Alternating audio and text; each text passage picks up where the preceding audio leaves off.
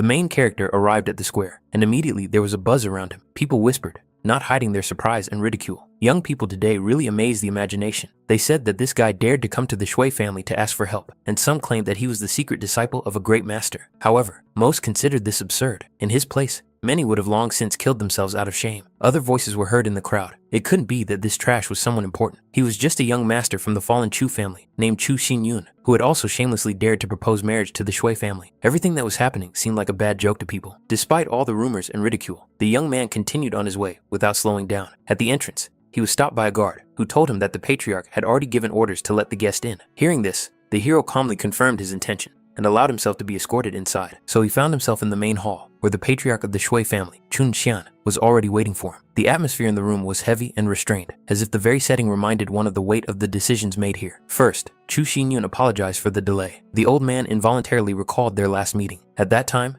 the young man hardly dared to breathe loudly. Now, however, he was standing before a completely different person, calm, collected, with a steady gaze. This discrepancy made the patriarch wary. Soon, the head of the family interrupted his own thoughts and noted that there were still a few days left before the appointed date. In his opinion, the visit seemed premature. However, the hero made it clear that the purpose of his appearance was different, namely, a request for marriage. These words took the old man by surprise. After that, Chu Xinyun recalled the events of 16 years ago, when the Shui family was under attack by a powerful enemy and was saved by his father. The memory was unpleasant for Chun Xiang, but he immediately understood what the young man was getting at. The patriarch acknowledged that such a promise did indeed exist. However, the young man's father had disappeared without a trace, and it was still unknown whether he was alive. Until reliable information appeared, the old man did not want to return to this agreement. Hearing this, the hero persistently asked whether such a position meant that without his father's return, all previous agreements were null and void. He felt that his interlocutor was not telling him everything, and therefore continued to insist, as if trying to extract the hidden truth. An awkward silence hung in the room, which was soon broken by the appearance of a girl. She immediately remarked coldly that this guy had a big mouth. The girl advised him to stop bringing up the subject and introduced herself as Shui Qianyue. She made it clear that she aspired to become one of the strongest experts and only recognized true geniuses. People like Chu Xinyun were nothing more than trash in her eyes. Chu Xinyun possessed a first-class fighting spirit, the transformation of the Shadow Sword, which was considered the lowest level. His cultivation was only at the third heavenly layer of body tempering, and his status was limited to the title of Young Master of the long-forgotten Chu family. Against this backdrop, Shui Qianyue seemed like the complete opposite, a fourth-class fighting spirit, the mystical face of water, the ninth heavenly layer of body tempering, and the reputation of an outstanding genius of Qifeng City. The difference between them seemed like an insurmountable chasm. The representatives of the Shui family openly mocked the young man. In their eyes, what was happening looked like a farce. Too loud words for such a pitiful situation. They believed that he was only disgracing his own family and the young lady by daring to even talk about such a thing. In their view, it all resembled a toad's attempt to reach swan meat, absurd and doomed. Shui Qianyue, not hiding her superiority, made it clear that he had better give up his illusions and stop dreaming of the impossible. Her gaze showed complete contempt. However, Xin Yun, showing neither embarrassment nor fear, noted that such confidence was more like arrogance. These words hurt the girl much more than she expected. She reacted sharply, not understanding how he dared to say such a thing.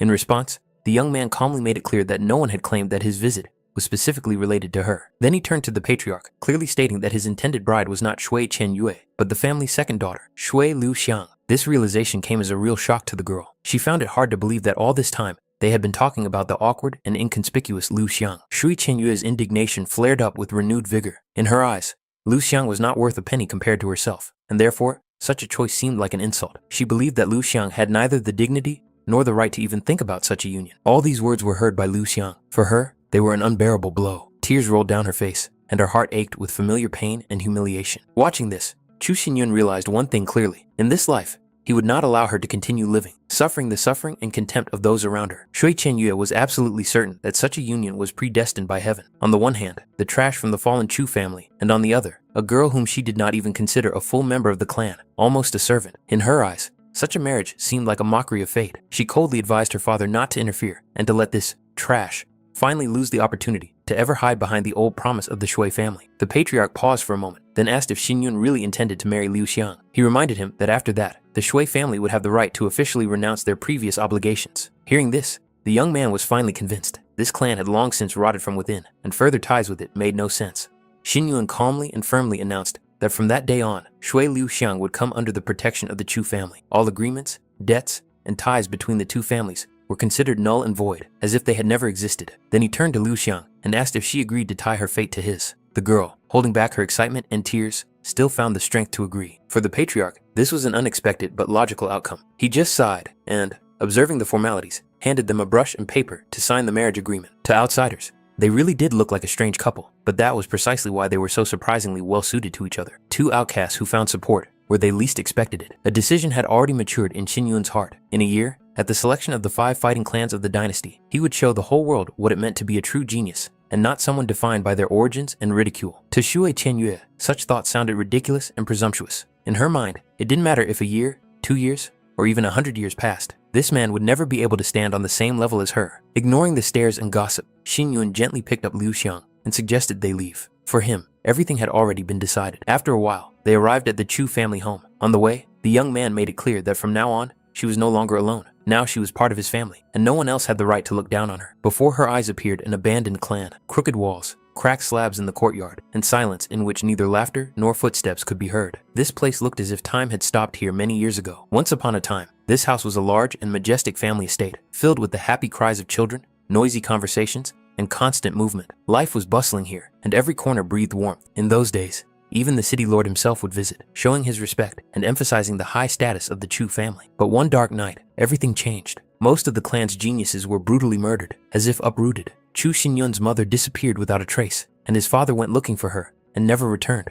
Without the protection of powerful experts, the Chu family quickly weakened. Soon, they were driven out by the forces of Qingfeng City, and the once glorious clan found itself on the verge of complete oblivion. Liu Xiang noticed that Xin Yun was lost in painful memories and tried to gently get his attention. The young man apologized, saying that he was in such a hurry that he didn't even have time to tidy up the house. But the girl just shook her head and replied that she had nothing to worry about, since Brother Yun had taken her as his wife. At that moment, Xiao Hu ran up to them, happily announcing that today was a great day and that he wanted to cook chicken to celebrate the event. Xin Yun asked doubtfully whether it was worth having a party in such a place. Xiao Hu immediately objected. If it weren't for the young master's efforts, he would have died on the streets of the city long ago. Hearing this, Xin Yun agreed. Such a day was indeed worth celebrating, even if modestly, with everyone gathered together. At dinner, Xiao Hu ate his fill, never ceasing to marvel. Who would have thought that the young master would turn out to be such a good cook? Xin Yun just laughed it off, saying that he wasn't really that good. Then, Xin Yun apologized to Liu Xiang, noting that his cooking was far from the cuisine she was used to in the Shui family. The girl smiled sincerely and said that the food was delicious, and most importantly, warm and homely. The young master and mistress were now considered husband and wife, which meant that according to custom, they had to share a room. However, Liu Xiang firmly stated that no one could enter her chambers, not even her brother Yun. Xiao Hu immediately remarked with a serious look that he had a spare key. It was clear from his expression that he had already imagined something completely unnecessary, something that the main character had not even thought of. That's exactly why he got hit on the head. Xin Yun gave him a cold look, making it clear that such thoughts were unacceptable. Xiao Hu quickly apologized, and the conversation was quickly ended. Xiao Hu, however, noticed that the young master seemed to have become a completely different person. Xin Yun only said that he was going to practice, and told him to look after Liu Xiang. Xiao Hu promised not to let him down. Few knew that he would one day play a decisive role in Xin Yun's fate. In a previous life, Xiao Xingtian had saved his life at the most critical moment, and from that day on, they became brothers bound by life and death. However, at that time, the main character had no idea that this very person would secretly become the reason for his rebirth. It all started with a mysterious stone that ended up in Xiao Xingtian's possession. After it was used against that very villain, Xin Yun relied on the power of the stone and went back in time to when he was only 16 years old. In his past life, it was the Shui family who inflicted fatal wounds on him. Then Liu Xiang saved him, nursed him back to health, and helped him recover. Together, they left Qingfeng City and wandered through the Li Yun dynasty until she died protecting him from a monster. That is why, in this life, Xin Yun will not allow such a tragedy to happen again under any circumstances. Shui Chun Sheng still believed that the young man did not know about the fate of his parents. However, the truth was that their disappearance was the result of a secret conspiracy between the Shui family and the Yunmeng military house. It was a blood debt that could not be forgotten, but the Yunmeng military house was still too powerful, so the first step would be to settle the score with the Shui family. The union of spirit, Qi, and body is the key to true power. Fortunately, Xin Yun still had the reincarnation stone with its vast internal space, capable of greatly enhancing the results of his cultivation. One day in the outside world was equivalent to 5 days inside the reincarnation stone, which gave a huge advantage to those who knew how to use this space correctly. Now his body was at the 3rd heavenly layer of tempering, and he was only 7 steps away from the spirit realm. The day of the dynasty competition was approaching, and it was clear that this time, he intended to rise above everyone else without exception. The next morning, the peace was disturbed by the sudden intrusion of Chu Yang, who rudely demanded that Chu Xingyun come out immediately, otherwise the consequences would be dire. The main character calmly inquired about the reason for such a sudden appearance, showing neither haste nor irritation. It turned out that the whole city was already discussing yesterday's events in the Shui family. In Chu Yang's eyes, Xin Yun was an insignificant person who dared to marry Shui Liuxiang, and therefore, he demanded that the family's golden seal of the patriarch be handed over to him. The next moment, a blow to the face followed. It was a slap for insulting Liu Xiang, and it was delivered without the slightest hesitation. Chu Yang was confused. He was at the fourth heavenly layer of body tempering and could not understand how his opponent could attack him so suddenly. The second slap followed almost immediately, this time without explanation, as if to avoid wasting time on useless conversation. After that, Xin Yun made it clear that Chu Yang could leave without testing his patience any further. However, Chu Yang, humiliated and enraged, decided that such behavior was tantamount to seeking death. He summoned his fighting spirit, a lone-horned mad cow, intending to crush his opponent and show him the difference in strength. Xin Yun instantly picked up Liu Xiang in his arms and dodged the attack with her, moving with ease and confidence, which only reinforced Chu Yang's belief that he was facing the same man without fighting spirit. He continued to believe that the golden seal should be handed over immediately, but at that very moment, the main character himself went on the attack. The blow was so powerful that Chu Yang flew backward and crashed into his own servants, causing confusion among them. A sword appeared in Xing Yun's hand, seemingly out of nowhere, cold and dangerous. Then he threw the weapon right at Chu Yang's feet, and at that moment, the thought flashed through Chu Yang's mind for the first time that the person in front of him might not be the Chu Xingyun he knew before. Chu Yang struggled to his feet, overcome with rage and humiliation. In his eyes, Xin Yun was a despicable man who hid his true abilities and acted underhandedly. He was sure that at the family meeting in 3 days, this upstart would be crushed by the power of the entire clan. However, as soon as Xin Yun made it clear that they had no business here, the whole group instantly lost their former confidence and rushed away without looking back. Liu Xiang, who had been standing nearby the whole time, felt guilty and decided that what had happened was a consequence of her existence. But Xin Yun made it clear that the reason lay elsewhere. The Chu family had been watched for too long because of the patriarch's golden seal, and what was happening was inevitable. The meeting in 3 days' time only confirmed this. He gently embraced the girl, instilling calm and confidence in her, showing her that what was happening had long been taken into account and was developing according to a pre-planned plan. Nevertheless, one circumstance still turned out to be unexpected. Even Chu Yang managed to condense a second-class fighting spirit. This meant that further delay was unacceptable, and it was time to work on his own fighting spirit. Before Xin Yun appeared his current spirit, a first-class fighting spirit, a broken iron sword. This image looked pitiful. Even the cheapest iron swords sold by blacksmiths seemed far more dignified than his current fighting spirit. Fortunately, he had the nameless volume, a rare inheritance that allowed him to absorb other people's fighting spirits. Fighting spirits were born in people's bodies when they came into contact with the spiritual energy of heaven and earth, and every cultivator was able to rotate and develop them. Despite the existence of many varieties, all battle spirits obeyed a strict hierarchy of 9 classes. The first class was considered the weakest, while the 9th was the pinnacle. The higher the class, the faster the cultivation developed. At the same time, the class of a battle spirit was determined at birth and could not be increased through normal practice. It was for this reason that Shui Qianyue was considered the #1 genius in Qingfeng City. Her 4th class combat spirit gave her a significant advantage from the very beginning of her journey. At that moment, changes occurred in Xing Yun's body. Spiritual energy began to circulate rapidly, marking a breakthrough. The nameless volume once again proved its uniqueness. Not only did it strengthen his fighting spirit, but it also helped Xing Yun advance further in tempering his body, consolidating the level he had achieved. There were only 3 days left before the family meeting. Even taking into account the accelerated time inside the reincarnation stone, that meant only 15 days of training. With his current strength, it was impossible to oppose the 3 great elders of the Chu family. It became clear that it was necessary to move on to the next stage of the plan without wasting a moment. At the moment, he could barely use mid-level martial arts without risking exhaustion. Martial arts were divided into ranks: human, spirit, saint, heaven, and creation, each of which had lower, middle, and higher levels. The 9 waves of jade pulsation technique was only at the middle level of the spirit rank and was already beginning to limit his growth. The 9 waves of jade pulsation consisted of exactly 9 consecutive movements. With sufficient mastery, all 9 palms gradually merged into a single whole, essentially approaching the martial art of the highest spirit rank. The rebirth deprived him of the cultivation he had accumulated over thousands of years, and he did not expect that reworking such a low-level martial art would be so laborious. However, step by step, he still managed to bring the technique to completion. Xin Yun knew that the main martial art practiced by the Shui family formerly belonged to the same class as the 9-wave jade ripples, but in terms of depth, structure, and potential, it was significantly inferior to his own technique. The plan was simple: sell the martial art at the 100 Treasures Pavilion, then purchase spiritual herbs and dramatically increase his strength. With these thoughts in mind, he headed for the huge pavilion, whose massive building towered over the surrounding area and radiated an atmosphere of wealth and power. At the entrance, he was greeted by a young female servant who politely welcomed the guest and inquired about the purpose of his visit, carefully assessing his appearance.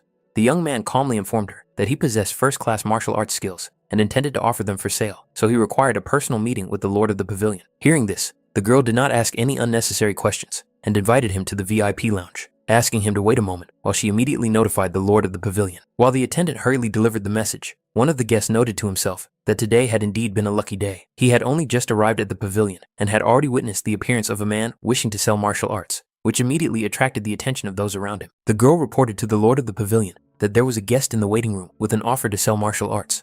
At that moment, Shin Yun clearly felt a hidden spiritual perception directed at him. His cultivation was being tested without warning. The check quickly revealed the level of his body's tempering to be at the 3rd heavenly layer. From the outside, he looked too ordinary to take his words seriously, as if someone had decided to bring an unsuitable person here for a joke. However, whatever the doubts, this was still the 100 Treasures Pavilion, a place where they were not accustomed to judging by appearances alone. Despite the awkwardness of the moment, the lord of the pavilion soon asked the guest to wait a moment. Such a delay did not seem very polite, and the pavilion's host hastened to express his regret, counting on the visitor's generosity. The man was invited to sit down and enjoy some tea. At the same time, the aura emanating from him felt deep and restrained, without the slightest hint of falsehood, as if he were deliberately hiding his true level of perfection. The lord of the pavilion already knew that this guest had a martial art intended for auction, and therefore wanted first of all to understand what class it belonged to and whether something truly valuable could be expected. Shin Yun calmly handed over the martial art, indicating that it belonged to the middle level of the spirit rank, without adding unnecessary explanations or trying to embellish its value. The lord of the pavilion carefully studied the contents, and only then was he finally convinced that he was indeed looking at a mid-level spirit martial art. Based on his own assessment, he concluded that the starting price could not be less than 200,000 silver coins, after which he looked at Shin Yun with interest. The news spread through the pavilion with astonishing speed. No one expected the 100 Treasures Pavilion to hold an auction of mid-level martial arts, and many hurriedly left the hall to immediately notify their families and patriarchs. The representatives of the Ouyang family were particularly excited. They had long been looking for an opportunity to obtain such martial arts, and understood that they could not allow other clans to get ahead of them. Without wasting any time, they hurried to prepare a sufficient amount of silver and report to the young master. Shin Yun watched the proceedings from the sidelines and understood deep down that with his current strength, he was only capable of creating a middle-class martial art, attempting to force himself to rise above that could lead to a serious backlash and severe internal injuries. Soon, silence fell over the hall. The auctioneer asked everyone to be quiet, announcing that the 100 Treasures Pavilion was officially starting the auction, and the first lot was ready to be presented. The auction welcomed all the guests. Despite Yun Er's absence, she was the one who had been given the right to conduct today's auction, which in itself spoke to her status and the pavilion's trust in her. With a slight smile, the girl asked those present to welcome her, then gestured that it was time to focus on the main event. She reminded everyone that mid-level martial arts techniques were extremely rare treasures, and everyone in the hall understood how difficult it was to obtain such techniques. This time, the auction featured a jade ripple of 9 overlapping waves. The starting bid was 200,000 silver coins, and only one person would be able to take this martial art home with them. One of the attendees was the first to raise the price to 230,000, soon followed by another who offered 250,000 silver coins. Then, a young master from the hall calmly raised the bid to 300,000, instantly attracting the attention of those around him. Many recognized him as the young master of the Yin martial arts house from Yunmeng. People preferred not to compete directly with such a person because he had the backing of 5 major martial arts houses. At that moment, Shui Chenyue confidently entered the hall and, without hesitation, offered 400,000 silver coins. Recognizing her, those present immediately realized that the #1 genius of Qingfeng City had appeared at the auction. Xin Yun immediately noticed her appearance, and a cold clarity flashed in his eyes. He understood perfectly well that from this moment on, the auction had entered a completely different phase. She apologized modestly to her older brother Yin for her hastiness, explaining that this martial art was of paramount importance to the Shui family, and expressed her hope that he would not object to her participation in the auction. The young master just laughed and waved his hand. He said that since Chen Yue was personally interested in this martial art, no one in the hall would dare to continue competing, so as not to spoil relations. Thus, the jade ripple of 9 overlapping waves of the middle spiritual class was finally sold to the Shui family for 400,000 silver coins. Deep down, he was still dissatisfied. If it weren't for the existing alliance with the Shui family, he would have pushed the price down without hesitation and not given an inch. Observing their coordinated interaction, Xin Yun was finally convinced that there was indeed a close connection between the Shui family and the Yunmeng house. The owner of the pavilion immediately invited Shui Chongxian to come closer and introduced him to the gentleman who owned the 9-wave jade ripple. He noted that the main martial art of the Shui family also belonged to the middle class of spirit, but in terms of depth and sophistication, it was noticeably inferior to the jade ripples. It was obvious that it was necessary to build good relations with such a person. Shui Chunxian politely introduced himself and expressed his desire to know the name of such an outstanding gentleman. Xin Yun did not hesitate to call himself Wei Qian, at the same time reminding him that the jade ripples of 9 overlapping waves already belonged to the Shui family. He was given a bag with 40 spiritual stones, each worth 10,000 silver coins. He calmly declined the offer to count them. At that moment, Shui Qianyu approached him and gently asked him to stay for a moment. She introduced herself and admitted that when she saw him, she couldn't help but feel sincere admiration. The girl invited him to visit the Shui family as an honored guest and waited with interest for his answer. Xin Yun knew perfectly well who Shui Chenyue was, and this was reflected in his calm gaze. The girl clearly did not expect the gentleman to be aware of her identity. It was difficult to find anyone in Qingfeng City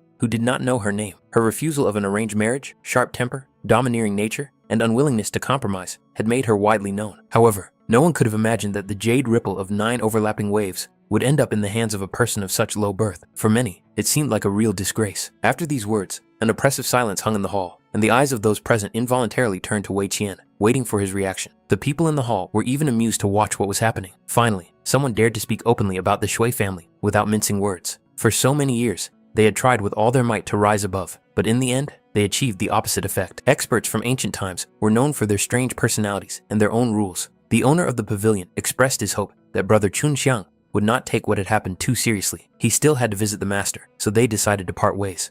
The old man calmly replied that it was just a difference of opinion, and he would not take what had happened to heart. Besides, it was already late, and there was no point in staying any longer. The Shui family left the pavilion amid whispers and open exclamations that they had truly disgraced themselves today. For many spectators, this was an unexpected but pleasant sight. Shui Chun Xian himself did not derive the slightest pleasure from this outcome. On the contrary, what had happened left a heavy feeling. His thoughts kept returning to the mysterious master who had so easily stirred up the entire auction hall. Qian Yu struggled to contain her irritation. She did not understand since when her family had to endure such humiliation. The girl insisted that this man should pay for the disgrace he had caused, but her father gestured for her to speak more quietly. Examining the martial art he had acquired, he suddenly noticed a detail that made him wary. The ink on the scroll had not yet dried completely. The thought immediately flashed through Qian Yue's mind that the middle-class martial art had been rewritten very recently. To create a copy of martial arts of this level, the master must be at least at the earthly level of cultivation. Even if this person was connected to the Yun Meng family, he was still a high-ranking master with whom the Shui family could not afford to have an open conflict. Meanwhile, the owner of the pavilion returned to the master and politely apologized for keeping him waiting. He asked if the elder had any other requests. At that moment, the main character removed his disguise, and the manager immediately recognized Chu Xingyun. The young man himself did not expect that Manager Qin would be able to recognize him so quickly. The Chu family was once one of the largest in Qingfen City, but even so, it was hard to believe that after the fall and decline of Chu Xingyun, he would be able to create a mid-level martial art. Their legacy was clearly not enough for that. The manager asked if the young master had any additional requests. Xin Yun indicated that he needed 30 pills to strengthen his body and 10 spiritual nourishment pills. For the 100 Treasures Pavilion, such a request was not difficult. The manager immediately ordered the necessary pills to be prepared. The total cost was 100,000 silver coins, but in gratitude for the martial arts auctioned off, the owner of the pavilion gave a 10% discount. Xin Yun expressed his gratitude. However, when he carefully examined the items handed to him, a flicker of doubt appeared in his eyes.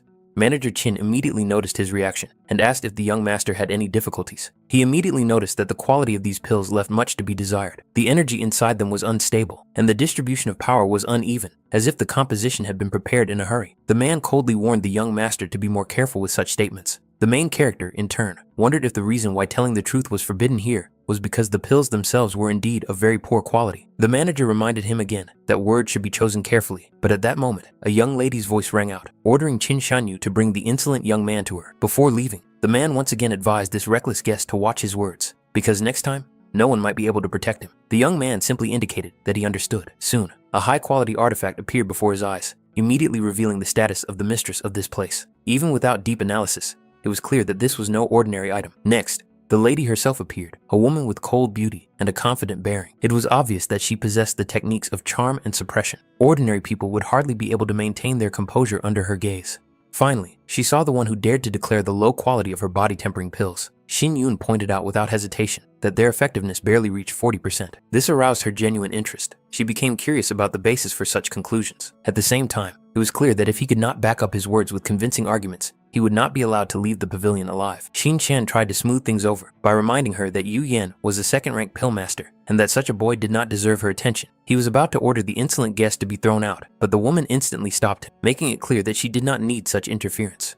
Qin Shan hastily apologized. Deep down, he was sure that this insolent man had painted himself into a corner by daring to argue with the second-rank master. Xin Yun began by acknowledging Qin Shan's merits, but immediately pointed out that the mid-level body-tempering pills created here were no match for what they should actually be. To those around him, it seemed like empty boasting, and many were already waiting for words to finally give way to action. He explained that although the first-level body-tempering pill did indeed require 3 spiritual branches, they had to be soaked in water before grinding to remove hidden impurities. If this was not done, the final product would inevitably be of the same low quality as the pills presented here. Yu Yan had never heard of such a stage in the processing of ingredients, and this immediately hurt her professional pride. However, this did not rule out the possibility of an error in the recipe. To verify the truth or falsehood of the young man's words, she allowed him to explain the process in full, asking him to prepare a brush and ink. The condition was simple. She would strictly follow every step in the recipe without any changes. Yu Yan agreed to personally prepare the pill using the proposed method. If the result confirmed the young man's words, she would forget about today's incident. But if he was wrong, the consequences for him would be much more serious than simple expulsion. If this recipe succeeded in increasing the effectiveness of the body-tempering pills to at least 60%, the 100 Treasures Pavilion would truly enter a golden age. With such quality, demand would skyrocket instantly, and the pavilion's influence would spread far beyond the city limits. And judging by the calm tone and confident manner of this young man, he did not seem like someone who would make empty promises.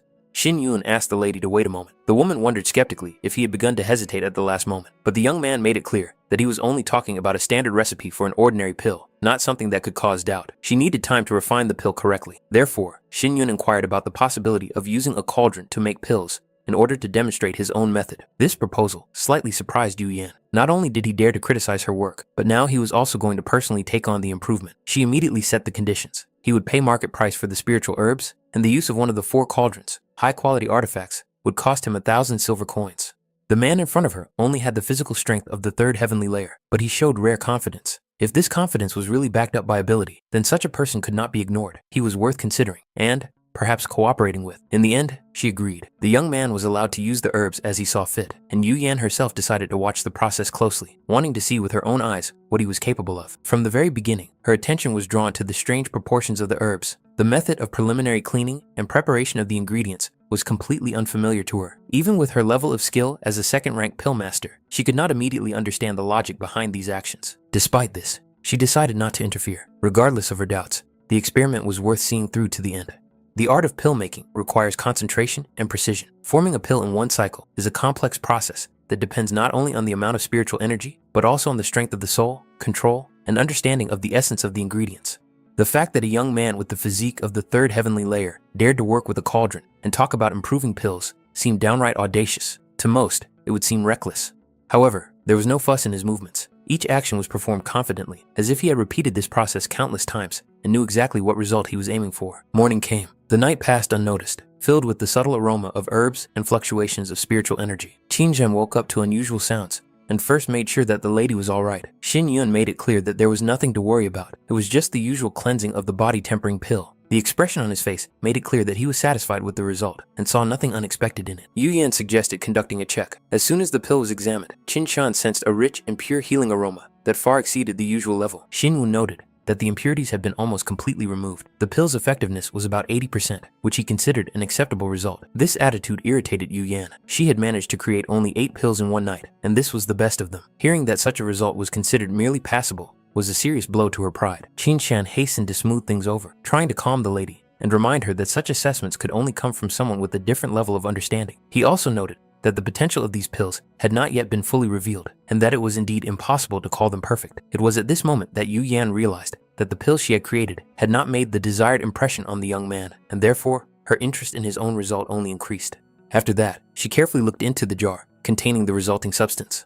Qin Shan couldn't help but think that perhaps it would be better if this guy didn't touch alchemy at all. At first glance, the contents looked extremely dubious, and the smell was so pungent that it resembled a spoiled potion. It seemed to him that the young man had simply decided to tease Lady Yu Yan and show off, without having any real skills to back him up. However, despite the disgusting smell, the liquid emitted a strikingly dense spiritual energy. Even with her knowledge as a 2nd-rank pill master, Yu Yan could not fully grasp its true structure and purpose. It was a 1st-rank liquid known as the Spirit of Raging Fire. Its effect could be recognized almost immediately after application to the skin. But what was more important was that the quality of this medicine was close to absolute, practically 100%. Its effectiveness exceeded that of her own body-tempering pills by almost 3 times. However, final conclusions could only be made after practical application. Xin Shen tried to stop her. The effect of the liquid was unknown, and the consequences could be unpredictable. But Yu Yan resolutely dismissed his doubts. As a 2nd-rank master, she could clearly see that there were no impurities in the substance.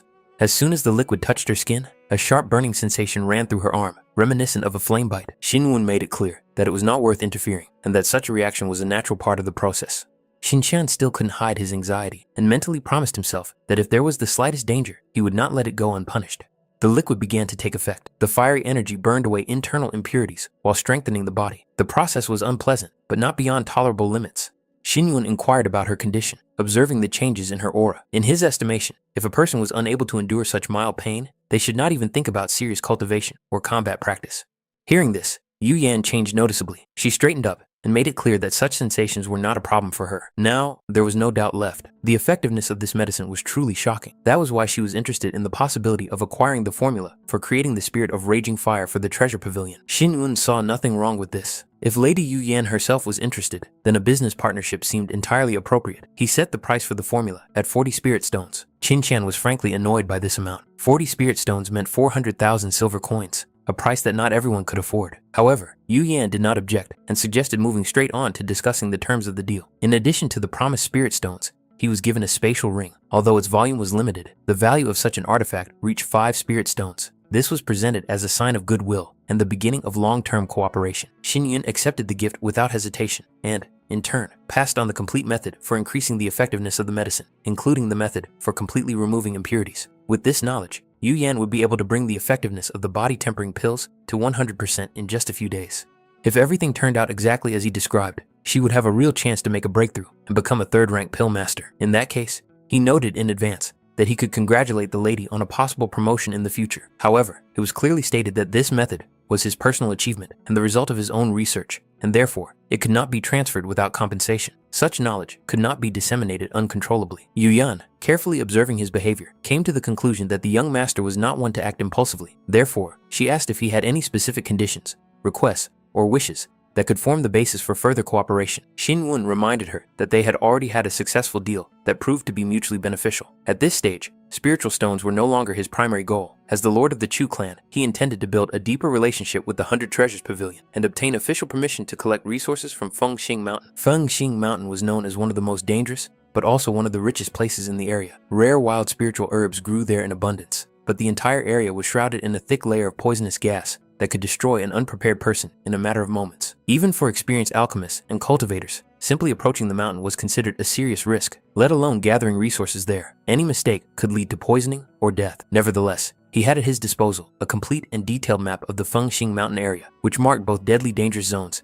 and rare safe routes that allowed one to penetrate deep into the mountain without risking one's life. The value of such a map was obvious. If the 5 great houses had learned of its existence, they would have immediately tried to obtain it by any means necessary. That is why the logical question arose as to why Chu Xinyun had decided to reveal such a trump card so openly. However, he viewed it solely as a business proposal based on mutual benefit. Therefore, it was important for him to understand how Yu Yan would evaluate it. For the treasure pavilion, such an agreement promised enormous profits and strategic advantages. Nevertheless, she was wary of why such a valuable resource was being offered to them specifically and at this particular moment. At first, she thought the young man was straightforward and even naive. However, as the conversation progressed, it became clear that his actions were calculated and far-sighted, not befitting his age. Xin Yun clearly understood that an alliance with the 100 Treasures Pavilion would be a powerful shield for the Chu clan. In that case, no one in the city would dare to look down on his family anymore. In addition, the leak of information about the map, purification methods, and rare herbs could cause a chain of conflicts. The weak Chu clan would not be able to hold the mountain and its secrets on its own. These arguments were quite compelling. At that moment, Yu Yan finally understood the true purpose of the proposal. The young man sought not only access to resources, but also protection from the pavilion. It was decided that in 2 days, he would contact the manager Qin to arrange for the shipment and start cooperation. As for the map and the agreements reached, the pavilion undertakes to maintain confidentiality and comply with the terms of the agreement. After finishing the conversation, he left the pavilion. Yu Yan remained in thought for a while, wondering when this young representative of the Chu family had managed to become such a dangerous and promising partner. Xin Shan, on the other hand, saw enormous potential in this. With the map of the safe zones of Fengxing Mountain, the pavilion would be able to open a specialized market for rare spiritual herbs in the city, thereby significantly increasing its influence. However, he considered it premature to draw any final conclusions. Such a map was priceless. Even with a verbal agreement in place, there was still a chance that the young master would change the terms or refuse to cooperate altogether. In addition, there were fears that he might have hidden motives. It could not be ruled out that he was using the pavilion as a temporary cover. In this regard, Qin Shan suggested immediately sending people after the young man to clarify a number of details and finally clarify his intentions. Yu Yan considered this reasonable. If the pavilion really got the map of the mountain, the young man's value might go down, but they had to be careful not to raise suspicion and attract unwanted attention from other forces. Recognizing these arguments as valid, it was decided to immediately send people to carry out the plan. Of course, he intended to use them without the slightest hesitation. This piece of land known as Fengxing Mountain was not particularly valuable to him in itself. In his eyes, it was merely a tool, a temporary resource that could be used for larger goals. There were only 2 days left before the Chu clan meeting, and every minute was crucial. If he wanted to change the balance of power, he had to increase his own power as quickly as possible. Otherwise, any confrontation would turn into a disaster for him. He did not give the people following him a single chance to get close. When they came out of hiding, it became clear that the distance was already too great and the chase was pointless. Realizing this, they had no choice but to retreat and report the failure to the Qin administrator as quickly as possible. When he returned home, he saw that Lu Xiang had already prepared a simple meal. However, he made it clear that he would not be staying at the table and told them to start without him. The girl was genuinely surprised by his behavior. He did not even look tired or hungry, which seemed strange after such a busy day. Xin Yun was being polite, realizing that he was causing her inconvenience. Despite this, she still felt hurt inside. Not only had she put a lot of effort into preparing the meal, but she had also put her heart into it, and the realization that he was leaving without even touching her caused her irritation. Xiao Hu watched the scene from the sidelines and couldn't help but notice the depth and purity of this affection. However, he thought it wise not to interfere, realizing that it was more important for the young master to focus on his own affairs at the moment. At that moment, they finally arrived at their destination. The woman accompanying him looked at the remote estate with bewilderment, not understanding how this place could be connected to recent events. The martial arts that had appeared at the auction clearly belonged to the Chu family. This meant that they still had hidden resources and stashes that not everyone knew about. Gradually, rumors came to her mind. This was the very family that had been almost completely destroyed many years ago. Formally, the clan no longer existed, but the very fact that someone was still here spoke to the unpredictability of fate. In her mind, this day was already marked as the last for the Chu family. She was sure that after today's events, not even a shadow of this name would remain. Finally, their goal was before them. The young master was indeed here, and the wait was coming to an end. A thought flashed through his mind to arrange a personal meeting with Chu Xingyun before it was all over. Curiosity mingled with a thirst for domination. The girl standing next to him was clearly uncomfortable, complaining of disgust at the sight of blood. Her companion, on the contrary, treated the upcoming event with cold calm, as if it were something ordinary. All she could do was watch from the sidelines as the young master prepared to demonstrate his understanding of murder and power, leaving his opponent no chance whatsoever. He burst into the courtyard without hesitation, making it clear that their meeting was only a matter of time and that the past had already caught up with the present. Xin Yun, in turn, had expected this turn of events. The opportunity to sell mid-level martial arts clearly indicated that the Chu family might have other relics in their possession. If he had handed them over voluntarily, there was a chance he could have saved his life. However, such leniency was not part of the visitor's plans. He preferred to take what he wanted by force if his opponent could not protect it. At that moment, he sensed Xin Yun's cultivation level, the initial stage of body tempering of the fourth heavenly layer. In his eyes, it seemed pathetic, and he was confident that he could easily suppress such an opponent by demonstrating his third-level fighting spirit, a strange and repulsive image. Despite his years of experience, Xing Yun encountered someone for the first time who used such a perverted and absurd fighting spirit that its very existence caused not only disgust, but also wariness. Only a few in this world were destined to see such a technique with their own eyes, and even fewer were destined to experience a clash with it. Its very nature was designed for destruction, not for demonstration. For an enemy, such a death would be considered the highest honor, for to fall before such power meant acknowledging one's own insignificance in the face of true mastery. Xin Yun instinctively shifted to the side, trying to avoid direct contact with the attack, feeling the dangerous energy cutting through the air next to his body. However, he understood perfectly well that relying solely on evasion was impossible. Any mistake, any hesitation, and the next blow would be fatal. He had no intention of showing mercy. He made it clear that he was going to deprive his opponent of the very source of his twisted power, destroying his fighting spirit at its root. The young master from the Yun Meng house was shocked. The destruction of the third-level fighting spirit happened too easily, almost instantly, as if his weapon had been nothing more than a fragile illusion from the start. At that moment, it became clear that he was not facing someone who could be considered weak. The Yin family had once almost wiped the Chu clan off the face of the earth, and now, Xin Yun intended to shed the heir's blood to demonstrate that the past had not been forgotten and that the debt would be collected. This realization caused panic. The young master lost his composure. His confidence crumbled, and he saw escape as his only way out. However, Xin Yun had no intention of letting him go. There was no hesitation in his movements, only cold determination to see what he had started through to the end. At that moment, the girl who had been following the young master intervened. Obeying the order to protect him at all costs, she rushed forward, but her attack was too straightforward and easy to read. Xin Yun easily dodged, already moving into a counterattack, completely controlling the distance and pace of the fight. His weapon was aimed precisely at the target, and the opponent desperately tried to defend himself, having neither a plan nor dignity. At the critical moment, he used the girl as a human shield, covering himself with her body, completely exposing his cowardice.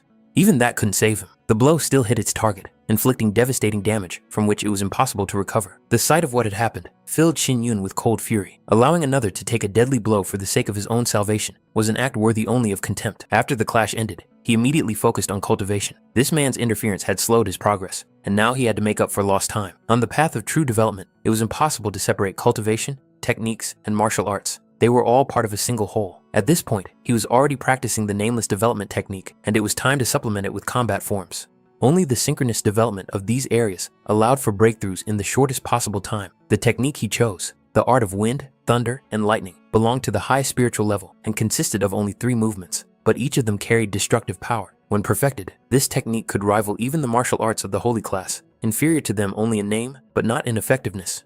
The art consisted of 3 stages: fierce wind, flashing lightning, and the fury of wind and thunder. At the current stage, Xin Yun could only confidently practice the first movement, laying the foundation for future advancement. And then, after some time, the breakthrough finally came. 10 days of grueling, almost inhuman development finally paid off, and the accumulated energy broke through the limits that had seemed insurmountable just a short time ago. The morning greeted Xin Yun with calm. Liu Xiang was already waiting for him, slightly embarrassed and uncertain, checking whether the outfit she had chosen for today was appropriate. His reaction was warm and confident. There was nothing superfluous about her appearance. At that moment, another person approached them and reported that everything was ready. This meant only one thing: the time had come, and there could be no more delays. The Chu family clan meeting was about to begin. Soon, the whole group set off for the meeting place, where the fate of the clan would be decided. Their appearance caused quite a stir. Many did not hide their contempt. A young man walking to an ancient shrine, accompanied by the very girl they considered a disgrace, seemed to them a mockery of tradition. Xin Yun's companions felt uncomfortable under the stares and whispers, but he himself remained calm, not allowing the words of strangers to shake his inner balance.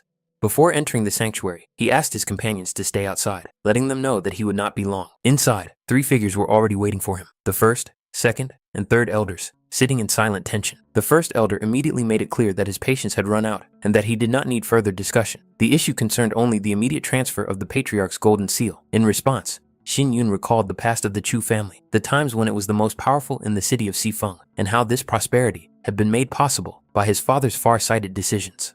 Although he had disappeared 10 years ago, there was still no reliable information about his death. This meant that the day of his return was still possible, and then the faces of many of those present here could be distorted with shame. Moreover, the clan rules clearly stated that the patriarch's golden seal was hereditary. Even in the event of his father's death, his son remained the sole legal owner. The first elder acknowledged the former patriarch's past merits, but immediately pointed out the flip side. It was his actions that had made the Chu family enemies on all sides, leading to their current decline. He emphasized that if Xin Yun's father had not left the clan, it might not have ended up in such a pitiful state. Doubts about the son's right to inherit the seal were expressed openly, without any attempt to soften the wording. At that moment, it was announced that Chu Pingtian was nominating himself as a candidate for the position of the new patriarch. Almost without hesitation, those present agreed, believing that such a choice was justified for the future of the clan. Xin Yun's reaction was unexpected. Instead of indignation, he merely smiled, as if he had seen exactly what he had expected. He asked only one question concerning the claimant's true intentions. Chu Pingtian, with smug confidence, allowed him to continue, seeing no threat in it. Xin Yun pointed to the current state of the Chu family and asked a direct but uncomfortable question. Could the new patriarch really lead it to revival? The elder replied that his primary task would be to accumulate wealth, because without finances, it would be impossible to restore the family's former power. He confidently stated that thanks to the city's advantageous location in a mountain valley, it would not be difficult to collect 1,000 silver coins a year. These words caused excitement among the clan members. The prospect of a stable income inspired hope, and some even began to make plans for restoration and treatment. Despite this, doubt still lingered in the air. People had heard grandiose promises too often, which eventually crumbled to dust, so even the confident words of the first elder could not completely dispel their wariness. And it was at this moment that Xin Yun stunned those present. He made it clear that if the future patriarch's limit was only 1,000 silver coins a year, then such a level of ambition was clearly insufficient for the revival of the family, which meant that he himself was much more suited to the role. The first elder burst out laughing, perceiving what was happening as a ridiculous joke. In his eyes, the young man had neither the authority, nor the support, nor the sufficient weight to even participate in such a conversation. Many members of the clan joined in the laughter. The idea that an impoverished heir dared to claim the position of patriarch seemed absurd and unworthy of serious discussion. However, the main character was not bothered by this ridicule. Maintaining a calm smile, he slowly took out a small bag and opened it in front of everyone. Inside were spirit stones, and there were far more than a few. This sight instantly caused confusion. No one expected to see such wealth in his hands. When it became clear that the stones were real and that there were nearly 80 of them, the hall fell silent. That number meant almost 800,000 silver coins, an amount that most of those present did not even dare to dream of. Doubt quickly gave way to shock. After that, Xin Yun calmly asked the first elder a question, suggesting that he himself determine who, in such a situation, was truly capable of rising to the top and leading the clan forward. At that moment, he was interrupted by a young expert, whose appearance was clearly not accidental. It was Chu Hai, the recognized #1 in the Chu family, on whom great hopes were pinned. He sharply pointed out Xin Yun's excessive self-confidence.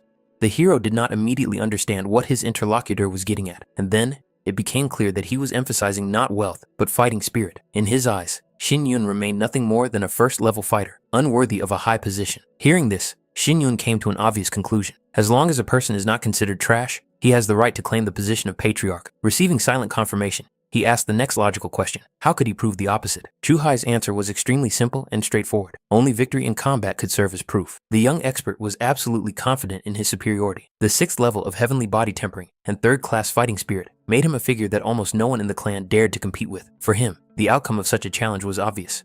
To the surprise of everyone present, Shin Yun remained calm and showed no sign of hesitation. Moreover, he made it clear that he was going to propose exactly that. Such words caused a new wave of disbelief. Challenging the #1 genius meant signing your own death warrant. In the eyes of those around him, Shin Yun looked either insane or tired of life. However, Chu Hai saw in this only audacity and ignorance, for which, in his opinion, blood would be paid. Both opponents remained outwardly calm, but their thoughts were focused solely on the upcoming confrontation, the outcome of which would determine too much.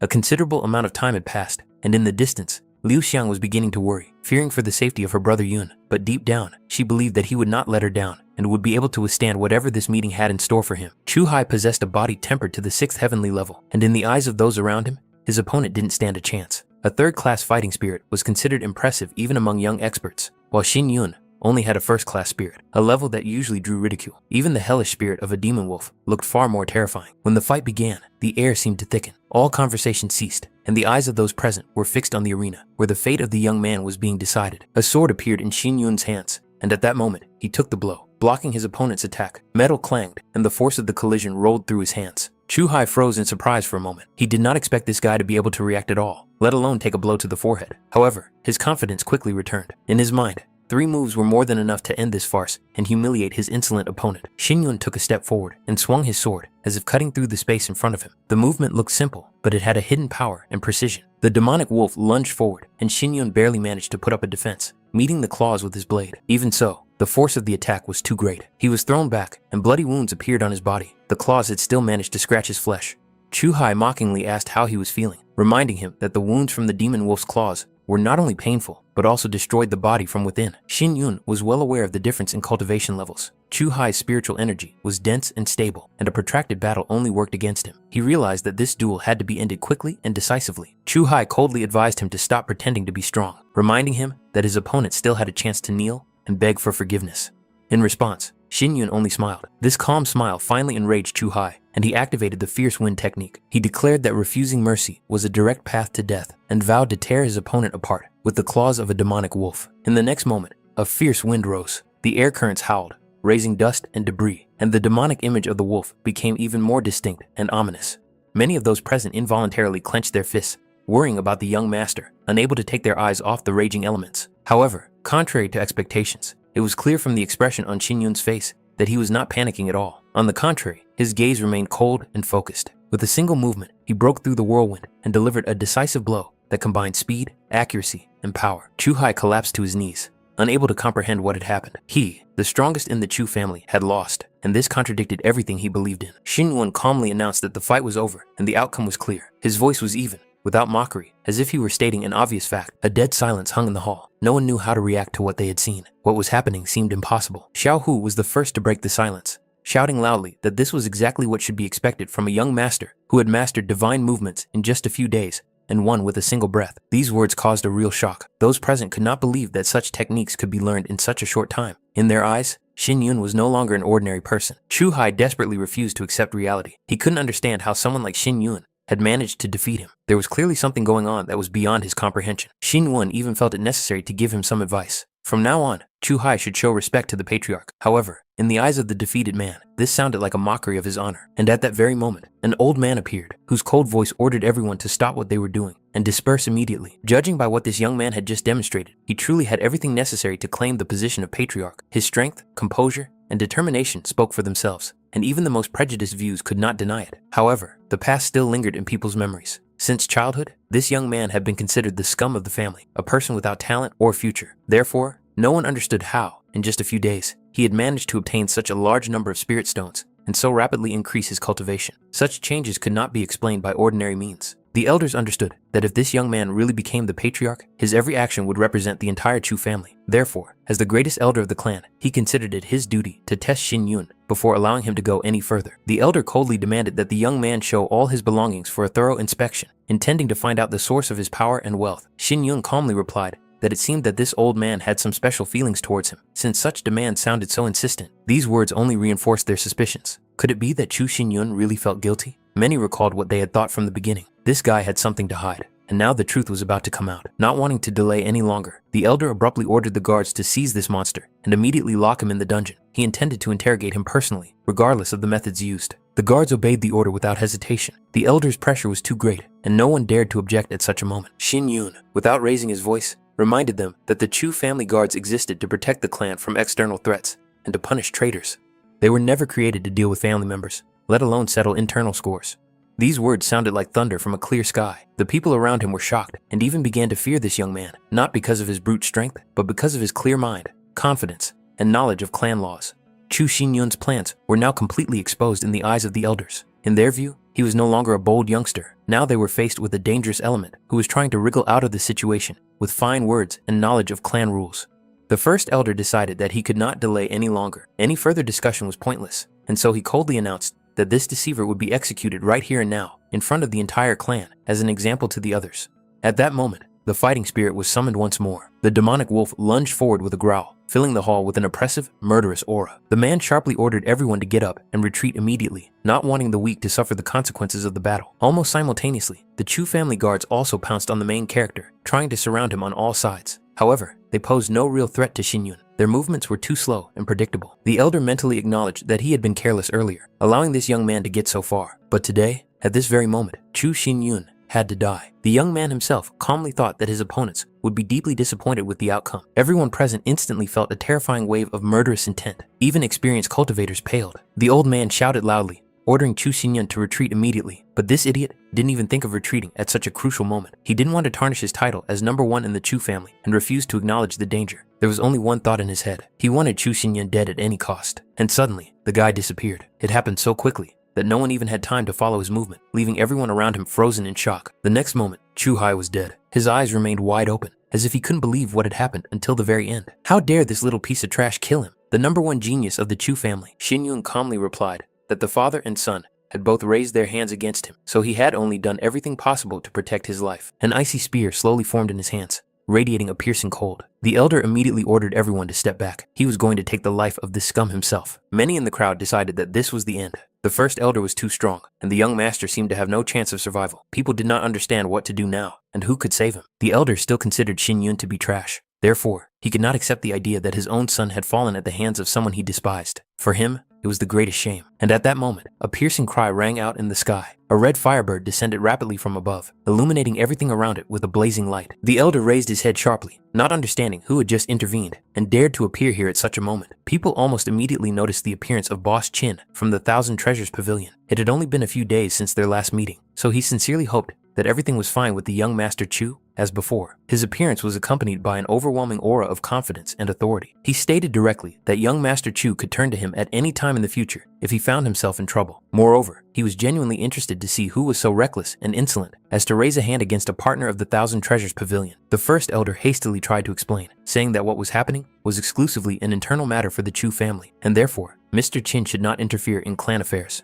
However, looking at the body of his murdered son, he could no longer contain his rage. It was unthinkable for him to allow the murderer to stand there freely, as if nothing had happened. Qin Chan coldly asked who this old man thought he was. Since when did he dare to interrupt him and tell him what to do? His voice was calm, but there was a hidden threat in it. Then he stated bluntly that if anyone dared to injure or attempt to harm the young Master Chu, the Thousand Treasures Pavilion would make the guilty parties pay 100-fold, regardless of their status or background. Under this pressure, the first elder had to back down. He clearly understood that continuing the conflict would lead to disastrous consequences for the entire Chu family. Qin Han realized that his intervention had been harsh, so he changed his tone and expressed his regret, asking the Chu family not to hold a grudge against him for what had happened. Xin Yun calmly replied that this man was only defending justice. That being the case, the ancestors of the Chu family should not only not reproach him, but should also be grateful to him for preventing even greater bloodshed. After that, he briefly said to bring what had been prepared: 30 bottles of body-tempering pills, 30 bottles of spiritual nourishment pills, and 30 bottles of fire-dispelling liquid. were displayed in front of everyone. All of them had been purified personally by Miss Yu Yan, and their effects had been brought to near perfection. Qin Shan expressed his hope that the Chu family would accept this gift. Those present understood perfectly well how valuable these resources were. For the impoverished Chu clan, it was a treasure that could change their fate. Since Mr. Qin had made such a decision, no one dared to refuse such a generous gift. Even the elders were forced to acknowledge its significance. As the Chu family clan meeting was still ongoing, Qin Shan felt it would be awkward to stay any longer. He expressed his hope that the young Master Chu would find time in the coming days to discuss the details of further cooperation, after which he politely took his leave. From the outside, it might have seemed like a coincidence. However, it was clear that Xin Yun, having invited Qin Shan 2 days ago, had already anticipated such a turn of events and prepared a way out of what seemed like a hopeless situation in advance. By doing so, he made Mr. Qin indebted to him. And yet, Xin Yun stopped him at the last moment. He couldn't leave without expressing his gratitude for the fairness and timely support shown to him. It was a small but sincere gesture of appreciation that only strengthened their future alliance.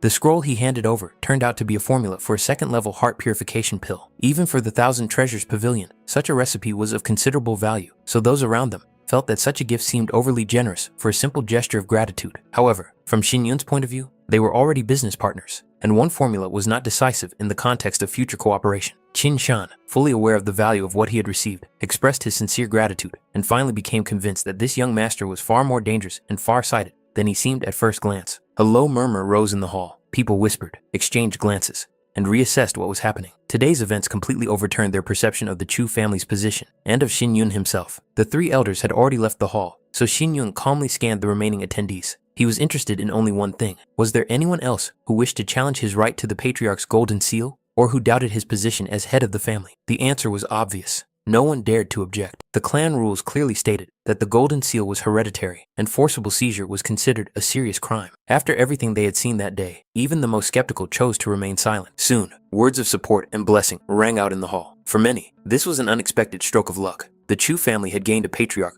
who possessed not only strength, but also connections, resources, and a cool head. In such a situation, no one would dare to speak out against it. Having established himself in the silence and attention of the hall, Chu Xinyun made it clear that he already had several proposals regarding the future of the family. These words caused tense anticipation among those present, because now, everyone understood that from this moment on, the fate of the Chu clan was entering a completely new era. Those present respectfully asked the main character to continue. He calmly announced that he did not intend to treat any of them badly, and did not intend to begin his reign with senseless reprisals. Today, he had officially assumed the position of patriarch of the Chu family, which meant that a new era and a new path were beginning for the entire clan. However, his tone soon became noticeably stricter. Xin Yun openly declared that Chu Hai had been killed by his hand, which meant direct blood feud with Chu Pingtian. Moreover, he clearly saw the discontent of the other elders, who did not like the fact that the position of patriarch had fallen into his hands.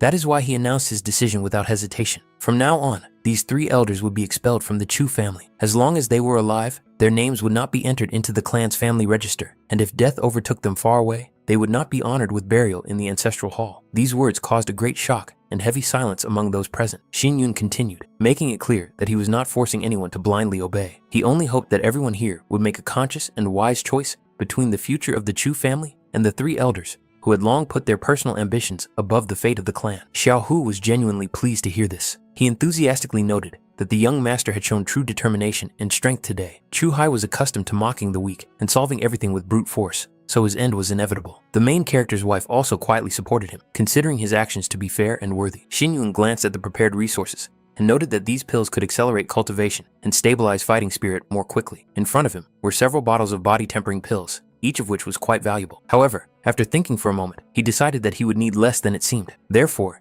he gave most of the pills to Xiao Hu. At first, Xiao Hu thought he had misheard, but when he realized what had been said, he was truly shocked. Receiving such resources from the patriarch himself was an honor that could not be refused. Then, Xin Yun announced that he intended to entrust him with an important task in the coming days. During the battle with Chu Hai, he had realized something important about his own path of development, so he planned to secretly withdraw for a while for deep self-improvement. A few days ago, a partnership had been formed with the Thousand Treasures Pavilion. The protagonist intended to use this alliance to develop the market for rare and special spiritual herbs, which was crucial for the future of the Chu family and its economic rise. In this regard, Xin Yun gave Xiao Hu full authority to deal with all matters related to supplies, negotiations, and resource allocation. Upon hearing this, Xiao Hu could not believe his ears. From now on, all these matters would indeed be in his hands, and no one would have the right to give him orders or interfere with his decisions.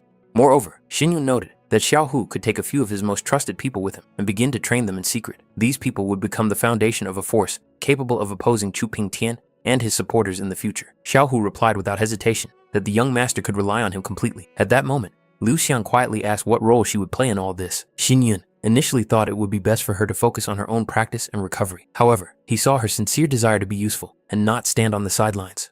In the end, he gently pointed out that the very fact that Liu Xiang was on his side was the greatest support and encouragement for him, far more valuable than any external forces. Overall, the meeting with the family went almost as he had expected. Due to their fear of Qin Shan and the influence of the Thousand Treasures Pavilion, many members of the clan would gradually turn away from Chu Pingtian and side with the new patriarch. But even that was not enough. Xin Yun clearly understood that in the end, personal strength was the deciding factor, and without its growth, no alliances could guarantee safety. During the battle with Chu Hai, he used an unnamed technique, absorbing the fighting spirit of the demon wolf and preventing it from dissipating after its master's death. Therefore, Chu Hai's death was not in vain. At least, his fighting spirit became fuel for strengthening Xin Yun's spiritual sword and fortifying his own foundation. However, the young man noticed that the wolf's spirit continued to resist. This was strange, because Chu Hai had fallen at his hands, which meant that the spirit should have submitted without a fight. Then, Xin Yun decided to use direct suppression. Under the influence of his will and nameless technique, the spirit of the demonic wolf began to gradually dissipate, losing its aggression and resistance, turning into pure spiritual energy, ready to be absorbed. In his past life, the first battle spirit he absorbed was only second level. Xin Yun still clearly remembered that feeling, a violent surge of excess energy that almost got out of control. That was why he was now unsure if he could absorb a third-level battle spirit in one go without consequences. His fears were quickly confirmed. As expected of a third-level fighting spirit, the assimilation process was much more difficult. The transformation had only just begun, but the fighting spirit's sword had already acquired the special attribute of a demon wolf, affecting the flow of energy and placing a heavy burden on the body. The third day of practice came to an end. The 10th cycle of the Qi circulation was complete, and only then did the tension inside his body finally subside. At that moment, Xin Yun realized that the process was complete. It had really worked. The spirit of the demon wolf, in addition to its outstanding speed, had the ability to hide its own presence. These two rare and extremely useful attributes were successfully assimilated by his Sword of Fighting Spirit. They blended perfectly with the technique of the Sword of Thunder and Wind, as if they had been created specifically for it. At that moment, he clearly realized that the heavens were indeed smiling upon him. Soon, Xiao Hu approached him. Xin Yun immediately noticed the changes and realized that he had managed to materialize his fighting spirit. After all, nothing could be hidden from the young master's gaze, especially things like this. Looking closely, he was convinced that it was indeed a worthy third-level fighting spirit. It may not be outstanding, but it is stable and promising, exactly what is needed for further growth. Now, Xiao Hu would no longer be a burden. Realizing this, he was determined to try even harder and not let the young master down. After that, he remembered the book with a list of well-known spiritual herbs, which, on his orders, had to be carefully studied. This knowledge would soon play an important role. On the same day that the young master temporarily left the estate, the 100 Treasures Pavilion sent its people without wasting a minute. In full accordance with Xin Yun's instructions, Xiao Hu directed them to the outer area of Fengxing Mountain. Throughout the 3 days, the gathering of spiritual herbs did not stop for a moment. The work continued without interruption. The speed was impressive. If things continued like this, the outer area of the mountain would be completely cleared in about half a month. At the same time, as the main character had warned, Chu Pingtian and his entourage repeatedly tried to cause problems and interfere with the work. Remembering Xin Yun's words, Xiao Hu did not hesitate to contact Mr. Qin to slightly intimidate them. After that, the attempts at interference quickly came to nothing. It seemed that their desire to create problems had noticeably diminished. Xin Yun continued to rely on him in these matters. At the same time, he became curious about where Liu Xiang had gone. As it turned out, she was practicing diligently, but her progress was noticeably slower than expected. Her fighting spirit had not yet materialized.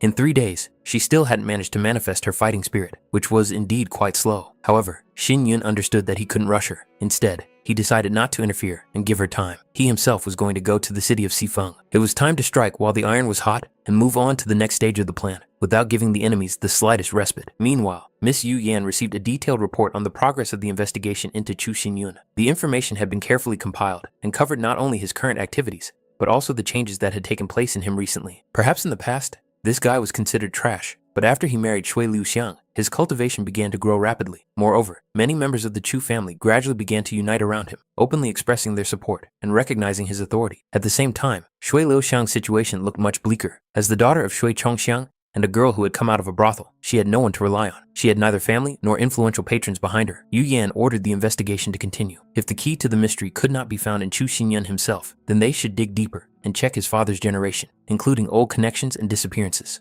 She was also interested in how the harvesting of spiritual plants on Fengxing Mountain was progressing. According to the reports, everything was going more than smoothly. In just 3 days, several thousand spiritual plants had been collected. If they continued at this pace, profits would increase significantly in the near future. However, Yu Yan emphasized that it was not worth focusing too much on the harvest itself. It was much more important to secretly track all of Chu Xinyun's movements. Any unusual actions or suspicious steps should be reported to her immediately. Hearing this, Qin Shan couldn't help but ask about the reason for such caution. She reminded him of the fire spirit's dispersing elixir and the heart purification pill. She had been searching for these two formulas for a long time and had even developed her own technique for purifying pills, but neither of them could be found in ancient scrolls or records. The cost of such a formula could reach thousands of spirit stones, but Chu Xinyun gave it away without the slightest hesitation. This clearly indicated that his interests were not limited to money and ordinary profit. He clearly had other goals, and the extraction of spiritual plants was most likely just a cover for much larger plans.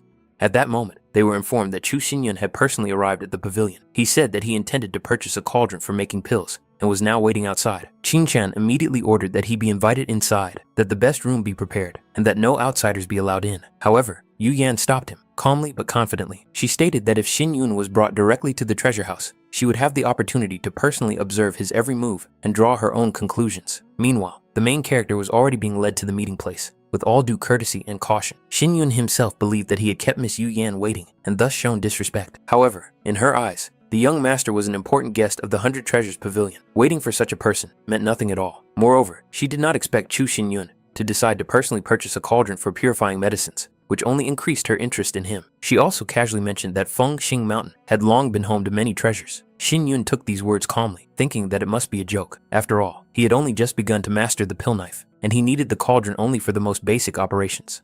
However, the phrase still caught his attention. The thought of treasures involuntarily popped into his head, and he wondered if there was any truth to these rumors. In response, she immediately smoothed over the conversation, making it clear that it was just a light joke and that the young master should not attach any importance to it.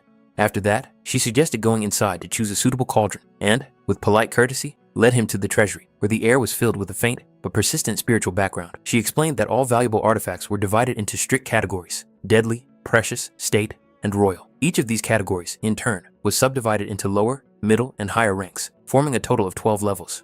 There were also legends that only imperial artifacts and divine weapons were higher than royal artifacts. However, such things were only accessible to the emperor's closest circle or beings on the level of great gods.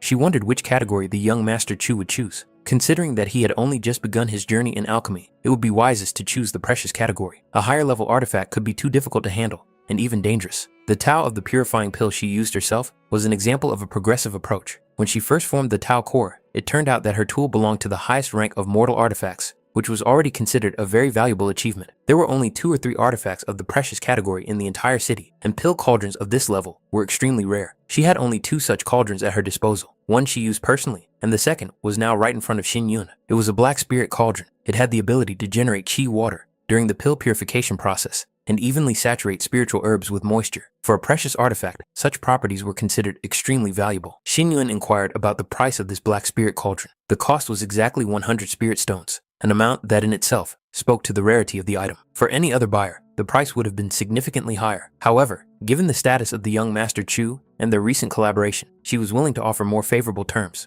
Xinyun only had 20 spirit stones on him. Therefore, he cautiously inquired whether it was possible to purchase on credit. After receiving his share from the sale of spiritual herbs, he promised to pay the balance immediately. She found this offer quite reasonable and even trustworthy. At that moment, his attention was drawn to a green jade stone used to tune and stabilize weapons. Usually, such stones were no larger than a thumb, but this one was significantly larger than the standard. Xinyun immediately understood how valuable it was. Realizing this, she was willing to give up the stone for only 3 spirit stones, effectively making a symbolic offer. Of course, he did not refuse such a generous offer. Xinyun only asked to include the cost of the green jade in the total credit, finalizing the deal. He briefly mentioned their partnership and expressed his hope that the 100 Jewels Pavilion would continue to support him in the future. The deal was mutually beneficial, which meant it was only the beginning. With these words, he said goodbye and walked away without pausing for a moment. At that moment, a man approached Yu Yan and remarked with a smile that, despite the passing years, her beauty had not only not faded, but had become even more attractive and dangerous, like a sharpened blade. She gave the stranger a cold look, making it clear that she had no time for idle chatter. If he had business, he should seek out the manager, Qin Shanya, and not distract her. The man immediately introduced himself as Shui Chongxian. He hastily added that, if Miss Yu Yan was busy, he would leave immediately and not bother her. Hearing his name, she immediately understood who was standing before her. The patriarch of the Shui family, the father of Shui Qianyue. His position was well known, as was the influence he once wielded in the city. Shui Chongxian was honored that Yu Yan knew his daughter. However, in response, he heard a cold and extremely clear statement. From today onwards, all relations between the 100 Treasures Pavilion and the Shui family were completely severed. These words caused a real whisper among those around them. People looked at each other, not believing what they had heard. Some tried to ask Shui Qian Yue if she knew the reason, but the girl remained silent. Yu Yan simply said calmly that she simply did not like working with the Shui family. Xin Shan, upon hearing this, could not hide his surprise. Such a decision was too abrupt and clearly thought out in advance. This woman was much more perceptive than she seemed at first glance. She quickly realized that Xin Yun didn't really need the spiritual plants. His true goal was hidden elsewhere, not far from Dragon Peak, on the deserted and barren Peak. That was where the sealed cave was located, where a spirit realm expert once lived. In his past life, Xin Yun had discovered it by accident. Such places always became a point of choice,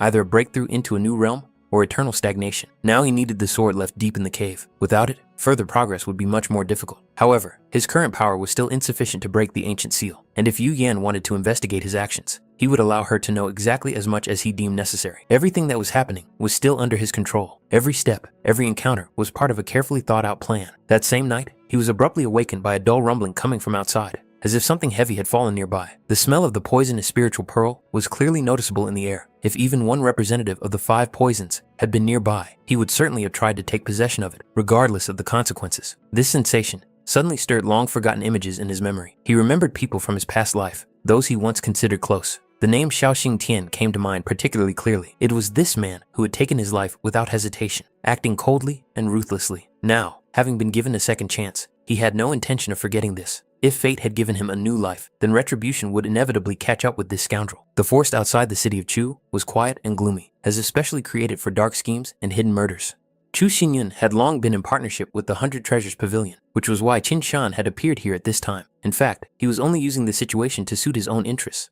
His plan was to spread rumors that Chu Xinyun intended to embezzle the money earned from harvesting spiritual plants. However, he did not expect that all the profits would be transferred to the clan treasury without exception. What annoyed him most was the fact that they had been expelled from the Chu family because of this man. Now they were left without support, without status, and without a future. Hatred and a desire to teach this scoundrel a cruel lesson grew in the hearts of each of them. The one who strikes first gains the advantage. That is why the idea of killing Chu Xinyun seemed so tempting. But at the same time, they understood that if they returned empty-handed, the 100 Treasures Pavilion would not spare them. However, the situation could be interpreted differently. For the pavilion, all this was just a business deal based on profit. Chu Xinyun was just a partner to them, and there should be no personal feelings involved. If they eliminated him, they could take control of the Chu family, take a step back in the extraction of spiritual plants, and offer the pavilion even more favorable terms. His downfall would bring them direct profit. The problem was that no one had seen this bastard for several days. Therefore, they were forced to use every opportunity and act cautiously. Besides, it was hard to believe that a piece of trash at the level of the Four Heavens body tempering could escape an experienced killer. The purified poisonous solution was deadly. It killed quickly and silently, leaving no blood or traces of a struggle. 3 needles meant 3 chances to kill. The main thing was not to reveal themselves. Anyone they hit would die without a chance of survival. He had already stepped outside when he suddenly noticed Liu Xiang sitting there. Hearing his voice, she was genuinely happy to see him, as if a weight had finally been lifted from her heart. The guy apologized for making her worry and wait so long. Liu Xiang confessed that she was troubled by her own powerlessness. Every time she cultivated, cold qi appeared in her body, dispersing her spiritual energy. Because of this, she was unable to materialize her fighting spirit. He carefully examined her condition, but found no cold qi in her body. Perhaps the source of the problem lay in the fighting spirit itself. If his qi manifested itself in such an unusual way, then its level could be far from low. The problem was the weakness of the body. There was no need to worry. With training, everything would definitely return to normal. At that moment, Xiao Hu ran up to them, also unable to hide his joy at seeing the young master. A little more, and he would have rushed to him without waiting for permission. A couple of days ago, there had been a collapse in the Chu family's mine, and a few hundred meters from the main passage, the workers accidentally discovered spiritual fire ore. At first glance, it looked like a rare stroke of luck, but there were some very strange signs accompanying the discovery. Xin Yun immediately asked if there were any fatalities or serious injuries. It turned out that there were only a few minor injuries. Hearing this, he was even more surprised. With such luck, the excavation should have begun immediately, and there was no reason to wait for his decision. The reason quickly became clear. It was impossible to approach the site of the discovery. Thick fog inside the cave was destroying people's spiritual energy. Xin Yun asked an unexpected question. Could anyone smell a sweetish odor there? Xiao Hu was genuinely amazed, not understanding how the young master could know such a detail. However, Xin Yun had already made his conclusions and suggested going to the site immediately to inspect everything personally. Before setting out, he ordered guards to be posted and strictly forbade anyone from taking even a step inside the cave without his permission. The inspection confirmed his guess. It was the fruit of the fiery heart, and there was no longer any doubt. Xinun gave Xiao Hu a heart purification pill and told him to take it immediately. This pill stabilizes spiritual energy and provides temporary immunity to the destructive effects of the mist. As they advanced inward, the space became wider and wider until they reached the central part of the cave, where a strange tree came into view. Even without knowing what kind of plant it was, one could sense the danger. The very fact that such a tree existed in this place was extremely unusual and alarming. Xiaohu couldn't take it anymore and asked for an explanation. Xin Yun pointed to the source of the problem. It was a flaming heart tree. It only grows in places with extreme temperatures, where ordinary creatures simply cannot survive. And it is this tree that creates the fog. The mist surrounding the tree destroys the spiritual energy of cultivators, and, in extreme cases, can lead to death, literally tearing the body apart from within. Xiaohu suggested that after the mist dissipated, it would be possible to obtain fire spirit stones. But Xin Yun explained that the mist would only disappear after the fruit had fully ripened. One fruit of the fiery heart is worth at least 3 spiritual plants of the highest quality. If a cultivator in the body tempering stage eats it, they will be able to break through to the next level directly, bypassing the usual limitations. Such an effect seemed truly incredible. For a moment, the thought even arose as to what would happen if all the fruits were consumed at once. But unfortunately, such an enhancement only works once. In addition, these fruits take at least 10 years to fully ripen. If picked earlier, they will be useless. 10 years is too long, especially in a world where every day can bring disaster. It became clear that all information about this place must be kept secret at all costs. If other families learned of the existence of the flaming heart tree, a bloody struggle would begin, and the Chu family would not be able to survive. However, the main question remained, how to keep this secret for a whole decade. And then, he saw the young master calmly take out the light purple tree grass. Xiaohu immediately became alert, because he did not understand why this particular plant was being used in such a place. The fruit of the flaming heart belongs to Yang and the fire element, while the herb from the light purple tree carries Yin and belongs to the wood element. Yin and Yang, when in harmony, create balance, and wood, fueling fire, accelerates its growth without allowing the flames to get out of control. Xiaohu couldn't help but ask, when the young master had mastered such spells, Xin Yun calmly explained that it was simply the application of the laws of the 5 paths of yin and yang. To put it simply, this method can artificially accelerate the ripening of the flame heart fruit. With the right balance, the fruit will ripen in just a month, and the fog will dissipate and stop poisoning the cave. And indeed, the fog had already begun to thin noticeably. This news seemed incredibly joyful. Even Xiaohu, who had seen many strange things, could not hide his excitement. However, Xin Yun quickly dampened his enthusiasm, making it clear that now was not the time to get carried away. They needed to leave this place immediately, before the situation got completely out of control. Such composure was to be expected from the young master. At that moment, a sharp, disgusting smell filled the cave. Almost immediately, they noticed wounded people emerging from a side passage. Only 2 were still alive. Xiaohu saw the poisonous spots on their faces, and instantly realized that they were facing a poisonous yang. Moreover, this old man was familiar to them, which made the situation even more dangerous. The old man casually remarked that since they were just young people, he could spare them and let them go. However, Xin Yun immediately stopped him. He pointed out that this place belonged to the Chu family, and therefore did not understand why an outsider would presume to dispose of other people's lives here. The old man didn't care. He was only interested in the flaming heart fruit. Everything else, whether people or rules, was of no importance to him. Anyone who stood in his way would be killed without hesitation. Xiaohu realized that the poisonous yang knew about the fruit long before they did. This meant that the secret had already begun to leak out, and it would be extremely difficult to keep this place hidden. Now, a lot of things became clearer. The next moment, Xin Yun rushed forward himself. The old man smiled, deciding that this reckless brat was simply seeking death. He was ready to grant that wish. Xiaohu tensed involuntarily. The enemy's power had reached the level of a spirit connecting the 9 heavens, and he was a truly dangerous foe. Poisonous Yang did not expect the young man to survive even one of his moves. He even counted on an easy and boring victory. But after a moment, he realized that despite the effects of the illusory poisonous smoke, Xin Yun not only remained alive, but also retained his clarity of movement, which was the first warning sign for the old man. Xin Yun found it almost funny to watch the old man try to defeat him, relying solely on illusory poisonous smoke. This smoke is indeed dangerous, but only if it enters the bloodstream and mixes with spiritual energy. As long as the body is sealed and the circulation of qi is stopped, such poison is completely useless. However, for the poisonous Yang, the very fact that his methods had been ridiculed was a grave insult. In his eyes, the young man had already signed his own death warrant. The old man quickly changed tactics, using spirit decay powder, a poison capable of spreading throughout the body through the cultivator's spiritual energy, destroying channels and organs from within. But the truth was simple and cruel. It was even easier to fight such a poison. All one had to do was not use spiritual energy at all. Without qi nourishment, the poison lost most of its lethality. Xin Yun had once heard that the poisonous martial arts of the poisonous Yang were said to be unmatched even in the Middle Kingdom, but now he could see clearly that these were just exaggerated rumors. If the old man had really used the dark blood poison, he might have had a tiny chance of killing him. The old man did not expect the child in front of him to be so dangerous and perceptive. Every move and choice he made seemed to be thought out to the smallest detail. Realizing that continuing the fight could end in his death, the poisonous Yang decided to retreat. Xiao Hu was amazed. He did not expect such a cruel opponent to choose to flee. He couldn't help but ask the young master how long he had been so strong. But Xiao Hu failed to notice the main thing. From the very beginning to the end, poisonous Yang never dared to use his spiritual energy. Xin Yun prevailed only because he unerringly caught this weakness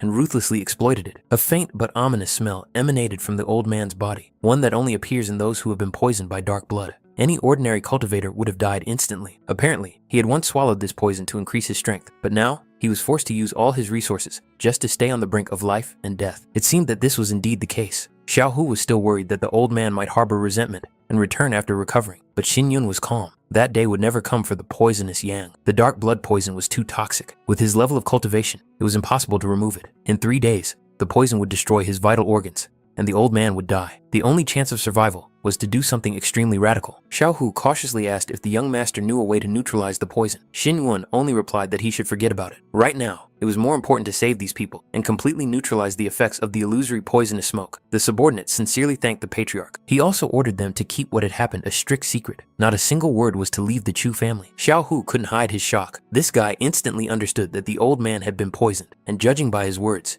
he really might know how to cure it. Poisonous Yang had studied poisons for decades and was helpless. While the young man saw right through everything, it seemed frighteningly strange. Xin Yun announced that they needed to leave this place for a short while. He had to receive some special guests. He tried to reassure Liu Xiang, assuring her that as soon as everything was over, he would definitely return for her. Then, he ordered that she be left under Xiao Hu's protection, adding that they would have to leave that very night. Meanwhile, the others were beside themselves with rage. Chu Xinyun and his men had found deposits of fiery spirit stones. If control of this mine fell into their hands, the profits would be incomparably greater than they were now, and this gave rise to dangerous envy. Any delay could lead to serious problems. He was sure that now, it was necessary to throw all forces into the extraction of stones in order to facilitate further steps. As soon as the work yielded results, the fire spirit stones would come under the control of the second brother, and then the situation would become much more stable. Now, even the slightest carelessness could not be allowed. When Chu Xinyun returned, he almost immediately moved Xiao Hu and Shui Liuxiang to another location, leaving the house alone. Such behavior seemed too suspicious to be considered accidental, so they did not rush to conclusions.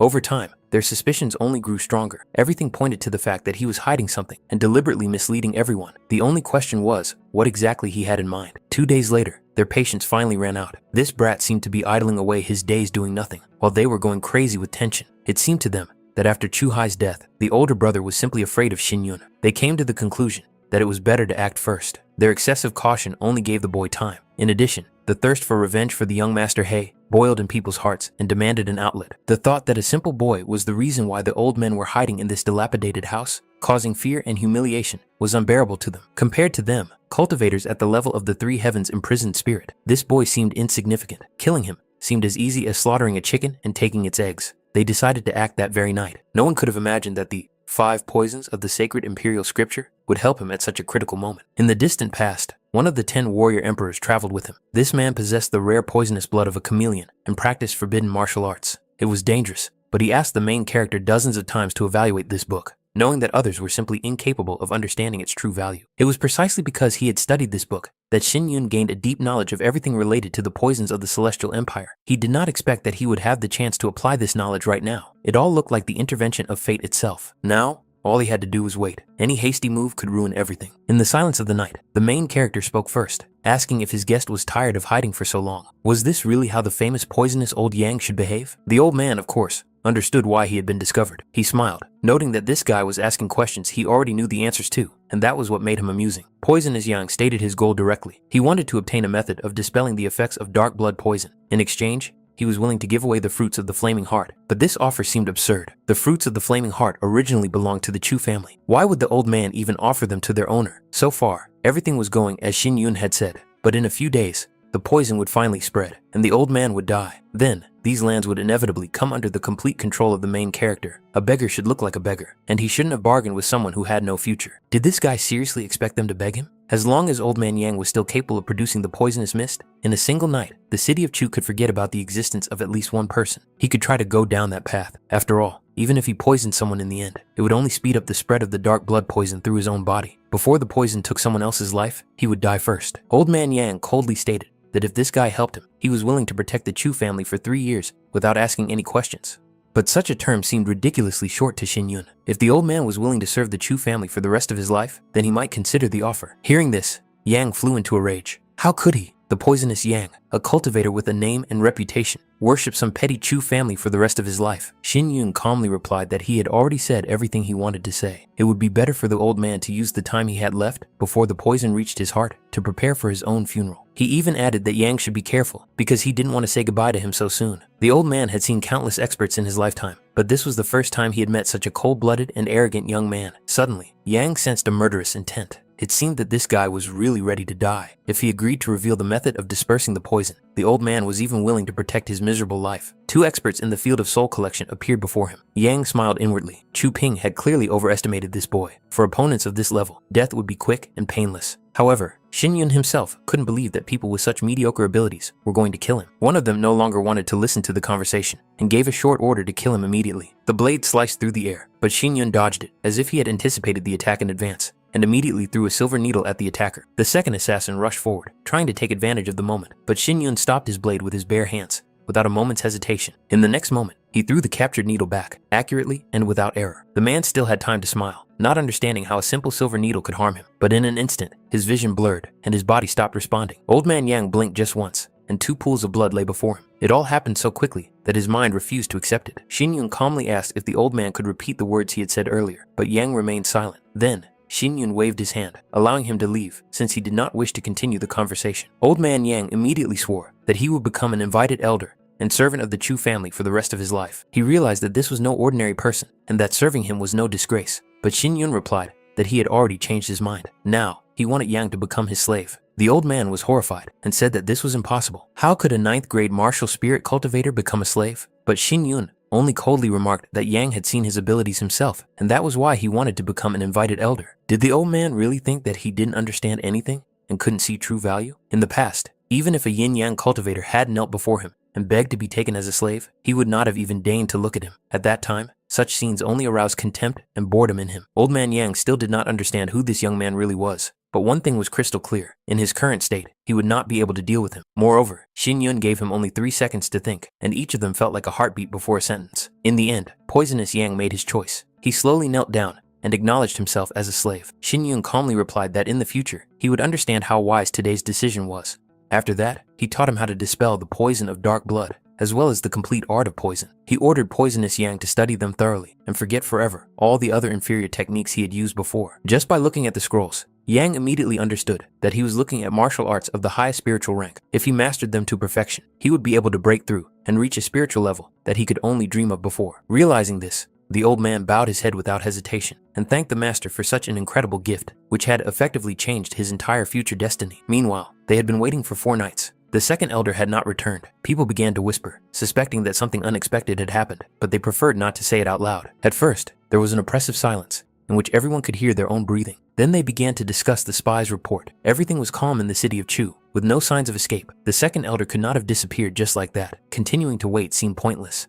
They had enough people, so why not storm the city of Chu and capture Chu Xinyun by force? But suddenly, a sharp shout rang out, ordering everyone to shut up. They were told outright that the 2 were already dead, and that these idiots would only find their own deaths if they rushed into Chu City without a plan and understanding of the situation. Before leaving, they checked the city once more and made sure there were no hidden experts there. It was unclear how the second elder had been killed, but since they themselves were seeking death, no one would stop them. His cultivation was at the same level as the second brother's. If the latter had not returned, how could he himself survive? Their thoughts were confused. They couldn't just sit and wait for their demise. In the end, they decided to avenge the second elder, regain control of the Chu family, and focus on developing the deposits of flaming spirit stones, regardless of the losses. Several days passed.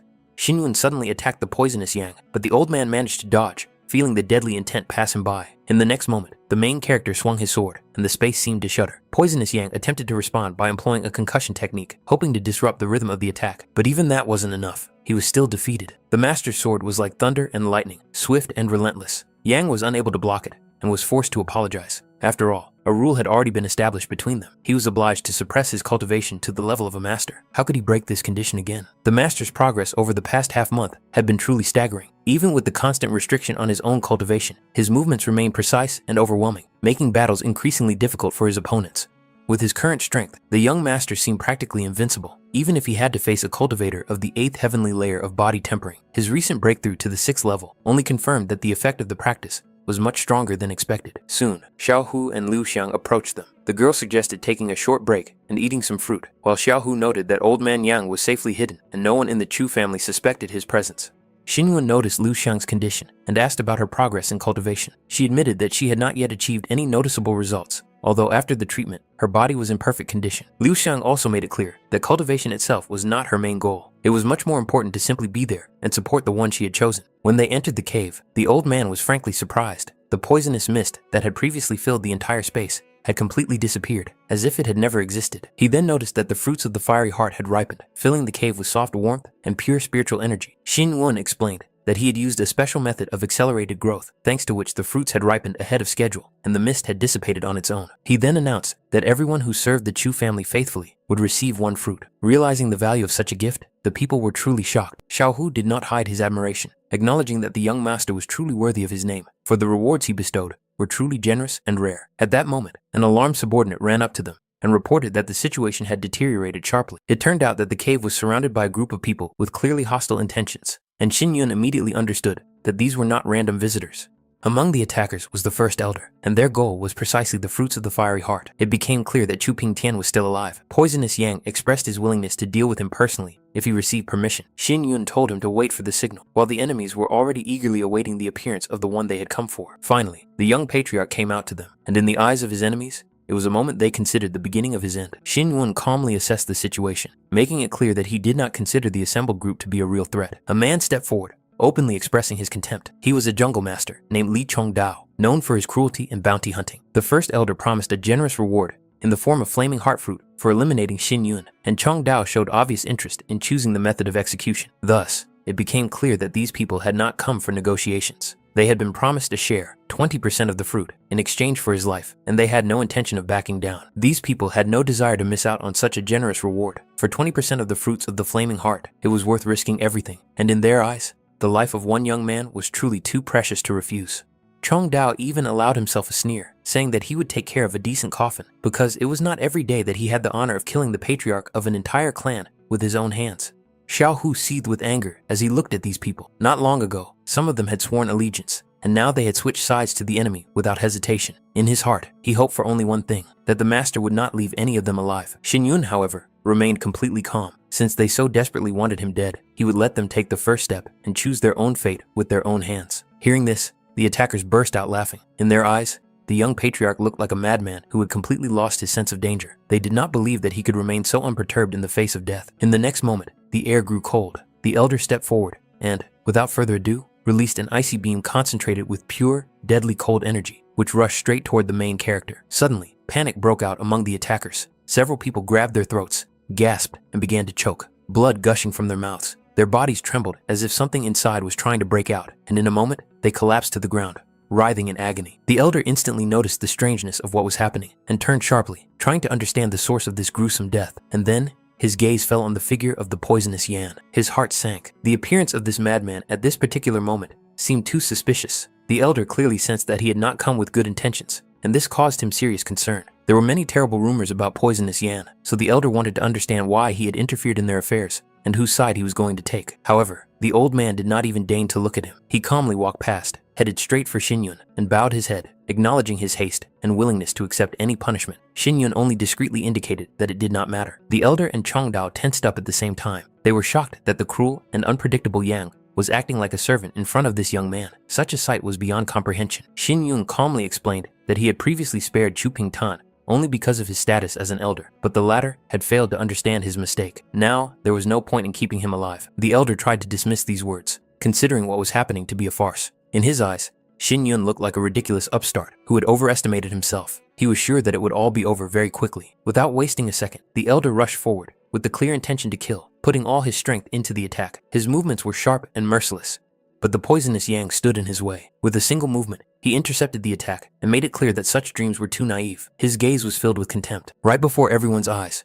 Chu Pingtang was destroyed. His body collapsed to the ground, showing no signs of life. The attempt to intervene ended in instant and brutal retribution. Chongdao lunged forward, wanting to avenge his elder, but in the same second he was struck by the poisonous Yang, who coldly showed him how much he had overestimated his strength. Seeing the elders fall one after another, the people faltered. Fear overwhelmed them, and they hastily began to beg for mercy from the young patriarch, promising to renounce their former patrons and immediately leave the lands of Chu and Qifeng. Xin Yun coldly announced that since Chu Pingtang was already dead, their lives would be spared. After that, they were ordered to disappear from his sight immediately. The men, not believing their own salvation, hastily thanked the young patriarch and scattered in panic, afraid to linger even for a moment. Poisonous Yang asked the master what to do with the rest. His gaze was cold, and it was clear that it would not be difficult for him to end everything right there. Chongdao hastily changed his tone and addressed Xin Yun as the patriarch, claiming that everything that had happened was a misunderstanding and that the late Chu Ping Tang had misled them. He hastened to express his remorse, shifting all the blame onto the dead man. Xin Yun noted to himself that this man had a keen sense of the situation and knew how to take advantage of it at the right moment. Chongdao continued to justify himself, assuring everyone that he could not deceive the young patriarch, and immediately began to revile Chu Ping Tan, calling him a cunning instigator. The others hastily supported these words, adding that he had allegedly been plotting to assassinate Xin Yun for a long time. None of this mattered to Xin Yun. Chu Ping Tang, whatever he was still a member of the Chu family, and the way Chongdao spoke of him was not just frivolous. It was a direct display of disrespect for the clan and the patriarch himself. Xin Yun coldly remarked that if Patriarch Lin claimed he had been deceived, then it seemed he really needed help to get his thoughts in order. His gaze became dangerous, and a threat was clearly visible in it. Zongdao flared up with rage. He loudly declared that he was the patriarch of the Lin family and one of the most influential people in Qifeng City. He couldn't believe that some kid dared to talk to him in such a tone. Poisonous Yang lazily remarked that even the ruler of Qifeng should not behave so arrogantly if he valued his life. Chongdao was no longer willing to tolerate this. His face contorted with rage. Spiritual energy exploded around his body, and he lunged forward, intending to tear Xin Yun apart on the spot. But Poisonous Yang was faster. His figure seemed to dissolve into the air, and in the next moment appeared in front of Chongdao. One short, sharp blow, and Patriarch Lin flew backward, coughing up blood. Poisonous Yang coldly announced that this was not the end, and without giving his opponent time to recover, delivered a second blow. There was not a shred of mercy in it, only pure, refined cruelty. The old man shook his head in contempt. He was frankly displeased that a man of such status was so weak. He couldn't even withstand 2 attacks. Disappointment was evident in his every movement. Xin Yun approached, looking down at Chongdao. His voice was calm, almost indifferent. He asked if Patriarch Lin had learned his lesson. Chongdao hastily nodded, choking on words of gratitude and vows of obedience.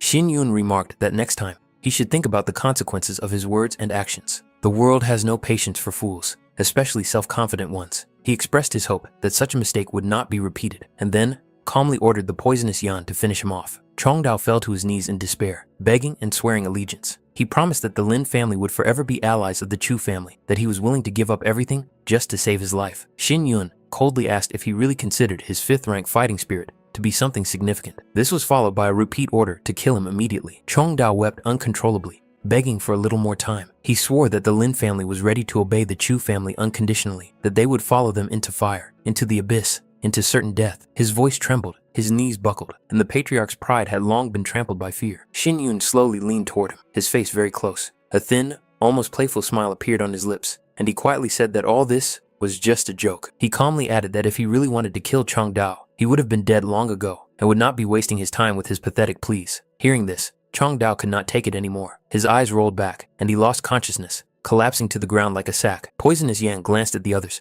and coldly asked what the Bai, Hu, Chen, and Sang families thought about this. His voice was even, but it carried a threat that sent a chill down the spine. All 4 patriarchs fell to their knees, almost simultaneously, as if on command. They cried out in panic that they were ready to submit to the Chu family, that they recognized the authority of the young patriarch, and begged for their lives to be spared. They swore that they would work for the good of the Chu family, give resources, people, whatever was needed. Their faces were contorted with fear, and their voices trembled as they begged Xin Yun to show mercy. Xin Yun smiled. A hint of mockery flashed in his eyes. He noted that since they wanted to serve the Chu family, they must recognize Chu Hu as their master and obey him as they would the patriarch himself. These words hit them like a blow to the head. These big shots, accustomed to commanding thousands of people, now had to bow down before Xiao Hu, a young man they had never even noticed before. Humiliation, contempt, and anger flared in their hearts, but fear was stronger. They didn't believe that Xin Yun was serious. Did this brat really want them to serve someone like Xiao Hu? Xin Yun narrowed his eyes coldly and asked if they really disagreed. At that moment, the venomous Yang stepped forward, his aura instantly pinning everyone to the ground. Xin Yun added that with their strength and desire to preserve their pathetic lives, they were asking too much if they thought they could bargain. Without another second of hesitation, all 4 bowed their heads to the ground and greeted their new master in unison. Their voices were full of submission, humiliation, and fear. At that moment, they finally realized that the era of the old clans was over, and now the Chu family ruled over them. Xiao Hu looked uncertainly at the young master, as if everything that was happening still seemed like a dream to him. So many great figures bowing before him did not inspire pride, but rather internal tension. Xin Yun noticed this and gestured to show that everything was under control, then explained that from today onwards, these people were under Xiao Hu's command, and all matters related to the Chu family would go through him. Xiao Hu took a deep breath, gathering his willpower. He clearly understood the meaning of the young master's words and promised himself not to let him down under any circumstances, even if it meant going through fire and blood. Internal strife had been suppressed, external threats eliminated, and for the first time in a long time, a sense of relative peace reigned over the Chu family. The atmosphere of tension that had hung over the clan began to dissipate little by little. Under the leadership of the poisonous Yan and Xiao Hu Xinyun, he was confident that the Chu family would rise rapidly in the city of Xifeng. These two were like sharp blades, one dark and poisonous, the other straightforward and loyal. Therefore, he could calmly focus on his own development because too much time had been lost and much more serious enemies awaited ahead. The fruit of the fiery heart could only be used once, but even that was enough to lay a solid foundation for a future breakthrough. Such an opportunity could not be missed. 3 days later, Poisonous Yang ordered Xiao Hu to begin the offensive. A covert mopping up operation of the remaining hostile elements began, and every step was as precise as a predator tracking its prey. Liu Xiang was genuinely delighted to see the arrival of the main character. Her eyes lit up with warmth, as if all the anxiety of the last few days had instantly disappeared. She was happy to learn that he had taken a break, and immediately set about making tea, putting all her effort into it. At that moment, Xin Yun thought again about her fighting spirit. The fact that she couldn't materialize it raised serious suspicions. He had already encountered special cases in the development of spirits, so he decided to look into it carefully later. He turned to Xiao Hu and the poisonous Yan, informing them that he was leaving the city of Chu and going on a journey. At first, Xiao Hu thought he was referring to the city of Xifeng, but it quickly became clear that his goal was different: training and self-improvement, which could take a long time. During his absence, the defense of Chu City would fall entirely on their shoulders. In the event of any threat, they were not to show mercy and were obliged to act harshly and decisively, leaving their enemies no chance. Liu Xiang was upset to learn of his departure. She felt a void inside, as if something important was slipping through her fingers. She worried about how long he would be gone, and a shadow of anxiety flashed in her eyes. Xinwen made it clear that his absence would be long. He hoped that she would take care of the house and keep it in order while he was away. Liu Sheng replied that she would take care of it, even if her heart ached with longing. She wasn't going to complain, but the thought of separation still hurt her deeply. Xiao Hu noticed that he didn't even recognize the young master at first. His appearance had changed noticeably. His features had become different, his gaze deeper and colder. This was natural, because the trip had to remain a secret, which meant that a different appearance was needed, so as not to attract unnecessary attention. Xinyun lightly touched Liu Xiang's cheek, letting her know that he was leaving, and only then did she realize how much he had changed. That touch was both a farewell and a promise. Xiao Hu and Liu Xiang watched him go, wishing him a safe journey and a speedy return, not even suspecting how dangerous his journey would be. The hidden dragon peak loomed like a giant beast lurking among the mountains. Even the air here was heavier than usual, saturated with an ancient aura and traces of long-forgotten battles. The place itself was unsettling and forced one's instincts to be on high alert. He carefully examined the surroundings,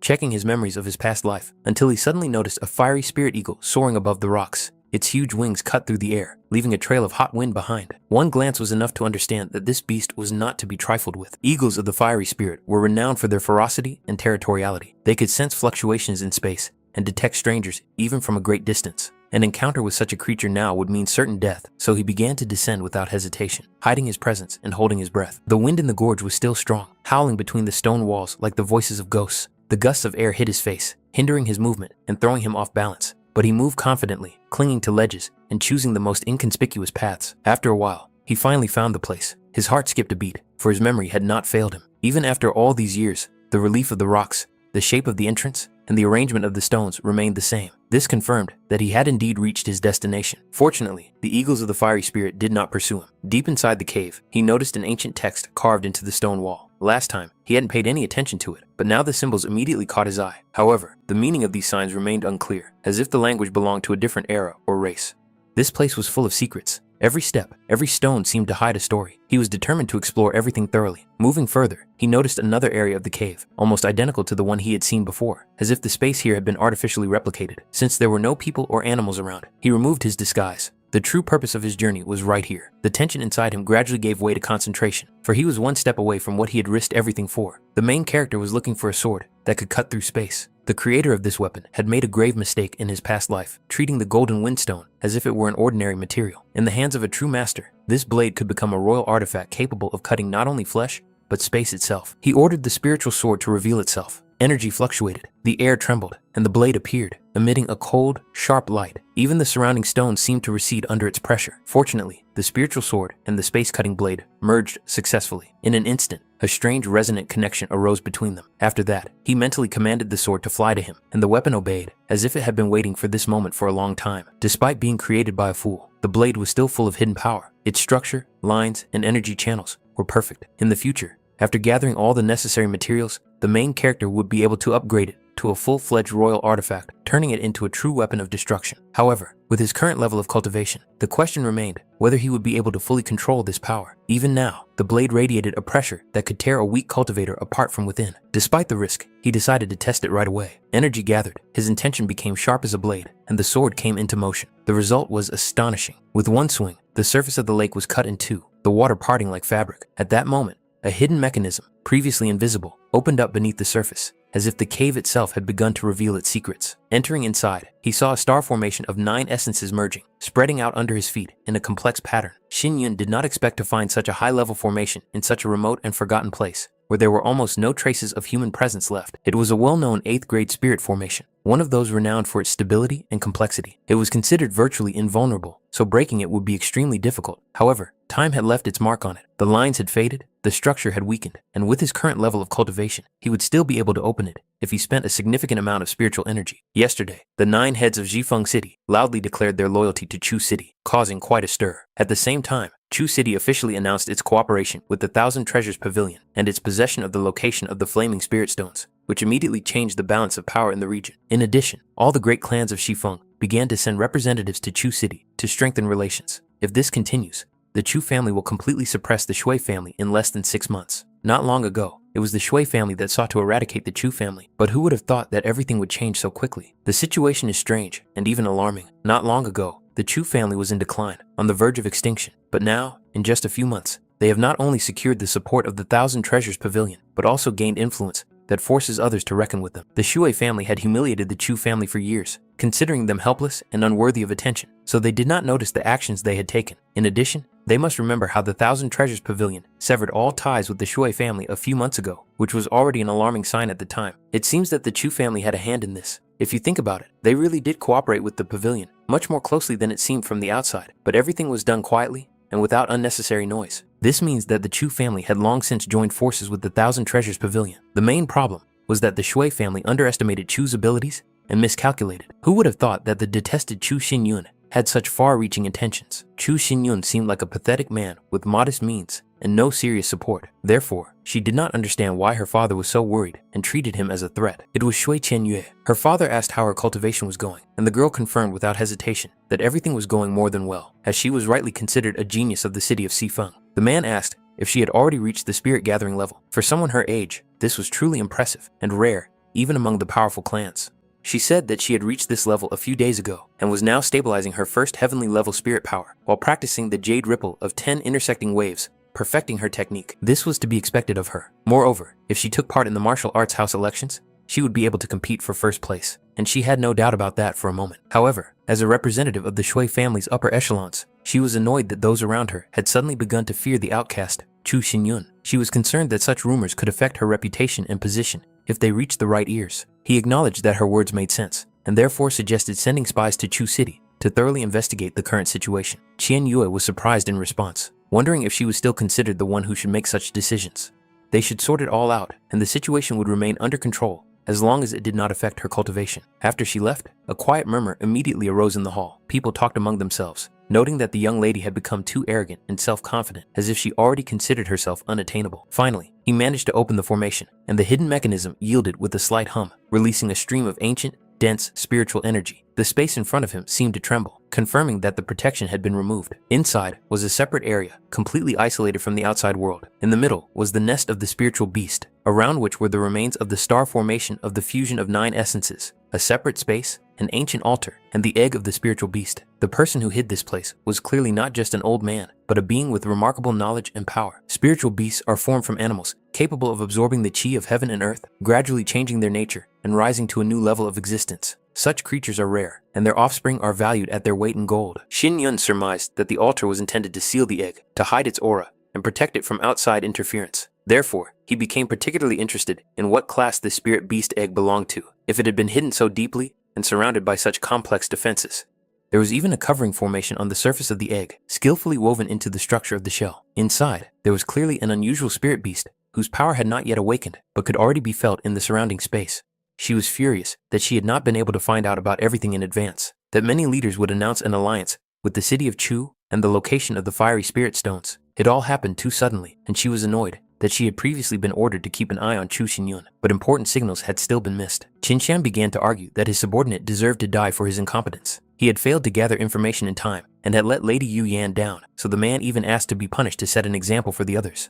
In the end, she calmed down, realizing that she couldn't blame him entirely. No one had expected such a rapid rise of the city of Chu, and events had unfolded too quickly, even for experienced observers. Possession of spiritual stones and subjugation of numerous families seemed suspicious. Even if the Pavilion of 1,000 Treasures was behind these two incidents, in Qin Shan's opinion, it would already cause serious problems. However, the city of Chu handled it easily and confidently, as if someone's strong hand was behind the scenes. She admitted that an expert was helping them, but still believed that this could not be the only reason. If they were really being helped by a great expert, they would have acted much more harshly and straightforwardly. Her intuition told her that all this was the result of Chu Xinyun's carefully thought-out plan, not a coincidence. Qinshan did not even expect Lady Yu Yan to think so highly of Chu Xinyun. The man cautiously asked what they should do next, and whether they should continue spying on the city of Chu. There was no longer any need for that. With Chu City developing so rapidly, it would inevitably attract envy and create enemies. Using the partnership, the pavilion would support them publicly, while emphasizing the problems of the Shui family to increase pressure. Qinshan accepted the order and expressed his willingness to carry it out precisely, without making any mistakes. He understood that further actions required extreme caution. 3 months later, Chu City. He was slightly puzzled. If it weren't for the sign above the gate that read,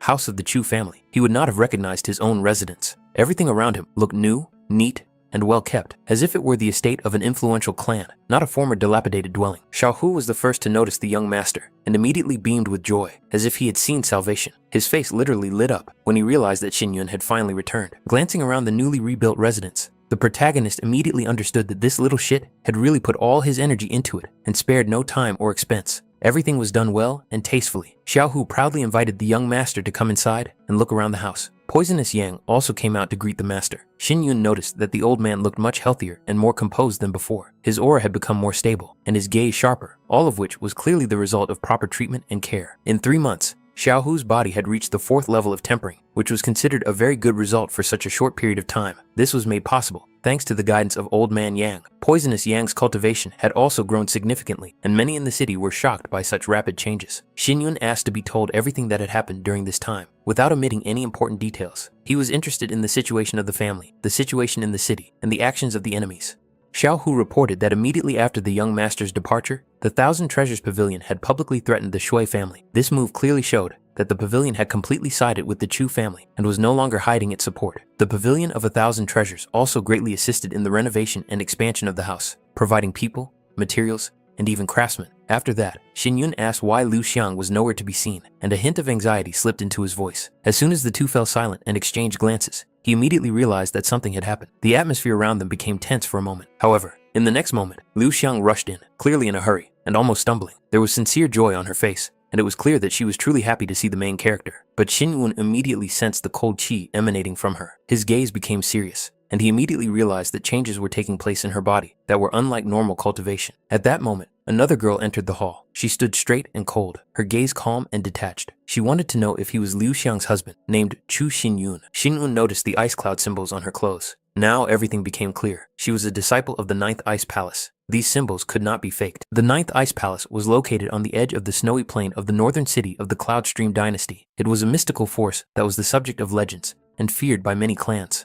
The sect accepted only women, and all their martial arts were related to cold, ice, and suppression of emotions. The highest status was held by the one with the most ice cloud marks on her sleeves. The person with 9 such marks was the owner of the 9th Ice Palace. This woman had 7 ice cloud marks on her sleeves, which meant she had a high status in the 9th Ice Palace. This immediately aroused suspicion. A logical question arose as to why the elder of such a powerful sect had suddenly appeared in this remote place, and turned her attention to the Chu family. Xiao Hu introduced a woman named Bing Li to the young master. He explained that 2 months ago, she was passing through the city, felt a special affinity for Liu Xiang, and stayed here on her own initiative without revealing her true reasons. Xiao Hu suggested that everyone relax and chat while he made tea. Poisonous Yang, in turn, noted that this woman's intentions were hidden and her power was profound and difficult to measure. Even with his experience, it was difficult to understand her true level. The fact that she felt sympathy for Liu Xiang seemed favorable, but too unusual. Liu Xiang herself began to assert that Bing Li was a good person and had always treated her gently and caringly. Bing Li could easily mislead Liu Xiang, but it was much more difficult for her to do the same with Xin Yun. He immediately got to the point and demanded an explanation of her true intentions. The atmosphere in the hall became noticeably tense.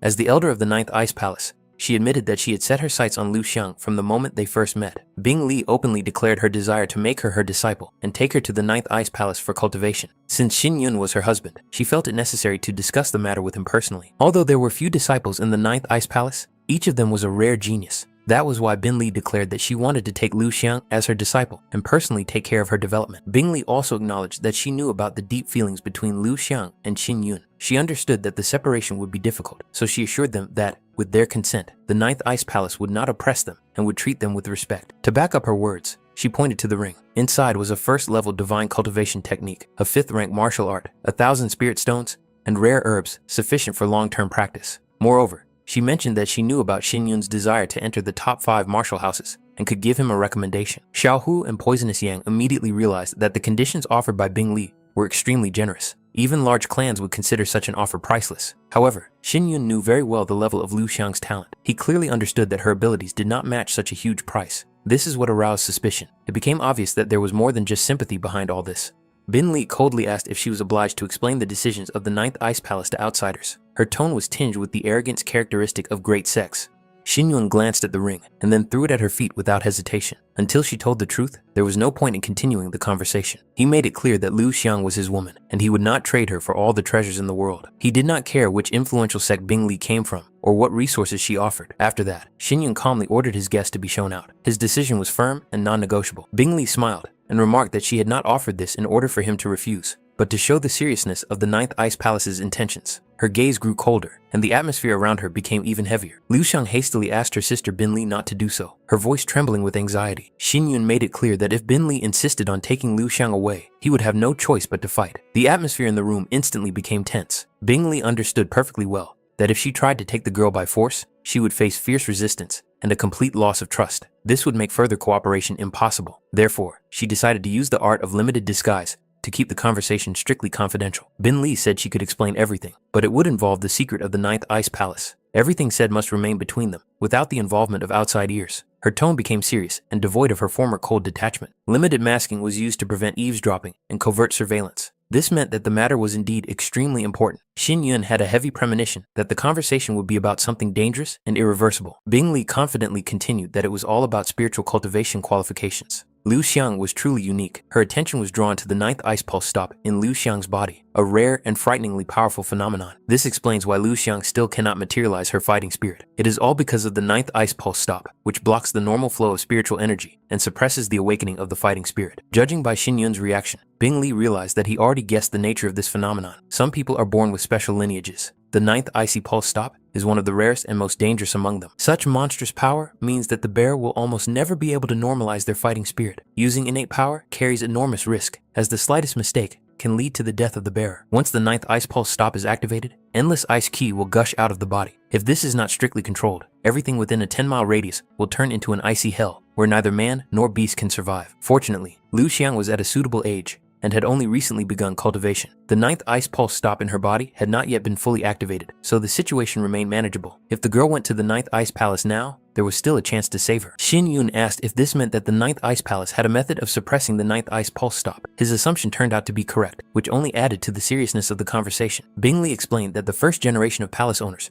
also possessed the Ninth Ice Pulse Stop. After their deaths, they left behind the bloody jade of the ice stop. As long as Liu Xiang cultivated at the top of this jade, she would be able to suppress the ice ki and gradually learn to control the dangerous power. Xin Yun clarified that bloody jade does not simply suppress ice ki, but absorbs it. This process requires the consent of the wearer and takes an extremely long time. Mistakes in such matters are unacceptable. Bing Li was surprised by his knowledge and asked where he had learned this. However, Xin Yun made it clear that the source of his knowledge was irrelevant and demanded to know the exact time frame. Bing Li suggested that the process would take at least 30 years. This time frame proved too long for both Liu Xiang and those around her, making the atmosphere in the room even more tense. Liu Xiang timidly asked if Xin Yun could go with her if she agreed, but the Ninth Ice Palace does not accept men, and cultivation there requires complete concentration. Xin Yun's presence nearby would be impossible. If Liu Xiang left with Bing Li, they might have a chance to meet again in 30 years. But if she refused, Bing Li guaranteed that Liu Xiang would not live for more than 6 months. The choice was cruel and merciless.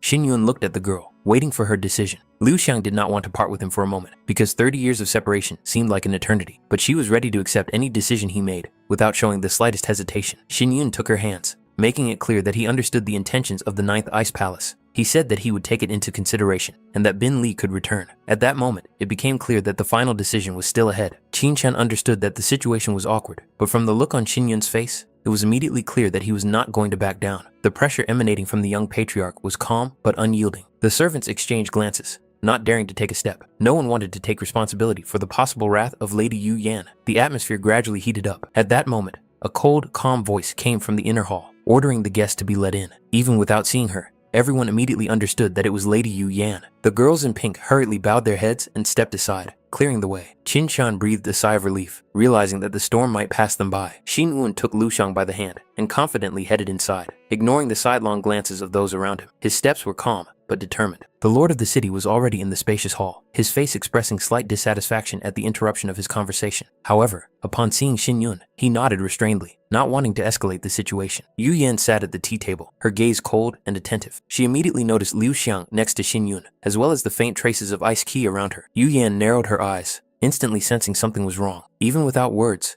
it was clear that the problem was not related to ordinary cultivation. Xin Yun bowed, and without further ado, said that he urgently needed her help in improving the pills to suppress the ice kwai. He spoke directly, without trying to sugarcoat the situation. The lord of the city frowned, clearly unhappy that his conversation was being interrupted for personal matters. But Yu Yan raised her hand, indicating that the matter was more important to her. She stood up and slowly approached Liu Xiang, carefully examining her condition. The cold energy was hidden deep inside, but it was no trouble for Yu Yan. Surprise flashed in Yu Yan's eyes, followed by seriousness. She immediately understood that this was not a matter of ordinary technique or deviation in cultivation. Yu Yan quietly said that this girl carried an extremely rare and dangerous lineage. These words made even the city lord tense up. Xin Yun nodded, confirming her guess, and spoke directly about the ninth ice pulse stop. A heavy silence hung in the hall. Yu Yan took a deep breath, and then stated that if this was indeed the case, ordinary pills would not solve the problem. Special recipes and rare ingredients would be needed. Xin Yun made it clear that Yu Yan was being given a truly rare opportunity, a personal meeting for the sake of improving the pills. Chances like this don't come twice, and if she missed this moment, there might not be another one. His words didn't sound like a threat, but they conveyed the unyielding confidence of a man accustomed to dictating terms. As soon as Qin Shanyu heard this, his expression changed instantly. Without a moment's hesitation, he hurriedly asked to wait, promising to immediately convey the information to Yu Yan, as if afraid of losing even a moment. At that moment, Lady Yu Yan was in conversation with the lord of the city, and Qin Shanyu considered it extremely inappropriate to interrupt. As the younger patriarch of the Chu family, it was not fitting for him to disturb such influential people. He hastened to apologize for his own short-sightedness, and emphasized that he did not dare to impose on people of such stature. The sudden change in his behavior puzzled those around him. Not long ago, he had been confident, but now, he looked almost humiliated. However, as soon as they walked away, Qin Shan heard sharp and contemptuous words. He was called a cheeky man who dared to interrupt the conversation between Lady Yu Yan and the lord of the city, as if he did not understand his place at all. From the outside, it seemed that Qin Shan really had a lot of courage, or recklessness, if he decided to take such a step, knowing full well who he might anger. Yu Yan coldly asked, since when her words had become empty sounds to him, like a light breeze. She made it clear that with such behavior, he risked not staying long in the Thousand Treasures Pavilion. Qin Shan visibly tensed and hastened to ask the lord of the city and Yu Yan herself to temper their anger. He explained that the patriarch of the Chu family was urgently seeking her out in order to perfect the pill, and that it had been impossible to convince him to wait. At that moment, Xin Yun confirmed what had been said. It was he who had insisted that Qin Shan come here. As soon as Yu Yan saw the main character, her mood changed. Her irritation gave way to attentive interest. The lord of the city, however, was not going to give in so easily. He declared that everyone who wanted to improve Yu Yan's pills had to wait their turn, and even he himself was no exception. And this man, just the patriarch of the Chu family, dared to demand an immediate meeting, as if he considered himself equal to the ruler of the city. His indignation grew. A logical question arose as to why this insolent man had not yet been thrown out. It seemed as if he was deliberately testing the city lord's patience.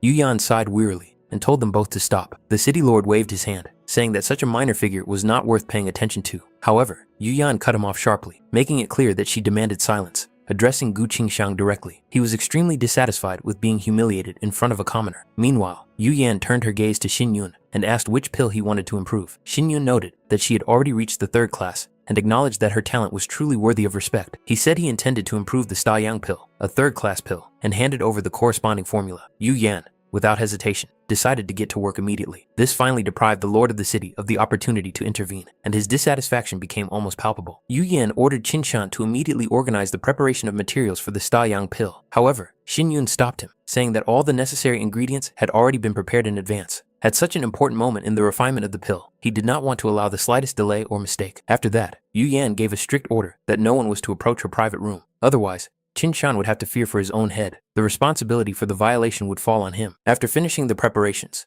Xin Yun asked Lu Xiang to come closer. Yu Yan looked at the girl with interest, wondering who she was and what role she would play in the upcoming process. The main character introduced Liu Xiang as his wife and made it clear that she would follow them to the private room. This statement sounded calm, but it carried weight, as if he did not allow for the possibility of objection in the first place.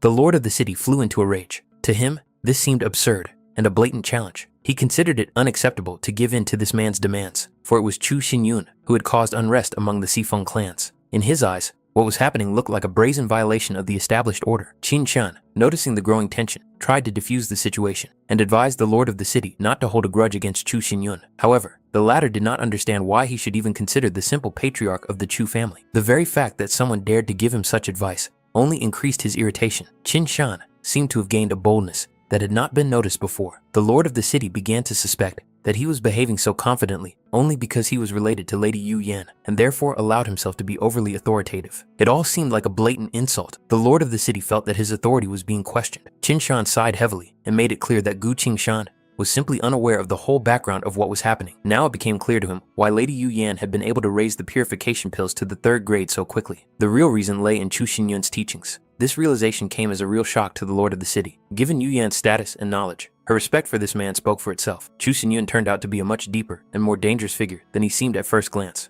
The city lord understood that the situation was not developing in his favor. Now, he needed to find a way to smooth over his own rudeness and avoid the consequences of his rash emotions. Meanwhile, the Shui family was already aware of Chu Xinyun's trip to the Thousand Treasures Pavilion. The news spread rapidly, and the commotion spread throughout almost all of Sifeng. They insisted that Lady Yu Yan immediately improve their pills, while putting pressure on Qin Shan, who was increasingly caught between the opposing sides. What was particularly annoying was that Chu Xinyun entered his private room without hesitation, effectively ignoring the status of the city lord. But the strangest thing was that Gu Qingshan not only did not deal with the incident, but even presented him with a generous gift, as if acknowledging his importance. If even Gu Qingshan sided with Xin Yun, it meant only one thing. The entire city of Sifeng was gradually leaning in his favor. In that case, the Shui family was left without allies. Moreover, rumors began to spread that Xin Yun's cultivation had already reached the 8th level of body tempering. Xian Yue flared up with anger and demanded that the conversation stop. In her opinion, those around her were only fueling Xin Yun's arrogance with their words.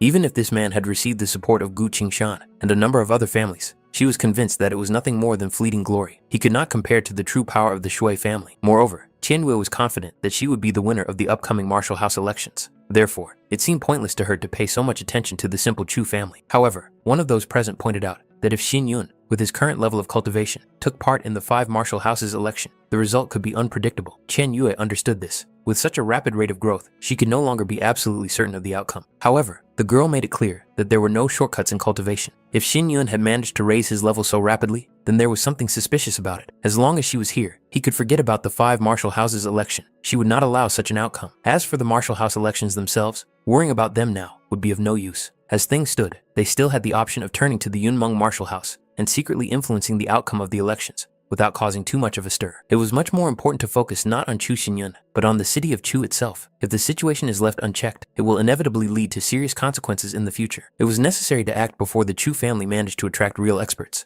If that day came, the patriarch of the Shui family would destroy them without hesitation. The man asked his older brother to entrust this task to him. Zhongde sincerely wanted to help the Shui family get rid of the source of their troubles. After a moment's thought, the patriarch agreed and handed the matter over to his younger brother. Zhongde received a clear order to destroy the Chu family and to do so secretly, without unnecessary noise. While there was still time, the situation could be remedied. More than 10 days later, events were unfolding in a private room. In front of Xin Yun lay 30 portions of spiritual herbs and 17 improved Stayang pills. However, even with this result, he believed that it was still not enough to achieve the desired outcome. Yu Yan noticed that all the improvements were made under his guidance. Perhaps the reason lay in her lack of technique, or perhaps in the inaccuracies of his instructions. She did not rule out either possibility. She added that if the venerable master learned of such a result, he would surely be speechless with amazement. Suddenly, Yu Yan noticed that Xin Yun had fallen silent. Sensing a change in his aura, she immediately understood that his cultivation level had risen again. It turned out that this had happened almost half a month ago. Yu Yan was so focused on improving the pills that she didn't notice what was happening. His body tempering had already reached the 9th level. Xin Yun had indeed used a special method. In the process of refining spiritual herbs, he simultaneously cultivated by absorbing scattered energy. He then enhanced the result with spiritual liquid, which greatly accelerated the growth of his strength. This approach yielded quick and stable results. He discovered the source of the spiritual liquid by accident while observing the spirit beast's egg. From time to time, the egg secreted this pure substance, which was an unexpected but extremely valuable discovery. Yu Yan saw such pure spiritual liquid for the first time in her life. Even for her, an experienced master, such a sight was astonishing. This was indeed the case. Spiritual liquid itself was valued several times higher than spiritual stones, and the quality of the one Xin Yun had could be called the highest among all known varieties. Even experienced cultivators rarely saw such a pure and rich substance. Yu Yan couldn't hide her curiosity and inquired about the source of such a rare resource. However, Xin Yun only hinted that it remained a secret, not meant for outsiders' ears. He then mentioned that Liu Xiang also used this method, but not to accelerate cultivation. For her, the spiritual liquid served as a means of suppressing the ice qi raging inside her body. Yu Yan was genuinely surprised. Ice qi that required such an approach must have been extremely dangerous and destructive. In addition, the girl received such rare care and support. In Yu Yan's opinion, such luck did not fall to everyone. Soon they noticed that quite a few people had gathered outside. Yu Yan made it clear that the guards had been deliberately positioned so that no one could interfere with the process. Xin Yun, in turn, inquired about the current actions of the lord of the city. It turned out that Lord Gu, seeking to make up for his own rudeness, had stayed nearby and personally ordered the security to be reinforced. Moreover, he had already prepared a banquet and planned to invite the patriarch of the Chu family to his residence. At that moment, Xiao Hu rushed into the room. It was clear from his appearance that something serious had happened. He reported that 2 days ago, a group of people posing as mountain bandits had suddenly attacked Chu City in the middle of the night. Xin Yun immediately understood who was behind the attack. It was the Shui family. Fortunately, Poisonous Yang was nearby and managed to capture several of the attackers. They were now being held in an underground prison. It was obvious that the Shui family had lost patience and resorted to open pressure. Xin Yun expressed his gratitude for the city lord's attention and care, but made it clear that due to the problems that had arisen with the Chu family, he would not be able to accept the invitation. He also addressed Lady Yu Yan, noting that he would definitely repay her for her help later. After that, they said goodbye and left the Thousand Treasures Pavilion. Poisonous Yang was already waiting for them at the entrance to the estate and respectfully greeted his master. Xin Yun immediately assessed the old man's condition. It turned out that he had only suffered external injuries. After that, Xin Yun told his wife to go into the house. He had matters to discuss that were not meant for her to hear. He himself went to the underground prison with Poisonous Yang and Xiao Hu, intending to deal with the prisoners personally. The captured people complained and protested, unable to believe that the Chu family had dared to imprison them in such a gloomy place. However, their protests were in vain. They had already been poisoned and therefore had neither the strength nor the chance to escape.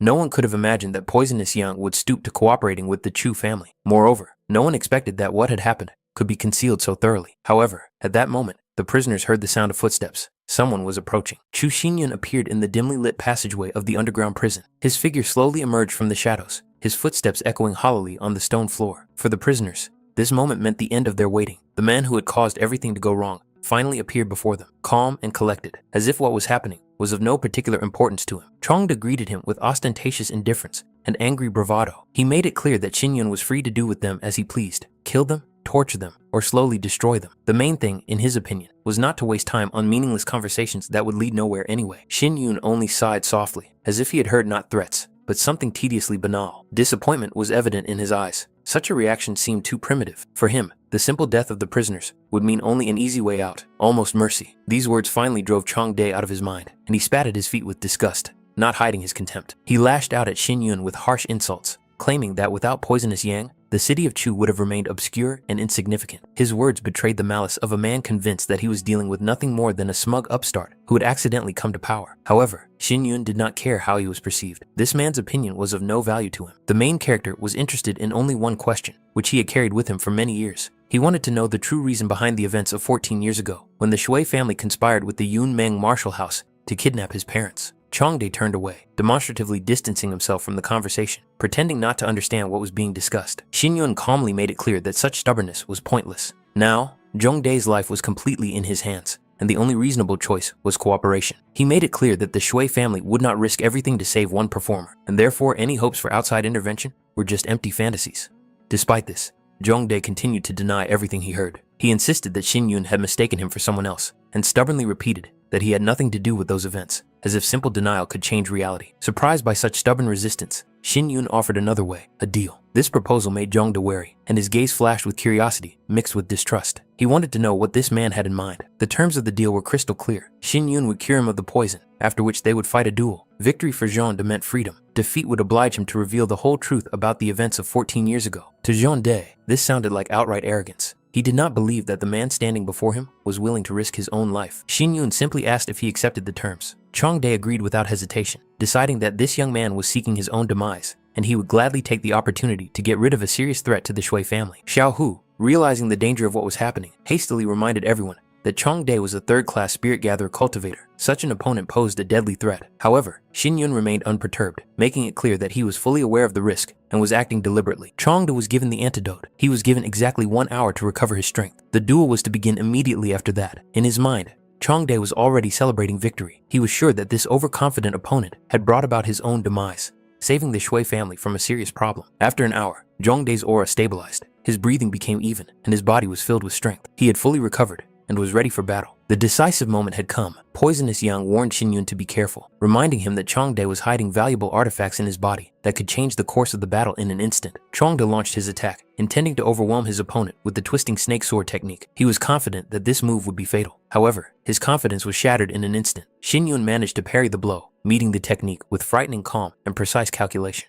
Without giving his opponent a moment to catch his breath, Jong-dae moved on to his next move and unleashed a technique known as the Thousand Snakes Technique. His spiritual energy poured out in a violent stream, forming dozens of swift trajectories, like writhing blades ready to tear apart everything in their path. Deep down, Jong-dae was absolutely certain that such a chaotic and multi-layered attack could not be completely blocked. To consolidate his advantage, he immediately activated the second movement of the technique, the fierce dance of the twisting snakes, increasing the pressure and accelerating the rhythm of the strikes to the limit. He was convinced that his opponent's mind was already descending into chaos. With so many attacks, it was impossible to orient oneself, especially when one's vision was blurred and space seemed distorted. In his understanding, Shin Yun could not dodge, let alone fight, while remaining calm. This martial art was not only aimed at physical destruction, it intensified the factor of terror, suppressing the enemy's will. The victim's gaze was filled with fear, their breathing became erratic, and their movements became predictable and easily controllable. However, Shin Yun acted differently. He closed his eyes, completely blocking his vision, and directed his spiritual energy inward, sharpening his perception to the limit. He did not sense the forms of the attacks, but the very flow of intention, reading his opponent's movements even before they materialized into a strike. Jong-dae couldn't believe his eyes. His opponent not only moved freely through the deadly storm, but also confidently closed the distance,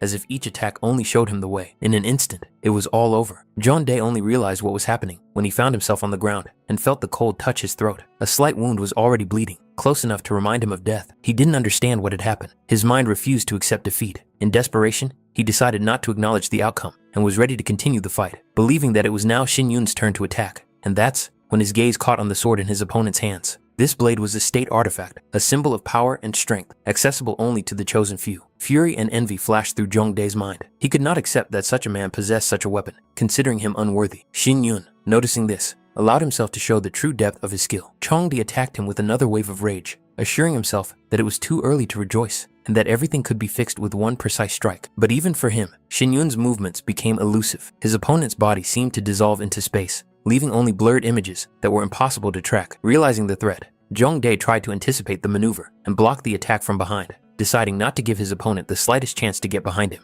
It was at this moment that Shin Yun struck a blow that shook the air. Even the precious artifact could not withstand it. The metal cracked, covered with a network of destructive lines, before finally falling apart. Shin Yun calmly inquired about the result of what he had seen, as if what was happening was just a demonstration and not a fight to the death. Jong-dae tried to preserve what remained of his dignity, convincing himself that without the artifact, he was still dangerous. At the same time, Xiao Hu, watching what was happening, could not hide his horror and turned to poisonous Yan, trying to understand how the young master could have done such a thing. Even the realization of what he had seen instilled fear. It became clear that Shin Yun didn't just understand his opponent's techniques, he saw right through them. Even with only a 9th grade body tempering, he completely suppressed a higher level cultivator. He instantly recognized the life pulse of the precious artifact, caught its weak spot, and destroyed it with a single movement, as if it were not a legendary relic, but a fragile vessel. Despite what was happening, Jong-dae was even glad for a moment. A thought flashed through his twisted mind, that now that the artifact was destroyed, his opponent would no longer be able to block his attacks. He was confident that he was still capable of taking the life he had already mentally sentenced. However, Shin Yun noticed the familiar movements even before the attack began to take shape. He immediately understood his opponent's intentions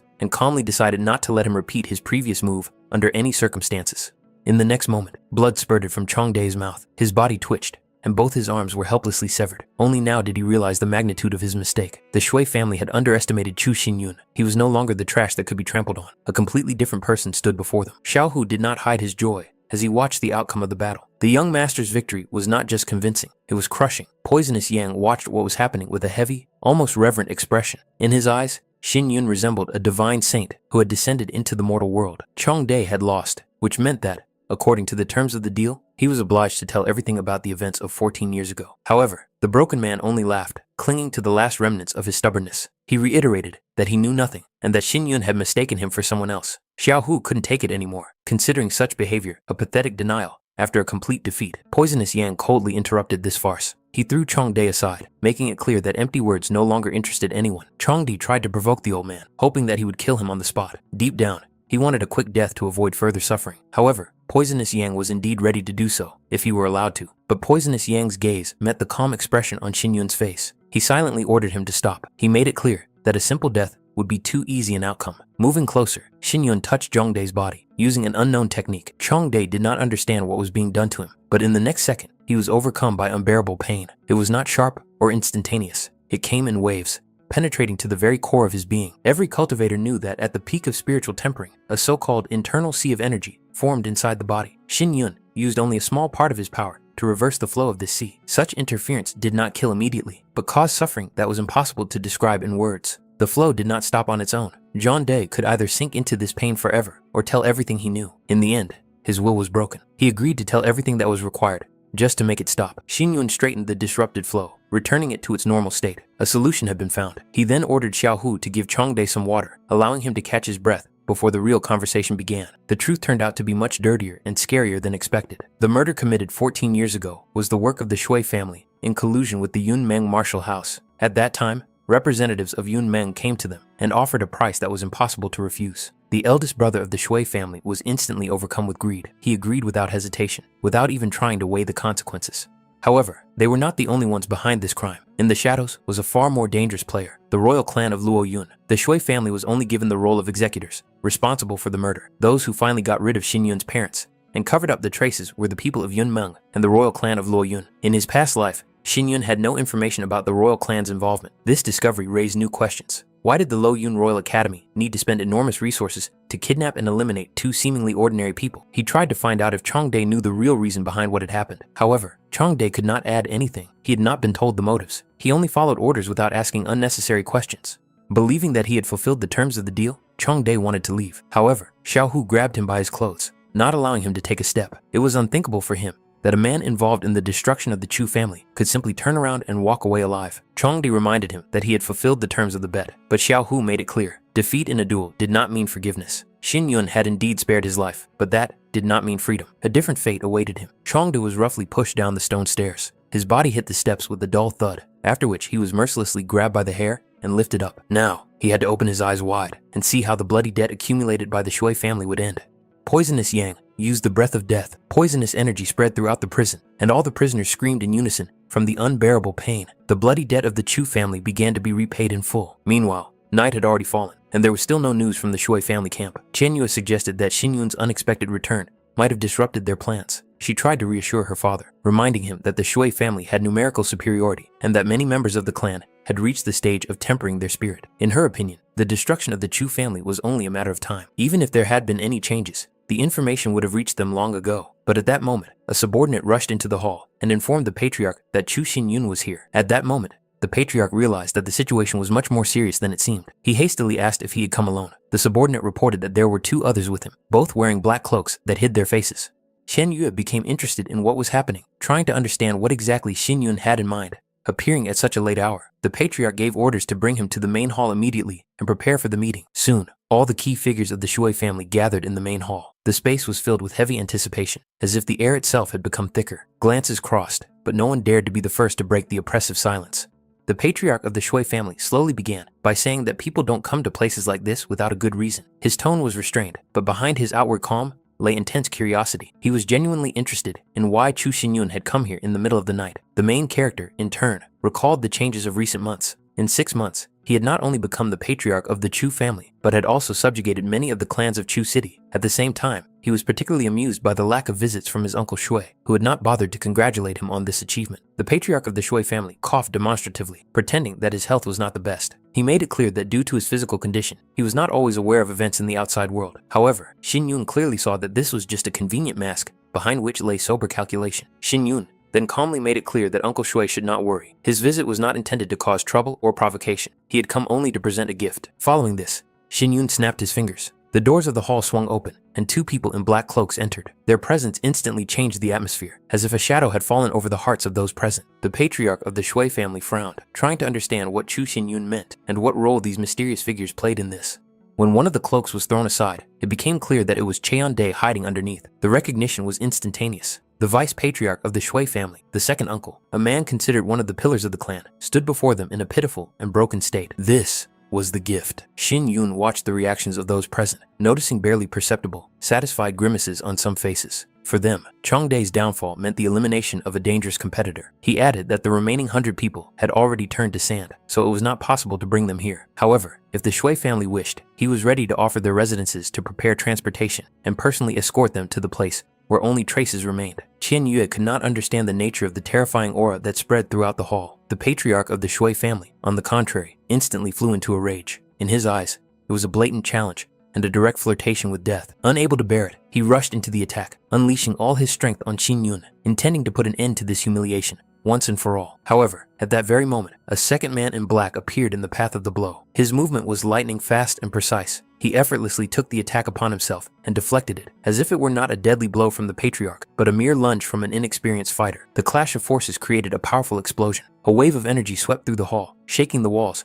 and forcing those present to retreat. At that moment, it became clear that what had happened had passed the point of no return. One of the subordinates hurriedly approached the young lady, cautiously asking if she was all right. She did not answer immediately. Her gaze darted feverishly around the hall until it stopped on her father's figure. Only after making sure that he was still alive was she able to catch her breath, and only then did everyone notice the obvious. Chu Xinyun's defender was Poisonous Yang. The old man's face was contorted with rage. His aura raged like a poisonous storm, making it clear that those who dared to go against his master had crossed the line. It seemed that these people were simply tired of living. Those present caught one word in particular: master. Xin Yun stopped him before he could take the next step. He made it clear that this was the end, and they were leaving. Now, it was no surprise why Chong Dae and the others had suffered a crushing defeat. Chu Xin Yun really did have an ace up his sleeve, Poisonous Yang, but that was precisely what caused the most confusion. Why would such a dangerous and legendary person follow Xin Yun and refer to him as master? Qian Yu had tried to stop him, demanding an explanation. In her understanding, it seemed as if Chu Xinyun intended to destroy the Shui family solely because of their recent provocation. However, Xinyun made it clear that the opposite was true. It was the Shui family who had targeted him first. From the very beginning, they had tried to destroy the Chu family, acting secretly and not shying away from dirty methods. The Shui family attacked the city of Chu, killed many civilians,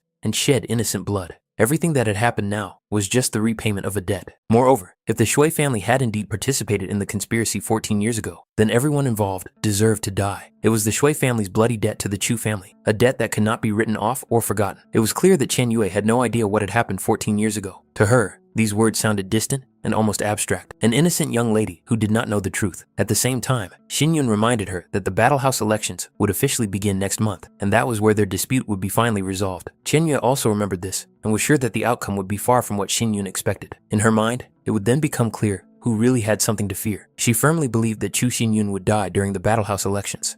As they left the residence, Poisonous Yang mentally turned to his master. He couldn't shake the thought that he had missed the perfect chance to destroy the Shui family once and for all. But Xin Yun seemed to read his doubts, which only reinforced the feeling that this man could see much further than the rest. Poisonous Yang increasingly felt that his master was almost omniscient. The Shui family's fighting spirit was broken. With their current strength, the Chu family could easily wipe them off the face of the earth. The only question was why they hadn't done so. The reason was simple and dangerous. Behind the Shui family stood the Yunmeng martial house. The complete destruction of the Shui family would inevitably bring the wrath of this force upon the Chu family. Xin Yun had not come for total extermination, but to make them realize the reality of their situation, like frying a frog in a well, so that they would no longer plot behind the Chu family's back. Poisonous Yang still had concerns. He wondered if the Shui family might try to hide behind the authority of the Yunmeng martial house, at least for appearance's sake. However, such a move would be like playing with fire. If they really dared to do so, they would only hasten their own destruction. A logical question arose. Would a man like Shui Chun Xian really humiliate himself and beg the Yunmeng martial house for support? After what had happened, the Shui family had weakened considerably. They could pretend to be harmless and act confused, but as long as their clan continued to exist,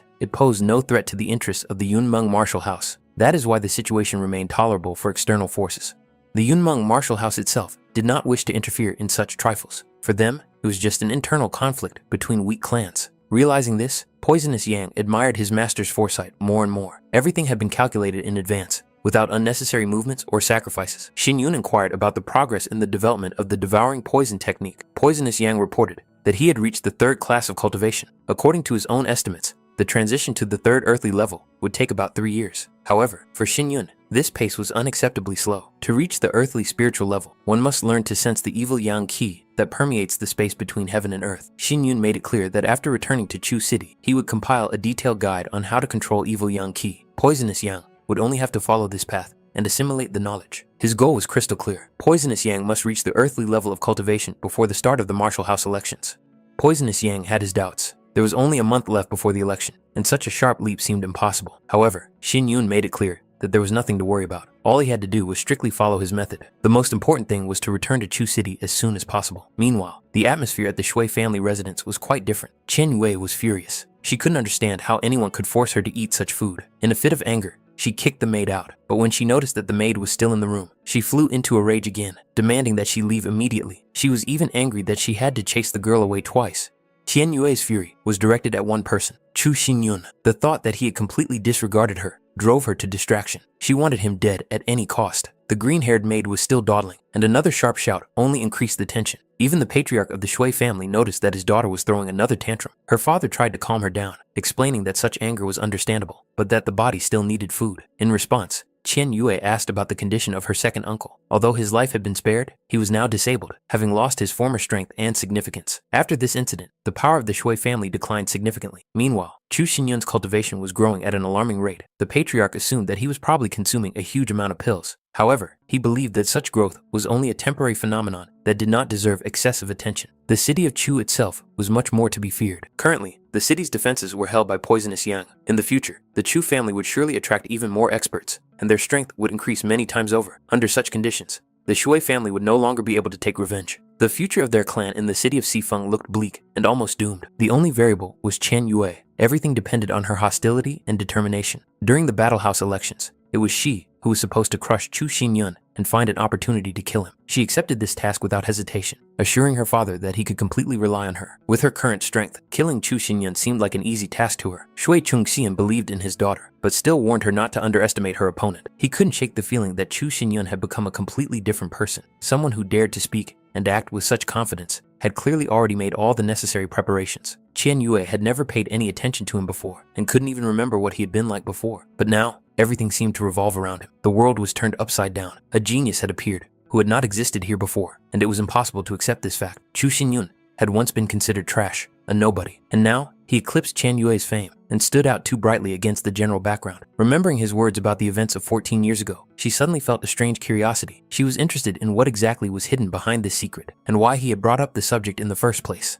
Shui Chunqian made it clear that it was better not to listen to Chu Xinyun's words at all. For him, they were not worth paying attention to. Right now, it was much more important to focus on cultivation. This time, the martial house elections were to be held in the city of Heishui, and Chen Yue had to go there in advance. She needed to personally greet Elder Gu, who was now the representative of the Yunmeng martial house. It was through him that the Shui family intended to gain support. Chen Yue had a heavy responsibility on her shoulders. She had to wash away the humiliation that the Shui family had suffered. Shui Chunqian had no doubt that his daughter would cope with this and would not disappoint his expectations. Meanwhile, Poisonous Yan became curious about what kind of spiritual herbs Xin Yun was going to purchase at the Thousand Treasures Pavilion. It was about spiritual cores. It wasn't that difficult to obtain them, and he believed that the master didn't need to do it himself. Such tasks could be entrusted to him. However, Xin Yun wanted to get the best possible. His goal was to obtain spiritual cores extracted from 9th grade spiritual beasts. There were only a few such cores in the entire city of Sifeng, but even with such a shortage, he already had a clear plan. When he appeared, those around him greeted the patriarch of the Chu family, one after another. Qin Chan also approached with greetings. It turned out that he was on his way to the Chu family residence to invite the patriarch, and their meeting was a happy coincidence. Xin Yun inquired about the reason for the search, and it became clear that the initiators were Lord Gu and Lady Yu Yan. The lord of the city greeted the patriarch of the Chu family with due respect. Yu Yan was also sincerely delighted by his appearance, making no secret of her goodwill. Xin Yun noted the lord's excessive politeness and inquired about the purpose of the meeting. Remembering the previous incident, the lord felt it necessary to apologize for his former rudeness and inappropriate tone. In fact, Xin Yun had long since ceased to attach any importance to those events and made it clear that apologies were unnecessary. However, the lord of the city insisted, saying that he had prepared a small gift and asked that it be accepted in any case.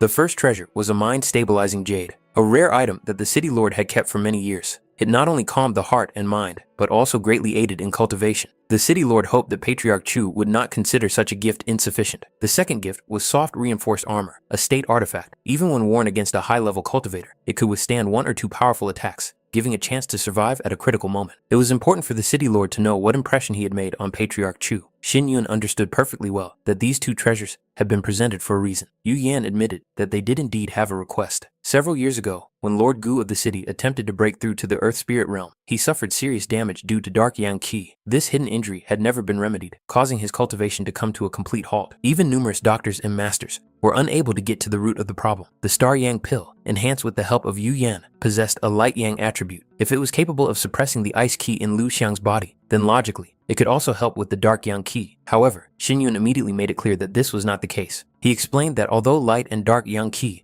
are considered opposite attributes, there is no harmony between them. If the Lord of Gu City decided to take the Star Yang pill, not only would it not heal the hidden injury, but it would also lead to an even greater decline in cultivation, undermining the foundation of his power. The city lord was shocked. For a moment, he thought that fate had finally given up on him. However, Xin Yun's words sounded different, like a ray of hope. He made it clear that the situation was not hopeless. The moment the city lord was able to break through to the earthly spiritual level and completely absorb the Dark Yang Qi, the hidden trauma would disappear on its own, as if it had never existed. At first, Gu Qingshan even took it as a revelation. The idea seemed brilliant to him, as if the veil of truth had suddenly been lifted before him. But in the next second, he realized that it was not that simple. Irritation flared up in his mind. It was precisely his attempt to break through by absorbing Dark Yang Qi that had caused the injury he sustained during his failed breakthrough from the 9th level of body tempering. He couldn't take the next step, so the proposed method seemed like a vicious circle, contradicting itself. Deep down, he decided that this petty upstart was simply mocking him. Did Xin Yun really think that he, the lord of the city, would stoop to begging for help and pleading for treatment, losing his face and status? However, Xin Yun was completely calm. He really did know a way to break through. Yu Yan was surprised to grasp the essence of his words and realized that this was not a mockery. The truth was that this method had 2 strict conditions. Lord Gu instantly focused his attention. If a solution really existed, he wanted to hear it in full. As long as the patriarch of the Chu family was able to help him reach the earthly spiritual level, he was willing to discuss any conditions, as long as they were within his capabilities. The first condition was stated openly. It was necessary to collect 9 cores of the spiritual gathering of a 9th class beast. Moreover, this had to be done before the start of the Battle House elections. The sooner, the better. Xin Yun made no secret of the fact that this was the reason he had visited the Thousand Treasures Pavilion and asked directly whether the lord of the city would be able to fulfill this requirement. The city lord immediately realized that the price was incredibly high. It was almost impossible to collect 9 9th grade B spirit cores in such a short period of time. Even in his own residence, there were only 2 such cores, obtained over many years. Yu Yan, on the other hand, considered this a minor difficulty. In her eyes, the task boiled down to simply collecting spirit cores. Any problem that could be solved with money was not a real problem for her. After that, the second condition was announced. After breaking through to the earthly realm, Lord Gu of the city must become an invited elder of the Chu family and take on the responsibility of protecting the Chu family's safety for 10 years. To the lord of the city, this sounded absurd. He could not accept such a condition. He was a respected ruler of the city. What was the Chu family to him? Now they were asking him to become the invited elder of a foreign clan. It sounded like a meaningless dream. Even Yu Yan considered this demand excessive. However, at that moment, a calm question was asked. Did they really think that being an invited elder of the Chu family was so humiliating? The lord of the city immediately recognized Poisonous Yang. His attention was instantly drawn to the fact that the poisonous marks on the old man's face had disappeared without a trace. This in itself was incredible, but what confused him even more was that such a person was standing next to Xin Yun. Meanwhile, Poisonous Yang made it clear to the master that he had something to say. Guided solely by his long-standing friendship with Gu Qingshan, Poisonous Yang sincerely advised him to accept this offer and become an invited elder of the Chu family. In his understanding, this was not a loss of status, but a great honor, the opportunity to stand next to someone who would soon change the balance of power in the entire region. Poisonous Yang was confident that as long as he was willing to follow the master and strictly follow all his instructions, achieving the earthly spiritual level and then the heavenly one would not be an insurmountable obstacle for him. In his eyes, this path was already clearly outlined. The lord of the city of Gu trusted Poisonous Yan's words, but doubts remained. The prospects of the heavenly spiritual level sounded too incredible. Yu Yan, on the contrary, was genuinely intrigued, especially by the last words, which hinted at a power far beyond the usual limits. Xin Yun made it clear that he had no intention of persuading him. If the lord of Gu City did not wish to accept the terms, The conversation could end there. After that, he calmly suggested that Poisonous Yan leave this place with him. They decided to stay at the Thousand Treasures Pavilion for the time being. Lord Gu was still treating his injury there anyway, so this decision was convenient for all parties and allowed them to avoid unnecessary attention. Xin Yun noted that 2 separate rooms would need to be prepared for cultivation, one for himself and one for Poisonous Yan. Yu Yan assured him that there was nothing to worry about and that the best rooms, meeting the highest standards, would be prepared for them. After inspecting the designated room, Xin Yun noticed that it was in no way inferior to a good hotel. It had everything necessary, including a separate bathroom, which was rare for places intended for cultivation. He had 6 spiritual cores at his disposal. Given that his body was only at the 9th level of tempering, such a step was extremely dangerous. However, the truth was that he no longer had time for slow development. Xin Yun consciously chose the shortest and most risky path. A peculiar lesson in spiritual cultivation, once received from Xiao Wu, came to mind. When a cultivator breaks through to the spiritual level of body tempering, a spiritual sea is formed inside. The greater its volume, the more powerful the spiritual energy. One spiritual core of a beast of the corresponding level is essentially equivalent to the entire spiritual sea of a cultivator. That is why it was possible to dramatically increase cultivation by absorbing the energy of spiritual cores. But this required strict conditions to be met. The main one was that the cultivator's level had to be high enough to withstand such a load. Xin Yun had not yet reached the spiritual level, which meant that such a step was deadly dangerous. The slightest mistake could cause his body to burst like an air-filled balloon. It was a path that could not be repeated without proper preparation and understanding of the consequences. The reason he decided to take this risk was because of a unique technique of an incredibly high level, the 9th Spirit Revolution. It was the legacy of the great combat cultivator, Emperor Hun Yan, Xin Yun's friend from his past life. The essence of the technique was to repeatedly compress the spiritual sea, which radically increased the quality of spiritual energy. This process could be compared to compressing the sun to the size of the moon. The volume decreased, but the density and power increased many times over. After such compression, the technique allowed him to compensate for the explosive energy of the spiritual core, and at the same time significantly increase his cultivation level. On the 10th day of continuous practice, Xin Yun finally completed the 6th revolution. His condition stabilized, and the spiritual energy inside his body acquired a new, denser structure. Feeling a rare sense of relief, he decided to tidy himself up and went to wash. At that moment, he suddenly understood why Hun Yan had taken so many of the pills he had created in his previous life. Now he understood this path from his own experience. Yu Yan was surprised to see him here. She did not understand why he was outside his room, because a separate area had been prepared for Poison Yang to cultivate. Qin Shan also wondered about this, but the old man preferred to remain silent, as if he did not want to reveal what was happening ahead of time. It was clear that Poisonous Yang was wholeheartedly committed to protecting his master. There was not a shadow of doubt in his loyalty, and there was something truly touching about it. Suddenly, the old man opened his eyes wide and stood up abruptly, as if sensing something important. He probably knew that Chu Xinyun was about to come out. Yu Yan suggested going to see what was happening. The main character did indeed appear, and immediately noticed the changes. Poisonous Yang's aura was no longer at its previous level. He had stepped onto the earthly spiritual level. The old man strictly followed the master's method and successfully completed his cultivation. Poisonous Yang knelt down without hesitation. His body trembled not from weakness, but from overwhelming emotions. He was ready to follow the master anywhere and believed that only death could separate them. Xin Yun was pleased. Poisonous Yang had completely lived up to his expectations. However, Xin Yun immediately made it clear that there was no need to follow him everywhere. Only one thing was required of Poisonous Yang: to reliably protect the Chu family. The old man silently accepted this condition, allowing the master's words to take root in his heart forever. If Yu Yan was not mistaken, Poison Yang was the first person in Sifeng to reach the earthly spiritual level. This meant that the Chu family now possessed the power to make it the strongest clan in the city. At that moment, Xin Yun noticed that other people had gathered nearby. His attention shifted to Lord Gu of the city. He became curious about the state he was in. It turned out that the lord of the city was still cultivating behind closed doors. Yu Yan suggested checking on the situation. Xin Yun agreed and asked to be shown the way. When they reached the right place, Xin Yun immediately realized that something was wrong. The aura seeping from inside was unstable and dangerous. Without hesitation, he ordered Poisonous Yang to blow up the stone door. Poisonous Yang carried out the order instantly. The stone barrier shattered into pieces, revealing what was happening inside. Yu Yan couldn't understand what was happening. Qin Shan was shocked to feel the frighteningly dense dark Yang Qi filling the space. Poisonous Yang stood silently nearby, not interfering without orders. Xin Wen ordered everyone to wait outside and not take any action. He immediately identified the problem. The city lord had already entered a state of cultivation deviation. Without wasting time on hesitation, Xin Yun struck the city lord in the face, bringing him to his senses. There was no gentleness in his actions, only the necessity to stop the destructive process.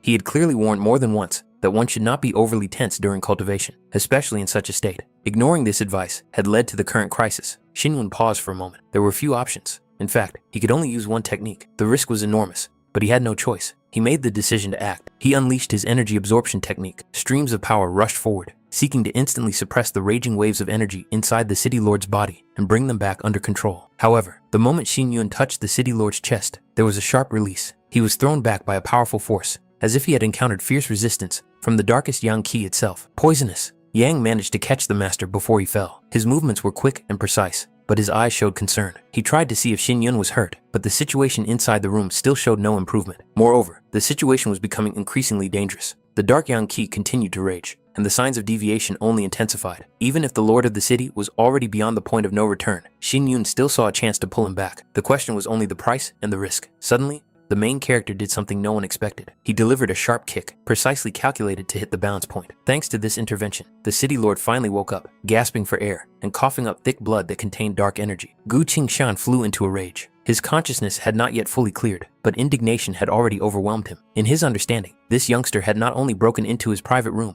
but also dared to raise his hand against him. Xin Yun calmly pointed out the truth of what was happening. He made it clear that the city lord had already entered a cultivation deviation. If he hadn't intervened, Gu Qingshan would be dead. The realization of this fact hit the city lord like a bucket of cold water. Xin Yun reminded him that he had warned him not to rush his development and not to force a breakthrough. It was precisely because of this stubbornness that he was stuck at the 9th level of spiritual tempering. Yu Yan and Qin Shan watched the scene from the sidelines, and the whole scene really resembled the strict upbringing of an unreasonable child. The lord of the city finally humbled his pride and acknowledged his own mistakes. He was afraid that he would never be able to make a breakthrough, and this expectation had exhausted him for many years. Fear and impatience made him forget Xin Yun's instructions. However, poisonous Yang reminded him of his current state, hinting that the breakthrough had already taken place. Gu Qingshan was stunned. He couldn't believe that he had truly reached the earthly spiritual level. His consciousness fluctuated between elation and disbelief. Xin Yun even considered bringing him to his senses with another blow, just to convince him that it wasn't a dream. Joy overwhelmed the lord of the city. He could barely contain himself, realizing that he had finally overcome the barrier that had tormented him for so many years. According to the agreement reached earlier, he became an invited elder of the Chu family. He expressed his sincere gratitude for the guidance and help. Xin Yun, however, responded with cold directness. He made it clear that such gratitude was unnecessary and that the Chu family did not need such an imprudent guest elder. Otherwise, he would have to rescue this man from deadly situations too often, which was too much trouble. Gu Qingshan did not argue and acknowledged his own foolishness. Nevertheless, he was determined to continue his studies and hoped to receive guidance from poisonous Yang. The old man immediately made it clear that he should not be overly familiar and should keep his distance. After that, the city lord handed the remaining 3 spiritual cores to Patriarch Chu. Thus, the conditions were fully met, and Xin Yun could continue on his way. Yu Yan, observing what had happened, asked Qin Shan if he understood how Xin Yun had managed to bring the city lord's cultivation to the earthly level. However, Qin Shan could only shake his head. What was happening was beyond his comprehension. Yu Yan then clarified the timing. There was only about half a month left before the start of the Battle House elections, and time was running out. She immediately ordered Qin Shan to go to the imperial city, regardless of the fact that teacher Lin Xiaowu was to represent the heavenly mansion in the election. There was no time to delay. The letter contained all the necessary explanations, so Xin Yun simply told Qin Shan to deliver it to the addressee without further ado. The man nodded briefly as he accepted the assignment and promised to carry it out without delay. Returning home, Xin Yun loudly announced his arrival, expecting to see Liu Xiang immediately. However, he was met with silence. He quickly searched the rooms,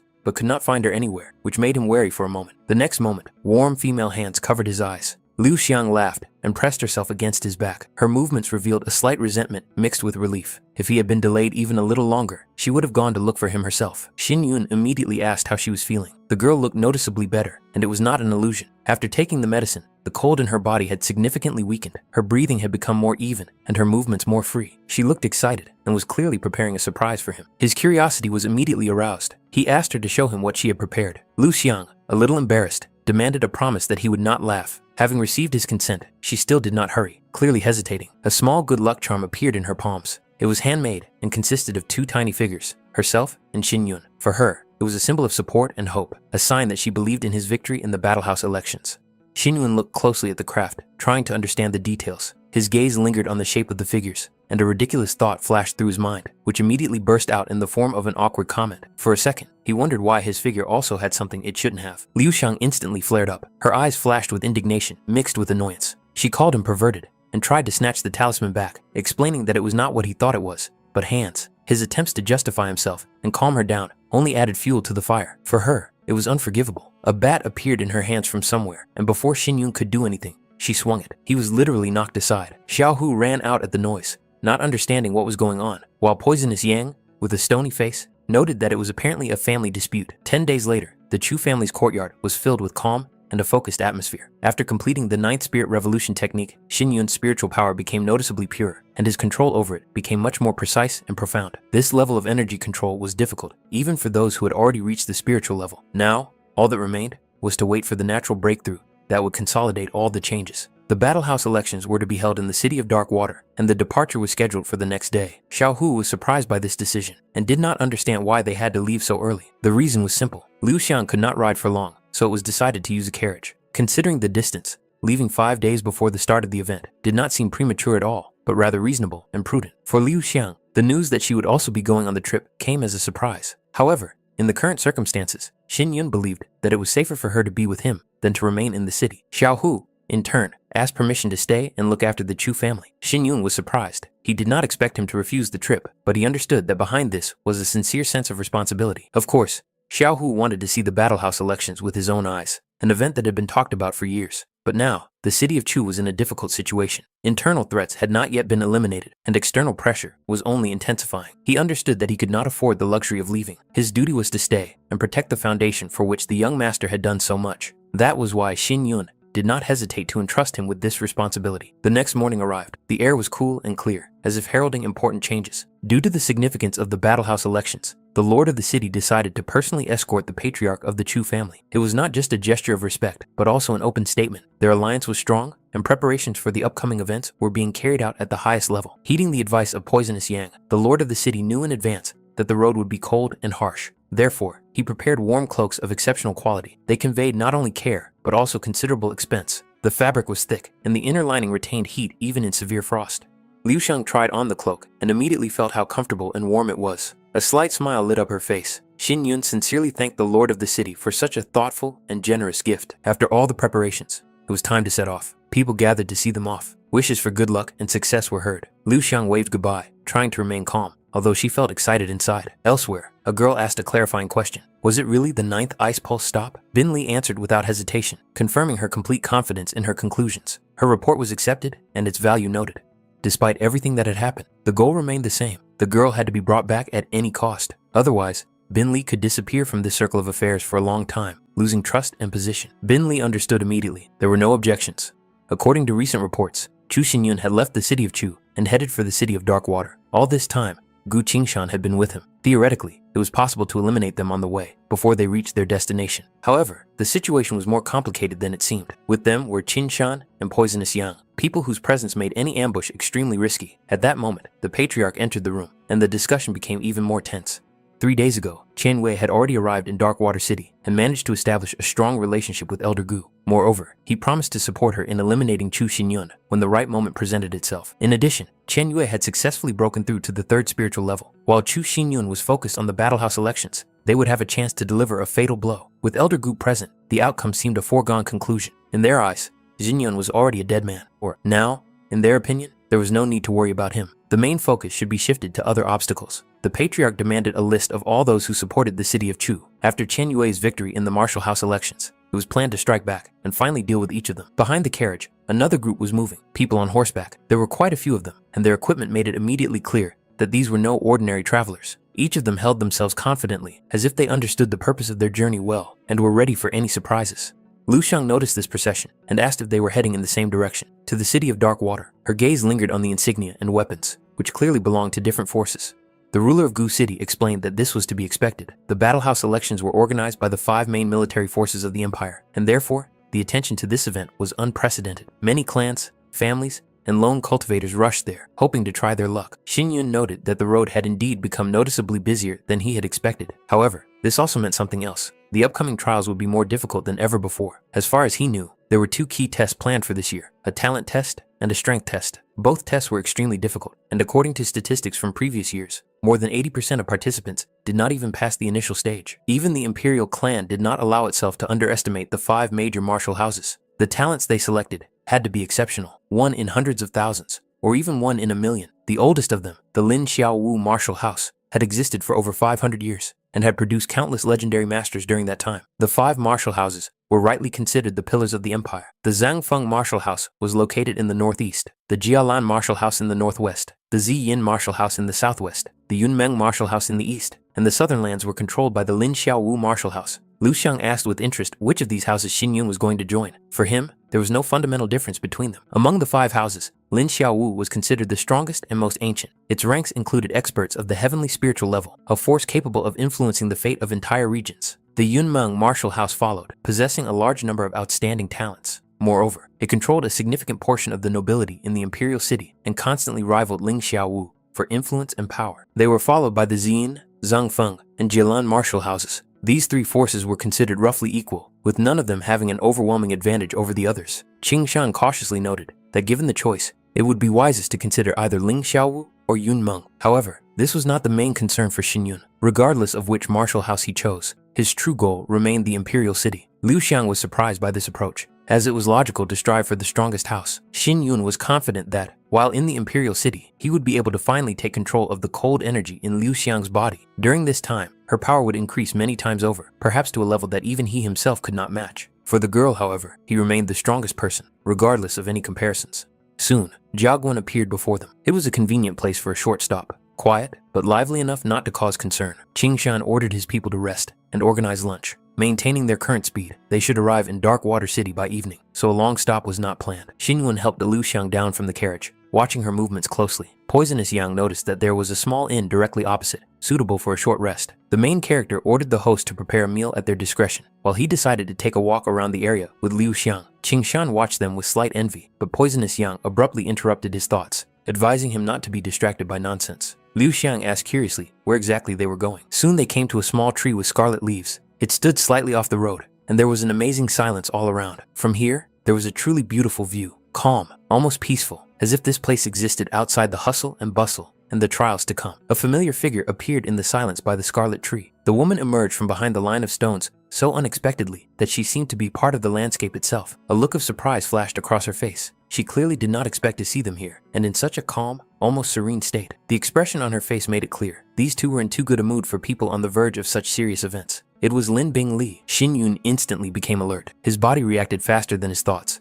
and his attention was completely focused on the uninvited guest. He made it clear that her appearance here was inappropriate. In response, Bin Li only coldly assessed him, noting to herself that he did not look strong. But there was something unusual about him, a certain ability that had once allowed him to interfere in her affairs and change the outcome of events. Xin Yun immediately cut off any attempts to intrude into their lives, not wanting to have anything to do with her. Bin Li, without denying her own mistake in assessing his importance, got to the point. In her opinion, Liu Xiang should go with her. At that moment, Xin Yun gestured for Liu Xiang to stay behind, clearly stating his position. For the 9th Ice Palace, the 9th Ice Pulse stop was of exceptional importance. Such a gift was extremely rare and was considered a treasure capable of changing the balance of power. Bin Li was here precisely for this reason, to possess what, in her opinion, should not belong to outsiders. Xin Yun made it clear that this was unacceptable. However, the cold gleam in Bin Li's eyes made it clear that she was not going to back down. In her mind, the outcome was already decided. The next moment, Liu Xiang felt a sharp chill. Her eyes widened in horror when she saw that Xin Yun's body was frozen, as if encased in ice. Fear instantly overwhelmed her. What was happening was beyond anything they had ever encountered before. Intervention followed almost immediately. Poisonous Yang and Qin Shan rushed forward without hesitation. For Poisonous Yang,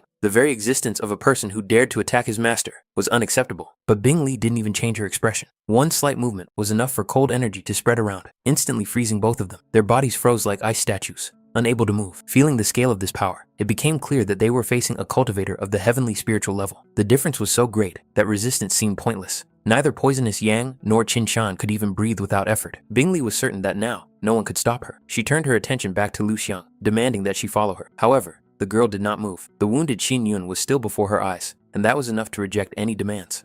Bing Li grabbed Liu Xiang's wrist sharply, suppressing her resistance with icy force. She demanded that she stop her senseless resistance. At that moment, Xin Yun's sharp voice rang out, filled with contempt for her self-confidence. Bing Li couldn't believe her senses. He had managed to break free from the icy captivity. Liu Xiang desperately reached out to him, hoping for salvation. Xin Yun gathered his remaining strength and activated his technique. Streams of lightning burst from his body and rushed straight at Bin Li, tearing through the air with a sharp crack. However, even this attack failed to cause her serious harm. The icy defense absorbed the blow, and in response, Bin Li threw it away with a single movement, as if it were not an enemy, but a nuisance. Xin Yun struggled to get up. His body betrayed him. Weakness overwhelmed him instantly. He coughed, and a clot of blood fell to the ground. At that moment, he clearly realized how limited this body was in the face of true heavenly power. Liu Xiang immediately rushed towards him, forgetting everything else. But Bin Li once again blocked her path, her cold presence forcing the girl to stop. She insisted that Liu Xiang obey, leaving her no room for choice.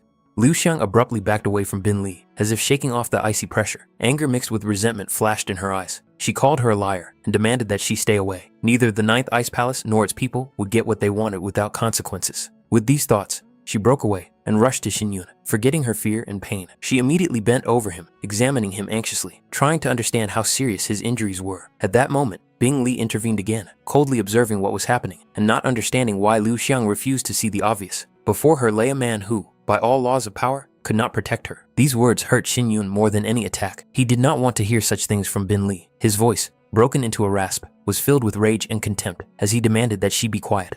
Gathering his remaining strength, he tried again to get up and rush into battle. However, to Bin Li, it seemed like a pathetic waste of time. In her eyes, he was just a stubborn obstacle that needed to be removed. Ice surged around them, forming sharp, deadly structures. The space was filled with a cold that made the air crackle. Bin Li was even surprised to see that Xinyun managed to dodge some of the attacks, despite his condition. But that did not change her assessment. To her, he remained naive. With a slight gesture, she summoned the guardian of the 5th class fighting spirit, the Ice Owl. A huge creature of pure cold appeared behind her, radiating an overwhelming pressure. Bing Li was confident that the Ice Owl's defense was impenetrable to someone like him. However, Xinyun, as if ignoring her confidence, went on the attack anyway. The blow missed its target. He was thrown back again, like a broken doll. The difference in strength was merciless. He had not yet reached the spiritual level, yet he dared to resist a heavenly level cultivator. To Bing Li, it seemed almost insulting. She expected that now he would finally realize his own insignificance. Liu Xiang understood clearly that if things continued in the same vein, Xinyun would die. Her heart sank with horror. Bing Li took a step toward him, noting that the previous attack had been dangerous. If it had reached its target, even a heavenly level cultivator might not have survived. That was why she decided it would be wisest to finish him off now. However, at that moment, her attention was drawn to the expression on his face. A faint smile appeared on Xinyun's lips.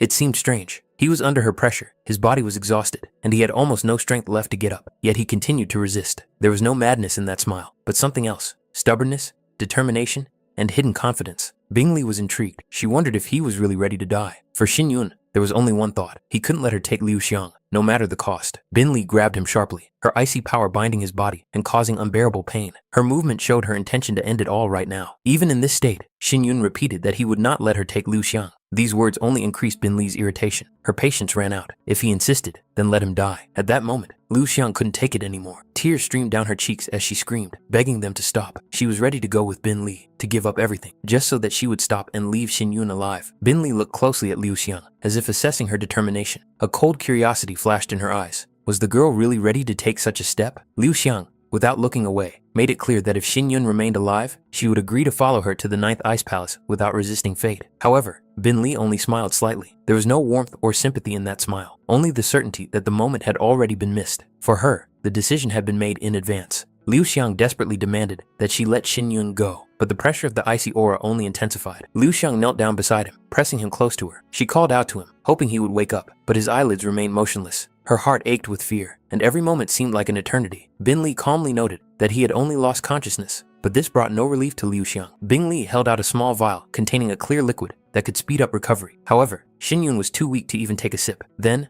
Liu Xiang, without hesitation, took the medicine herself and, leaning over, passed it to him through a kiss, putting not only the power of the pill into it, but also her own despair. For a brief moment, even Bing Li was thrown off balance by this action, but she quickly suppressed her emotions and reminded them that there was no time left. It was impossible to stay here and wait for him to finally come to his senses. Liu Xiang begged for a little more time, at least a few moments with him. Deep down, Liu Xiang blamed herself for everything. If that strange, cursed blood hadn't flowed through her veins, nothing would have happened. If Xinyun had tied his fate to her sisters instead of hers, he wouldn't be on the verge of life and death now. Guilt was eating away at her. She felt she didn't deserve his love or the place she had earned beside him. Her existence, it seemed to her, brought him only pain and danger. Leaning over him, she silently apologized for everything that had happened to him. At that moment, Xinyun felt hot drops on his face. Liu Xiang's tears awakened his consciousness, and he slowly opened his eyes, as if emerging from darkness. His gaze immediately darted to the side, and his first thought was of Lin Bing Li. He still couldn't allow Liu Xiang to fall into her hands, but Liu Xiang quickly made it clear that he no longer needed to fight, at least not now. Even Bin Li confirmed this. Hearing this, Xinyun couldn't believe what was happening.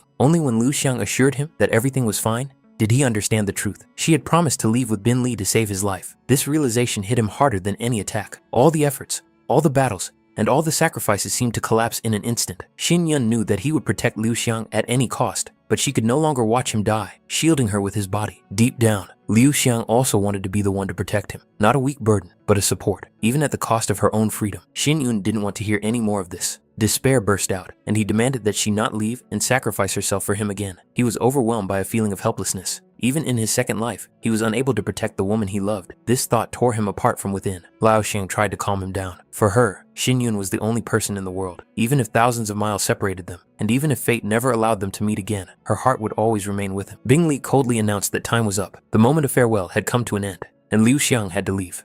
Xin Yun desperately tried to keep her with words. He begged her not to leave, to stay with him no matter what. For him, the very thought of parting was unbearable, as if something alive was being torn from his heart. However, the decision had already been made. Bin Li and Liu Xiang climbed onto the ice owl. The enormous creature made of pure cold spread its wings, and the air instantly grew colder. It was time to take off. Lao Xiang apologized to him once more. Even now, her heart yearned for him, and her desire to be near him had not disappeared. But she knew there was no other way. While it was still possible, they held hands, as if trying to hold on to the fleeting moment. But the distance between them grew inexorably. The cold air separated them more and more, until touch became impossible. Xin Yun, unable to restrain himself, shouted that he would come for her. He swore that one day he would enter the 9th Ice Palace and take her back, no matter what the cost. Until that day, she had to wait for him. It was not a promise. It was a vow burned into her heart. Liu Xiang agreed. She believed that day would come. She would wait as long as it took for him to come for her. In the next moment, the ice owl soared into the sky, carrying her away. When their silhouettes disappeared over the horizon, Xin Yun broke down. His rage burst forth, and he swore that the 9th Ice Palace would pay for everything that had happened today. He would not forget this debt. Under the rule of the Liu Yun dynasty, there were 5 main provinces. The capital of the northwestern province of Xifeng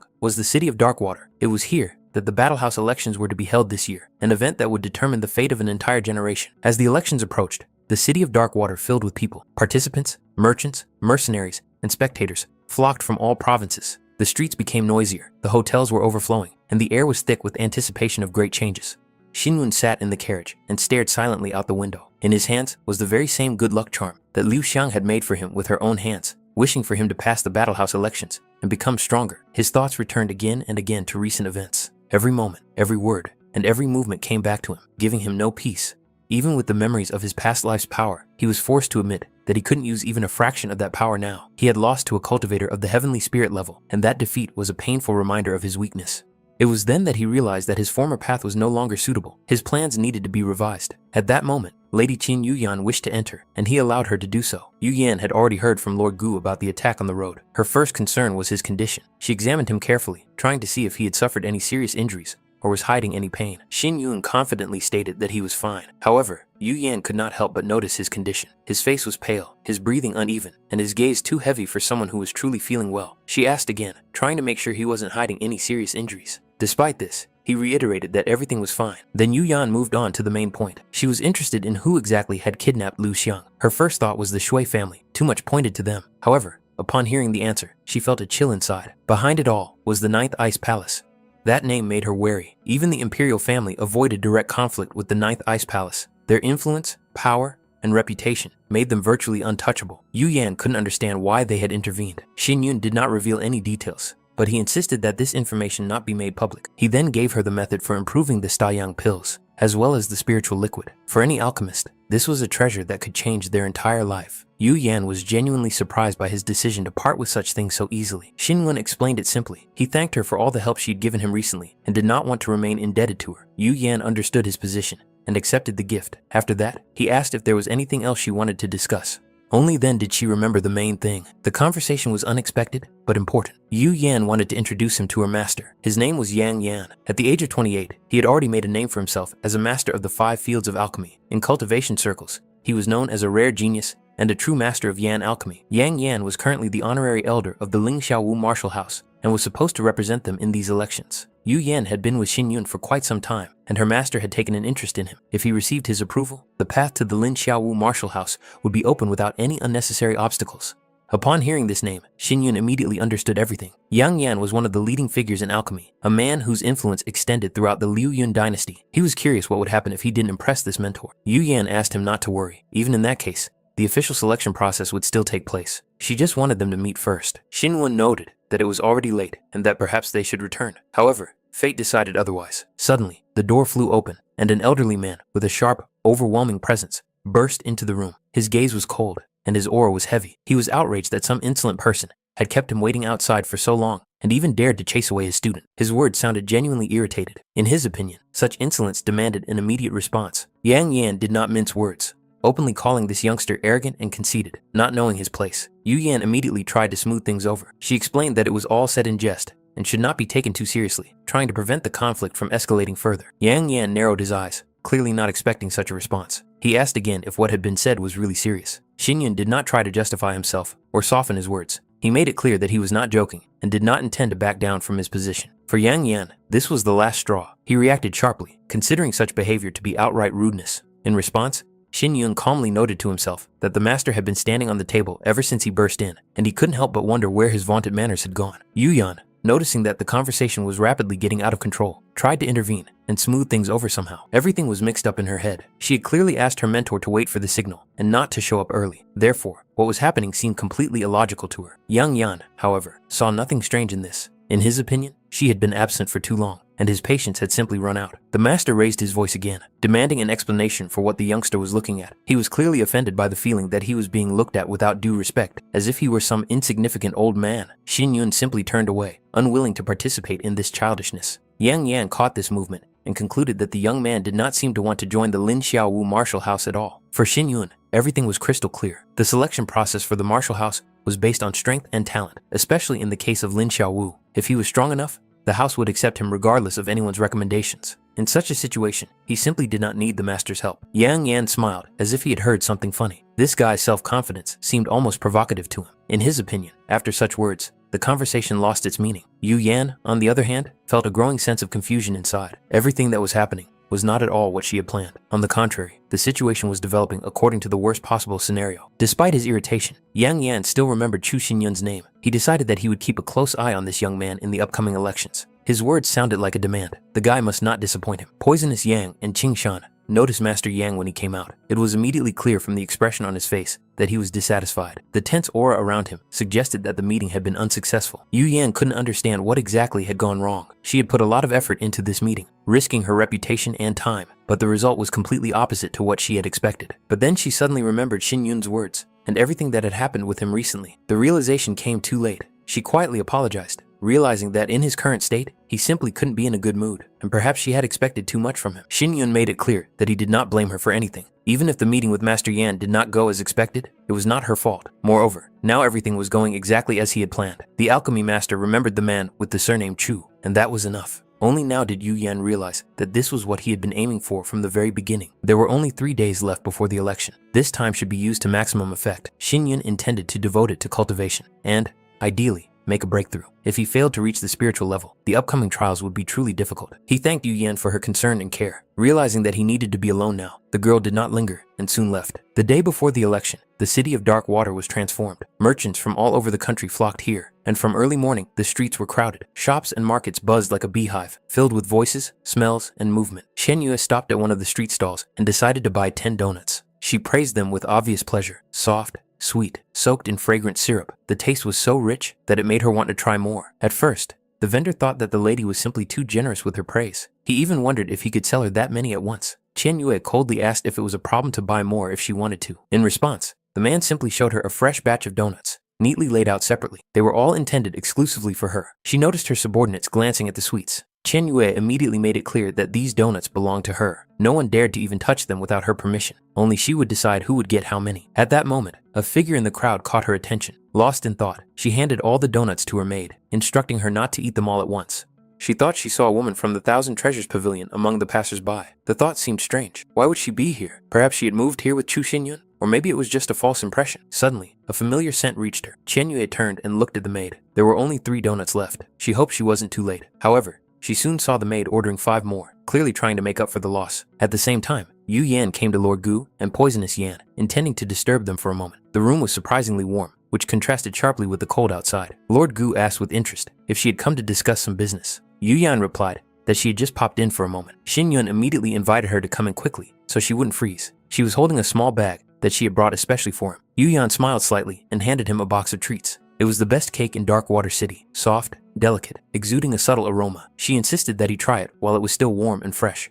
Xin Yun thanked her for her thoughtfulness, but did not touch the food. He had no appetite. His thoughts were too heavy. Yu Yan did not insist, but her concern was still evident in her eyes. She sensed that there was much more behind his calmness than he was showing. He assured her that he was fine, and that there was no need to worry. Participating in a competition of this level was not an insurmountable challenge for him. Hearing this, Yu Yan felt relieved. At least outwardly, he remained confident. Off to the side, Poisonous Yang looked at the city lord with displeasure and asked what he was doing. Gu Qingshan admitted without a hint of embarrassment that he was eavesdropping and asked him to speak more quietly. He had never seen Lady Qin care so sincerely about anyone before. In response, Poisonous Yang sharply pulled his ear, making it clear that this was another reason not to interfere in other people's conversations.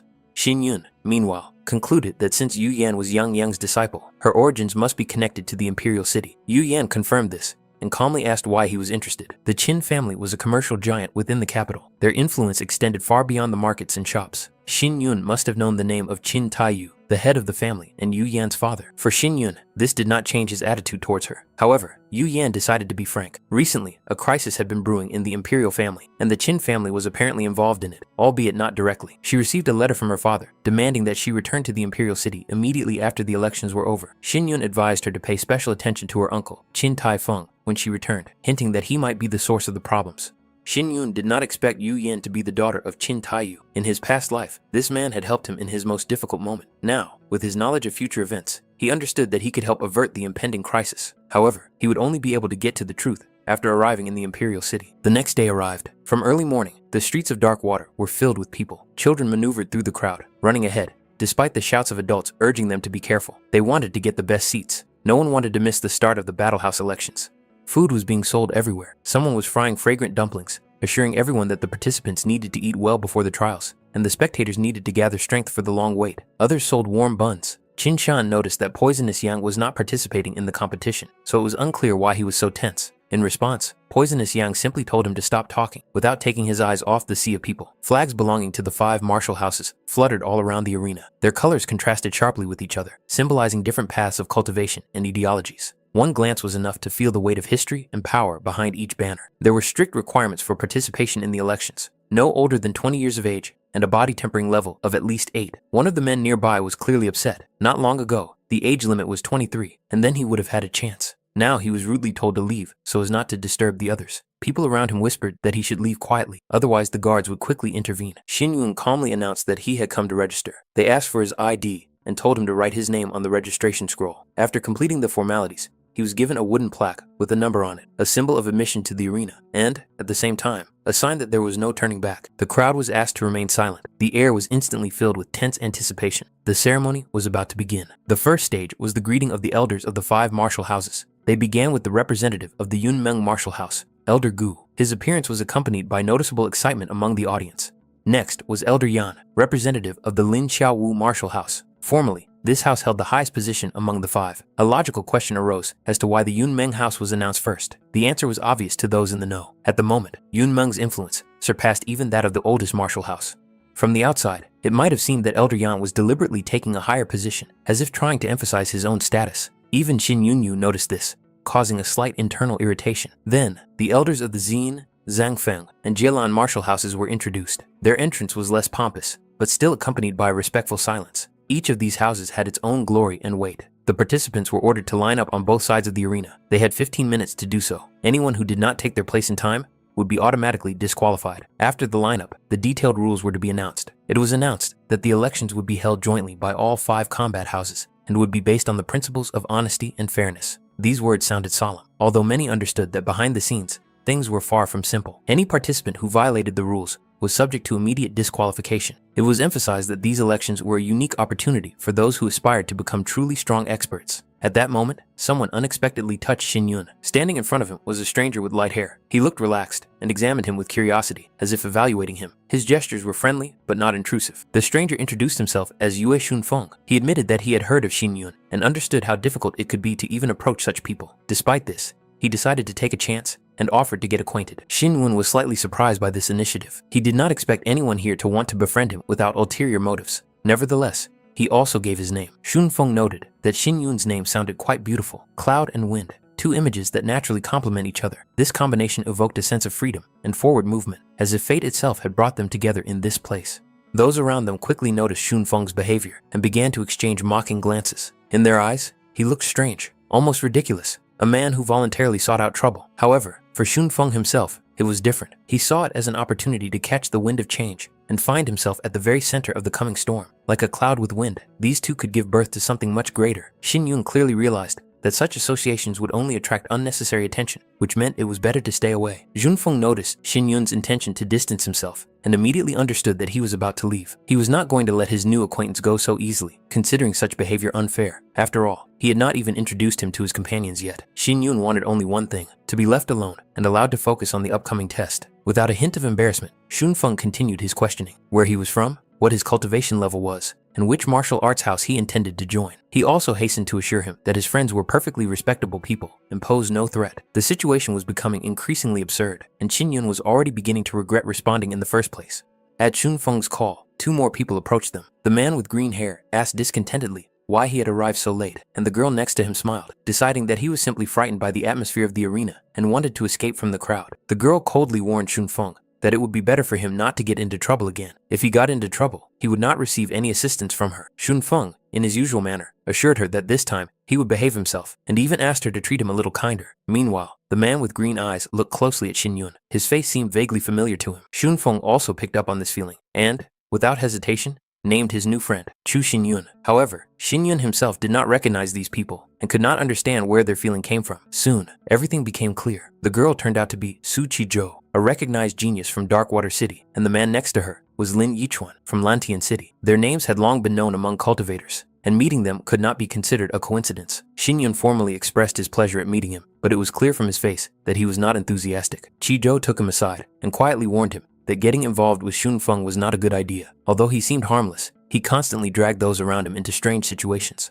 It was obvious that Xinyun himself was uncomfortable with this company, so the best solution was to simply ignore Feng. At that moment, Qian Yue appeared in the crowd. Her gaze immediately fell on Xinyun, and a flash of obvious irritation crossed her face. She made it clear that he should not get in her way. Qian Yue sarcastically remarked that Xinyun was too friendly with another girl behind her sister's back. In her opinion, such people were perfect for each other. 2 pieces of trash who had found company of their own level. Qizhou and Xunfeng instantly fell silent. Even the carefree Feng sensed the tension in the air and realized that the situation was more than just a usual argument. Xinyun's expression changed dramatically. His gaze became cold, and he demanded an explanation, not hiding his inner anger. Qian Yue did not understand why his reaction was so harsh, and this only fueled her irritation. However, in the next moment, Xinyun regained his composure. He was well aware that he couldn't let her know the truth about what had happened to Lu Xiang. Right now, the most important thing for him was to get through the election. Any fight at this stage would mean immediate disqualification. Qian Yue remembered his previous words that he would defeat her in this election. Now she noted with disappointment that he had only reached the spiritual level. In her eyes, this was clearly not enough. She also recalled that all his actions against the Shui family and all the commotion in Xifeng were just a pathetic attempt to distract her from her cultivation. Chen Yue was confident that she understood his intentions perfectly well, and they did not affect the power of the Shui family in the slightest. From her point of view, such tricks seemed naive and useless. Chen Yue called him pathetic with open contempt and declared that he was not worthy of the honor of participating in the martial arts house elections. In her eyes, Xin Yun was just a random figure, unworthy of even standing in the same arena as true geniuses. She was determined to personally make him feel the difference in power and status. Xin Yun asked coldly and menacingly if she was finished. His calmness only irritated her more. Chen Yue replied that it was too late for regrets and that she would show no mercy in the arena, whatever the outcome. There was no doubt about her intentions. She wanted to prove to him that he was just a frog at the bottom of a well, unaware of the true heights of this world. Xin Yun only briefly noted that he would wait, and in this calm response, there was a confidence that involuntarily made one wary. Xunfeng, of course, knew the genius of the city of Xifeng, Shui Qianyue. Rumor had it that she had a 4th-level fighting spirit and 3rd-level spiritual cultivation, which fully explained her arrogance and sharpness. Lin Yichuan couldn't believe that these two were connected by anything more than a chance encounter. It was hard for him to imagine what Xin Yun could have done to offend such a woman. Xin Yun treated it as a trifle and explained that it was all old business. In the past, there had indeed been rumors of a marriage agreement between the Shui family of Xifeng City and the Chu family. However, after the decline of the Chu family, the agreement was terminated without hesitation. A year ago, the young master of the Chu family had proposed, but not to the eldest lady of the Shui family, but to her younger sister, the daughter of a concubine. For Qian Yue,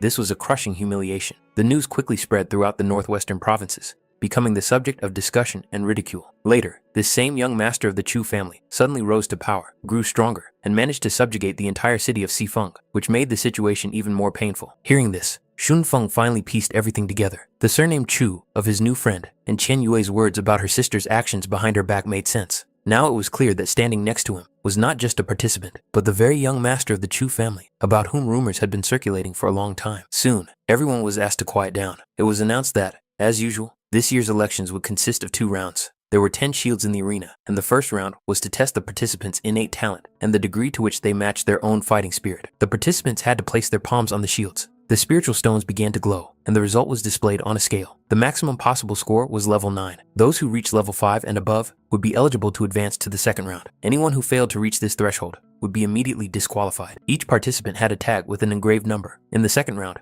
pairs would be formed randomly, and losing the tag meant automatic elimination. Therefore, the participants were strictly reminded to keep them safe until the end. The first round was officially declared open. Participants with numbers 1 through 10 were ordered to enter the arena for testing. The tension in the air noticeably increased, and the eyes of the audience and elders focused on the stage, where the first true talents were to be revealed. However, the first 10 participants failed the test. None of them reached the required level. The next group, numbered 11 to 20, entered the arena. A low murmur immediately rose from the audience. Many began to discuss how this year's selection seemed much more rigorous than before. Nevertheless, most still believed that such a test could not be that difficult. Yuyan was clearly puzzled. To her, this test seemed like nothing more than a compatibility check, and she didn't understand why such a simple condition would eliminate so many people at the very beginning. Yang Yan patiently explained that compatibility was the key indicator of talent. The deeper the connection between the cultivator and their fighting spirit, the higher their potential limits. In essence, the stronger the fighting spirit, and the better it is accepted and understood by its owner, the faster and more stable the growth of cultivation will be. Most viewers were accustomed to thinking that a high level of fighting spirit automatically made a person strong. However, the truth was much more complicated. Fighting spirit reflects innate talent, while compatibility shows how well a person understands and reveals that talent in practice. Only after a long wait did the first participant appear, who was able to pass the test. His result reached the 5th level. It was clear that talent alone was not enough. It must be developed, refined, and used daily. The higher the degree of understanding of one's own fighting spirit, the more significant the result. Lin Yichuan managed to reach the 5th level. His third-class fighting spirit, the black-faced monkey, proved itself to be stable and confident. This clearly confirmed the rule. High compatibility and a deep understanding of fighting spirit directly affect the strength of a cultivator and the effectiveness of their techniques. In other words, those who possess a strong fighting spirit and know how to work with it correctly are able to rise significantly above the rest. Yang Yan was genuinely surprised that Yu Yan did not fully understand such obvious things, and even allowed himself to make a sharp remark. Yu Yan hastily smoothed over the situation, acknowledging her own inattention. Yue Shunfeng also reached the 5th level. His 4th-class fighting spirit, the red-eyed silver marten, showed good responsiveness, drawing approving glances from the observers. Su Qizhou surpassed them both, reaching the 6th level. Her 4th-class fighting spirit, a blue shining butterfly, manifested itself with extraordinary brightness and harmony. The audience was impressed. For the City of Dark Water, this was truly an outstanding result, fully confirming Su Qizhou's reputation as a genius. Shunfeng sincerely admired her superiority. Lin Yichuan acknowledged the result as worthy, and Su Qizhou herself just waved it off embarrassedly, clearly not wanting to get used to such praise. Qian Yue watched the proceedings with cold contempt. In her eyes, all these results seemed laughable. She considered those around her to be nothing more than frogs at the bottom of a well, and could not understand how the 6th level could cause such excitement. For her, such achievements deserved neither attention nor respect. Qian Yue confidently let Xinyan know that very soon he would realize the true difference between them, a difference that could not be overcome by effort or luck. Many participants also noticed her arrogance and immediately recognized her as the famous Shui Qian Yue. Her name had long been associated with strength, talent, and unconditional confidence in her own superiority. The judges again demanded silence. The participants were ordered to take their positions and prepare to continue the test. The tension in the air thickened. The real trials were just beginning. When it was her turn, the fighting spirit of the 4th class appeared in the arena. The water spirit fox, the translucent silhouette of the beast, swayed gently, as if woven from streams of water, radiating a cold but graceful aura. The audience immediately recognized the legendary genius, Shui Qian Yue. At that moment, the 7 spirit stones flashed one after another, without the slightest delay. The result was stunning. The 7th level. The arena was filled with the roar of admiring voices. Even experienced cultivators were impressed. The fighting spirit of the 4th class, combined with the 7-fold activation of spiritual stones, such talent was exactly what the fighting houses were willing to fight for. Such strength, such harmony, and such appearance seemed perfectly suited for the role of a future star of any great clan. In the eyes of most viewers, there was no doubt. The best of the best stood in the arena, at least at this stage of the trials. Yang Yan openly admitted that such talent would most likely be recruited by the Lingxiao martial house. However, Yu Yan was indifferent to this, and even slightly dismissive. She clearly did not like Chen Yue. Yang Yan did not understand why this mattered at all, since it was not a question of personal preference, but of selecting talent. Yu Yan was embarrassed by his tone, and then Elder Gu intervened in the conversation, calmly explaining that Shui Qian Yue had already agreed to join the Yunmeng martial house. Yang Yan felt annoyed. It was unpleasant to lose such an outstanding talent. Yu Yan just smiled quietly, without a hint of regret. As soon as Chen Yue left the arena, a commotion instantly arose around her. Some admiringly called her a genius of beauty, while others tried to attract attention. But those in the know immediately warned of her bad temper. All this only made Chen Yue even happier. She was flattered that those around her were willing to idolize her without hesitation. Shun Feng grimaced openly, sensing trouble ahead, while Su Qizhou was clearly unhappy with this ostentatious boasting. Chen Yue, on the other hand, happily shared her results, emphasizing that she had managed to reach the 7th level and that even the examiner was stunned. In her eyes, this was direct proof of her own superiority. Qizhou cautiously reminded her that the tests were not over yet and it was too early to draw final conclusions. However, Chen Yue was absolutely sure that anyone could be the best, except Qizhou herself. After that, Chen Yue asked with obvious interest when it would be Chu Xinyun's turn. She was eager to see him disgrace himself in the arena and hoped that he would not deprive her of that pleasure. The examiner loudly announced that participants with numbers 61 to 70 should come on stage. Internally, Chen Yue noted with contempt that such tests were used by martial arts houses only to weed out mediocrities. In her opinion, these tests were designed for people with low fighting spirit and did not deserve much attention. It all seemed ridiculous and unworthy of serious consideration to her. She didn't understand why Chu Xinyun hadn't shown up yet. The thought that he was simply afraid to enter the arena and make a fool of himself in front of everyone kept popping into her head. And yet, when his turn came, the main character showed first-class fighting spirit, a spiritual sword. When the first-class fighting spirit manifested itself in the arena, muffled laughter rang out from the crowd, growing louder and louder. To most of those present, such talent seemed pitiful and unworthy. Many wondered what this young man was doing at the martial house selection at all, if his limit was the lowest class of fighting spirit. Looks full of contempt slid over his figure. Even Yang Yan could not hide his disappointment. In his eyes, this result meant failure before it even began. Yu Yan, on the contrary, felt a vague uneasiness and decided that the problem might be with the tester. However, the master immediately rejected this idea. Such artifacts do not make mistakes, and this young man, by all indications, was not capable of igniting even a single spirit stone. And yet, something strange happened. The stone shield remained completely indifferent, as if it did not perceive Xin Yun's presence at all. Not the slightest glow, not the slightest response. Absolute silence, as if there was nothing in front of it. Only a few moments passed, when the tester suddenly flashed with a dazzling light. Energy burst out in a sharp impulse, and in the next second, the stone shield split apart, scattering into pieces right before the eyes of the stunned audience. A dead silence hung over the arena. No one could understand what had just happened. Some, confused, suggested that the young man had reached the 9th level of compatibility. Others immediately rejected this, saying that the tester was simply incapable of measuring his score. In their eyes, this man's level was beyond all known scales, and such a spectacle had never been seen here before. It was truly incredible. Despite his first-class fighting spirit and lack of spiritual level, his compatibility and depth of talent were frighteningly high. It became clear to experienced cultivators that with proper training and resources, this young man was capable of growing into a figure who would one day change the very concept of power. Yu Yan struggled to hide her shock and glanced furtively at the master, as if seeking confirmation of what she had seen. Even Yang Yan, who was accustomed to rare miracles, was forced to admit the obvious. This guy was truly unique, and talents like this came along once in a generation, if not less often. Few great experts in history had been able to reach the 9th level of compatibility, and here, the tester had been completely destroyed. The examiner, recovering from the shock, sharply demanded an explanation, because the spiritual shield was intended exclusively for conducting elections. Xin Yun calmly expressed his regret, showing neither insolence nor panic. Yu Yan was about to intervene immediately and talk to him, realizing the significance of what was happening, but Yang Yan stopped her. In his opinion, there was no need to rush. Such a person would not disappear anywhere. The examiner, meanwhile, declared that the young man had deliberately damaged the equipment and was obliged to pay 10 times the cost of the tester. Xin Yun agreed without hesitation to compensate for the damage, but emphasized that the destruction was not intentional. The examiner considered this a pathetic excuse.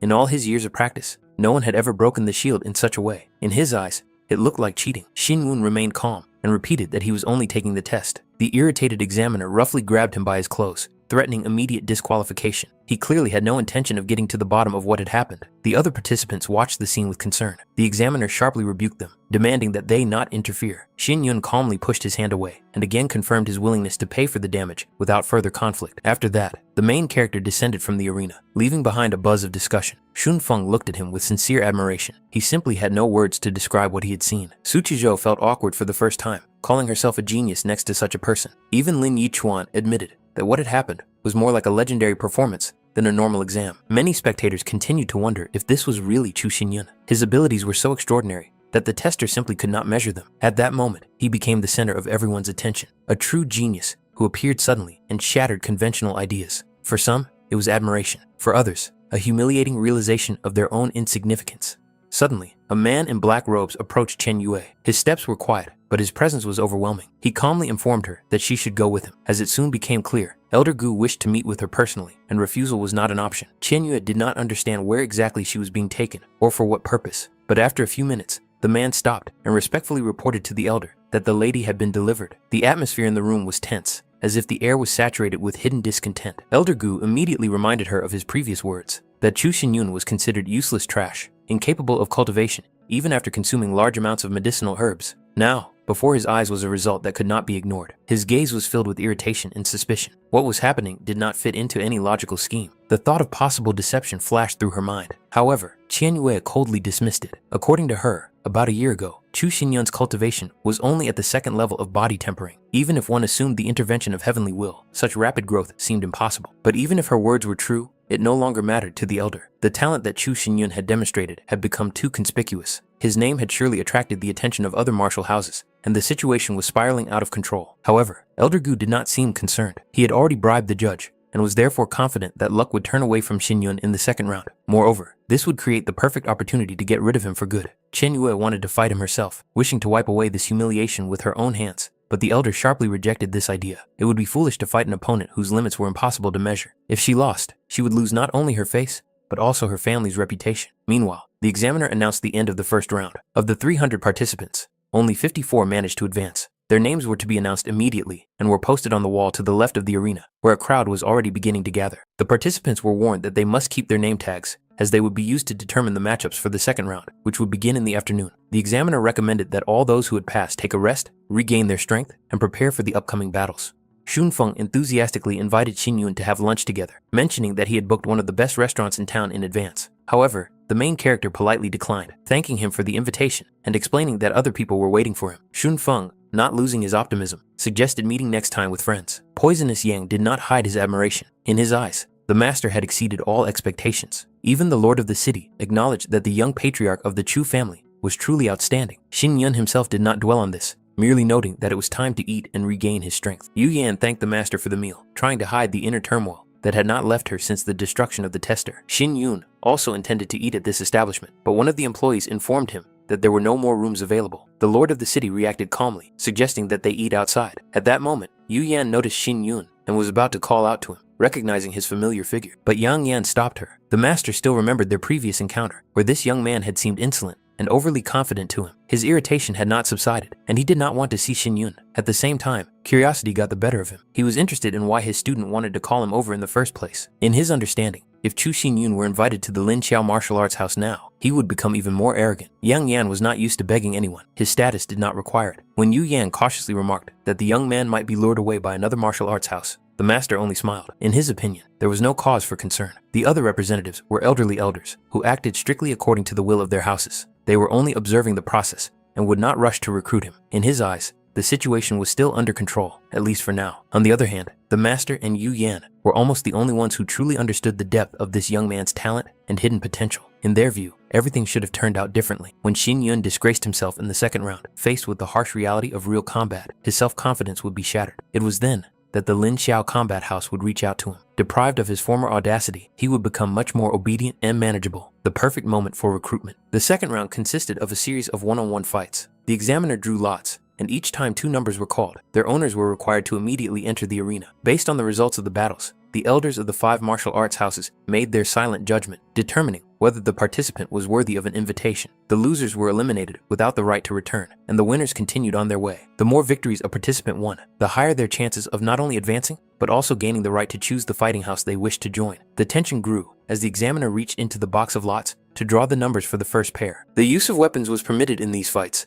but killing was strictly forbidden. The first fight was announced immediately. Participants with numbers 46 and 27 were to enter the arena. The first was named Yue Shunfeng, and the crowd immediately came alive. Su Qizhou coldly remarked that if Shunfeng lost in the first fight, he shouldn't even dream of joining the martial arts house. In that case, he would have to leave Dark Water City and forget about ever meeting her. Shunfeng himself did not fully understand why she was so prejudiced against him. In her eyes, he was clearly underestimated. Shunfeng confidently entered the arena and saw his opponent demonstratively perform several moves, as if offering to start first. His movements were sharp but careless, like those of a man confident in his superiority. Despite his outward bravado, Shun Feng felt a slight uneasiness inside. His opponent's calmness alarmed him. He seemed too confident. When the examiner gave the signal to start the fight, the tension reached its peak. In the next moment, the opponent rushed forward, delivering a swift blow. However, Shun Feng managed to react in time and dodged, allowing the attack to pass. He immediately drew his weapon, deflecting subsequent blows. His opponent smirked, casting a contemptuous glance, as if he were facing a weak and inexperienced child. Shun Feng did not succumb to the pressure. His opponent, on the contrary, allowed himself to mock him, advising him to go home and train for another year before reappearing at the elections. He was already prepared to end the fight with a decisive blow, but at that very moment, his overconfidence played a cruel joke on him. Shun Feng's counterattack was lightning fast and accurate, depriving his opponent of the opportunity to continue the fight.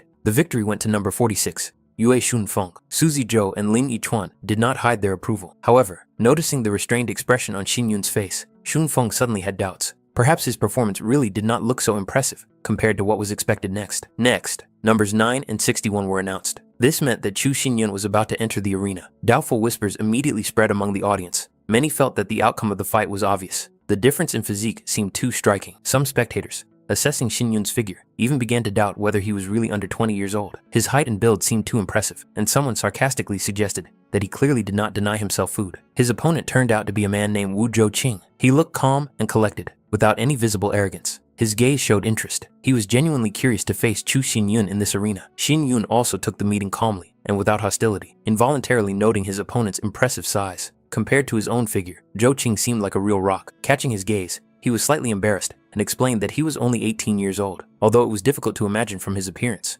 As soon as the examiner gave the signal to start the fight, Zhouqing instantly went on the offensive. His movement was sharp and heavy. Xinyun did not have time to fully react and was knocked off his feet, hitting the stone surface of the arena with a dull thud.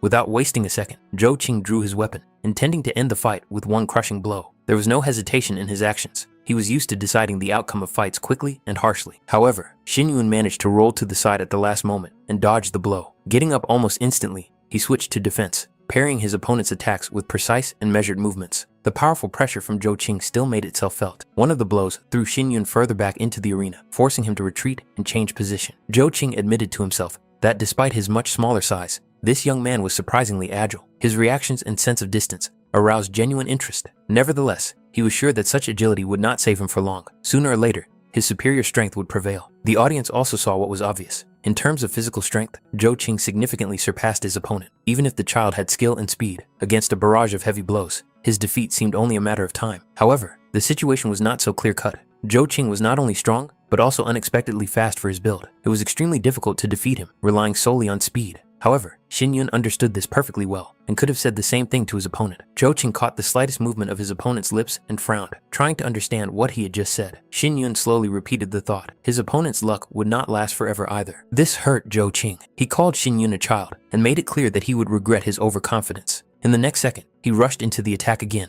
increasing the pressure. Xinyun managed to dodge again, as if he knew the trajectory of the blow in advance. Zhouqing began to wonder how long his opponent intended to just defend himself. Did he seriously expect to win? Or was he just stalling for time, waiting for the strong man to tire? It was at this moment that Xinyun waited for that very window of opportunity. It was a second, but a second that decided the outcome of the fight. For Zhouqing, this moment became a fatal mistake. Xinyun abruptly changed direction, soaring above another attack, and from above, he delivered a blow, using his shadowless technique. His movement was light, almost invisible, like a shadow torn from the air. A thought flashed through his mind that he should just stall for time and wait for his opponent to run out of steam. But in reality, everything was different. From the very beginning, Xinyun controlled the rhythm of the fight, adjusting to Zhouqing's breathing and the pace of his attacks.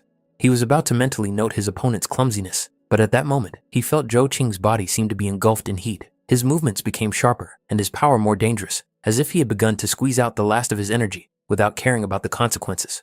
The defeated opponent, having lost all dignity, jumped up and, choking back sobs, rushed away from the arena, as if escaping from a nightmare. The crowd watched in disbelief. No one expected the defeat to be so crushing. His fear was so strong that he couldn't even control his own body, ultimately becoming a laughingstock in front of everyone. Su Qizhu struggled to hide her shock, admitting to herself that this was indeed the young master of the Chu family. Lin Yichuan was genuinely amazed. Defeating such an opponent with a single blow seemed almost unreal. Shun Feng was ecstatic and couldn't contain his emotions, considering what he had seen truly magnificent, and tried to understand how such a result had been achieved. Xinyun, without a hint of complacency, simply let those around him know that he did not need any unnecessary noise. His calmness against the backdrop of general excitement looked particularly striking. It was at this moment that Elder Gu noted to himself that this young man possessed not only strength, but also a deep understanding of combat that went far beyond ordinary techniques. Despite his impressive size, Wu Zhouqing was an extremely agile and experienced fighter. It was all the more alarming that even he had suffered such a swift defeat. Elder Gu was finally convinced that every fight of Xin Yun had to be closely monitored, looking for any, even the slightest opportunity to eliminate him. All this had to be done in the strictest secrecy. No rumors were to be allowed to spread beyond the necessary circle. The judges were not a cause for concern. The elder was prepared to pay each of them generously if the result met his expectations.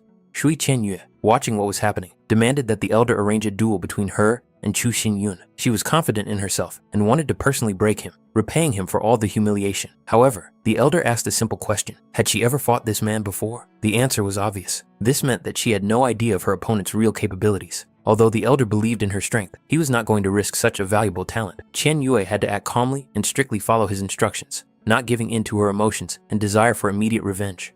Meanwhile, the next participants were called to the arena. Number 36, Shui Qianyue, and number 41, Li Bao Er. Their names were announced clearly and distinctly, drawing everyone's attention to the stage. The duel ended almost instantly. The genius of the Shui family won with a single attack, leaving her opponent no chance to resist. The crowd erupted in cheers, shouting her name. Some spectators, blinded by the impression, even openly confessed their feelings to her. Qianyue herself only glanced briefly at Xin Yun and, without delay, left the arena. Lin Yichuan, watching this, allowed himself to speculate that Qianyue's reaction might indicate a hidden interest in Xin Yun. If she really hated him, would she have watched his every move so closely? However, Xun Feng and Su Qizhou firmly rejected such speculation, considering it inappropriate. Su Zizhou and Lin Yichuan also won their matches with confidence, confirming their reputation as talents from Darkwater City. Xun Feng kept pace with them and also managed to advance, albeit not without effort. This was followed by 2 more victories for Chu Xinyun, each faster and more confident than the last. And once again, victory was his. By this point, even the most skeptical spectators began to understand that this was no accident or luck. A participant had appeared in the arena who was capable of turning the entire course of the martial arts house elections upside down. Next,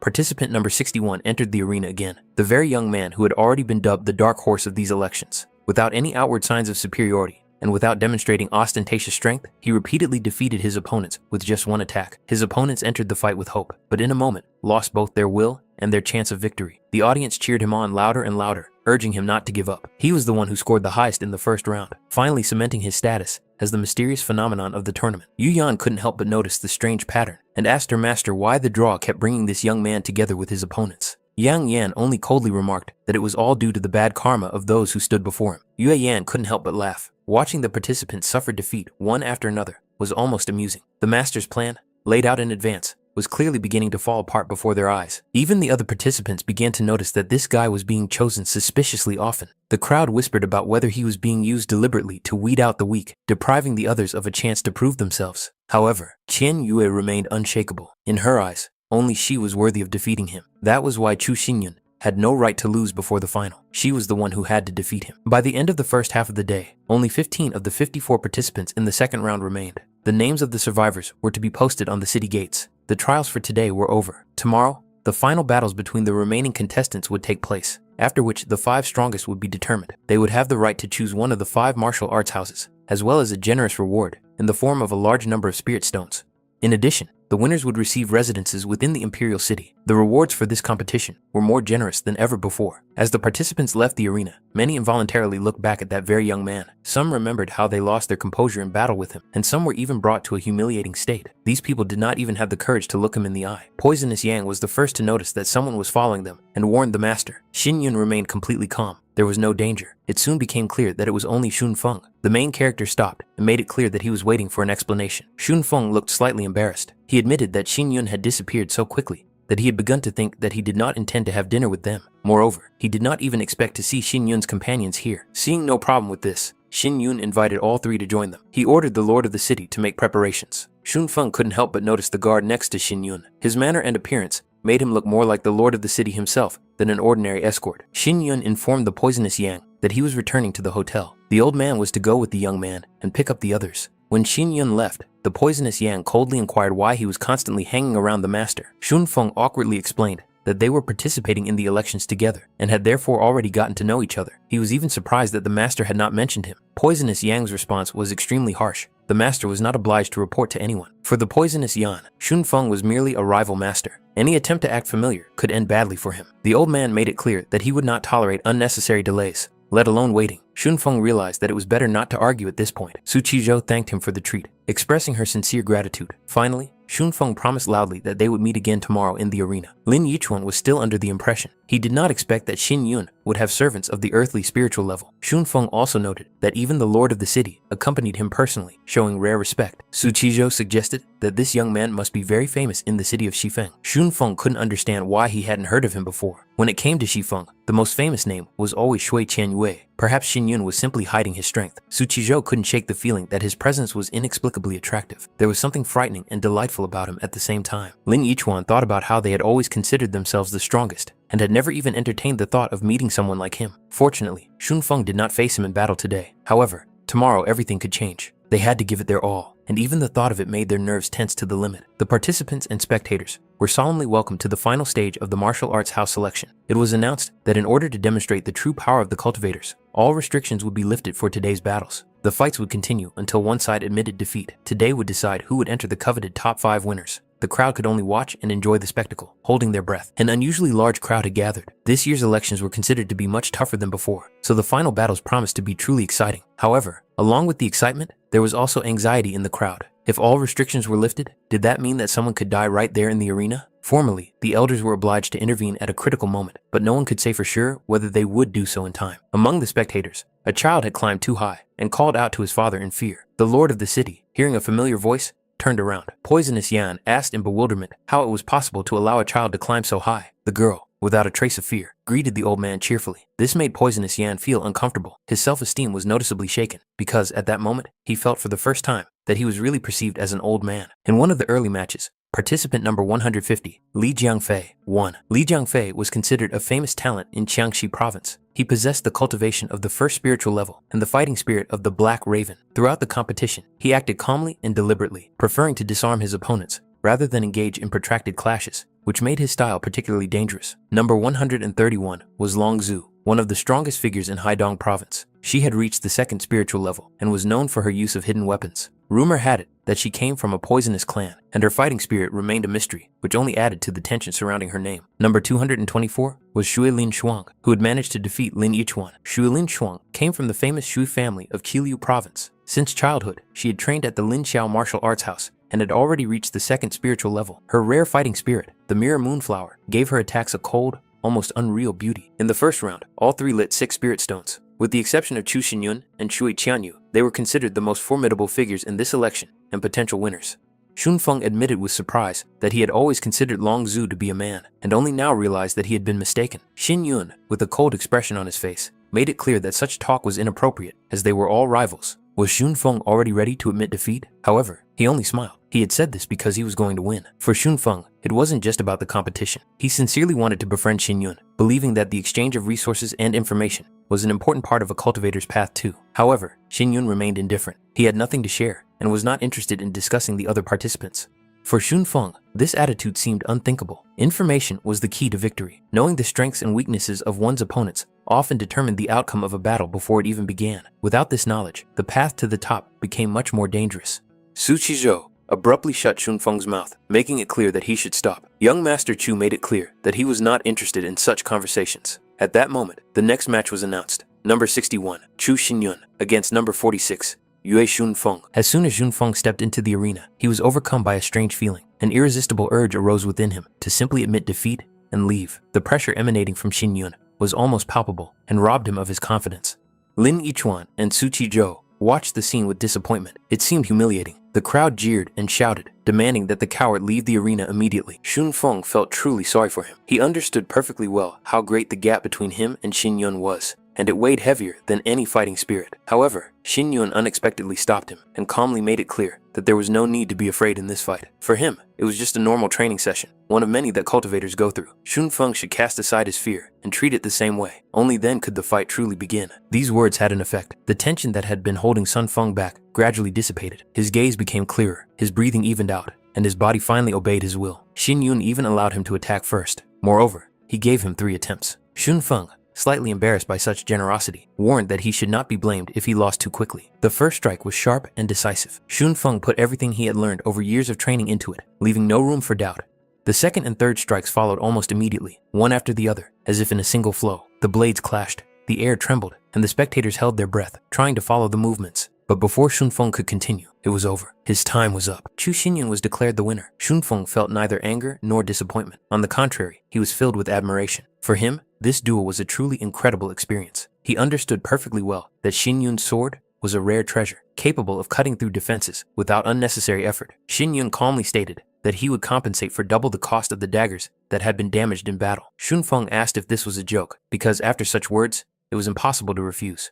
The next match was announced. Number 56, Shui Qianyue against number 47, Su Qizhou. Qianyue made no secret of her contempt from the very beginning. She believed that she would not be able to enjoy fighting such a weak opponent. Su Qizhou, in turn, coldly inquired if this was the woman who had the audacity to call herself the best. It was curious to see how long such self-confidence would last. After all, this was a test, the perfect moment to prove her superiority here and now. Qianyue still looked too confident. Moreover, Qizhou suspected that she had already made a deal with one of the fighting houses. Otherwise, why would she be in such a hurry and show such contempt for everyone around her? Qianyue cut her off sharply, demanding that she stop this meaningless conversation. Anyone who stood in her way would end up like Chu Xinyun. Su Qizhou found these words overly arrogant and decided to teach her a lesson she would remember for a long time. Su Qizhou summoned her fighting spirit. Dozens of glowing butterflies flashed around her, instantly taking the form of flying blades. The butterfly swords filled the space, forming a deadly whirlwind. Qianyue managed to dodge the first wave of attacks, her movements quick and precise. However, it was clear that she had almost no time left to think. Qianyue tried to counterattack, but at that moment, a shield of intertwined butterflies appeared in front of her, dense and sparkling, like a living barrier. Su Qizhou coldly noted that breaking through the butterfly shield would not be so easy. However, the true power had yet to be revealed. This battle was just beginning. Qianyue was no longer going to hold back. Spiritual energy flared up in her body, and she instantly activated the technique. 9 blue waves. Dance of the dragonfly. Streams of water swirled around her, forming rapid lines of attack, almost invisible to the eye, filled with cold and deadly power. The water, driven by her will, possessed destructive penetrating power. Just as a current can erode even stone over time, her palm easily broke through the defense created by the butterflies. The shield, which seemed strong and elegant, could not withstand the pressure and began to crumble. The next moment, Qianyue delivered the decisive blow. Su Qizhou was thrown back, her body hitting the arena wall with force. Qianyue's voice sounded coldly superior. She made it clear that no one had the right to laugh at her or question her strength. The outcome was obvious. Su Qizhou had been defeated. What's more, her opponent had used the 9 blue waves technique, which caused a real stir among the audience. Rumors circulated that Shui Qianyue had acquired an ancient martial arts book from a mysterious old man. It was from this manuscript that the move she demonstrated in the arena originated. Su Qizhou could not hide her irritation. She was tormented by the thought of why this mysterious old man had sold such a valuable technique to Qianyue. Why had luck passed them by? However, there was no time for regrets. The next battle was announced. Li Jiangfei against Chu Xinyun. The organizers clearly had no intention of giving the participants a break. Li Jiangfei's weapon was a composite bow that could be split into 2 deadly blades at any moment. Li Jiangfei entered the arena confidently and calmly. He was determined to fight at the highest level and warned everyone in advance to watch his movements and signals. This fight promised to be spectacular. Opposite him stood Chu Xinyun, contestant number 61, the one who had already begun to be called the dark horse of these elections. From the very beginning of the fight, it became clear that Xinyun possessed talent and strength that went far beyond the ordinary. His movements were precise, his reactions lightning fast, and his control over his body earned Li Jiangfei's sincere admiration. He was truly pleased to face such an opponent. Li Jiangfei openly acknowledged that Xinyun had made an impressive journey, defeating so many rivals. These words were spoken without mockery, rather with respect. Xinyun accepted the praise calmly. However, Jiang Fei was left with a question. If this guy was so outstanding, why had no one heard of him before? In response, Xinyun called himself an empty space, unworthy of attention. But his gaze conveyed a different meaning. If this was truly emptiness, then Jiang Fei would have to find out for himself how dangerous it was.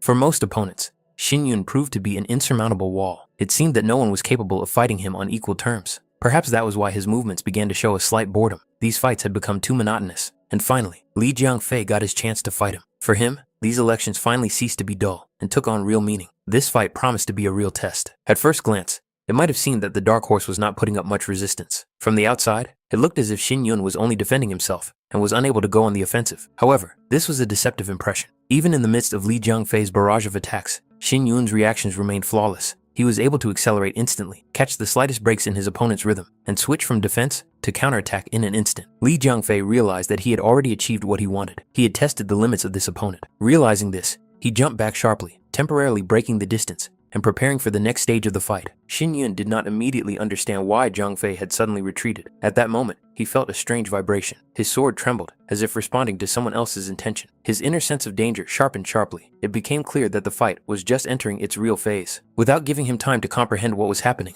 Zhang Fei rushed back into the attack. His movements were swift and precise. He coldly reminded him that during combat, one must not lose concentration or forget about one's surroundings. His true goal was not the opponent's body at all. He intended to sever the connection between the fighter and his weapon, depriving Xin Yun of his main advantage. Now it became clear why Zhang Fei was famous for his ability to disarm his opponents. He attacked not strength, but control, destroying the foundation on which his opponent's fighting technique was based. However, Xin Yun had no intention of falling victim to this tactic. He instantly realized his opponent's intention and smiled inwardly. Such tricks were only effective against those who relied solely on their weapons.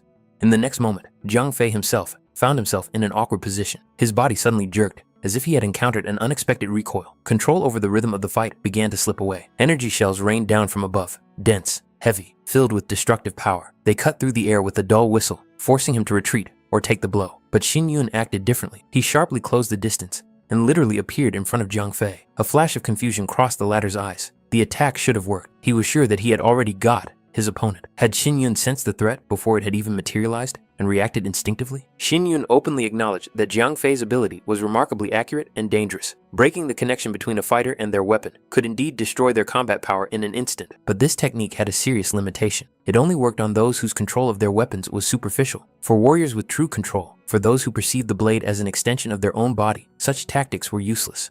Suddenly, Xin Yun felt a sharp, burning pain in his neck. He realized too late that a thin needle had been inserted into his skin. His body reacted instantly. His legs buckled, and he crouched sharply, trying to keep his balance and not collapse onto the arena floor. The audience was stunned. No one understood where this attack came from or what exactly had happened. Questions and anxiety flashed in their eyes. Yu Yan couldn't take it anymore and asked the master what it was. Xin Yun already realized the seriousness of the situation. The needle was too close to vital points. If the poison spread, it would inevitably affect vision and hearing. The examiner, not understanding the full depth of what was happening, cautiously asked if this meant the end of the fight. He was about to announce the winner, but Zhang Fei's sharp shout silenced him. Zhang Fei openly expressed his dissatisfaction. Couldn't this fat man see that the fight was not over yet? At that moment, Xin Yun clearly felt his body beginning to lose sensitivity and his reaction slowing down. Zhang Fei unexpectedly contacted him through spiritual transmission and asked if he could hear him. Receiving a faint response, he ordered the attack without hesitation. Despite his deteriorating condition, Xin Yun obeyed. His body moved almost automatically, relying not on strength, but on years of combat experience.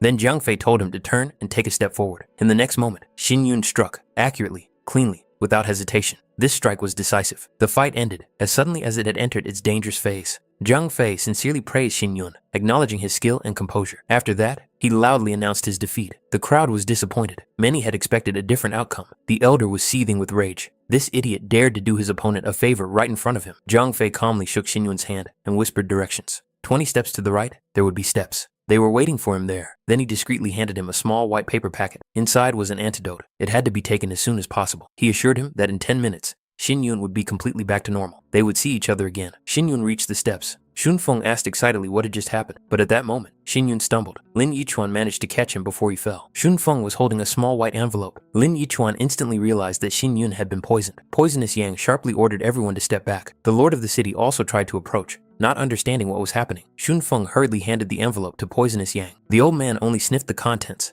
and his expression changed dramatically. His gaze slowly rose and fixed on the wall where the elders were standing. 356. Yu Yan quietly asked her mentor if he had noticed what had happened in the arena. To ordinary spectators, it looked like an accident or the result of a fight, but to an experienced eye, it was obvious. Someone was deliberately looking for an opportunity to eliminate Xin Yun. 357. The elders had undoubtedly seen it too. However, they chose to turn a blind eye, and this was no accident. Xin Yun's talent was so frightening that it aroused envy and hidden hostility. Formally, what was happening still fell within the framework of a competition between participants. Li Jiangfei's reaction clearly showed that he knew much more than he was letting on, but he did not expect such a development at that particular moment. In such a situation, the elders acted according to their usual pattern, not to interfere. They allowed events to take their course as if nothing unusual had happened. After all, any intervention would have forced a thorough investigation of all participants, which would have meant stopping the election. None of the elders had enough power to take on such responsibility. Even after hearing the master's explanation, Yu Yan couldn't accept it. The mentor coldly replied that the foolish girl should learn to think more broadly and gestured for her to follow him. Yu Yan asked in surprise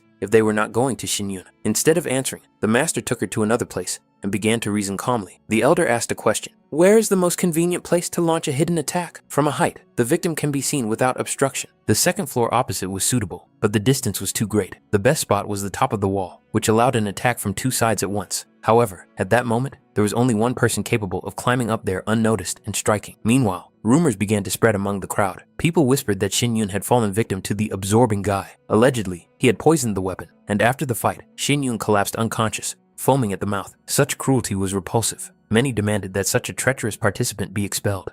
In their opinion, real heroes do not resort to dirty tricks. Since Xinyun had ultimately fallen, it meant that he had not been able to withstand the pressure. But the conversations abruptly stopped when the very participant they had just been discussing, the absorbing guy, appeared in their field of vision. One glance was enough to understand that he was perfectly fine. There was no sign of exhaustion or the aftermath of the fight. The crowd's hostility grew stronger. It was impossible to tolerate such a snake in the grass. People suspected that he was hiding a weapon or poison, even in his sleeve. Li Jiang sharply ordered them to stop staring. He himself did not understand what this woman was thinking. He had clearly told her to wait for the signal, but she had acted on her own, causing chaos and ruining the whole plan. The girl coldly replied that he should blame himself instead of looking for excuses. She acted because Xinyun turned out to be much more dangerous than expected. Victory and defeat in such battles are decided in an instant, and for that, she used 3 needles at once. Li Jiang didn't find this funny at all. Even if the enemy had taken an advantageous position, it didn't mean he was defeated. However, the reality was harsh. Xinyun had been seriously underestimated. He couldn't be given a single chance.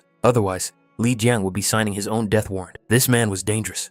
The old man may have already come to terms with what had happened, but he didn't have time to deal with Li Jiang. He probably didn't even think about the consequences. Now the road to the martial arts house of his dreams was closed to him. The only question that remained was what to do with the task entrusted to him by his master. Li Jiang had to get into Lin Xiao's martial arts house. That remained the unchanging goal. He didn't even consider the other 3 martial arts houses. Zhang Fei's intuition told him that getting closer to Xinyun could be beneficial. It was better to be close to the source of chaos than to be under its attack. His master would probably not object. The girl simply replied dryly that the decision was his, but if he made a mistake, she would kill him with her own hands.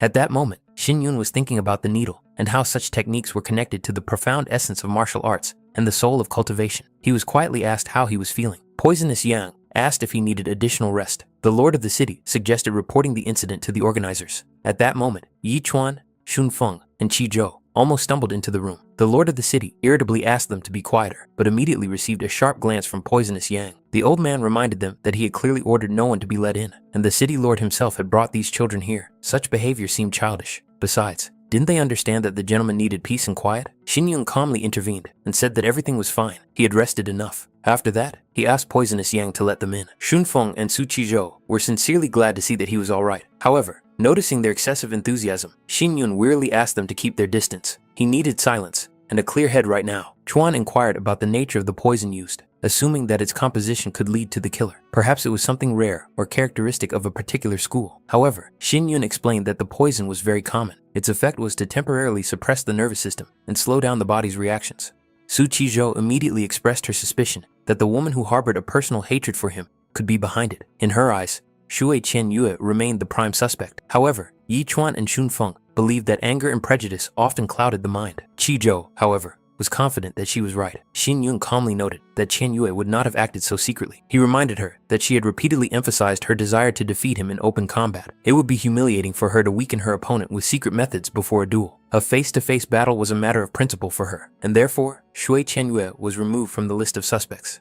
However, there was indeed a person among the participants who was well versed in poisons. It is possible that he acted at the request of another participant, but even with such help, Li Jiangfei still ended up losing, which only emphasized the absurdity of the whole endeavor. Xinyun suggested leaving the matter in the past and acting as if nothing had happened. Any further discussion would only attract unnecessary attention and could provoke new attempts at interference. Meanwhile, it was announced that the remaining participants would be randomly paired for the final duels. A total of 6 people advanced to the final stage, and each battle could be decisive. According to the announced order, in the next fight, participant number 55 was to face number 61, Chu Xinyun. Both were told to prepare to enter the arena. The audience immediately began to doubt that the pairing was truly random. The difference between the opponents seemed too obvious: spiritual cultivation versus mere physical training. Rumors circulated that this fight would be the predetermined final match. Additional concern was caused by the fact that Chu Xinyun had been poisoned in the previous match. Some even believed that the fight should be cancelled. Shun Feng became curious about who exactly was spreading the rumors about the poisoning. Such talk seemed too deliberate. He was sure that even if the opponent was Shui Qianyue herself, Xinyun would still not give in.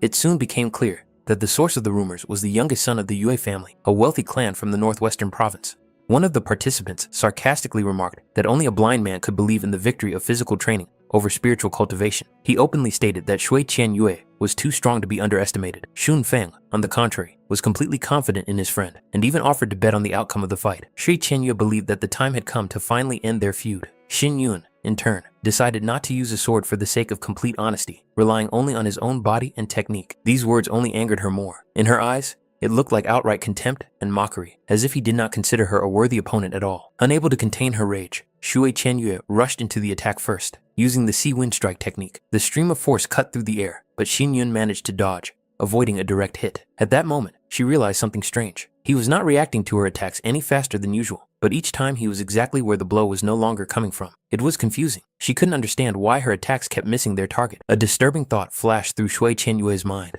It seemed as if he could read her movements in advance, as if he could see right through her. Xin Yun calmly asked if she was really fighting seriously, thereby hurting her pride even more. It seemed as if she was either deliberately stalling for time or simply warming up, testing her opponent's limits. If that was all she was capable of, it was difficult to call what was happening a full-fledged fight. However, Shui Qian Yue abruptly cut off this thought, stating with her behavior that she was only testing his reaction and not showing her true strength. The next moment, she suddenly threw her leg forward, putting anger and fury into the blow, as if demanding that he stop treating her with condescension and stop mocking her with indifference.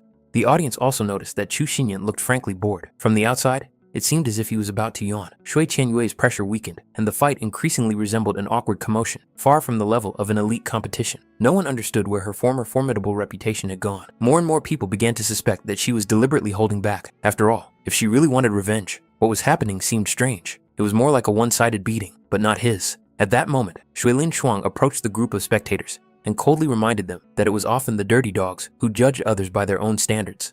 Despite this, Shui Qian Yue still managed to hit him with one of her blows, and a short wave of surprised noise swept through the arena. She immediately noticed his indecision and considered such behavior a blatant insult. In her eyes, it looked as if he didn't even consider it necessary to take her seriously. Xin Yun calmly wondered how one could be truly serious when playing with a girl who herself was undecided about whether she was fighting seriously. He even advised her to go back to training and work on her 9-wave technique. Truthfully, he didn't want to waste his time further humiliating his opponent. If winning at any cost was so important to her, he was willing to admit defeat. His reputation meant nothing to him. These words were the last straw. Shui Qian Yue literally exploded with rage and made it clear that he had no right to leave without her permission. She lunged forward, determined to stop him at any cost. There was no longer any restraint in her movements. She made it clear that she was not going to show mercy. If he tried to escape or continued to mock her, she would indeed kill him. And this was not an empty threat. Using 9 blue waves, she closed the distance in a flash. Huge masses of water rose above the arena, as if obeying her will. Even Xin Yun noted to himself that this move looked truly impressive and finally lived up to her famous name. Without stopping, she immediately moved on to the next technique, the Tiger Wave of the Dragon Lake, in which the power of water was intertwined with fierce pressure. Those present were shocked. This was truly the power of Shui Qian Yue.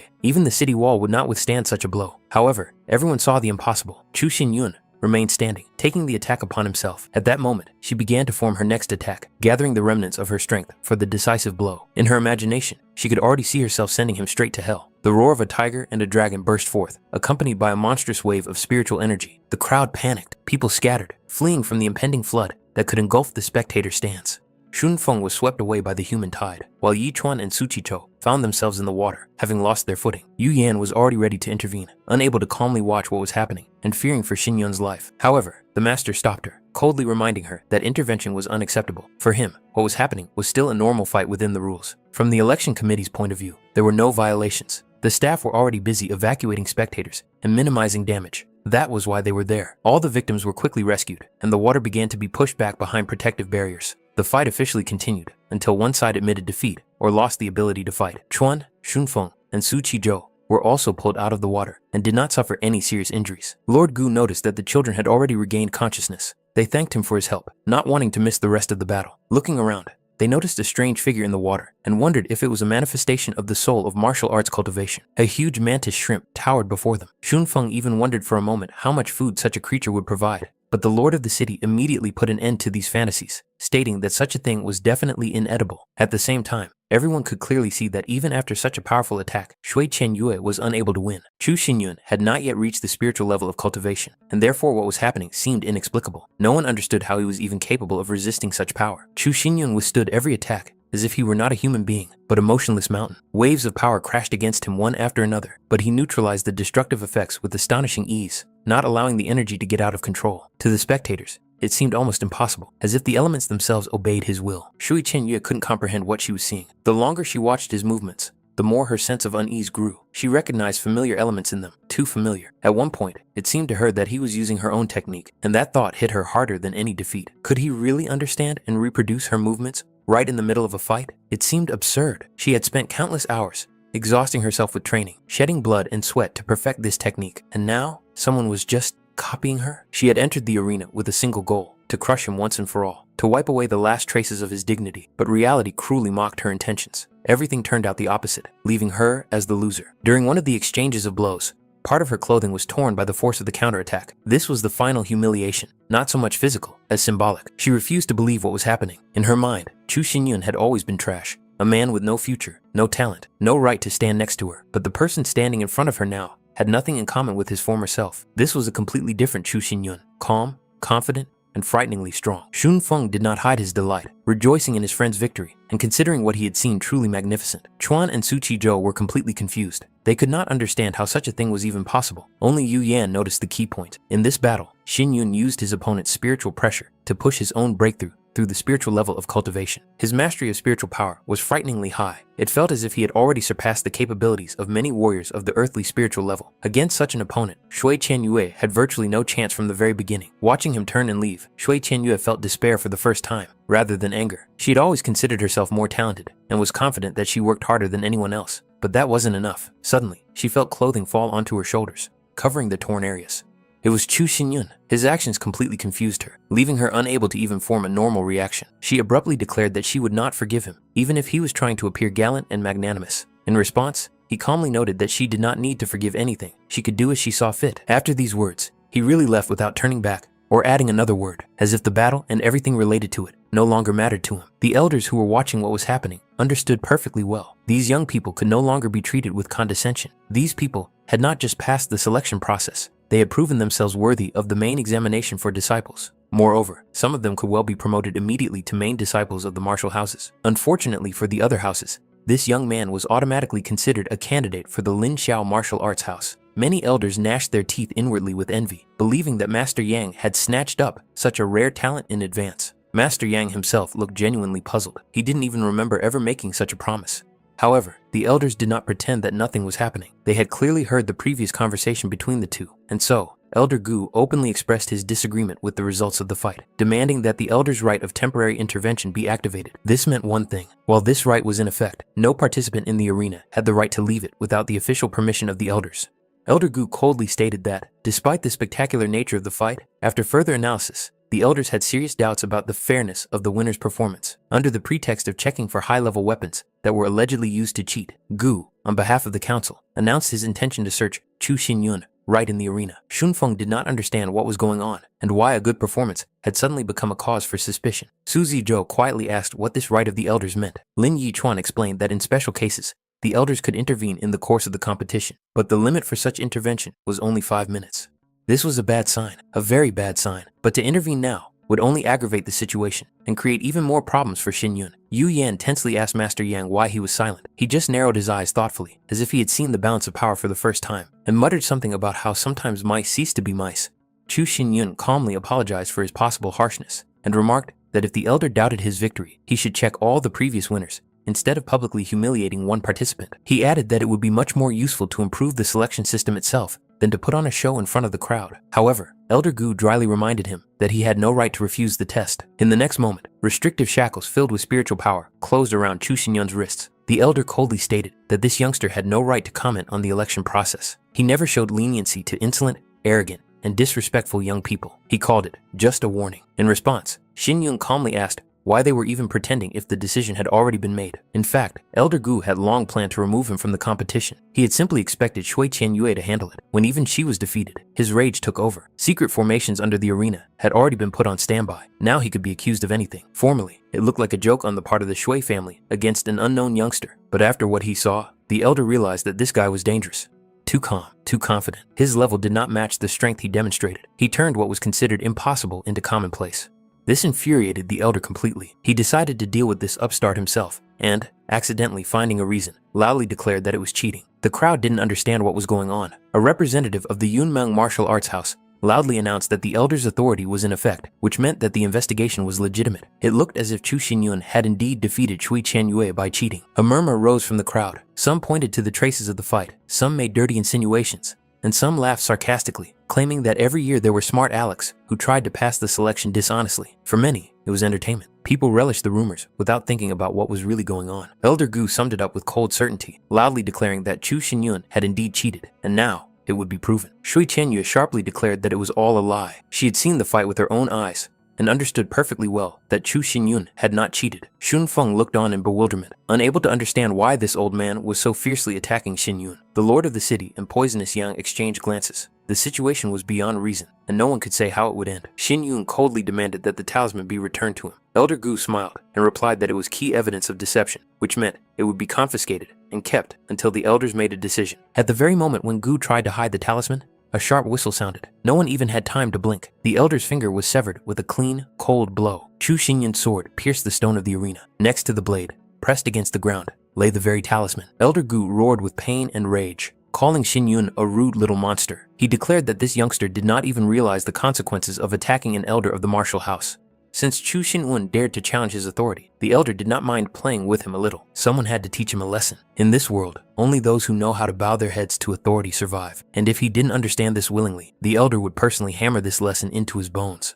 Someone in the crowd whispered that it would be easier to just kill him right there. The elder attacked, but Xinyun's sword met the blow, blocking it. Gu frowned and reluctantly admitted that this guy's weapon control was indeed at a high level. Xinyun, breathing heavily, asked if he was really being asked to bow down to such an unscrupulous, rotten authority, to an authority that cheats and then demands obedience. Was this really how an elder should behave? Gu replied coldly, "That is power." As they spoke, a wave of spiritual power passed through Xinyun's body. There was a crack, and the restraining technique that held him apart fell apart. Even Elder Gu lost his composure for a moment. The price was high. Xinyun had expended too much spiritual energy. His legs buckled, and he collapsed to one knee, leaning on his sword. The elder, with a grim expression on his face, acknowledged that the ability to break such a technique was incredible. Perhaps this guy really was a rare talent, but that was precisely why he was dangerous, because he dared to challenge the heavenly spiritual level. A new formation flared up behind Xinyun. The restraining technique was much more powerful than before, as if the arena itself had decided to crush him. Arrogance must be punished. Elder Gu decided to show him mercy, and end it here and now. Enough! A loud voice suddenly rang out. It was Yang Yan. His gaze was cold,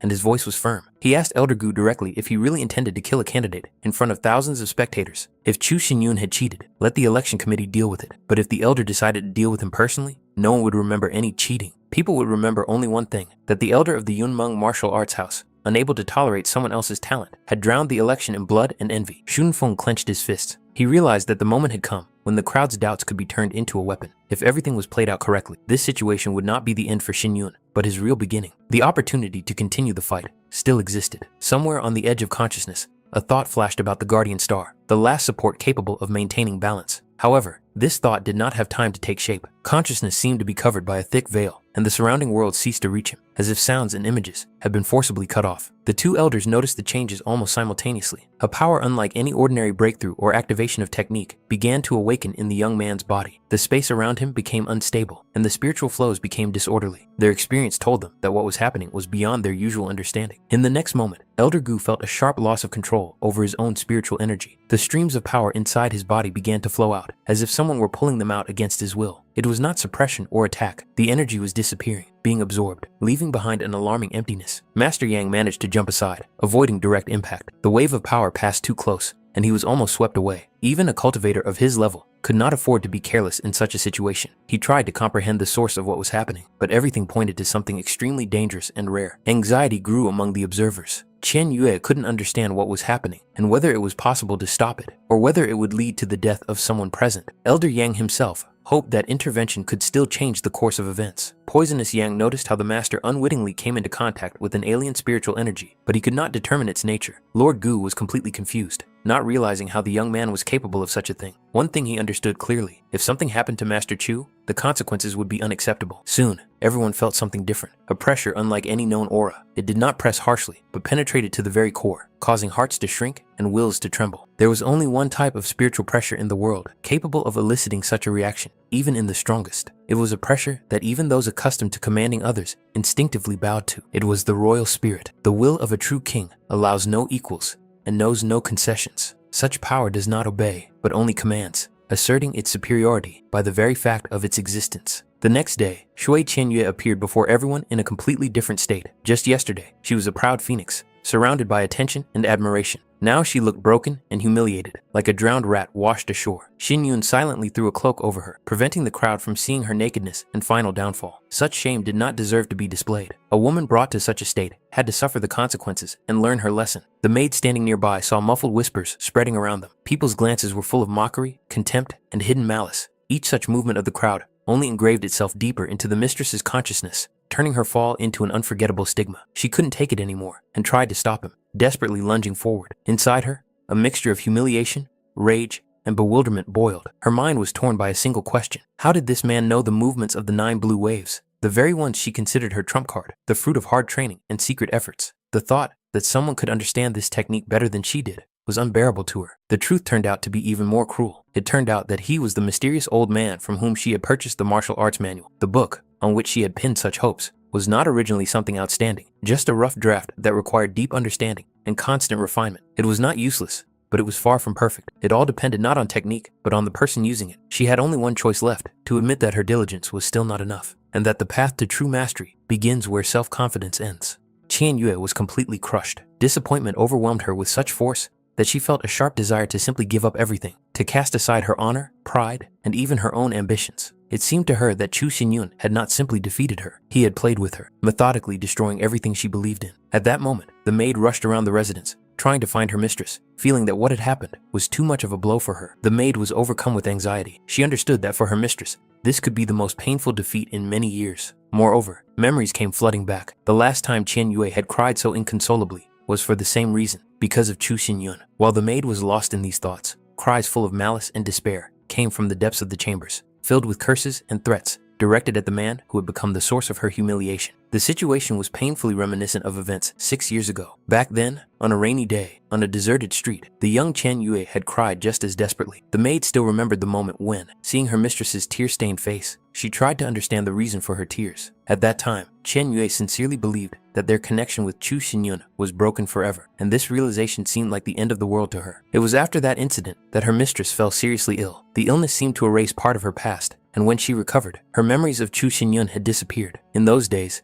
it seemed like a blessing, but now the past had caught up with her again. Leaving her room, she abruptly threw her clothes at the maid, demonstratively rejecting everything that had anything to do with him. For her, it was a manifestation of pride and a desperate desire to distance herself from a man whose help she considered humiliating. Meanwhile, rumors were spreading rapidly through the streets of the city. People whispered that Chu Xinyun had not only broken through to the level of spiritual cultivation, but had also managed to defeat an elder who was at the heavenly level. The story seemed incredible, almost absurd. There was even talk that this elder had been punished and demoted to the initial earthly spiritual level. However, many refused to believe such things, considering it all to be exaggeration or deception. In any case, the disappearance of Elder Gu only added fuel to the fire. He no longer appeared in public, as if he were truly hiding from shame. Suddenly, an unexpected sight caught the attention of those gathered. 3 figures appeared in the field of vision, whose presence was impossible to ignore. The elders of the Jialan, Ziyin, and Zhangfeng martial houses. Their appearance caused a real stir among the spectators and participants. It seemed as if these elders had come for one purpose: to get Chu Xinyun. Such talent was worth its weight in gold. If he joined the Lin Chao martial house, he would no longer have to fear pressure from Yun Meng. He had already become a figure worth fighting for. That was why the other martial arts houses had a rare chance to snatch such a valuable genius. However, the strangeness of the situation lay elsewhere. Why did the elders come together? Such unity looked suspicious. It seemed as if a subtle calculation was hidden behind the outward calm, and a hidden struggle for advantage was hidden behind the attempt at cooperation. One thing was clear: what was happening was far from as simple as it seemed at first glance. When the elders approached the residence, they were politely invited inside. They stopped at the entrance, exchanging glances and quietly discussing the situation among themselves. In the end, one of them suggested that Mo go first. The others openly admitted that they were not very skilled in the intricacies of negotiation and persuasion, so they preferred to stay on the sidelines and wait for good news. Such unanimity somewhat surprised Mo. Realizing that everyone really agreed with this decision, Mo couldn't hide a slight smile. He understood perfectly well that the others would feel awkward if everything worked out, which meant that later, they would have to make amends with the treat. However, that didn't matter now. He was ready to take the initiative. Meanwhile, the remaining elders continued to discuss recent events, laughing at how ridiculous their previous excuses sounded. Deep down, each of them understood that the real reason for their caution was fear of Elder Gu. At that moment, Mo's attention was drawn to a man standing by the wall. He was wearing a wide-brimmed hat and looked as if he was not attracting any attention. The elder was about to walk past, pretending not to notice him, but the stranger suddenly made it clear that he was in control of the situation, clearly marking his presence. Mo was slightly taken aback, but quickly regained his composure and made it clear that he had come to see Mr. Chu. In response, he learned that Mr. Chu was currently resting and not receiving visitors. Despite his inner dissatisfaction, the elder did not dare to insist and chose to retreat, deciding to wait on the sidelines. Time dragged on slowly. About half an hour passed before Mo's patience began to wear thin. He approached the guards again, hoping to at least find out when the owner of the residence would be able to receive guests. However, the answer was the same. It was unacceptable to disturb the master's peace, and no exceptions would be made. While waiting, Mo couldn't help but ponder the strange situation. His attention was drawn to the fact that the poisonous Yang, who had reached the earthly spiritual level, called Chu Xinyun his master. There was clearly a deep reason behind this. However, any attempts to get closer to the answer hit a brick wall. Poisonous Yang made it clear that further questions were pointless. Meanwhile, Yang Yan remained outwardly calm. He was sure that there was nothing to worry about. It was obvious to him that Chu Xinyun had already made his choice and would join the Ling Xiao martial arts house. Moreover, in his eyes, Xinyun was already under the protection of Master Yan, which meant that the outcome was practically a foregone conclusion. 15 minutes earlier, Yu Yan noticed that more and more people were gathering in front of the hotel. The situation was becoming tense. Representatives of other martial arts houses could well try to intercept Chu Xinyun earlier. In such circumstances, it was risky to act directly. This was not a big problem for her. As long as no one saw Chu Xinyun, the best solution was to sneak inside unnoticed. Therefore, she decided to use the back window, avoiding unnecessary attention and possible interference. Yang Yan himself was genuinely puzzled as to how Chu Xinyun could continue to sleep peacefully when passions were running high around him and the whole city was discussing the continuation of the elections. This did not cause irritation, but rather curiosity. He was really interested in what this young man was doing right now and what was going on in his head. The room was silent. Thick curtains blocked out the light, and the main character lay motionless on the wide bed, as if truly immersed in a deep sleep. The air was calm, and nothing betrayed what was happening inside. In fact, he was not asleep at all. His mind remained clear, and the moment an outsider entered the room, he sensed it. Even a carefully concealed aura could not escape his perception. Master Yan was confident in his disguise, so he was inwardly surprised that he had been detected instantly, without the slightest hesitation. Hidden formations were deployed around the building and above the roof, each designed to detect uninvited guests. Moreover, additional layers of control were hidden within these formations. Master Yan, without realizing it, stepped on several such nodes at once, leaving a distinct mark. He did not expect such complex structures to be found in an ordinary hotel, let alone created by such a young man. His surprise only intensified when it became clear that his presence here was unwelcome. The master recalled the events of a recent council meeting where he had issued a public invitation. At that time, it had been ignored, which already seemed bold. Now, when he had condescended to pay a personal visit, he was met with the same cold indifference. If it weren't for Yu Yan's persistence, this visit would not have taken place at all. And it was at this moment that the master noticed something important. Chu Xinyun's condition was far from ideal. His breathing was uneven, and his body temperature was noticeably elevated. His cold was real, not feigned. This explained his reluctance to receive guests. It was hard for the master to believe that such a strong cultivator could suddenly fall ill, especially at such a moment. The fatigue of the last few days, the depletion of spiritual energy, and the aftermath of recent battles had taken their toll. The cold was only an outward manifestation of general overexertion. In any case, Chu Xinyun showed no interest in further communication. Moreover, he had no intention of joining Lin Xiao's martial house. Downstairs, Elder Mo was eagerly awaiting the meeting, which only increased the master's irritation. Deep down, Yang Yan could hardly accept the idea that this young man would prefer the Jialan martial arts house to the Lin Xiao house.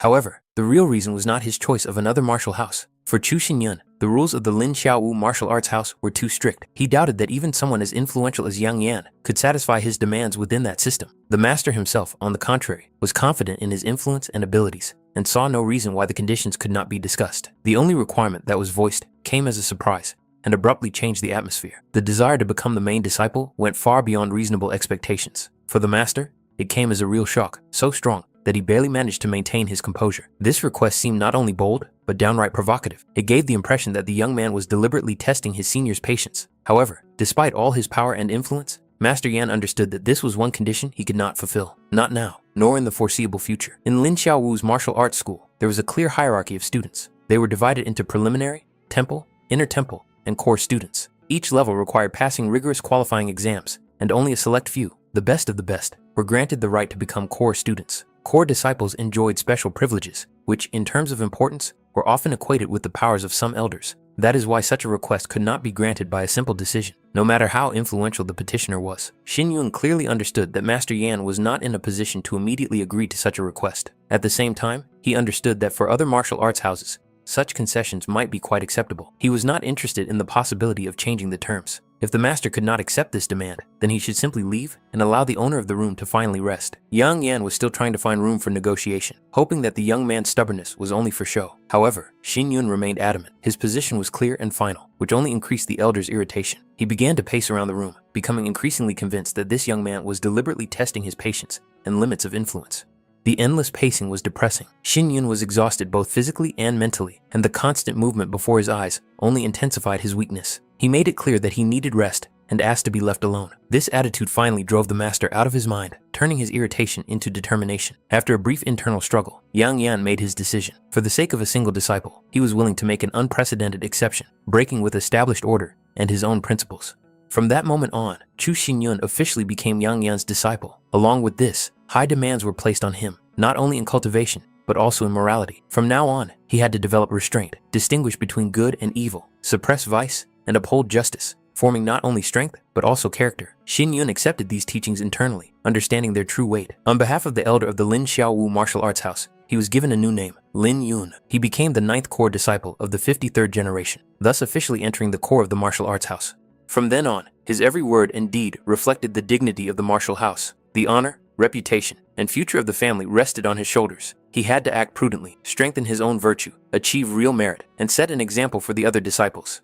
Although he was not required to strictly follow all the formal rules, there were prohibitions that could not be violated. Any serious deviation from these boundaries meant immediate expulsion from the ranks of the main disciples without the right to justification. The master gave him a special plaque, a symbol of status, and the key to all the privileges of a core disciple. Losing this item would be tantamount to losing his position, so it had to be treated with extreme care. Considering Shin Yun's poor health, the master did not demand unnecessary formalities. Nevertheless, deep down, he expected recognition of his status. The slight awkwardness that flashed in the young man's movements did not escape his attention. After all, albeit with some embarrassment, Shin Yun still recognized him as his mentor, which caused Yang Yan noticeable satisfaction. Yang Yan patted his new student's hair in a fatherly manner, a gesture that combined satisfaction and rare gentleness. He reminded him that the weather was cold and that Shin Yun should go to bed immediately so as not to aggravate his cold. The young man himself made it clear that he understood everything and at the same time expressed obvious dissatisfaction with the fact that hands continued to reach for his head. The selection was over, which meant it was time for the master to leave. The results of the student selection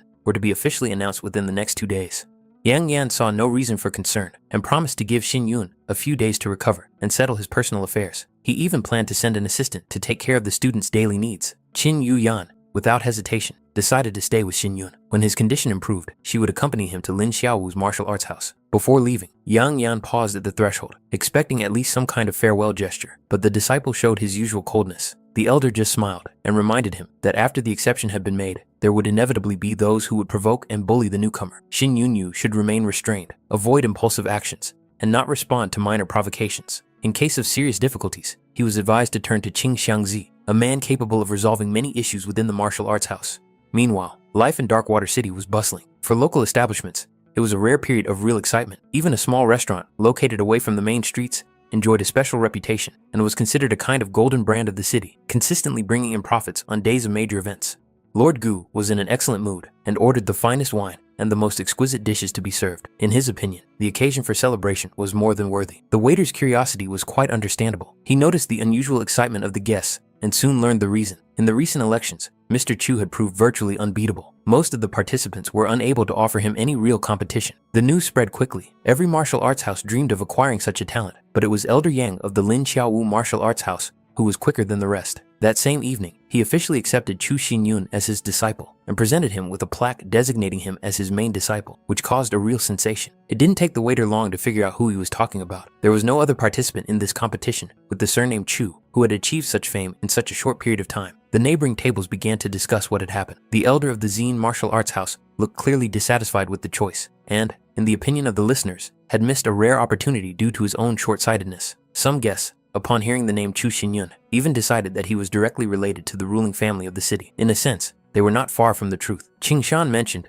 that he had personally trained the young man for the tournament, which only heightened the interest of those around him. Several people were already thinking about how they could get the opportunity to meet the new genius in person. It was at this moment that the lord of the city noticed Wang, who, oddly enough, had noticeably gained weight again, which slightly detracted from the overall festive atmosphere. The connection between Mr. Chu and Qing Shan no longer seemed surprising. For Wang, many things fell into place, and he looked at the young genius in a completely different light. Deep down, he even had a secret desire for the lord of the city to one day take on the task of nurturing similar talents for himself. Lord Gu took this with restraint. Though he was flattered, he was well aware that such words were dangerous, for if Mr. Chu learned of such hints, the consequences could be extremely unpleasant. Complacency was a luxury he could not afford. Wang even tried to suggest organizing a joint celebration and inviting Mr. Chu himself. However, it became clear that he was feeling unwell and would not be able to attend. As a result, those present limited themselves to good wishes for a speedy recovery. At the same time, several elders cautiously tried to keep Elder Mo from getting too carried away with wine, fearing that it would end in trouble. Elder Mo, on the contrary, was determined and clearly had no intention of calming down. His thoughts kept returning to the hated old man named Yang, whom he considered the source of all his current humiliations.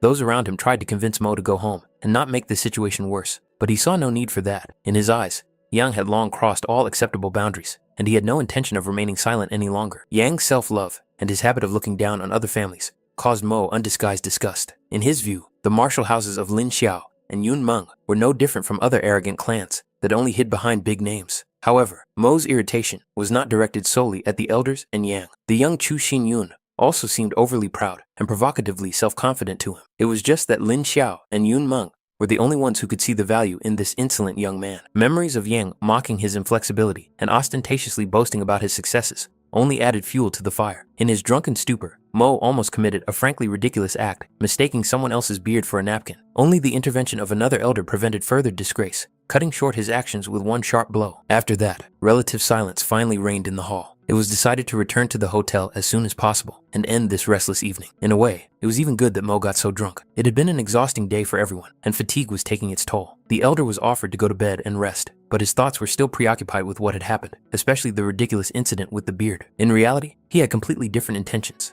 Instead of resting, he quietly left the crowded place and soon landed on the roof of one of the buildings, disappearing into the night. The elder mentally apologized to the lord of the city for his absence and belated actions. He clearly understood that the most useless thing for a person is a passionate desire to obtain something that he cannot reach. It was this feeling that pushed him to take further, much more risky steps. That same evening, a man from the capital arrived at the hotel, but he did not dare to go inside. He remained outside for some time, hidden in the shadows, as if assessing the situation and weighing the possible consequences of any move. The origins of this young man were highly questionable. His past seemed too vague, and his path to his current position too rapid. It was necessary to figure this out as soon as possible, but it was not easy to do so. The object of observation was under tight and clearly well thought out security. In addition, he had already joined the Lin Xiao martial arts house, which, although not the worst option, significantly complicated further plans. In such situations, misfortune often hides the seeds of future luck, and luck, in turn, hides new troubles. All that remained was to wait, keeping a close eye on what was happening, allowing events to unfold in their own way. No matter how stubborn and principled he was, young Yan was still forced to accept reality and agree. The status of a core disciple opened up too many opportunities for the young man to ignore its value. Poisonous Yang quickly noticed that the master was in a rare good mood, so he brought dinner, hoping that the food would help him regain his strength. Xin Wen was indeed about to eat, but at that moment, the main disciple's nameplate suddenly slipped and hit him right in the face.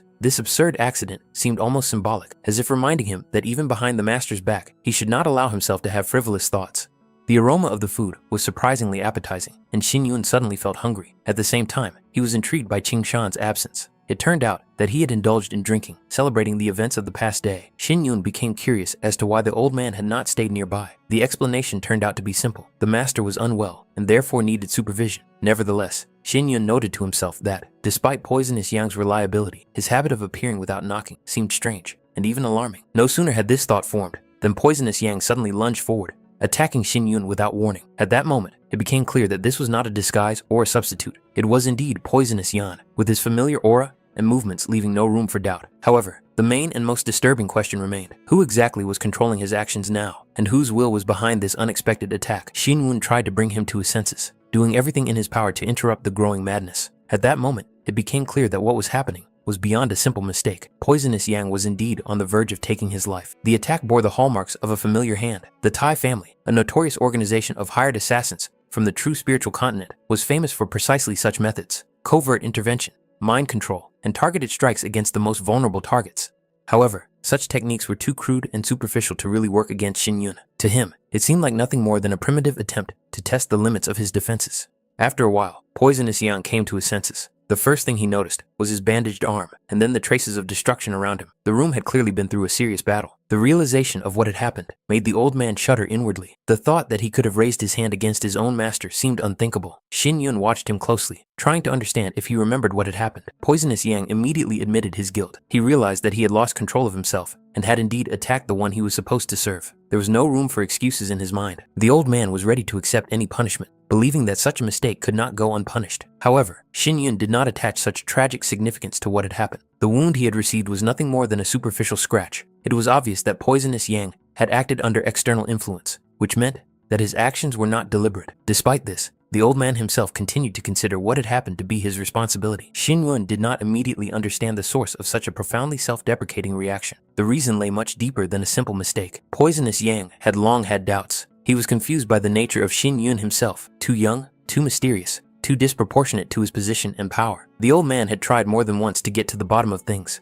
trying to understand who his master really was. And yet, despite these doubts and dark thoughts, he was sincerely touched by the trust that Shin Yun continued to show him. It was this hidden hostility and inner doubt that his enemies took advantage of. Poisonous Yang clearly realized that he had become a weak link, allowing outside interference to penetrate his mind. He considered what had happened to be his personal mistake and was ready to accept any punishment for it. Shin Yun, however, saw the situation differently. He considered fear of the unknown to be a natural state for any rational being. What was much more important was that Poisonous Yang did not hide the truth and chose to be honest. It was this decision that deserved recognition rather than punishment. The image of a thin, curved needle came to Shin Yun's mind, the very one that had been used to destroy the second elder of the Chu family. He had kept the last of these needles for a long time as a means of making a final decision, to kill or to spare. Now it was no longer necessary for him, and was given to Poisonous Yang as a tool for self-defense.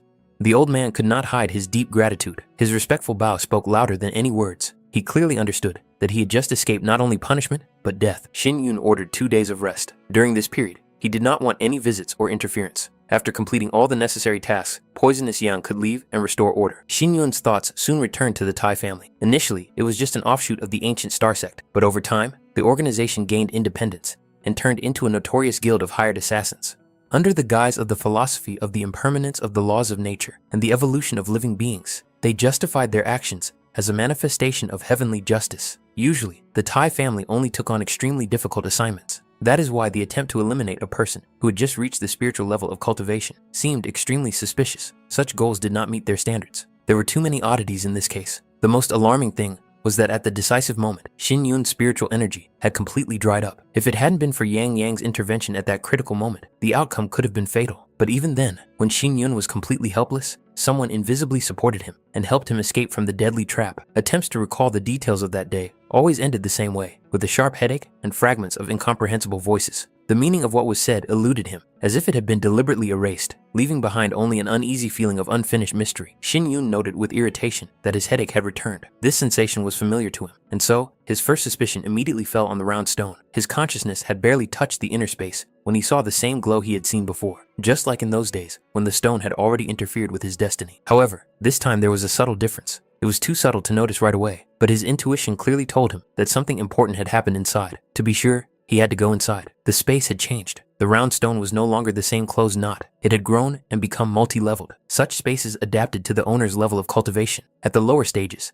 they looked distorted and symbolic, but as their power grew, they became closer and closer to reality, as if they were its reflection. A faint but distinct crackling sound rang out in the silence. Shin Yun's gaze immediately fell on the stone book. Its cover was damaged, and a soft but powerful glow emanated from within, as if the book itself no longer wished to remain sealed. When the stone shell finally crumbled, the Imperial Heavenly Manuscript of Reincarnation appeared in its place. The title alone was enough to understand that he was looking at something forbidden and ancient. Shin Yun felt that such knowledge could not be hidden without reason, and therefore the destruction of the seals meant only one thing. The moment had come to touch the truth. However, the expected words were not there. No symbols, no formulas, no writings. Before him was only emptiness, filled with a mysterious presence, as if the book itself rejected the usual ways of transmitting knowledge. As soon as his consciousness touched the glowing ribbon inside the manuscript, the seal disappeared without resistance. The space instantly distorted, and Shin Yunya was abruptly pulled inside, leaving him no chance to retreat. This intrusion was rough and merciless, as if the will of the Emperor of Heavenly Reincarnation allowed no hesitation or doubt. The fall lasted only a moment before the image of the supreme spiritual beast appeared before him, a blazing phoenix whose flames painted the heavens in crimson and gold. However, the feeling of danger quickly gave way to realization. What he saw was not reality, but an illusion, a reflection of events recorded in the heavenly book. It became clear that the Emperor of Heavenly Reincarnation had witnessed an ancient battle between two supreme beings, and that the manuscript contained not words, but memories. In the south of the immortal sea, spiritual heavenly mountains rose, their peaks lost in the clouds, and the valleys were so wide that they resembled seas. There, two titans met, the heavenly flaming phoenix and the dominant ancient beast of the earth, the spiritual lion. The sun disappeared behind heavy clouds, and every living soul began to fade under the pressure of their power. The phoenix's flames consumed everything around them, turning the world to ashes. The battle lasted more than 7 weeks, and when it was over, not a single life form remained. Only the remnants of the essence of the blood and soul of the burning phoenix were preserved, sealed, and transferred to this space as the last evidence of the catastrophe. In an instant, the vision dissipated, and all that remained before Xin Yun was emptiness filled with a faint, barely discernible presence. The source of the aura was obvious. It was the remnant of the blood essence of the soul of the flaming phoenix, still carrying the trace of the heavenly flame. When Xin Yun approached and touched it, the space trembled, and for a moment, an eye filled with ancient will appeared in the flames. At first, it seemed that there was nothing to fear, for everything that was happening was an illusion. But the fire did not dissipate. It was a real flame, devouring spiritual power, penetrating the body and burning the internal organs. At that moment, Xin Yun truly felt the proximity of death. The flame consumed him, leaving no chance for resistance, as if it wanted to erase his very existence. And suddenly, he found himself back in his own space. The burning sensation disappeared, and consciousness returned to his body. Only now did it become clear that this was a test, not the end. The illusion left a real mark, but did not take his life. Then, Xin Yun felt his own body begin to crack, as if the fragile shell could no longer withstand the pressure from within. The sensation was frighteningly real, and at that moment, he doubted that it was all over. It seemed that the test was not yet over, and the will of the Emperor of Heavenly Reincarnation continued to mercilessly interfere with his fate. In the next moment, his consciousness abruptly returned to reality. He was awakened by the alarmed cry of the venomous Yan, who was trying to bring his master to his senses. Xin Yun lay on the cold floor, completely unresponsive, as if he had just experienced something beyond ordinary understanding. He woke up with a start, his breathing uneven, and his gaze filled with confusion. Images of the illusion still echoed in his head, and for a while, he couldn't understand what had happened, or where he was.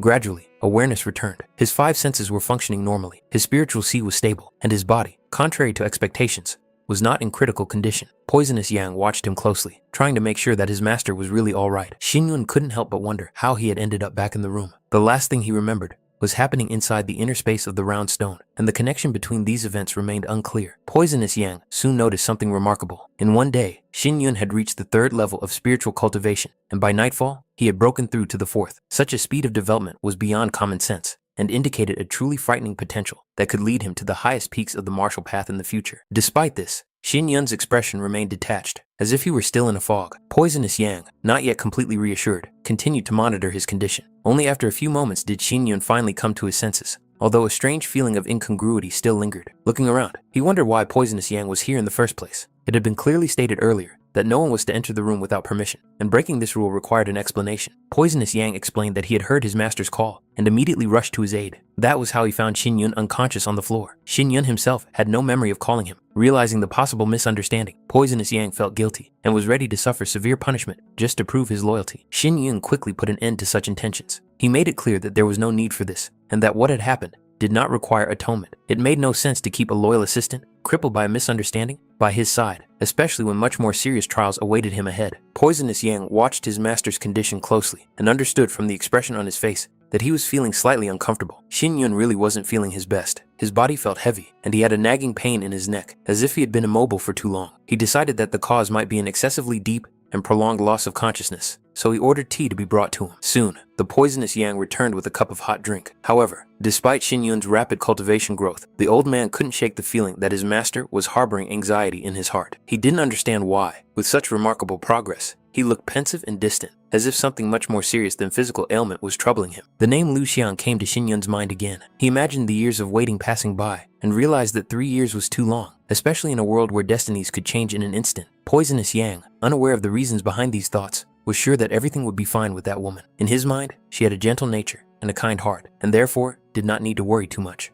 After a while, Xin Yun noticed the noise coming from outside. Poisonous Yang explained that people had been flocking to the hotel since early morning. They came in groups, carrying gifts and offerings. The number of gifts brought had already exceeded several dozen, and all these people were waiting for only one thing: the opportunity to get closer to the new rising master. Xin Yun noticed that the Poisonous Yang seemed unusually pleased with what was happening. For the old man, this was a natural sign of recognition of the master's power and status. He considered what was happening to be a good omen, and even showed genuine interest in Xinyun personally looking at the offerings. However, Xinyun himself had no desire to engage in such matters, and only asked if there was any other important news. It soon became clear that Mr. Yue had delivered the message. He and Mrs. Su had successfully entered the Yunmen martial arts house, and Lin Yichuan had been accepted into the Zhangfeng. They were all going to leave for the imperial city that morning. Unfortunately, circumstances prevented them from meeting Xinyun in person, so they only asked him to convey that they would wait for a meeting in the capital. In addition, a man who called himself Yang Yang's disciple appeared downstairs. He insisted on a meeting. Xinyun ordered him to be temporarily received in the next room, telling the other visitors to leave to avoid unnecessary noise and commotion. Left alone, Xinyun suddenly felt a sharp pain in his back again. This feeling was much more distinct than the previous discomfort in his neck. He decided that he could not ignore it, and therefore took off his outer clothing, intending to check the source of the pain. What he saw made him freeze.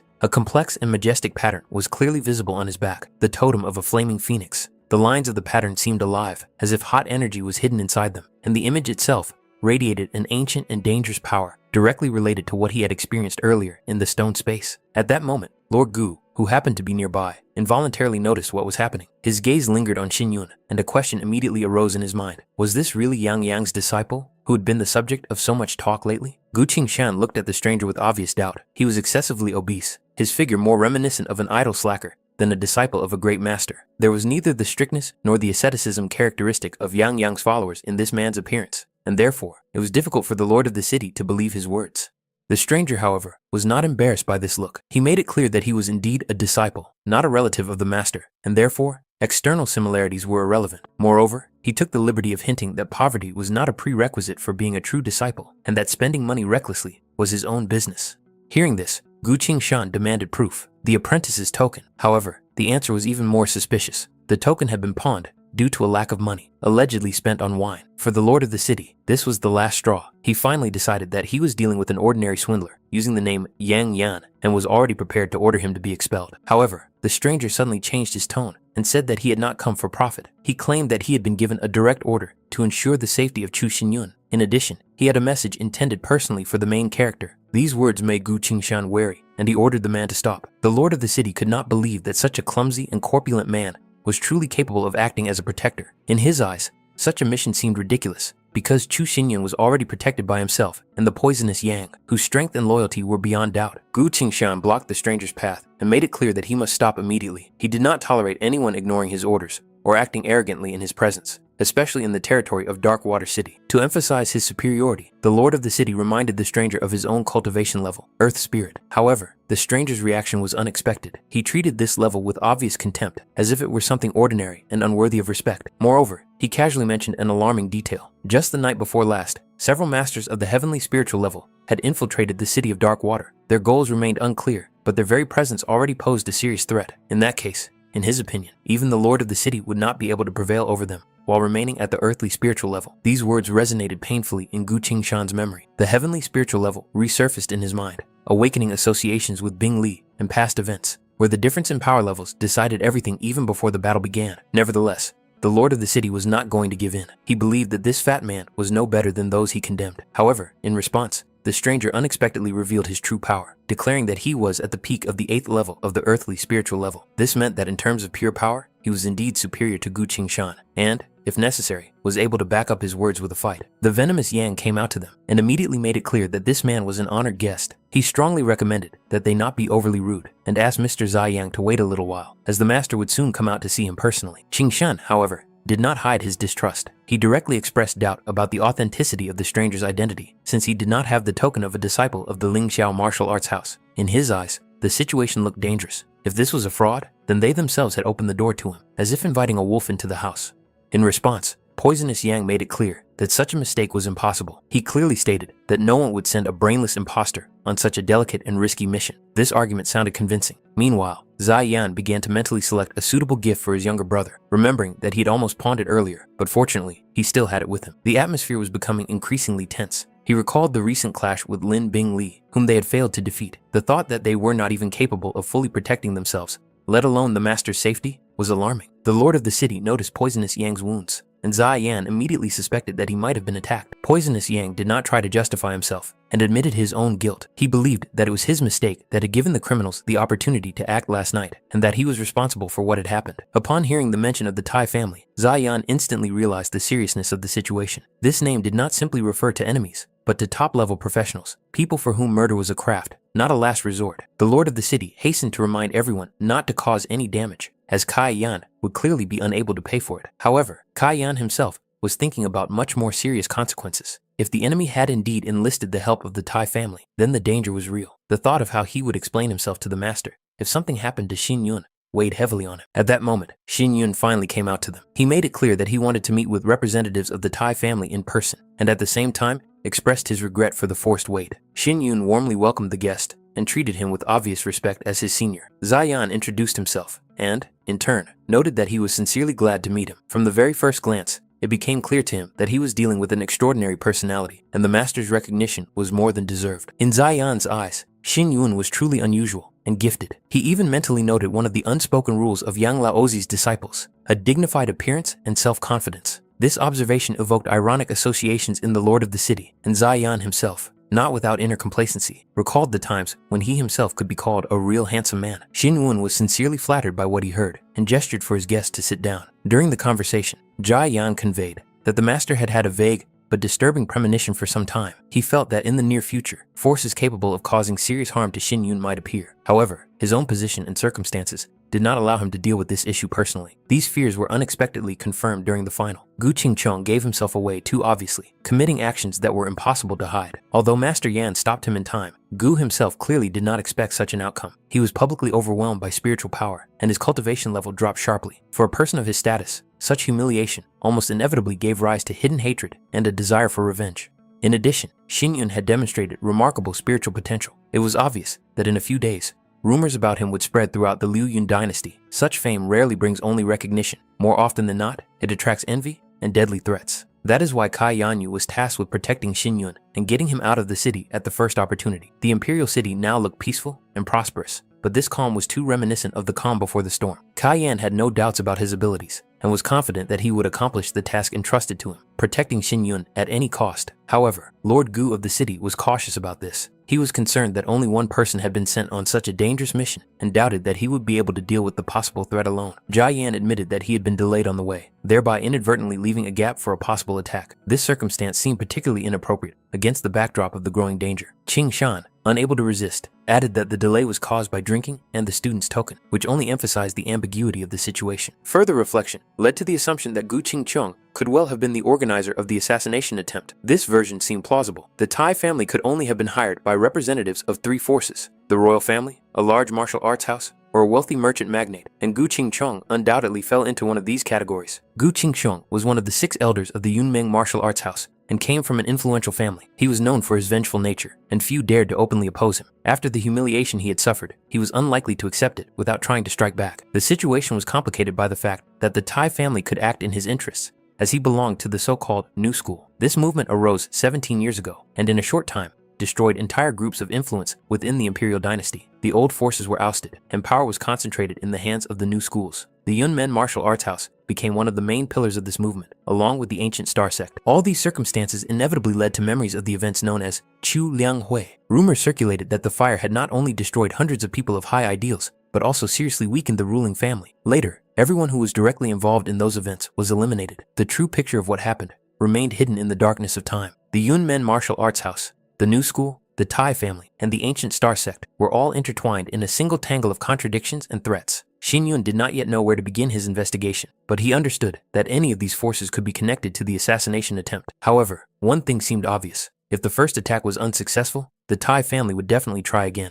That meant it was worth starting with them. Kai Yan insisted that the matter not be brought up again. He made it clear that he intended to deal with the situation personally. The Tai family was not a force to be trifled with, let alone acted upon impulsively, especially when it came to Du Tianfang, the Tai family's renowned master. Any careless move in her direction would mean certain death. The very name of Du Tianfang, which came up in conversation, seemed to cast a shadow. This woman was known for her cruelty and complete unpredictability. It was said that she had more heavenly level masters under her command than the entire imperial family combined. It was impossible to go head-to-head with such a figure. Only cold calculation and patience could give one a chance to survive. After these explanations, Shin Yun softened his tone, making it clear that his previous words should not be taken seriously. He changed the subject, asking if Lady Chin was going to go with them. It turned out that Mrs. Chin had left a letter for him before leaving. In addition, Kai Yan gave Shin Yun a gift that had been prepared in advance. The protagonist gratefully accepted it, without making a big deal out of it. The letter was brief, but alarming. In it, Lady Chin congratulated Shin Yun on becoming the main disciple, and then informed him of her father's sudden illness. Lord Chin's condition had deteriorated sharply, and she had to return to the capital urgently. She apologized for not being able to accompany them. This news greatly surprised Qing Shan. Just a month ago, Lord Chin had looked perfectly healthy. Jia Yan heard that it was a strange fever that was developing at an alarming rate. The lord of the city could not believe what was happening, and even began to mentally prepare for the worst, because Lord Chin had only one daughter. His excessive dramatization of the situation provoked a sharp reaction from Qing Shan, who considered such reasoning premature and suspicious. Xin Yun involuntarily recalled Mrs. Chin's previous hints. Now, comparing the facts, he clearly saw an alarming picture: sudden illness, urgent departure, silence about the details. The Chin family was clearly involved in the events taking place in the imperial city. There was a possibility that Mrs. Chin had walked straight into a trap. The lord of the city expressed his strong dissatisfaction with the fact that she had been allowed to leave alone. In his eyes, this seemed like unforgivable carelessness, especially given the position and influence of the Chin family. However, Kai Yan admitted that he had no way of stopping her. Xin Yun intervened, calling for calm and reminding everyone that there were matters in which neither Master Yan nor outside forces could interfere. It was quite possible that what was happening was an internal matter for the Chin family. In such matters, outside help could not be sought, and according to unspoken rules, martial houses had no right to intervene. Even if they wanted to break this order, the consequences could be disastrous. Most likely, Lady Chin had learned something important before her departure. However, at the moment, they had no information about the capital or the situation of the Chin family. It was pointless to continue arguing. Xin Yun made a decision. After arriving in the imperial city, he would personally visit the Chin family to gather clues and develop a further plan of action. Gu Qingshan realized that his harshness was dictated solely by concern for Mrs. Chin's safety. Reflecting on his behavior, he expressed his regret to Kai Yan. The latter, however, only remarked with a smirk that it was a pity that Mrs. Chin had not paid attention to the lord of the city himself. This remark sounded like a mockery, and only then did Qingshan realize that they were openly making fun of him. Even the venomous Yang could not hide his smile, which completely threw the lord of the city off balance. Xin Yun, meanwhile, was deep in thought. In his previous life, he had left the Liu Yun dynasty a little earlier than he had now, so he could well have missed important events or hidden changes. It was also possible that reality itself in this life had begun to deviate from its previous path. Poisonous Yang, noticing his thoughtfulness, drew attention to the item handed over by Kai Yan and expressed doubt about the strange blue liquid. Kai Yan explained that it was a rare medical treasure known as blue liquid, prized for its healing properties. However, Xin Yun almost immediately understood the trick. What they had before them was only a semi-finished product, far from the real finished elixir. The attempt to impress was much less sophisticated than expected. At that moment, there was a cautious knock at the door. A waiter appeared and asked if Mr. Chu was there. He said that a young woman was insisting on seeing him. Qingshan immediately made it clear that now was not the time for outside visitors. The waiter was instructed to tell her that Mr. Chu was busy and could not come out. However, the girl refused to leave, saying that she had to return something. This statement made the lord of the city curious about what exactly she intended to return. Qingshan, Cai Yan, and the venomous Yang simultaneously turned their gaze to the waiter, waiting for an explanation. It turned out that the girl had come only to return a cloak. The atmosphere immediately softened. Xin Yun signaled to those around him not to look at her with excessive suspicion. At that moment, he recognized her. It was Jin Qiue. Outwardly, she had hardly changed, and still resembled the girl from the distant past. For Jin Qiue herself, the meeting was a joyful surprise. Deep down, she feared that Xin Yun had long forgotten her and would not recognize her when they met. The realization that he still remembered her brought her sincere relief. The girl handed him a neatly washed cloak. Looking closely at Xin Yun, as if comparing the past and the present, she realized how much he had changed. His features had become more mature, and his aura was deep and confident. At one point, it even seemed to her that she was looking at a completely different person. 6 or 7 years had passed since then. Once a weak child, he had now become a strong and attractive young man. Both the poisonous Yang and the lord of the city quickly realized that there was a long history and unspoken closeness between the two, rooted in childhood. Qingshan noticed the respect and warmth with which the girl spoke of Master Chu. It seemed excessive to him, and he noted to himself that such an attitude could cause her mistress's dissatisfaction. However, the maid herself seemed confident. She knew Shui Chenyue's character too well, and understood that she simply did not know how to deal with her own feelings. She realized this during the fight in the ring. Then she clearly saw that Mr. Chu, despite the tense confrontation, still showed gentleness and restraint towards Chen Yue. His movements did not carry a true desire to cause harm, and each gesture conveyed the same compassion as before. For the maid, this was a clear sign that the mistress still held a special place in his heart. Even though there was now a gulf between them due to quarrels, misunderstandings, and pride, she believed that such bonds could not be broken forever. People who were once truly close always have a chance to find their way back to each other if fate gives them enough time. However, Xin Yun made it clear that such conclusions were wrong. His behavior was dictated not by feelings, but by ordinary politeness and restraint. He did not seek to humiliate or hurt Shui Qianyue because she was connected to Liu Xiang, and for her sake, he would not allow himself to act cruelly. That was the end of his involvement in their affairs, and the girl should return. Jin Qianyue still inquired about Liu Xiang's condition. Learning that she was fine, she did not linger any longer. Having received her answer, she considered the conversation over and headed away. At that moment, Shui Qianyue, already sitting in the carriage, waved her hand impatiently, calling her maid. Her movements betrayed irritation, mixed with anxiety. She noted that the wait was taking too long and expressed her dissatisfaction that the delay could cost them the opportunity to catch up with those who had already left for the battle houses. Jin Qianyue explained the delay by saying that she had to wait a long time for Mr. Chu for a short conversation. This immediately caught Qianyue's attention. For her, the name Chu Xinyun had long been erased from her inner circle. She considered him unworthy of even being mentioned and did not want to hear about him in the future. Nevertheless, curiosity got the better of her. She wanted to know exactly what he had said. The maid tried to evade the question, citing the previous prohibition, but Qianyue made it clear that she demanded an answer. In the end, it became known that Mr. Chu still remembered her. Moreover, he noted that she remained the same as in childhood. For Qianyue, these words sounded dry and tasteless, causing neither joy nor satisfaction. However, the maid then added that he had also noticed how much more beautiful she had become. These words came as a surprise. Qianyue could not immediately believe that such a thing had actually been said. Despite her outward indifference, something stirred deep in her soul, and her former confidence cracked slightly. Qianyue sharply rejected what she had heard, deciding that such words were now meaningless and seemed like pathetic flattery. However, the maid's behavior suddenly changed. She made it clear that part of what she had said was a deliberate lie. The realization instantly sparked irritation. Qianyue couldn't believe that this insolent girl dared to play with her feelings and deliberately upset her. Not wanting to stay in this place any longer, Qianyue ordered the driver to speed up. Her patience was running out. The city of dark water had become a source of humiliation, memories, and anger for her, and she wanted to leave it behind as soon as possible, as if distance could erase what had happened. Thousands of miles away, beyond the familiar roads, mountains rose like blades piercing the sky itself. Their peaks were lost in the clouds, and the cold air was saturated with an ancient and harsh power. Among these impregnable heights stood the Ninth Ice Palace, a place where time flowed differently, and the silence seemed heavier than stone. There was no hustle and bustle of the outside world here, only eternal cold and strict order. Bing Li was on her way, wrapped tightly in a warm cloak. Even for her, accustomed to harsh conditions, this cold was a challenge. The road led higher and higher, and each step required concentration and endurance. Inside one of the rooms of the palace, Liu Xiang sat alone, also wrapped in a cloak. Dim light reflected off the icy walls, and her thoughts returned again and again to the same day, as if stuck in a vicious circle. A familiar image appeared in her imagination. It seemed to her that the main character was following behind her, confident and calm, as if the distance between them had never existed. In this vision, he embraced her, offering to leave together and never part again, as if the whole world could wait. These thoughts made her heart ache and her eyes fill with tears. The drops fell directly onto the talisman with his image, which she still kept. She did not know when she would see him again, and this anticipation weighed heavier than the cold. At that moment, the silence was broken by a knock on the door. Bin Li appeared, and immediately noticed that Liu Xiang was still not used to this place. Even Bin Li herself, having spent not much time here, found it difficult to endure the local cold. It was obvious that Liu Xiang still couldn't get used to the local food. Realizing this, Bin Li brought special dishes prepared, according to recipes she had mastered during her travels through the Liu Yun dynasty. These simple but warm flavors reminded her of the world outside the icy walls.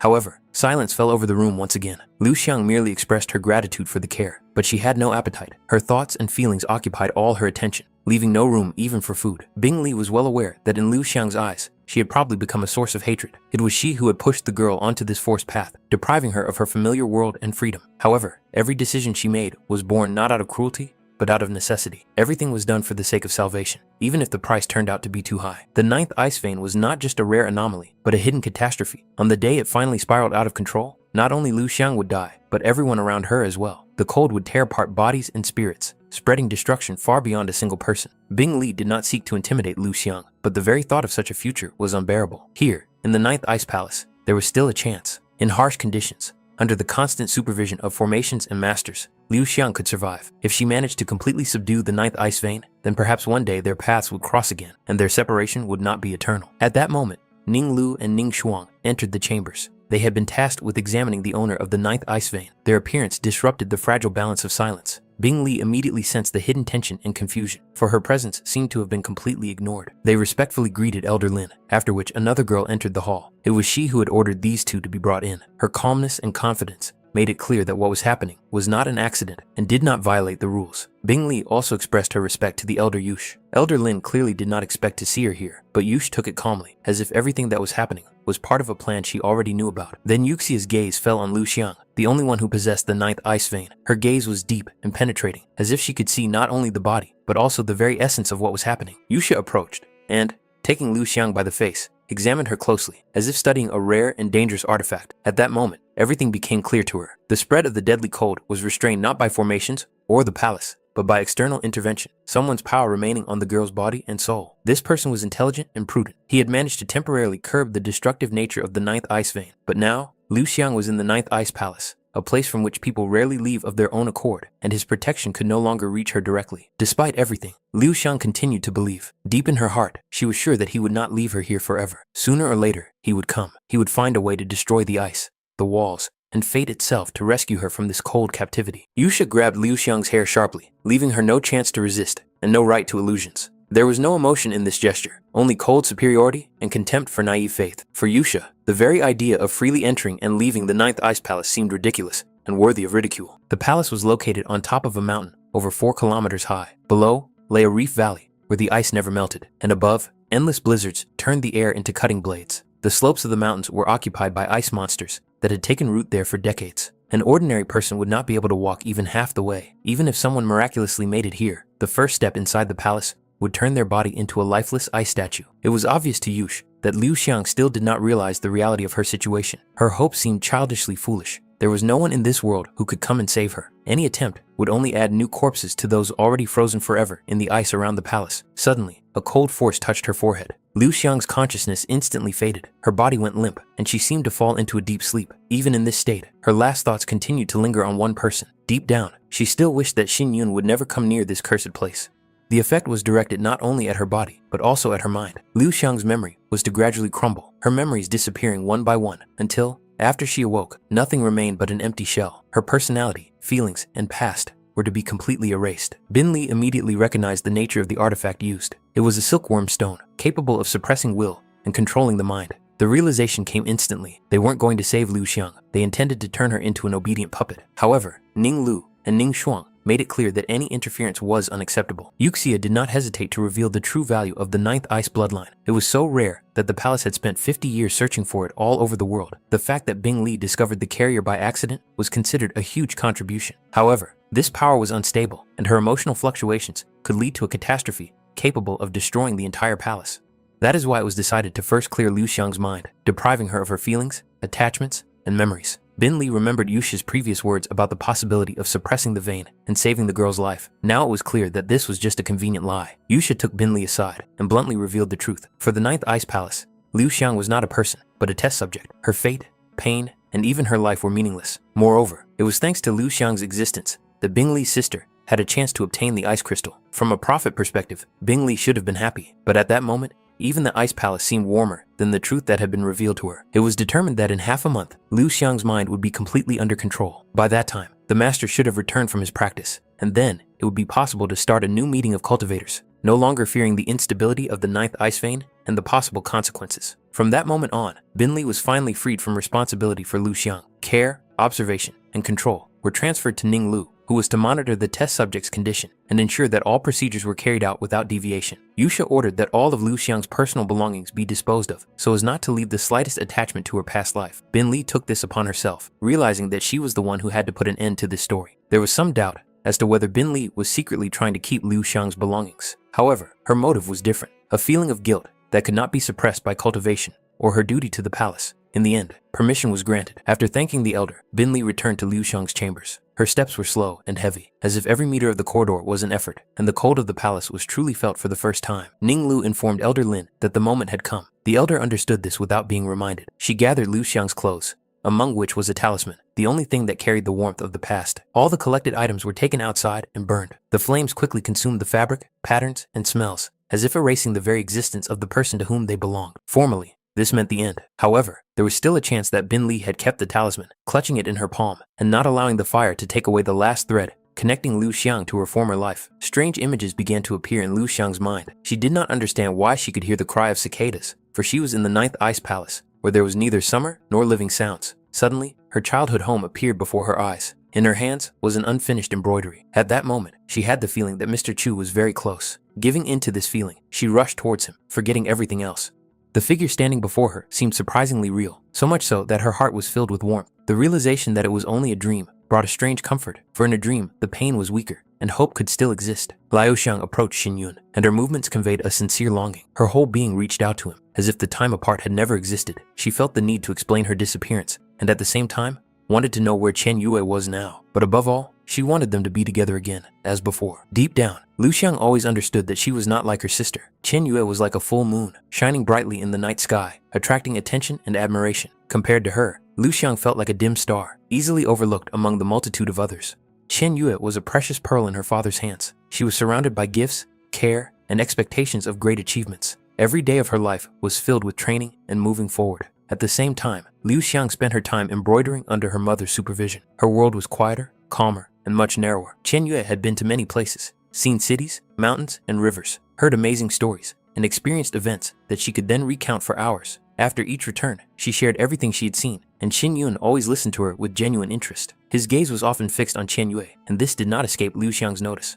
At one point, Xin Yun noticed how intently Liu Xiang was looking at him. His expression softened, and a calm, warm smile appeared on his face, which made her heart skip a beat. Liu Xiang ran, but stumbled and fell. Her knees were scratched, and the pain quickly reminded her of itself, but she didn't care. It was more important not to keep Xin Yun waiting, and to bring her sister back as soon as possible. Chen Yue was busy trying to catch a flying snake stuck in a tree. She was still reaching up, unwilling to give up. Liu Xiang was worried, realizing that Xin Yun was already tired, and tried to stop her sister, fearing that someone would get hurt. However, Chen Yue had no intention of backing down. Her confidence in her own abilities, and her desire to finish what she had started, prevented her from stopping. In the end, the flying snake was removed from the branches, but their balance was lost. They fell together, and for a moment, everything around them froze. Liu Xiang rushed to them, overcome with anxiety, checking to see if anything serious had happened. Chen Yue reacted sharply and coldly, not hiding her irritation. Xin Yun, feeling awkward and guilty about what had happened, tried to smooth things over by taking responsibility. An adult woman approached the children, immediately noticing that the older girl had once again been rude to Yun. She quickly figured out what had happened, and realized that the fall had occurred while trying to reach for a kite. Chen Yue,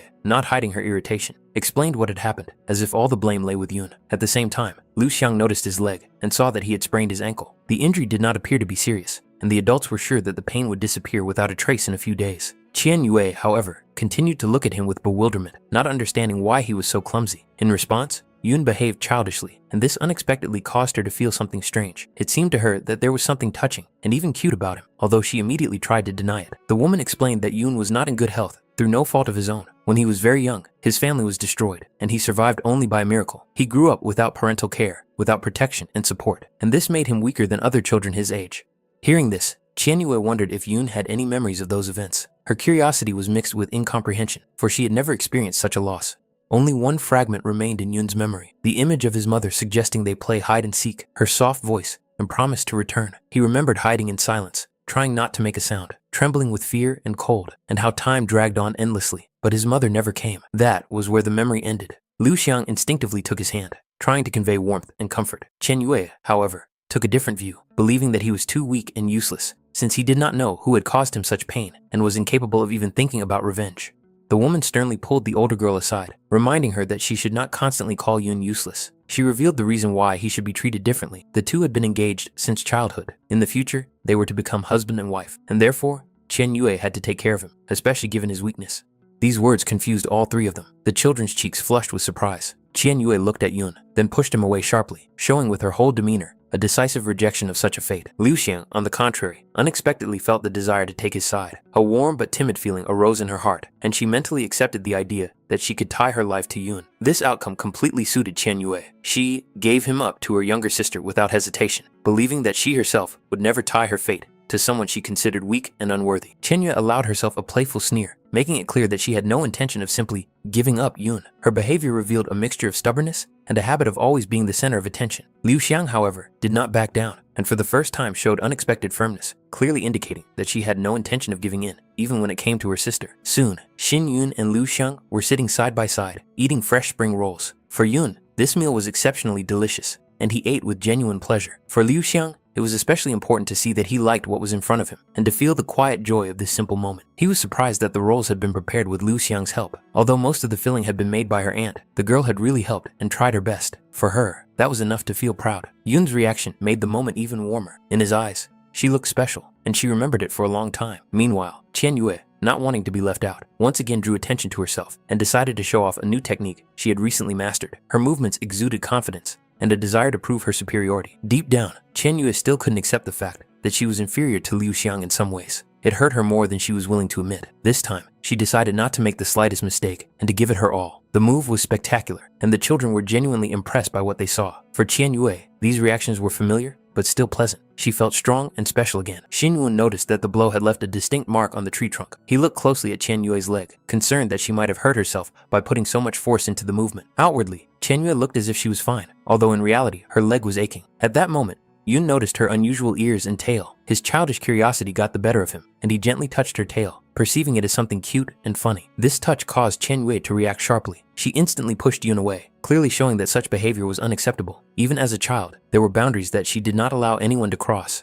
Suddenly, Liu Xiang felt a strange sense of disorientation. The space around her seemed unfamiliar. She tried to find her sister and Yun with her eyes, but at that moment, she noticed that the water under her feet was beginning to cover with a thin layer of ice. Slowly and inevitably, as if a dream was beginning to crack and give way to cold reality. The ice spread rapidly throughout Liu Xiang's body, restricting her movements and breathing. The cold penetrated deeper and deeper, robbing her of her strength and will to resist. The girl did not understand how to stop what was happening, and desperately reached out to the images of her sister and Young, hoping that they would appear and pull her out of this nightmare. At the same time, dangerous changes were taking place in her body beyond her consciousness. The cold energy of the ninth ice vein was spiraling out of control, slowly rewriting her condition, as if preparing her shell for something else, devoid of human will. Nin Lu burst into the chief elder's chambers, unable to hide her alarm. Her sharp movements and ragged breathing made it clear that the situation was beyond acceptable. However, before she could get close, the ornament in her hair suddenly fell apart, as if an invisible force had mercilessly destroyed the protective artifact, depriving her of the last remnants of her audacity. Realizing the gravity of her offense,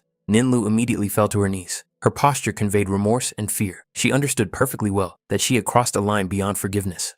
The mistress of the palace reacted coldly and emotionlessly. The very fact of entering her chambers without permission was already a crime that required no justification. Nin Lu took full responsibility, admitting that she had witnessed something she was not allowed to see. The elder made it clear without hesitation that there was only one way to make amends for such mistakes, and the offender knew perfectly well what the price would be. As punishment, Nin Lu was deprived of her sight. This was not an act of cruelty, but the established order. Those who saw more than they were allowed to had to pay with their own eyes, so that the secrets of the palace would never leave its walls.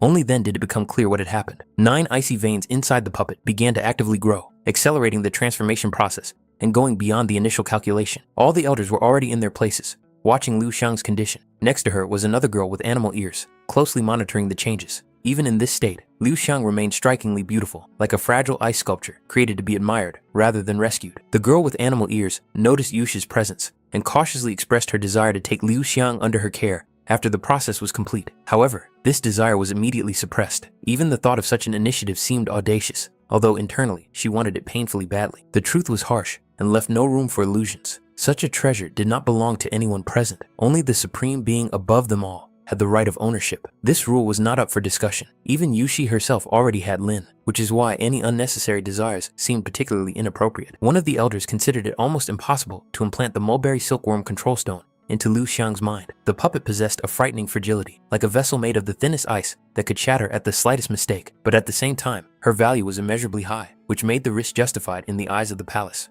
With this outcome, Bin Li's contribution could not be denied. It was her actions that were key to the current result. Bin Li herself, however, did not take credit for herself, considering everything that had happened to be a chain of coincidences. At that moment, the girl with ears allowed herself to remark that Bin Li looked especially attractive today, as if the cold of the palace only emphasized her features. The girl with the ears was called Chris. She behaved too casually, as if trying to erase the distance and turn a formal relationship into something familiar, insisting on a closer form of address. Bin Li tried to stop this, not wanting such familiarity. However, Chris suddenly felt suffocating pressure behind her. The air around her became heavy, as if filled with blades. The source was obvious. Yusha. Playing with boundaries here could only end in one way. Soon, the conversation turned to the point. They discussed the likelihood that Liu Xiang was indeed the treasure the palace had been waiting for decades. The assessment was frighteningly high, 9 out of 10. The current case was the 9th, while all previous carriers had been deprived of the opportunity for combat development and proved useless. The inevitable question of further action arose. Due to her colossal energy, Lu Xiang remained extremely unstable. Before her mind completely dissolved, it was necessary to urgently seal 9 key points and 3 main veins with a 9-star snow lotus and a jade needle, followed by lengthy and extremely precise treatment. However, there was a serious problem. The 9-star snow lotus had to be exceptionally fresh, otherwise the procedure would be meaningless. The palace only had prepared samples that had lost the necessary vitality, which made the task almost impossible. There was catastrophically little time left. In half a month, the master would complete his practice, and no one could predict when exactly fate would strike the palace again. All preparations had to be completed before that moment. Otherwise, the masters could suffer the fate of turning into a second crystal, an outcome that no one here dared to speak of aloud, but which they feared most of all. They were obliged to do everything possible to prevent the worst outcome. While the 9 ice veins were growing relatively slowly, they were still manageable, but this reserve of time was measured in only a few days. Any delay could lead to irreversible consequences. A clear division of roles was agreed upon. Bin Li and Chris immediately set off in search of the growing 9-star snow lotus, while Yush and Yulong remained in the palace, continuing to suppress the 9 ice veins and keep the situation under control. This decision left no room for error. After some time, Bin Li and Chris reached the nest of the 9-star snow lotus. The surrounding area was cold and damp. The air was filled with icy vapors, and the ground beneath their feet seemed alive, as if the earth itself did not want to let strangers in. Before approaching their target, they had to clear the way. Chris took on the role of bait, deliberately luring out small creatures hiding in crevices and under the roots of ice formations. These seemingly harmless creatures served as the first guardians of the nest. Suddenly, a long, slimy tongue of an unknown monster burst out of the darkness and wrapped itself around Chris. Despite this, her movements remained confident, as if her strength had not yet been exhausted, and what was happening did not cause her any real alarm. The monster tried to swallow her whole, but at that very moment, it was torn to pieces by a sharp and precise blow. Scattered pieces of flesh and sticky slime covered everything around, causing Chris obvious irritation. The wet environment was particularly unpleasant for her. The noise of the battle attracted new creatures. More monsters began to crawl out of crevices and underground passages, reacting to the smell of blood and destruction, like a pack of predators sensing prey. The situation was rapidly escalating, and Bin Li could no longer hold back. She began to form the technique of heavenly jade frost, concentrating the cold to the limit, preparing to change the course of the battle with a single blow. A wave of icy energy swept across the area, instantly destroying the approaching monsters. The space around them seemed to freeze, and they had a brief but precious chance. They rushed forward without looking back, using every second. Chris began to quickly search the nest, trying to find the right plant, and for a moment, even decided that they were too late. However, it soon became clear that other guards were still hiding inside, small but numerous creatures, ready to attack at any moment. Bin Li struck the advancing monsters at the same time as Chris. The icy energy burst too widely, catching the space next to her ally and forcing her to jump sharply to the side to avoid the attack. The winds and cold mixed together, completely drowning out any external sounds. Because of this, Bin Li did not notice Chris's movements and did not adjust the direction of her attack, continuing to act with maximum force and momentum. When the attack didn't hit its target as intended, Bin Li felt annoyed. From Chris's perspective, it seemed predictable. It felt as if Bin Li wasn't trying to be careful at all and allowed the attack to get too close, as if responding to the previous taunts and tension between them. Chris didn't even have time to regain her balance before a sudden blow threw her aside. The monster lurking in the shadows moved with frightening speed, closing the distance almost instantly, its massive body already looming over her. Bin Li reacted without hesitation. Cold energy burst from her palms, and the freezing technique worked just as the attack landed. The monster's body began to rapidly cover with ice. Its movement slowed and then stopped completely, turning it into a motionless block of ice. It was obvious that this monster was not capable of breaking the ice seal so easily. Bin Li immediately noticed that Chris was hovering in the air unnecessarily and considered it a waste of time. In such a situation, coordination and decisiveness were required. The enemy had to be finished off immediately. However, reality turned out to be different. The ice shell suddenly cracked and then shattered into pieces with a dull crash. The freed monster, without wasting a moment, rushed forward and directed its furious attack straight at Bin Li. Realizing what was happening, Bin Li just smiled. The creature clearly did not understand who it was dealing with. Attacking the owner of the Frost Legacy without weapons was tantamount to suicide, especially when she possessed the power of the Frost Owl. At that moment, Chris swooped down from above. Her rapid descent was precise and calculated. The blow landed exactly where the monster's defense was weakest. The girl was clearly pleased that she had once again been able to intervene at the most opportune moment. Bin Li, however, did not share this enthusiasm. It was obvious to her that the delay could cost them dearly. While the tension between them persisted, the monster seized the moment and tried to escape. Realizing this, both of them rushed after it without hesitation, wondering who had made the mistake of letting their prey slip away. At the same time, far away, the elders continued to restrain Lu Xiang's icy vein, maintaining complex formations and preventing the destructive energy from escaping. Deep within her consciousness, Lu Xiang suddenly heard a call. It was vague, but strangely familiar, as if it came from her warmest memories. The image of Xin Yun appeared beside her. His presence was calm and gentle, and it was this that caused the anxiety in her heart to subside slightly. Lu Xiang pressed herself against him, feeling a growing pain in her head. The feeling was like fatigue mixed with longing, and she desperately wanted it to go away. Shin Yun touched her gently, and there was so much care in this movement that the pain gradually began to recede. Chen Yue watched this scene from afar. Her first impulse was to turn away and leave, but then she hesitated, and soon, the three of them were together again, as if they had returned to a carefree past. They pretended to scatter in different directions, deliberately leaving false trails, and then silently returned. The plan was well thought out. This time, it was almost impossible to detect them. During the search, Shin Yun suddenly bumped into someone in front of him. The blow was unexpected and sharp. Instinctively, he tore off his blindfold, trying to figure out who could have appeared here so suddenly and disrupted the game. Standing in front of him was Uncle Shui, a tall figure with a cold, heavy gaze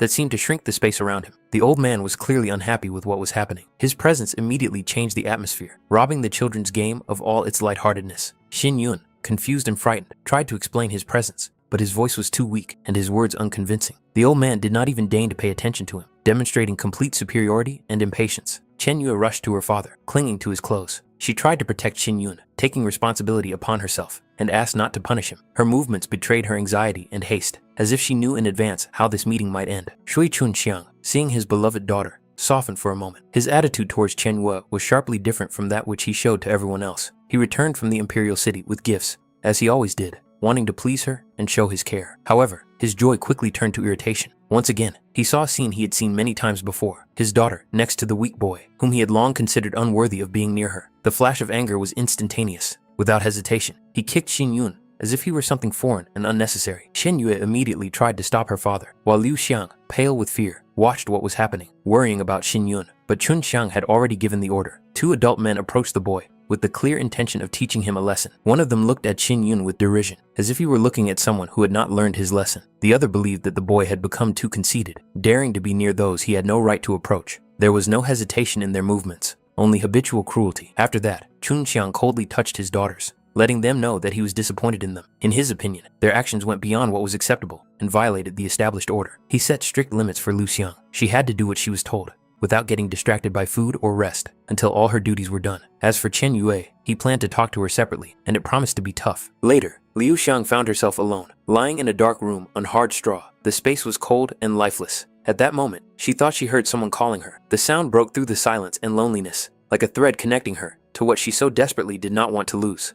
It turned out to be her sister. Chen Yue's appearance brought with it a faint sense of relief. Liu Xiang immediately tried to understand why she had come and how severely her father had punished her. Chen Yue looked calm and confident, making it clear that she was fine. In fact, she had not come for herself at all. Her concern was for her younger sister. Liu Xiang hastened to assure her that nothing terrible had happened to her either. Chen Yue believed that it was better for both of them to stay away from their little brother Yun. She sincerely did not understand why their father felt such animosity towards him. However, for Liu Xiang, everything was different. Among all those around her, it was Xin Yun who was the most precious person to her after her sister. Moreover, she felt that her father was cold towards her as well, so she was not going to distance herself from Yun just because of his will. Liu Xiang thought anxiously about her little brother Yun's fate and tried to figure out what would happen to him next. Chen Yue tried to calm her sister down, letting her know that their father would not go too far. After that, she decided to leave, leaving Liu Xiang alone, and mentally wished her good night, hoping that she would stop tormenting herself with heavy thoughts.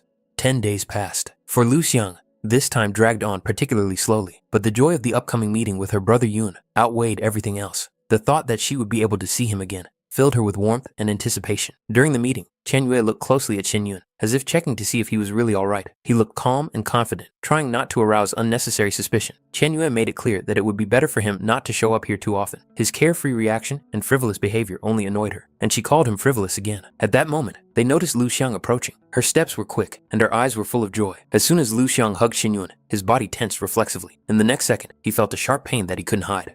Liu Xiang did not expect such a reaction at all. She immediately tried to understand what had happened and began to examine him with concern. Chen Yue also became alert, sensing that the matter was much more serious than it seemed. Xin Yun hastily began to deny what was happening, pretending that everything was fine. Chen Yue did not believe his words. She grabbed his arm sharply, not allowing him to walk away from the conversation. His resistance only heightened her suspicions, and she ordered him not to move. The next second, she knocked him to the ground and tore off his outer clothing. A sight unfolded before their eyes that made it difficult to breathe. The boy's body was covered with wounds and bruises that were too fresh to be accidental. Chen Yue tried to understand how he could have sustained such injuries. Xin Yun's response was cold and distant, as if he did not want anyone to know about this part of his life. Tears immediately welled up in Liu Xiang's eyes. What she saw was too much for her to bear, and a feeling of helplessness slowly squeezed her heart. At that moment, Chen Yue finally realized that the wounds she had seen were only a small part of what was hidden. From his uneven breathing and the tension in his body, she understood that there was much more damage. This realization made her reach out to him again, grabbing his hand tightly to examine everything thoroughly. Shin Yun pushed her away sharply, making it clear that he did not want her to continue. He considered it none of her business and wanted her to back off. However, almost immediately after this movement, he felt awkward and guilty for his harshness and repented inwardly, realizing that he had hurt her. He noticed how Chen Yue had changed. Her actions no longer had the same cold detachment as before. Instead, there was a rough insistence. She even began to pull his clothes off, forgetting all propriety. In his understanding, such behavior was completely inconsistent with what a well-bred girl should be like. Lao Xiang, overcome with anxiety, grabbed his hands, trying to understand the reason for what was happening. Her gaze was full of fear, as if she was afraid to hear the truth. Shin Yun gently wiped a tear from her cheek and tried to calm her down, showing her that she had nothing to be afraid of. He assured himself and them that the pain was gone and there was no longer any reason for concern. He squeezed both girls' hands, as if trying to hold on to this brief moment of calm. As long as they were there, he really didn't care about his wounds, the pain, or anything else. Their presence gave him a feeling of warmth and security. Chen Yue abruptly pulled her hand away. Her reaction was cold and distant. Shin Yun was confused, trying to figure out if she was angry with him because of what was happening. The next moment, Chen Yue grabbed him by the shoulders. Her gaze was a mixture of anger and despair. She made it clear that she did not believe his words were sincere. It was obvious to her that a person with such severe injuries could not feel normal, and such pretense seemed foolish and cruel. Liu Xiang tried to intervene, trying to stop her sister, but Chen Yue could no longer restrain herself. She tore his clothes off again, wanting to see everything with her own eyes. It was inconceivable to her that such wounds could not cause pain. She demanded the truth, no longer willing to listen to comforting excuses. Liu Xiang pulled her sister back, begging her to stop. She didn't understand why she had suddenly become so harsh, and why she was causing even more pain to someone who was already suffering. At that moment, Chen Yue noticed that Shin Yun's body was trembling, not from the cold, but from the pain he was trying to suppress. A tear slowly rolled down her cheek. She turned away from them both, not wanting anyone to see her weakness. Liu Xiang looked carefully at Shin Yun, trying to understand how he was feeling and whether he was even able to continue standing. After that, Chen Yue made a decision. From that moment on, she didn't want Shin Yun to come and play with them anymore. It wasn't said out of hatred, but out of pain and helplessness at what she had seen and couldn't change.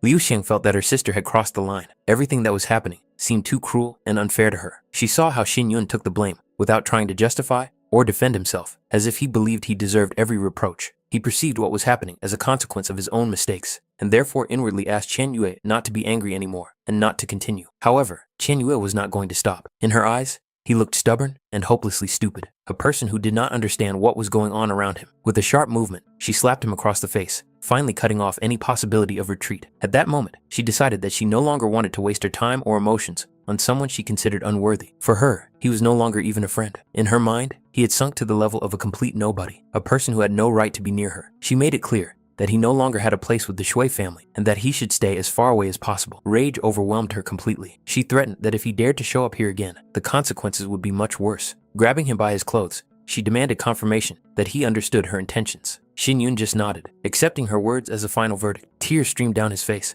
but he no longer tried to hide them. At that moment, he decided to leave immediately. With a sharp movement, he pushed her hand away, showing that he was capable of leaving on his own and did not need anyone's help. It was his last display of dignity in this scene. Chen Yue continued to shout after him, demanding that he get as far away as possible. His figure quickly receded, almost running, as if he wanted to disappear from this place as soon as possible and erase everything that had happened from his memory. Liu Xiang was completely shocked. She couldn't believe that her sister was capable of such cruelty. Fear arose in her heart. If her brother Yun really didn't come back, she would never be able to forgive Chen Yue for this.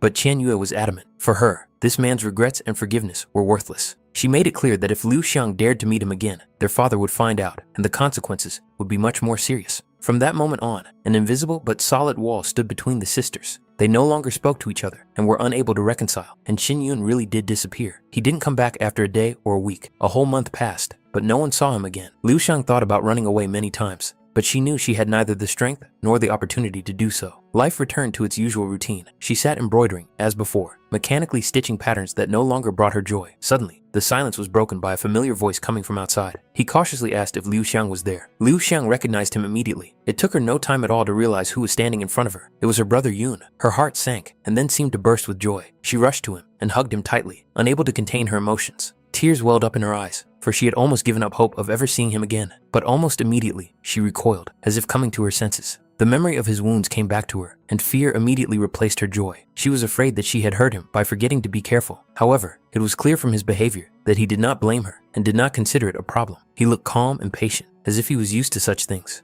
Shin Won noticed that she was crying again, but these tears were different. There was no pain in them, only relief and happiness that he had returned after all. At that moment, the idyll was broken by a sharp sense of someone else's presence. A cold contempt filled with mockery and irritation, came from the side. It was Chen Yue. She saw the scene and immediately realized that Xin Yun had met her sister again. Irritation and malice flashed in her eyes. She demonstratively chewed an apple, then threw it carelessly so that the fruit hit Xin Yun's head and fell to the ground. Liu Xiang couldn't take it anymore and openly defied her sister for the first time. She made it clear that she no longer wanted her here and that her meetings with her brother Yun had nothing to do with her. Such audacity stunned Chen Yue. In response, she only increased the pressure, reminding her of their father's authority and the consequences Liu Xiang could expect for such behavior. Xin Yun hastened to intervene so as not to aggravate the situation. He apologized to Lady Shui and made it clear that he would only stay for a short while. His intentions were simple: to say what needed to be said and leave immediately. Chen Yue allowed this, but with obvious impatience, making it clear that his presence here was unpleasant to her. Xin Yun told Liu Xiang some important news. The next day, the Chu family would be leaving Qingfeng. His visit was not accidental. He had come to say goodbye, realizing that he might never see her again. For Liu Xiang, these words came as a shock. She couldn't believe that the parting was coming so suddenly, and that uncertainty and separation lay ahead. The thought that they might never meet again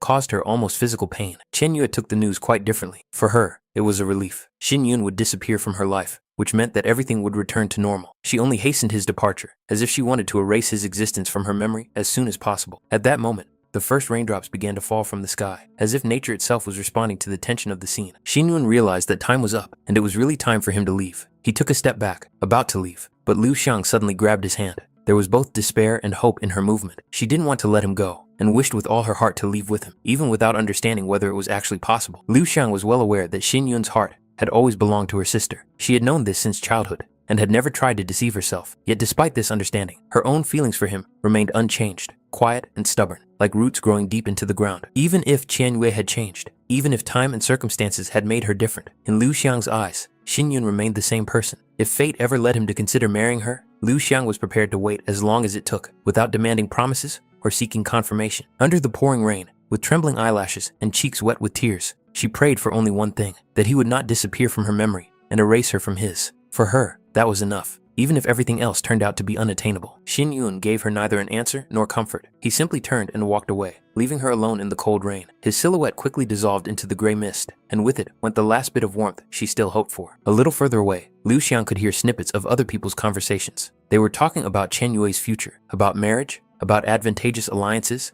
and about how the path had already been cleared for her. Money and connections seemed to be the universal key there, capable of opening any door, and no one doubted it. At some point, the interlocutor realized that his sister was nearby and fell silent. However, Qian Yue did not even pay attention to what was happening. For her, Liu Xiang no longer existed as a point of comparison. She made it clear that she did not want them to ever be compared. Since then, Liu Xiang had worked tirelessly, day and night, as if trying to fill the void with constant movement. Surprisingly, she hardly felt any fatigue, as if her body had long since come to terms with such an existence. Mockery, rudeness, and humiliation had become a familiar backdrop to which she had almost ceased to react, and yet she knew that there was pain stronger than any resentment. The separation from Xin Yun was a loss for her, comparable to the disappearance of the sun. The world had dimmed, and even the nightlight of the moon caused her rejection, reminding her of the cold and loneliness. The years passed unnoticed. One day, the town began talking again about Master Chu, the very man who had once been a frequent visitor here. Rumor had it that he had returned to propose marriage. Many did not understand how he had the courage to show his face after his previous humiliation and expulsion. The crowd responded with ridicule. They compared him to an insignificant creature, dreaming of the impossible, and openly mocked the very idea of such a union. There were even people who decided to come and watch the spectacle, expecting another disgrace.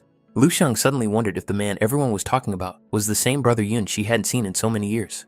Soon, a dense crowd appeared before her eyes. People watched what was happening with mockery and irritation, considering the man insolent and inappropriate because of his actions. In their eyes, he looked like a beggar who had no right to ask for such a thing. Liu Xiang tried to push her way forward, but this only caused even more discontent. She was pushed and scolded, considered an unnecessary hindrance. She leaned against the door, feeling the contemptuous glances and insults directed at her, and at that very moment, she heard Xin Yun's voice confidently declaring that Lady Shui's choice was wrong, because his intention had always been directed toward Liu Xiang. A hand reached out to her. The man who was the center of attention offered her to become his wife. Without hesitation, Liu Xiang took a step forward and accepted the proposal. What was happening seemed unreal to her. Liu Xiang couldn't believe her own eyes and feelings. The thought that Yun had really returned for her and decided to tie his life to hers seemed too incredible to be true. A question arose in her mind about where their future path would lead. The answer was simple and clear. Their path led home, to where they belonged together. Xin Yun picked her up and carried her away from the noise, ridicule, and stranger stares. For Liu Xiang, it was a moment of absolute happiness. as if everything she had gone through before had existed only for this moment. At the same time, it was late at night in the ninth ice palace. Most of the girls were already fast asleep, and only the occasional rustling sound broke the silence. One of the girls muttered something in her sleep, irritating another, who decided to check what was going on. When she looked under the blanket, both froze in horror. Under the cover was a creature with a frighteningly perfect, powerful body, more like a monster than a human, and its presence instantly destroyed the palace's nighttime tranquility. The girls recoiled in horror at the sight of the nightmarish creature, which resembled a man in appearance. Its presence seemed unnatural and instilled an instinctive fear, as if the very space around it had become distorted. The noise woke the other inhabitants of the palace. They did not immediately understand what was happening, for the sun had not yet risen above the horizon. However, upon noticing the monster, many panicked. One of the girls burst into tears, losing her ability to think as the creature touched her. Thoughts of the possible consequences overwhelmed her, causing even greater fear and confusion. Only the next day did the situation become clear. It turned out that such creatures preferred dark, enclosed spaces, and under certain conditions, the threat no longer existed. This realization calmed the palace somewhat. The elders were shocked that such creatures could have appeared in the main palace at all. Doubts and mutual recriminations hung in the air. Bin Lee coldly noted that the day before, someone had assured them that everything was under control. Chris was nearby, and it soon became clear that the monsters had simply broken out of their cages. Chris didn't waste any time thinking and instantly attacked the nearest creature with a swift blow, bringing the full force of her body to bear on it. There was not a hint of doubt in her actions. The creature was humiliated and defeated with remarkable ease. The girls felt relieved, realizing that the third elder had saved them. One blow was enough to knock the monster unconscious, and this display of strength made a strong impression. The two frightened girls, barely holding back their tears, approached the third elder, hoping for help. They had heard rumors that the touch of the three-legged monster could lead to terrible consequences. Even Chris herself was not sure how true these rumors were. When the creature tried to get up again, Chris finished it off without hesitation, leaving it no chance. After that, she allowed herself a short respite, as if nothing unusual had happened. Yusha, assessing the situation, came to the conclusion that the girl's fears were most likely unfounded. She noticed Yulong's reaction, but Yulong only admitted to herself that she had no knowledge in such a rare and strange field. After carefully examining the remains, Bin Lee concluded that they were not a man at all, but merely a mimicry form of the 9-star snow lotus. However, now was not the time to delve into discussions. Yuxia believed that the elder's duty was first and foremost to reassure the servants, while Yulong clearly realized that they had encountered an area of knowledge where even experienced cultivators remained almost blind. However, an obvious question remained. The second elder had been outside the palace for almost a year and had inevitably come into contact with men. If all the fears and allegations were true, the palace would have long since been filled with so-called little masters. This fact alone refuted the most panicked assumptions. Nevertheless, Chris's actions created an urgent need for a new radish sample. It was time to deal with the consequences. Chris had indeed struck too hastily, acting more out of surprise than calculation. Yushu considered this unacceptable negligence and decided that Chris had to obtain another sample before noon. Otherwise, she would no longer have a place on this mountain. This was considered only the first step. The rest of the work could be shifted to Yulong. After that, Yusha's attention turned to Bin Lee, and the question arose as to whether she had ever been touched by a man from outside. Bin Lee admitted that it could have happened. At least accidental touches to the hand while carrying out assignments were possible. Yuxi's reaction was instantaneous and extremely harsh, and only Bin Lee's timely intervention prevented extreme measures from being taken. The instruments mentioned in the ancient records were never found. They had to use available substitutes. The procedure promised to be painful. The temperature of a special red infusion and ice-cold bone water was considered most suitable for emergency cleansing. Yulian set to work without hesitation. Yusha closed her eyes and those of Bin Lee, realizing that what was happening was too cruel and not meant for anyone to witness, especially those who had not yet lost their human sensitivity. After some time, the 9-star snow lotus was successfully cleansed by Yulong's efforts. Its structure stabilized, and its internal energy ceased to be distorted. Yusha noted that the condition of the lotus had improved significantly. Yulong explained that during its full bloom, the 9-star snow lotus was capable of absorbing enormous amounts of energy. This allowed it to be used as a vessel for storing and transforming the power of the 9th ice vein. However, the first radish sample was completely dried out and had lost its value. At that moment, Chris appeared, having managed to obtain another sample. Despite her fatigue, she clearly expected recognition for her efforts. Yulong allowed herself a rare gesture of approval, gently patting her on the head and mentally promising a reward after the ritual was complete. All preparations were complete. The conditions had finally come together. The necessary components were in place, and now nothing stood in the way of beginning the ritual itself. The moonlight, cold and clear, intertwined with the starlight, and the first glimmer of dawn was already appearing on the horizon. The three sources of light merged into a single river, slowly descending and enveloping the altar. The jade lotus opened, forming a protective dome in which each vein glowed with a soft but powerful radiance. The ritual entered its crucial phase. The forces of heaven and earth were summoned, and the rare treasure was supposed to respond and bestow its power. The energy began to condense, as if space itself held its breath, waiting for an answer. At that moment, Yulong moved on to the final stage. The finest needles appeared in her hands, cold and impeccably precise. Every movement was measured, every point calculated in advance. A mistake here would have irreversible consequences. Meanwhile, deep in her sleep, Liu Xiang carefully folded Xin Yun's clothes, as if afraid to leave an extra crease on the fabric. Her thoughts slowly slipped away from reality, returning to the same question. When would he return? Suddenly, a familiar scent appeared amid the usual silence. Faint, but distinct, the scent of Yun. Liu Xiang's heart fluttered, as if this scent were a thread connecting dreams and reality. Earlier, Xiaohu had asked her a strange question, which at the time seemed too bold and embarrassing. The thought of the future, of nights together, of intimacy with the master, arose suddenly and was just as suddenly pushed away as something she was not yet ready for. However, just as she decided to dismiss these thoughts, she felt a strange presence behind her, warm, alive, and all too familiar. Xin Yun was standing very close, as if he had always been there, and his presence alone was enough to make her lose her bearings. Liu Xiang stood up abruptly, as if she had been caught off guard. Her heart was beating too fast, and her thoughts were confused. Everything she had been doing suddenly seemed strange and absurd to her, as if she had been caught doing something shameful. She turned around, looked at him, and before she could realize what she was doing, she leaned forward and bit his cheek. The gesture was sharp, spontaneous, and completely out of character with how she really felt. Almost immediately after that, she turned around and ran away. When she reached her room, Liu Xiang fell onto her bed, burying her face in the pillow. Her thoughts raced chaotically, and her cheeks burned with shame. She knew clearly that she had wanted to do something completely different, to get closer, to touch him, to kiss him. Instead, something ridiculous and stupid had come out. The image of Xin Yun appeared in her mind again and again, and with it, the fear that he was now just laughing at her. Suddenly, a strange rustling sound broke the silence. Liu Xiang was alert, her heart sank, and for a moment, she thought it was him. But in the next instant, a sharp, burning pain shot through her body, causing her to cry out and instinctively recoil. Looking down, she saw a writhing mass at her feet. Snakes, thin and slick, covered the floor, intertwining with each other and slowly creeping closer. Their cold bodies reflected the dim light, and their hissing sounded frighteningly clear. Her mind refused to accept what was happening. Liu Xiang couldn't understand how this was even possible. This place had always been safe and familiar, and now it had turned into a nightmare. Panic overwhelmed her completely. She jumped up and ran, not caring where she was going, suffocating with fear. Tears blurred her vision, and there was only one thought in her head. He had to be nearby. The next moment, Xin Yun appeared in front of her, his arms closed around her, holding and protecting her. The embrace was so real and warm that her fear began to recede, as if dissipating under his touch. Liu Xiang tried to comprehend what she had seen, still trembling from the horror she had experienced. The images of the snakes seemed too vivid, too real, but gradually they began to fade, as if dissolving into thin air. Even so, her heart continued to beat too fast. His presence had a calming effect. She felt that next to him, she could allow herself to be weak. She could stop being afraid. The protection that emanated from him was not ostentatious, but natural, as if it had always been his place to stand next to her. Pressing closer, Liu Xiang felt the warmth of his body and the familiar scent that finally convinced her that everything that was happening was not just an illusion. This feeling of closeness was too real to doubt. Her gaze involuntarily slid to his lips. Her thoughts became confused. Her breathing faltered, and before she could stop herself, she leaned forward, touching his lips with hers. The kiss was short, awkward, and full of embarrassment, but at the same time sincere. However, it did not end there. Xin Yun responded by pulling her closer, prolonging the moment. Liu Xiang did not resist. Her fear had completely disappeared, giving way to warmth, trust, and quiet, trembling happiness.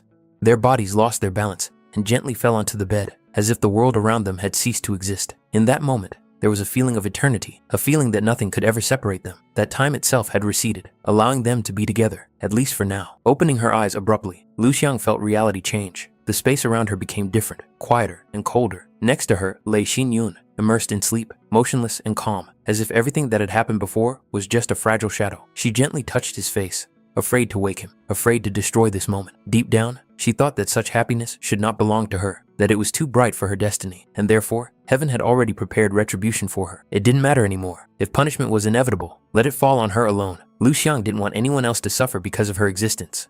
Bin Li's words about the ninth ice vein, which brought only misfortune and destruction, came to mind. She also remembered the cold gaze of her father, who could not accept such a daughter, and the cruel words of Qian Yue, who renounced her kinship as if it were something shameful. From the very beginning, the world seemed to have turned its back on her. Hatred, contempt, and indifference became her constant companions. The thought that no one would care if she disappeared was frighteningly calm. Perhaps forgetting everything meant getting rid of the pain, allowing the monsters to erase her memories, and, with them, her suffering. But even in this despair, there was one desire: for him to stay. Let them take everything else, her memories, her feelings, her very essence, as long as Xin Yun did not disappear from this world. Behind her appeared the image of Chen Yue, cold and distant. In his presence, a doubt arose. How long would he remember Liu Xiang if human memory was so fragile and changeable? Her heart ached, but she refused to accept this thought. Images of the imperial city, full of splendor and beauty, floated before her inner eye. There were countless girls there, and the thought that one day he might be attracted to someone else caused her almost physical pain. Liu Xiang covered her ears, as if that could drown out these fears. She clung to the belief that he was not like the others. He had promised to come for her, and that promise was her only support. But doubt crept in again, cold and merciless, reminding her that words are easy to say, but not always easy to keep. The thought that the only one Yoon truly loved had always been Chen Yue slowly but surely ate away at her consciousness. Liu Xiang felt like she was just a temporary shadow, a weak substitute, existing only because the real star was too far away. Voices reached her from all sides, insistent, cold, merciless. They repeated the same thing over and over, asserting that she was just a replacement. These sounds penetrated directly into her mind, leaving no room for silence, and Liu Xiang desperately tried to drown them out, but to no avail. Suddenly, a dagger appeared in her palm. The coldness of the metal felt real, too real for a dream. A desperate resistance flared up inside her. She did not want to be anything secondary. She did not want to disappear. Only Yoon existed in her world, and she had nothing else besides him. The shadows around her began to take on ugly forms, turning into monsters. Liu Xiang rushed at them, striking without hesitation, as if each movement was a vow of remembrance. These blows were filled with rage and fear, a desire to hold on to the only thing that gave meaning to her existence. Even if he forgot her one day, even if the world erased her name, she could not let him go. This thought was clear and painfully firm. The memory of him had become a part of her, something that could not be torn out or destroyed. Through the chaos and noise, a familiar voice suddenly broke through. It was calm and lively, too real to be an illusion. Space seemed to freeze, and the distorted images around her began to disintegrate. Xin Yun stood before her. In an instant, Liu Xiang rushed to him, clinging tightly, as if afraid that he would disappear if she let go. Her movements were filled with a desperate desire to hold on, to prevent fate from taking him away again. He tried to bring her to her senses, but suddenly his body trembled. Blood appeared on his lips, a thin scarlet line breaking the peace. In the next moment, it became clear. A blade had pierced his body. It was the very dagger that had been in her hands a moment ago. The realization hit her harder than any scream. Liu Xiang recoiled, looking at the weapon and at him, unable to connect the dots. Her world had finally collapsed. She clutched her head, as if trying to keep her mind from falling apart. The thought that it was her hand that had inflicted the fatal wound on him was unbearable. It seemed impossible, absurd, devoid of any meaning. But the blood was real, and there was no escaping it. Liu Xiang desperately tried to lift his body, as if she could refute what was happening with the power of her will. Her mind refused to accept what she had seen, and her heart contracted with horror. The thought that her hand could have harmed him was unthinkable to her. She would rather accept death than allow such a thing. Xinwen only had time to give her a farewell glance, filled with quiet regret. In the next moment, his body began to dissipate, as if it were woven from mist. He disappeared right in her arms, leaving nothing but emptiness behind. At that moment, the world lost its color for Liu Xiang. Everything around her faded, sounds became muffled, and existence itself seemed to lose its meaning. Space turned into an endless gray desert, where there was no warmth or hope left. At the same time, far from these illusions, beyond the city of dark water, reality flowed on, indifferent to the pain of others. Spring was already coming into its own. Grass was sprouting through the ground, trees were filling with sap, and the air was becoming softer and warmer. The southern lands were slowly awakening, as if nothing tragic was happening in the world. Travelers could admire this peaceful landscape as the road stretched ahead. It was only 3 days' journey to the imperial city. This distance gave a feeling of relative safety. Even if the Tai clan decided to pursue them, they would have enough strength to fight back. However, Lord Gu's thoughts were occupied with something else entirely. He was still replaying recent events in his head and couldn't understand how such a thing could have happened. He was annoyed by the realization that such an experienced man had been so easily duped. The deception now seemed all too obvious. Rare medicines could not have appeared in the hands of a random merchant. It was too late to blame anyone. All that remained was to acknowledge his own carelessness. Kai Yan himself understood that he deserved it. Illegal wine, dubious deals, and overconfidence had played a cruel joke on him. Fake alcohol not only harmed the body, but also dulled the mind, and this thought only added to his general irritation and fatigue. At that moment, a man appeared on the road, walking confidently and calmly, as if he knew in advance who he would meet. Jia Yan glanced at him attentively, and the stranger almost imperceptibly adjusted his wide-brimmed hat. From the outside, everything looked normal, and Qing Shan did not notice anything suspicious. However, a vague feeling arose in Kai Yan's heart for a moment, which he chose not to voice, attributing it to fatigue from the road.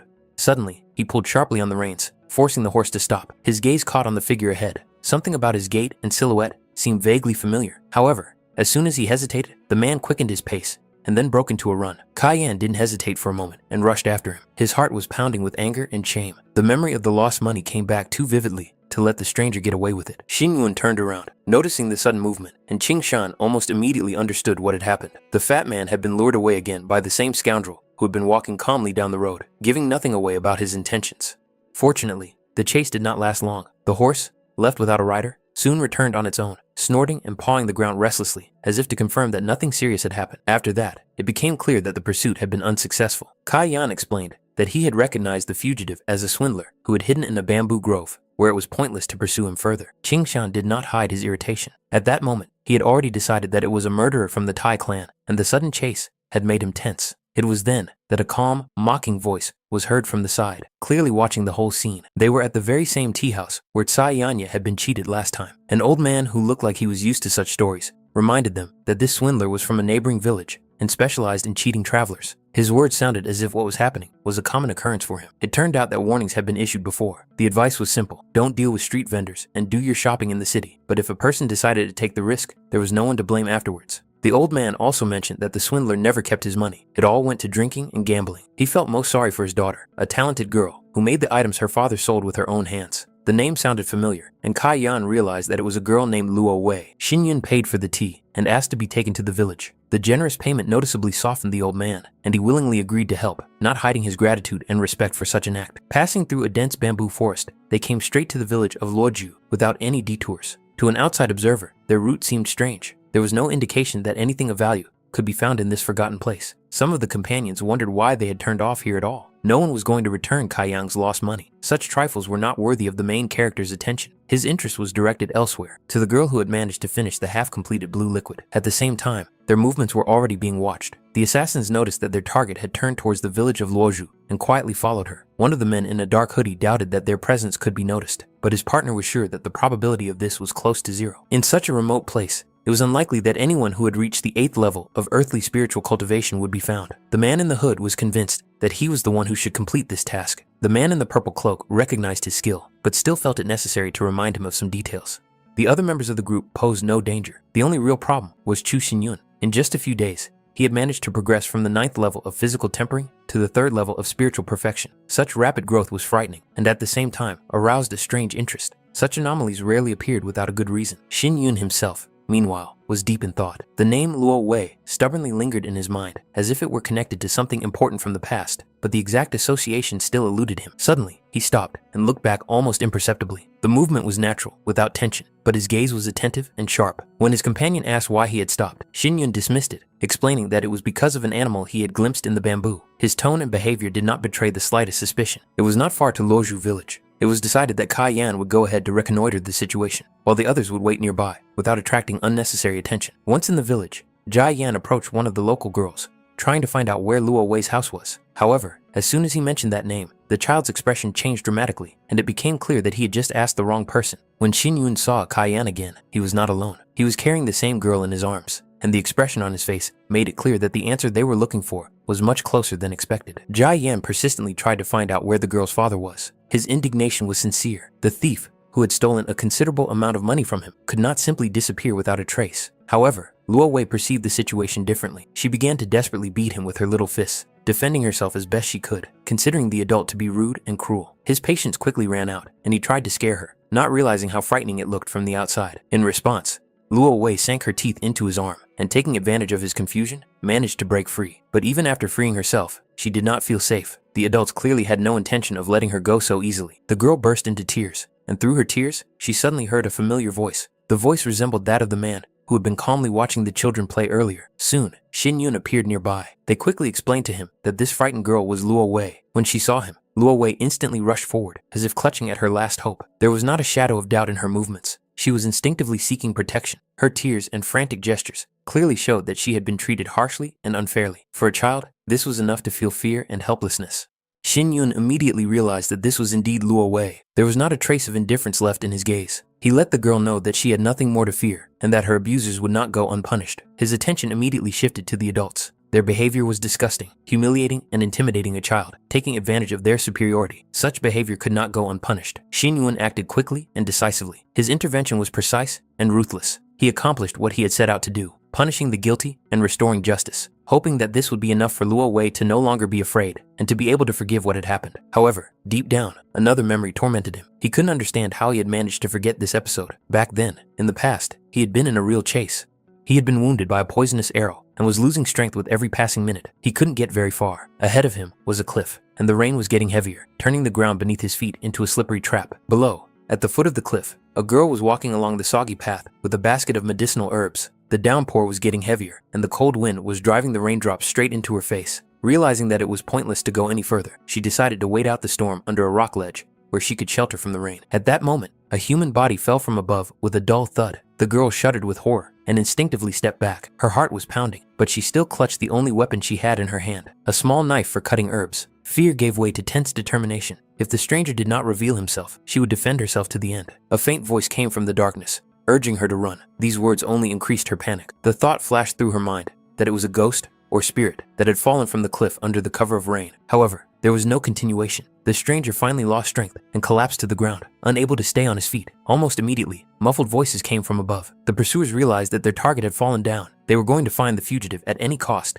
dead or alive. The girl gritted her teeth and, overcoming her fear, tried to bring him to consciousness. She knew that time was running out and their enemies were closing in. Despite her doubts and the danger, she felt a stubborn desire to save this man, if only he could hold on a little longer. This time, fate had brought them together much earlier than in their past lives. Luo Wei looked at the weakened young man with concern and recognized him. She cautiously asked if these were the people who were chasing him. Xin Yun made it clear that this was indeed the case. In fact, even she knew this man's name. The name Chu Xinyun was everywhere. Even those who had never met him personally had heard of his exploits. At the qualifying tournament, he became a real sensation, crushing his opponents with one decisive blow. He was called a dark horse, who suddenly turned the tide of the competition. Xin Yun noticed the girl's awareness and wondered if she herself had participated in the qualifying tournament. Lu Wei explained that she was only a spectator and watched from the sidelines. The participation fee was too high for her, and she had no cultivation skills at all. Even if she had taken the risk, defeat in the first round would have been inevitable. However, Xin Yun looked at her differently and asked her to show him her hand, carefully assessing its condition. He saw hidden potential in her. With the right mentor and guidance, she could quickly advance. These words were an unexpected ray of light in the darkness for Luo Wei. For the first time, someone saw her not just as a poor girl, but as a person with real talent. Luo Wei looked at him with hidden anticipation and hope. Deep down, she wanted to believe that there was a path to power for her too, that she was not doomed to remain weak and helpless forever. The thought that one day she could become as strong as Xin Yun seemed almost impossible, but that was precisely why it was so desirable. Xin Yun, observing her expression, asked a question that had long interested him. He had heard about the origin of that very blue liquid and wanted to know the truth firsthand, rather than through rumors and distorted stories. The girl told him honestly about that day. She had no intention of deceiving anyone and knew perfectly well that the potion was not yet complete. However, the man who came for it was too self-confident and impatient, unwilling to listen to explanations and seeing only what he wanted to see. Xin Yun gently touched her head, letting her know that she was not to blame. Lu Wei, still feeling guilty, hastily assured him that the money could be returned, as if that were the most important and only way to make up for what had happened. She sincerely believed that if it weren't for her interference, that man would not have been deceived by her father. If punishment was inevitable, she was ready to accept it. However, Xin Yun only responded with a gentle smile, considering such thoughts naive. He made it clear to her that they had not come here for the dead. On the contrary, he was going to invest in her future. A spatial ring appeared in his hands, which he handed to the girl without hesitation. Inside were spiritual stones and rare herbs in such quantities that they would be enough for decades of peaceful and thorough practice. Luo Wei could hardly believe that all this was meant for her. The ring looked elegant and almost unreal for such a poor village girl. Xin Yun explained that she only needed to concentrate and try to feel the spiritual essence without overexerting herself or rushing. To her own surprise, she was able to do it. Neatly arranged spaces filled with everything necessary for the initial stage of cultivation appeared before her inner eye. There was spiritual liquid, spiritual stones, medicinal herbs, and even a simple tripod for processing ingredients. Everything that could lay the foundation for her future path. The last step was to mentally form a special symbol on her palm. This symbol was meant to serve as a measure of protection. Although it disappeared immediately after activation, its effect remained. Luo Wei repeated the movement, and the ring really dissolved, as if it had never been there. The girl still did not understand why Xin Yun was so generous to her. For him, it was something natural. He felt that in his past life, he had been indebted to Luo Wei, and now he was simply returning what should have been returned long ago. Luo Wei waved goodbye to him, full of determination. She promised herself that she would work hard and one day create a truly perfect potion. After that, it was time to move on. Watching what had happened, the companions couldn't help but be surprised at how gentle and patient Xin Yun had been towards the child. A logical question arose. Was it necessary to be cruel in the world of cultivation, even if they had not come here to collect debts? Especially considering that there was a man nearby who looked like a complete scoundrel, making the whole company seem much more dangerous than it actually was. Qing Shan couldn't help but wonder what story connected this young man and the unknown girl who had suddenly received such support from Mr. Chu. Xin Yun noted to himself that this child truly had a rare gift. Such talent was rare, which was why Luo Wei's fate was so regrettable. Being born into such a family meant constant danger and the need to hide, possibly for the rest of one's life. Gu Qingshan noticed Mr. Chu's generosity, but to Xin Yun himself, this act did not seem remarkable. He had only done what he thought was right. Ahead was a guard bridge, which served as an important point on the way to the city. It took some time to cross, so it was decided to stop and have a snack right there, taking advantage of the opportunity to rest after a long journey. These places were considered dangerous. Monsters appeared more often than usual in the southern mountains, which is why many guard posts were erected along the roads and passes to detect threats early. During times of disaster, local residents could take refuge in such fortifications. The guards were obliged to immediately sound the alarm and hold the defense until the arrival of city troops. That is why officials, merchants, and even representatives of noble families often stopped here, using the posts as safe transit points. At the entrance, they were stopped by the guard on duty, who checked everyone without exception. Kai Yan promptly presented his token confirming his status as a student of the Lin Xiao Martial Arts House and a student of Yang Yan, the elder of the city of Dark Water. Upon learning the origin of the guests, the guard immediately realized his mistake and hastened to show his respect, promising to organize a worthy reception for them. He immediately ordered food to be prepared. After a long journey, fatigue and hunger were particularly acute, and even a short rest seemed very welcome. However, no sooner had they sat down at the table than an alarm sounded over the outpost. The nearest lookout post reported a wave of monsters rapidly approaching the area. Many could not believe what was happening. At this time of year, such phenomena were considered rare, but doubts quickly dissipated. Panic was already growing below. Screams could be heard, and the guards began to hastily take up their positions. The situation required immediate action. It was necessary to organize a defensive formation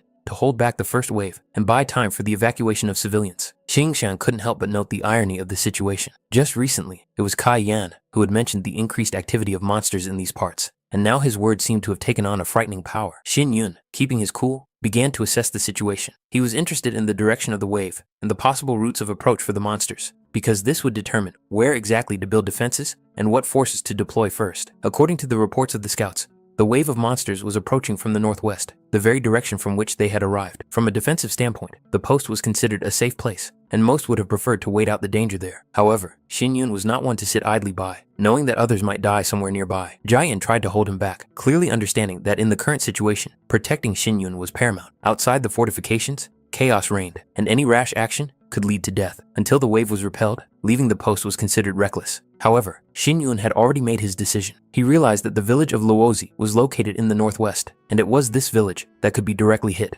The thought of Lu Wei haunted him. The realization that the girl might die only strengthened his resolve. Realizing this, Kai Yan understood that he could not be allowed to go alone. The guard on duty couldn't believe his ears when he heard about the intention to leave the fortification. The northwestern direction was completely blocked, and the external routes were considered deadly dangerous. The current wave of monsters significantly surpassed the previous ones in both number and level of threat. If the defenses did not hold until the city troops arrived, the post would become the last refuge for the refugees. In the event of a breakthrough, the people would simply have nowhere to retreat. Upon learning that there were representatives of the Lin Xiao Martial Arts House among those present, the residents began to place their hopes in them and seek protection. Panic spread rapidly. People turned to each other, repeating that the masters of Lin Xiao were here and that everything would be fine. A wave of despair swept over the post, and requests for help poured in one after another, leaving no time for explanations. Jian found himself in an awkward position. He understood that he was not really who they thought he was. His true task was to protect one person, not everyone around him. The tears of the children clinging to his clothes made the situation even more difficult and prevented him from simply turning away. Xin Yun took responsibility. He made it clear that the residents must remain under the protection of the post and that the defense must be maintained at all costs. He himself intended to act quickly and return before the situation got out of control. Poisonous Yang followed Xin Yun without hesitation.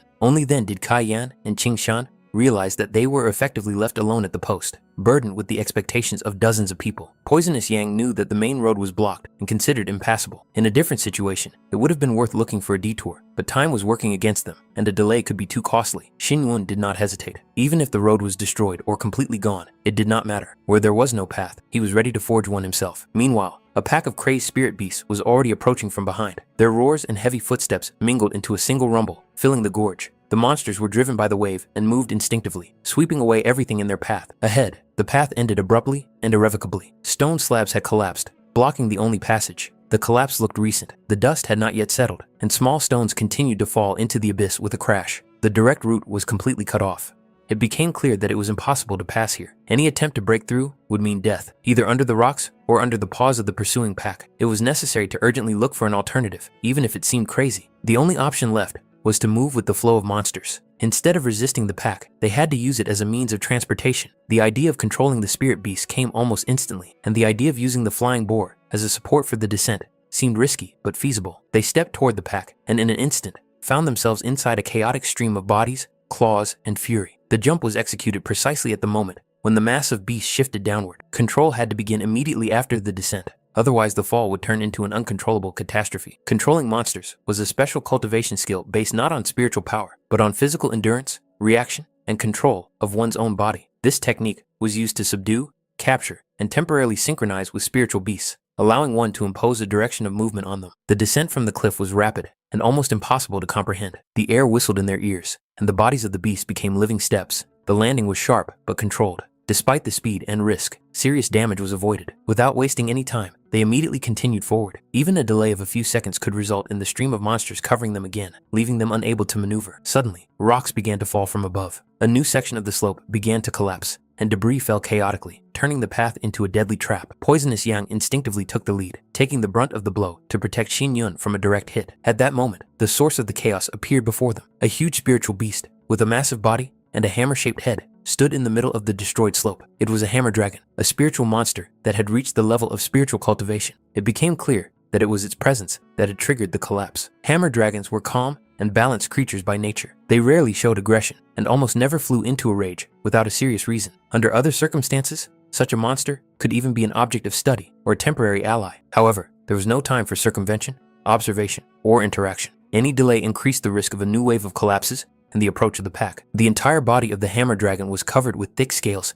capable of reflecting most attacks. It looked monolithic and virtually invulnerable, creating the illusion of absolute protection. But even such creatures had a weakness. In the neck area, just behind the ear plates, the scales became noticeably thinner. This area was connected to the channels of spiritual energy and directly protected the spiritual core. One precise strike to this area could break through the defense, disrupt the flow of spiritual power, and inflict fatal damage. With the right calculation and perfect timing, even such a powerful monster could be defeated in a single move. The spiritual monster fell. Its massive body crashed to the ground, raising a cloud of dust and stone fragments. The flow of spiritual energy dissipated, and the pressure emanating from the beast disappeared. Victory was achieved quickly and accurately, but there was no time to rest. The situation around remained critical. Before he could take his next step, a blow came from an unexpected direction. The huge tail of another spirit beast threw him aside with force, and Xin Yun's body crashed into a stone wall. The blow was dull. The air was knocked out of his chest for a moment, and cracks ran across the rock. New silhouettes appeared before him, one after another. Spirit monsters of the same type as the one he had defeated earlier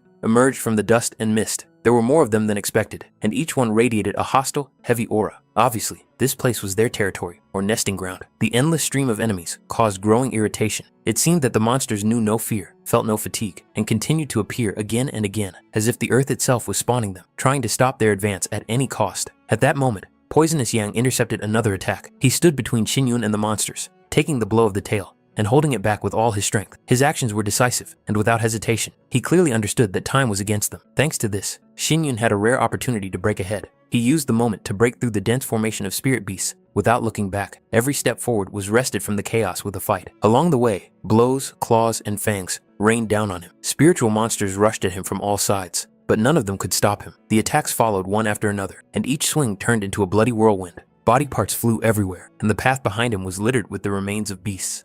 These creatures resembled annoying insects, blindly rushing to their doom. Their fury seemed pathetic against the backdrop of absolute determination. They could only slow him down, but not stop him. A new enemy appeared ahead, a massive spirit beast resembling cattle, with a heavy body and blunt but destructive power. Its presence indicated the proximity of a settlement. Such monsters rarely strayed far from places where people or their shelters were located. At that moment, Xin Yun clearly realized that what had happened was a consequence of his own carelessness. It was his actions that had led to Luo Wei being drawn into this disaster. The thought of possible loss squeezed his heart. He would never forgive himself if anything happened to her. As soon as Xin Yun approached the edge of the village, a frightening sight unfolded before his eyes. Houses were engulfed in flames. Roofs were collapsing one after another, and thick smoke filled the sky. The fire consumed everything indiscriminately, turning the once peaceful place into a burning hell. At that moment, he remembered the spatial ring that Luo Wei had given him earlier. In case of fire, the built-in protection was supposed to automatically create a barrier. This thought gave him brief relief, but a second later, he realized the main thing. She was not in the village. There were no traces,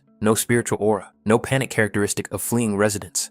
The realization came instantly. The enemy had deliberately lured her away from here, using her as bait. The fire and the wave of monsters were just a smokescreen, part of a carefully thought-out plan with one goal: to lure him out. Without hesitation, Xin Yun stepped right into the burning village. Fire licked the ground at his feet, beams fell with a crash, and sparks flew into the air, but he moved forward as if unaware of the chaos around him. The weapon was in his hand. He clearly saw his enemy's plan: to provoke a wave of monsters, plunge the area into chaos, and force him to rush into the thick of danger. In such a scenario, his death seemed inevitable and logical. According to their calculations, he was supposed to fall here, exhausted, surrounded by monsters and fire, with no way to retreat. However, This plan was doomed from the start. They underestimated his determination and overestimated their own control over the situation. Meanwhile, Lo Wei came to in an unfamiliar place. Her consciousness returned slowly, and her body refused to obey her. Her hands were tightly bound, her mouth was gagged with cloth, and any movement was met with fear and confusion. Gradually, she began to understand what was happening. The last thing she remembered was the alarming news about the wave of monsters.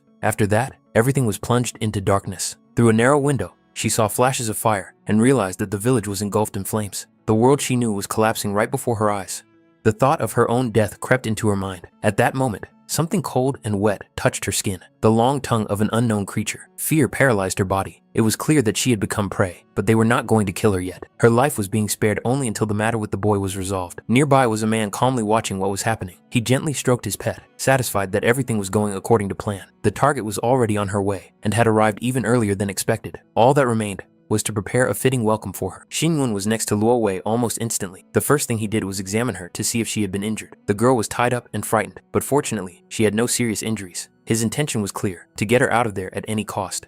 As soon as the rag was pulled from her mouth, Luo Wei panicked and tried to warn him of the danger. Her voice came too late, because movement had already begun behind Xin Yun. At that moment, a spirit beast burst out of the shadows. The attack was swift and fierce. Sharp claws sliced through the air, and one of the paws grazed Xin Yun's arm, leaving a deep wound. Blood instantly stained his sleeve, but he didn't even slow down. The blow of monstrous force threw him against the stone wall. Before he could fully regain his balance, he found himself face to face with the monster's open mouth. Sharp teeth closed on the blade, and Xin Yun was forced to hold them back with his sword, restraining the onslaught at literally arm's length. Taking advantage of a brief moment of tension, he pushed off sharply and leapt to the side, escaping the deadly grip. The stone beneath his feet cracked, but he had gained distance.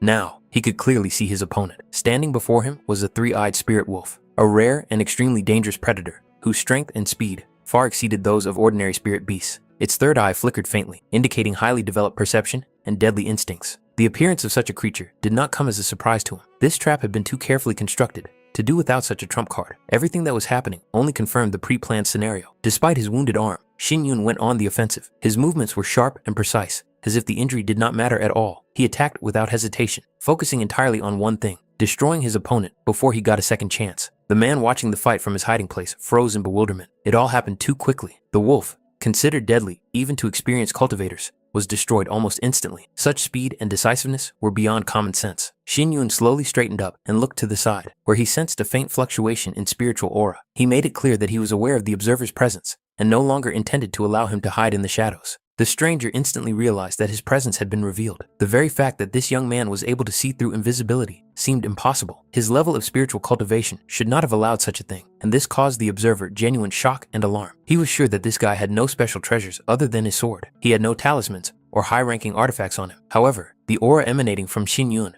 was too deep and dense to correspond to a normal cultivator of his spiritual level. Everything about this man was out of the ordinary and aroused more and more suspicion. Realizing the immediate threat, the stranger abruptly changed tactics. He grabbed Luo Wei and held her in front of him, turning the girl into a human shield. Now, the whole situation was on the brink, where any mistake could cost her her life. However, instead of the expected panic or rage, he saw a calm, almost mocking smile on Xin Yun's face. This expression was both irritating and disturbing, as if the young man was not in a hopeless situation at all. Xin Yun's gaze clearly conveyed his attitude toward what was happening. The enemy who had come with the intention to kill was now hiding behind the back of a 10-year-old child. To the representative of the Tai clan, it looked like a blatant defeat, confirming that he was not facing a predator, but a frightened coward who had lost his confidence. The stranger sensed that the situation was slipping out of his control, so he increased the pressure. He made it clear that any attempt at resistance or provocation would immediately result in the girl's death. His fingers tightened, demonstrating his willingness to carry out his threat without hesitation. Xin Yun slowly complied with the demand. His sword fell to the ground with a dull thud,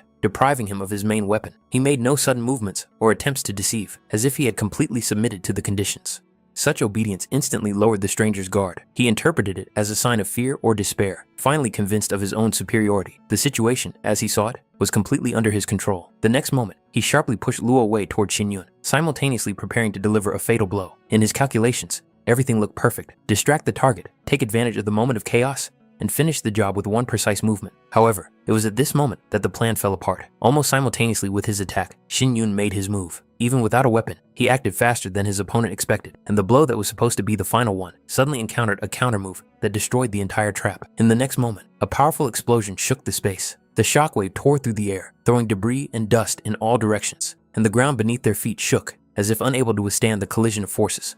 The stranger almost immediately realized the reason for what had happened. The young man had used a spirit stone, sacrificing a valuable resource for instant superiority. A dull crack sounded in his opponent's chest. His sternum was seriously damaged. Pain overwhelmed him, but even through it, he clung to the thought that the price of this attack was too high for Xin Yun and that he was unlikely to survive such an exchange. At the same time, Kai Yan was in the thick of battle, shielding the residents from the advancing spirit beasts. His movements were sharp and heavy, but at the same time extremely precise, as if each strike had been calculated in advance.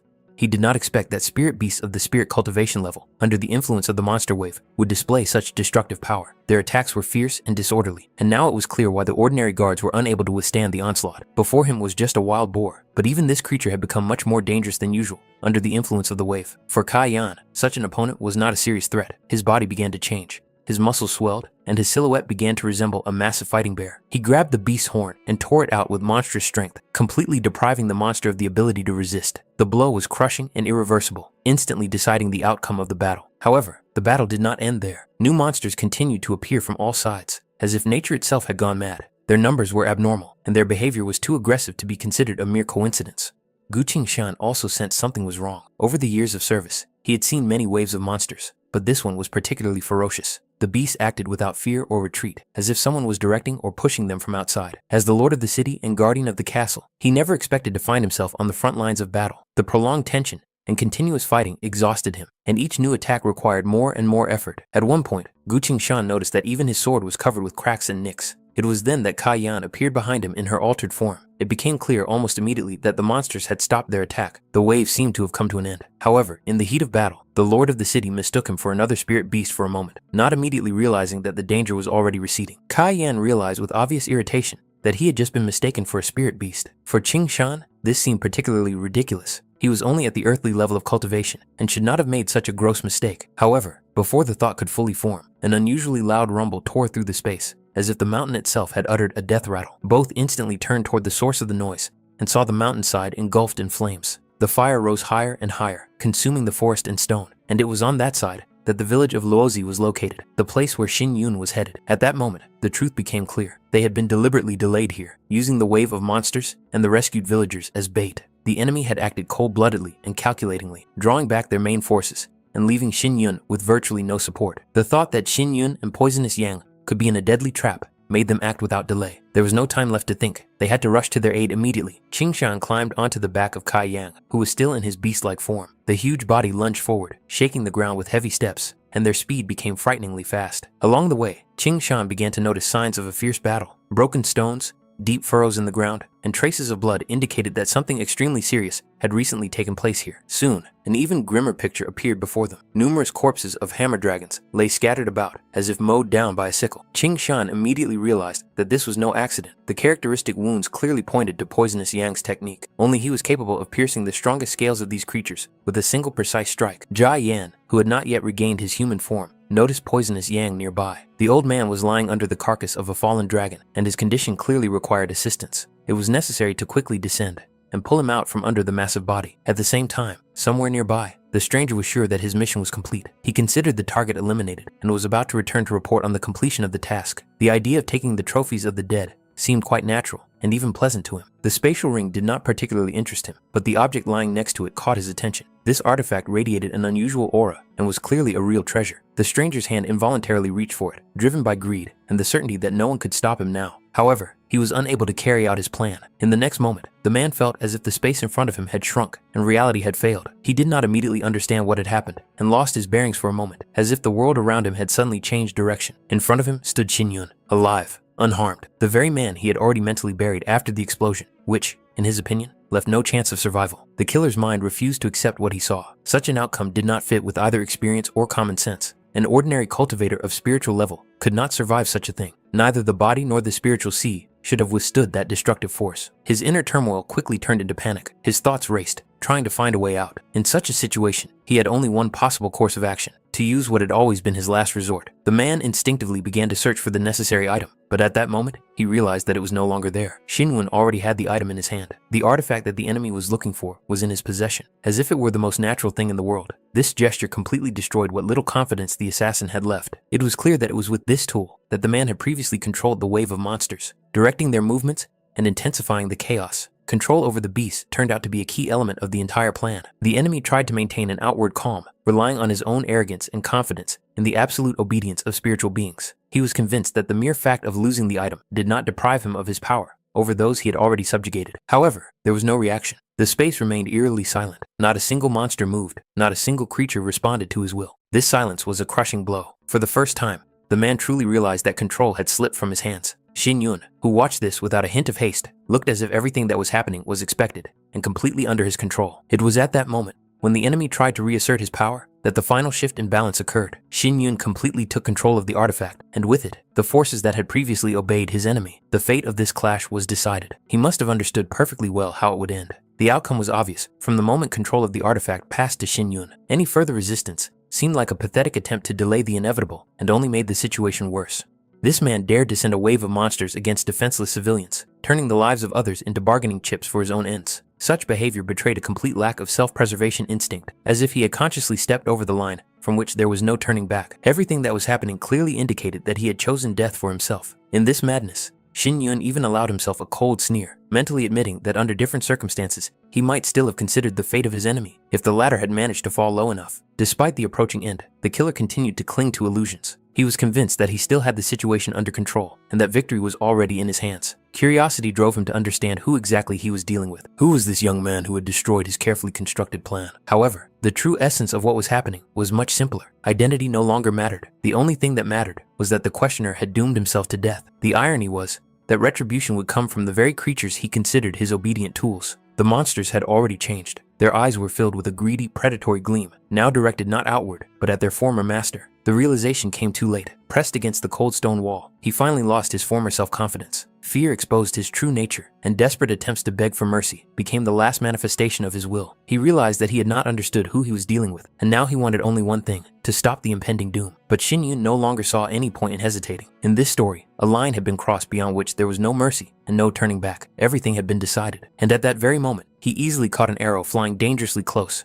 A note was attached to it. The content of the message made him think for a moment about the intentions of the Tai clan and how far their audacity extended. Almost immediately, another man appeared. His presence carried a different meaning. Not an attack, but an attempt to smooth things over. It became clear that money and someone else's order were behind this affair, and the goal turned out to be much more complicated than expected. Therefore, a representative was sent to indicate the position of the Tai clan and try to steer the conflict in a different direction. However, Xin Yun did not even bother to keep the note. To him, such gestures seemed like a pathetic attempt to cover up a failure with a cheap substitute. He had no interest in such negotiations, considering such an offer unworthy of even a moment's attention. A huge bird swooped down from the sky. Its shadow covered the scorched earth, and in the next moment, it picked up the very man who had tried to kill Xin Yun. It all happened too quickly for anyone to intervene. Almost immediately, another man appeared. His aura was calmer, his movements more restrained. There was no hostility in his behavior, only forced humility. He made it clear that what had happened was the result of his relative's stupidity and hurried to take him away, leaving behind a feeling of unfinished conflict. Meanwhile, Luo Wei was safely hidden. Water enveloped her body in a thin protective veil, extinguishing the flames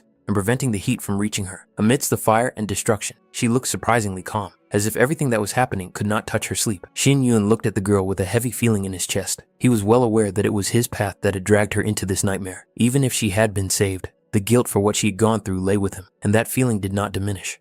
But as soon as he lingered on her a moment longer, a sharp pain pierced his head. His consciousness wavered for a moment, his thoughts scattered, and his vision darkened. The exhaustion that had built up from all the battles and tension of the last few hours finally caught up with him. Instinct took over. He lifted Lo Wei into his arms, holding her close, and forced himself to move. It was too dangerous here to let weakness take over. He knew that if he lost consciousness now, the consequences could be irreversible. Hearing footsteps approaching, he instantly tensed. His weapon was pointed in the direction of the sound, and his body prepared for another fight. In this place, he could no longer afford to be trusting. However, his fears were unfounded. The man who appeared turned out to be the lord of the city of Gu, who had come to his aid. Next to him was Kai Yan, who had not yet fully returned to human form. The realization that help had finally arrived was the last thing that kept Xin Yun conscious. In the next moment, his strength finally left him. When he opened his eyes again, the world around him was completely different. The smells of smoke and blood had disappeared, and there was no heat or the roar of destruction. He was surrounded by silence, filled with a strange, almost unreal calm. The first thing that caught his eye was the mountains floating in the air. They drifted slowly, as if defying the laws of the world, creating a feeling of a dream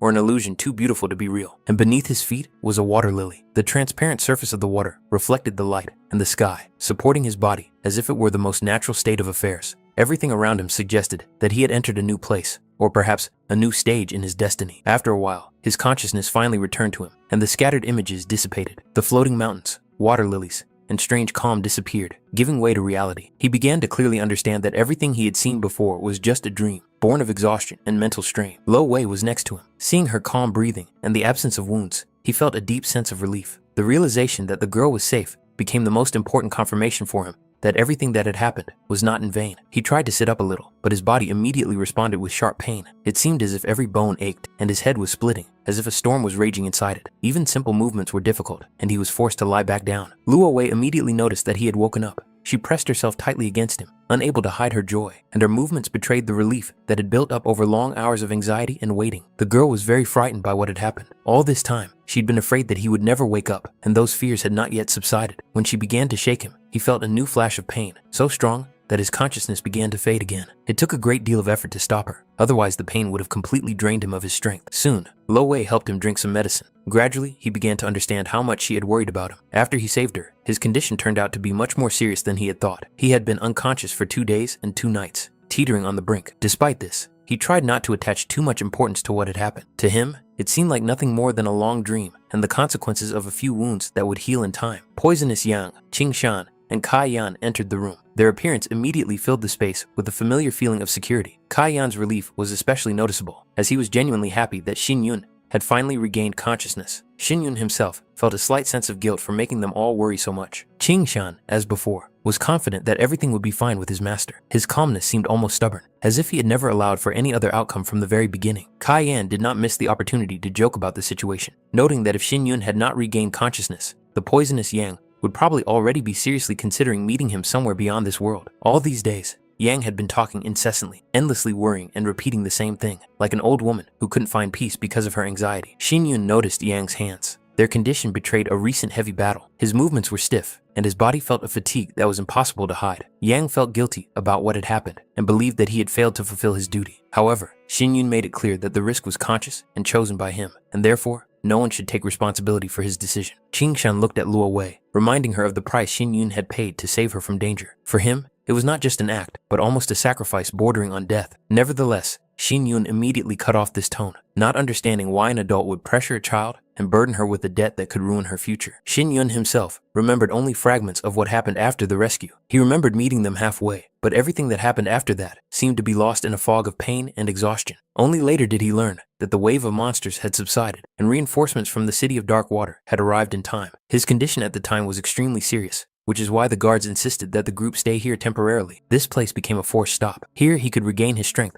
without risking his life on the road. The decision to move on was postponed until his body was in relatively good shape. Xin Yun himself felt that he was exhausted to the limit, so he agreed with the need for rest. The others accepted this decision without objection. When it finally became quieter around him, he noticed that Luo Wei had not yet left. The girl was clearly hesitating, as if she had been gathering her thoughts for a long time before deciding to speak. She felt awkward about distracting him again, but inside her was something that could not be left unsaid. Luo Wei expressed her deep gratitude for being saved. For her, it was not just an act of kindness. Xin Yun had literally snatched her from the jaws of death. That was why she had decided to tie her life to his, to serve him and repay this debt for the rest of her life. Xin Yun reacted gently and calmly, not allowing the situation to become difficult. He made it clear that such words were only a consequence of the horror she had experienced and the pressure of others, and not something she was actually obliged to do. But Luo Wei did not back down. This decision was not born out of fear or someone else's words, but from her own heart. She clearly understood that without him, she would not have survived the wave of monsters. If it weren't for his intervention, her life would have ended in fire and chaos. This realization was too strong to simply forget and move on as if nothing had happened. Xin Yun, on the other hand, considered his actions natural. For him,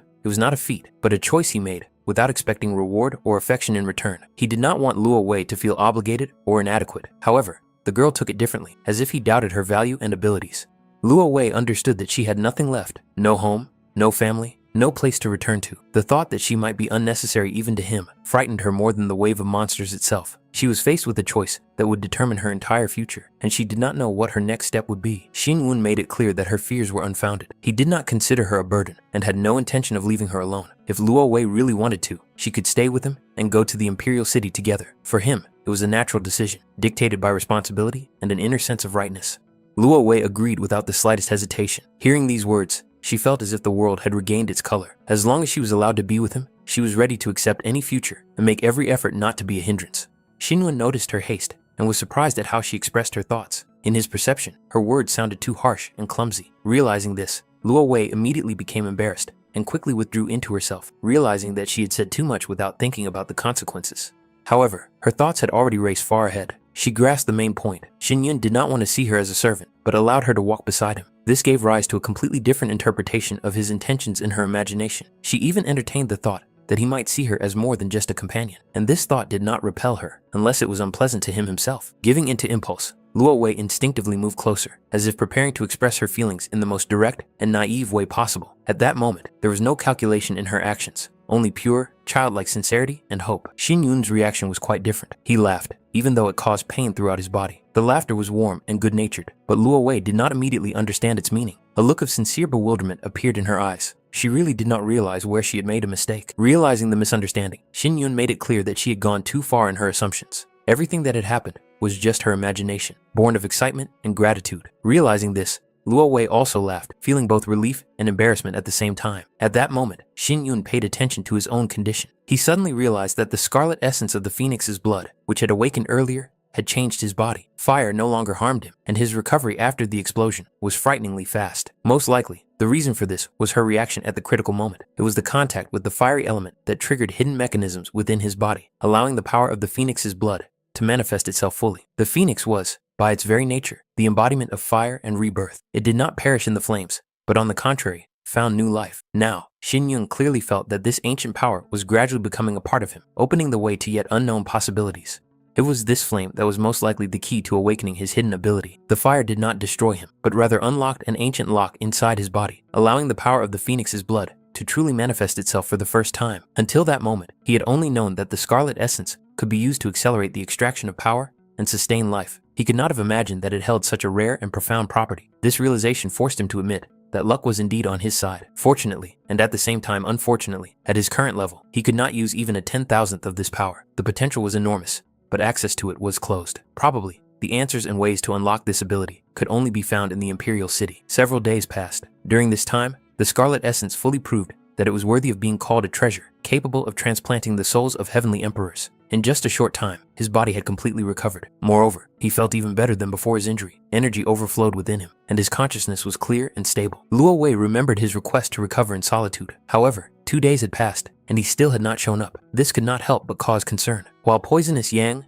Qing Shan, and Kai Yan were quietly spending time at the chessboard, the girl could not shake the feeling that something was wrong. The lord of the city noticed her concern. It was clear that Xin Yun had secluded himself specifically to recover and did not want to be disturbed. In the opinion of the others, everything was going as it should. Despite this, Luo Wei had already made up her mind. He had been wounded saving her, and the thought of simply turning away from him seemed impossible to her. Even if her appearance would be unwelcome, she could no longer remain on the sidelines. Carefully opening the door, she stepped inside almost silently. Her intention was simple: to leave some food and leave without attracting attention. Each of her steps was measured, so as not to accidentally break the silence. Putting the food on the table, she couldn't help but glance briefly toward the bed. It was then that she realized Xin Yunyo wasn't there. This realization instantly caused her alarm. The next moment, she felt a chill on her neck. The blade appeared suddenly, without the slightest sound. Only then did she realize how close she had come to danger. One more step, and it could have ended tragically. Realizing who was standing behind her, she hastily explained the reason for her visit. Xin Yun immediately put away his weapon. His gesture was calm and devoid of aggression. He made it clear that everything was fine now, and there was no longer any reason for concern. His touch on her head was warm and soothing, as if finally dispelling her fear. The 5 days that Master Yan had given him to recover were coming to an end. Further delay would only make the situation worse. Too much depended on time in the Imperial City, and the longer he stayed away, the more opportunities his opponents would have. It was clear that he could not put off his journey any longer. Jia Yan still had doubts about whether his condition had truly stabilized. Even Lord Gu of the city could not hide his surprise. Such serious injuries usually required a much longer recovery period. 2 days seemed too short a time to fully recover from what he had been through. However, Xin Yun really did look as if the danger was behind him. His life force was stable, and his aura was calm. He suggested that the poisonous Yan should not continue the journey with him, but return to Sifeng to recover. On the way, he had to deliver a message to Xiao Hu. Nevertheless, the old man was still worried, especially about the possible consequences of the clash with the Tai clan. These fears were dispelled. The problem with the Tai clan no longer posed a threat. Anything that could have escalated into open hostility had already been nipped in the bud. Xin Yun also asked Gu Qingshan to look after Poisonous Yan and make sure he recovered his strength in peace. Luo Wei realized with undisguised excitement that their next destination would be the Imperial City. Moreover, the path led straight to the Lin Xiao family. To her, it seemed unattainable and almost legendary. However, deep down, She wondered why this path had been chosen instead of the Yunmen Martial Arts House, which officially ranked first in the hierarchy. The reason turned out to be much deeper than just formal rank. The Lin Xiao family was second only to Yun Meng in terms of influence, but remained the strongest in terms of spiritual development. It was here that cultivation was placed above origin and strength above titles. It came as a surprise to her that high rank did not necessarily mean superiority in true power. Jia Yan explained that the current rankings only reflected the political influence of the families. In the past, it was Lin Xiao who held the leading position, but over time, the balance of power had shifted. This was not due to a decline in power, but to a change in the structure of authority. The Yun Meng family rose to first place, thanks to its location in the heart of the imperial city. Most of its students came from noble and extremely influential families. The 4 famous princes of Yun Meng were descendants of the largest families in the capital. Even when they caused serious problems, no one dared to interfere, neither the Yun Meng family itself nor other martial houses. This state of affairs seemed excessive and unfair. Kai Yan shared the same opinion. However, he reminded them that everything was changing for Xin Yun now. Having received the status of a core disciple, he had gained the right to enter the Ling Xiao Pavilion, a place most cultivators could only dream of. For ordinary disciples, entry there was forever closed. The Ling Xiao Pavilion was a forbidden area of the family, a repository of heritage accumulated over thousands of years. It contained ancient techniques, martial treatises, spiritual plants, and rare treasures passed down from generation to generation. Everything a cultivator could dream of was concentrated there. Kai Yan advised him to focus specifically on holy level skills. This suggestion piqued Luo Wei's interest, as the choice of such a direction seemed counterintuitive at first glance and clearly had deeper reasons. Cultivation skills were divided into 5 main levels: worldly, spiritual, holy, divine, and samsara. Each subsequent level not only strengthened the practitioner, but also radically changed the very nature of their power. Holy level skills were considered the ideal transitional stage. They were powerful enough to lay the foundation, without overwhelming a cultivator whose power had not yet reached its peak. That is why such techniques were best suited to Xin Yun's current state and allowed him to develop steadily and quickly. The main disciples of the Lin Xiao family were selected with exceptional rigor. The primary considerations were not status or origin, but innate talent and growth potential. The elders came to the unanimous conclusion that a holy level skill would be the best choice for him, allowing him to unlock his abilities without unnecessary risks and significantly increase his combat power in a short period of time. Kai Yan noted ironically that this was exactly what he had feared. The Lin Xiao family rarely made exceptions, and accepting Xin Yun immediately as a core disciple was an unprecedented event. Such a decision would inevitably cause discontent among many disciples and even elders. For some, it would be a convenient excuse to create intrigue or try to take advantage of the situation. He believed that simply joining the Lin Xiao family could prove to be a serious challenge for Xin Yun. However, Xin Yun remained calm and confidently made it clear that such difficulties would not be a problem for him. He intended to take care of everything himself. One thing was of fundamental importance to Xin Yun. He would not allow his actions to tarnish Master Yang Yang's name in any way. This was not just a promise, but a firm internal rule that he intended to adhere to at all costs.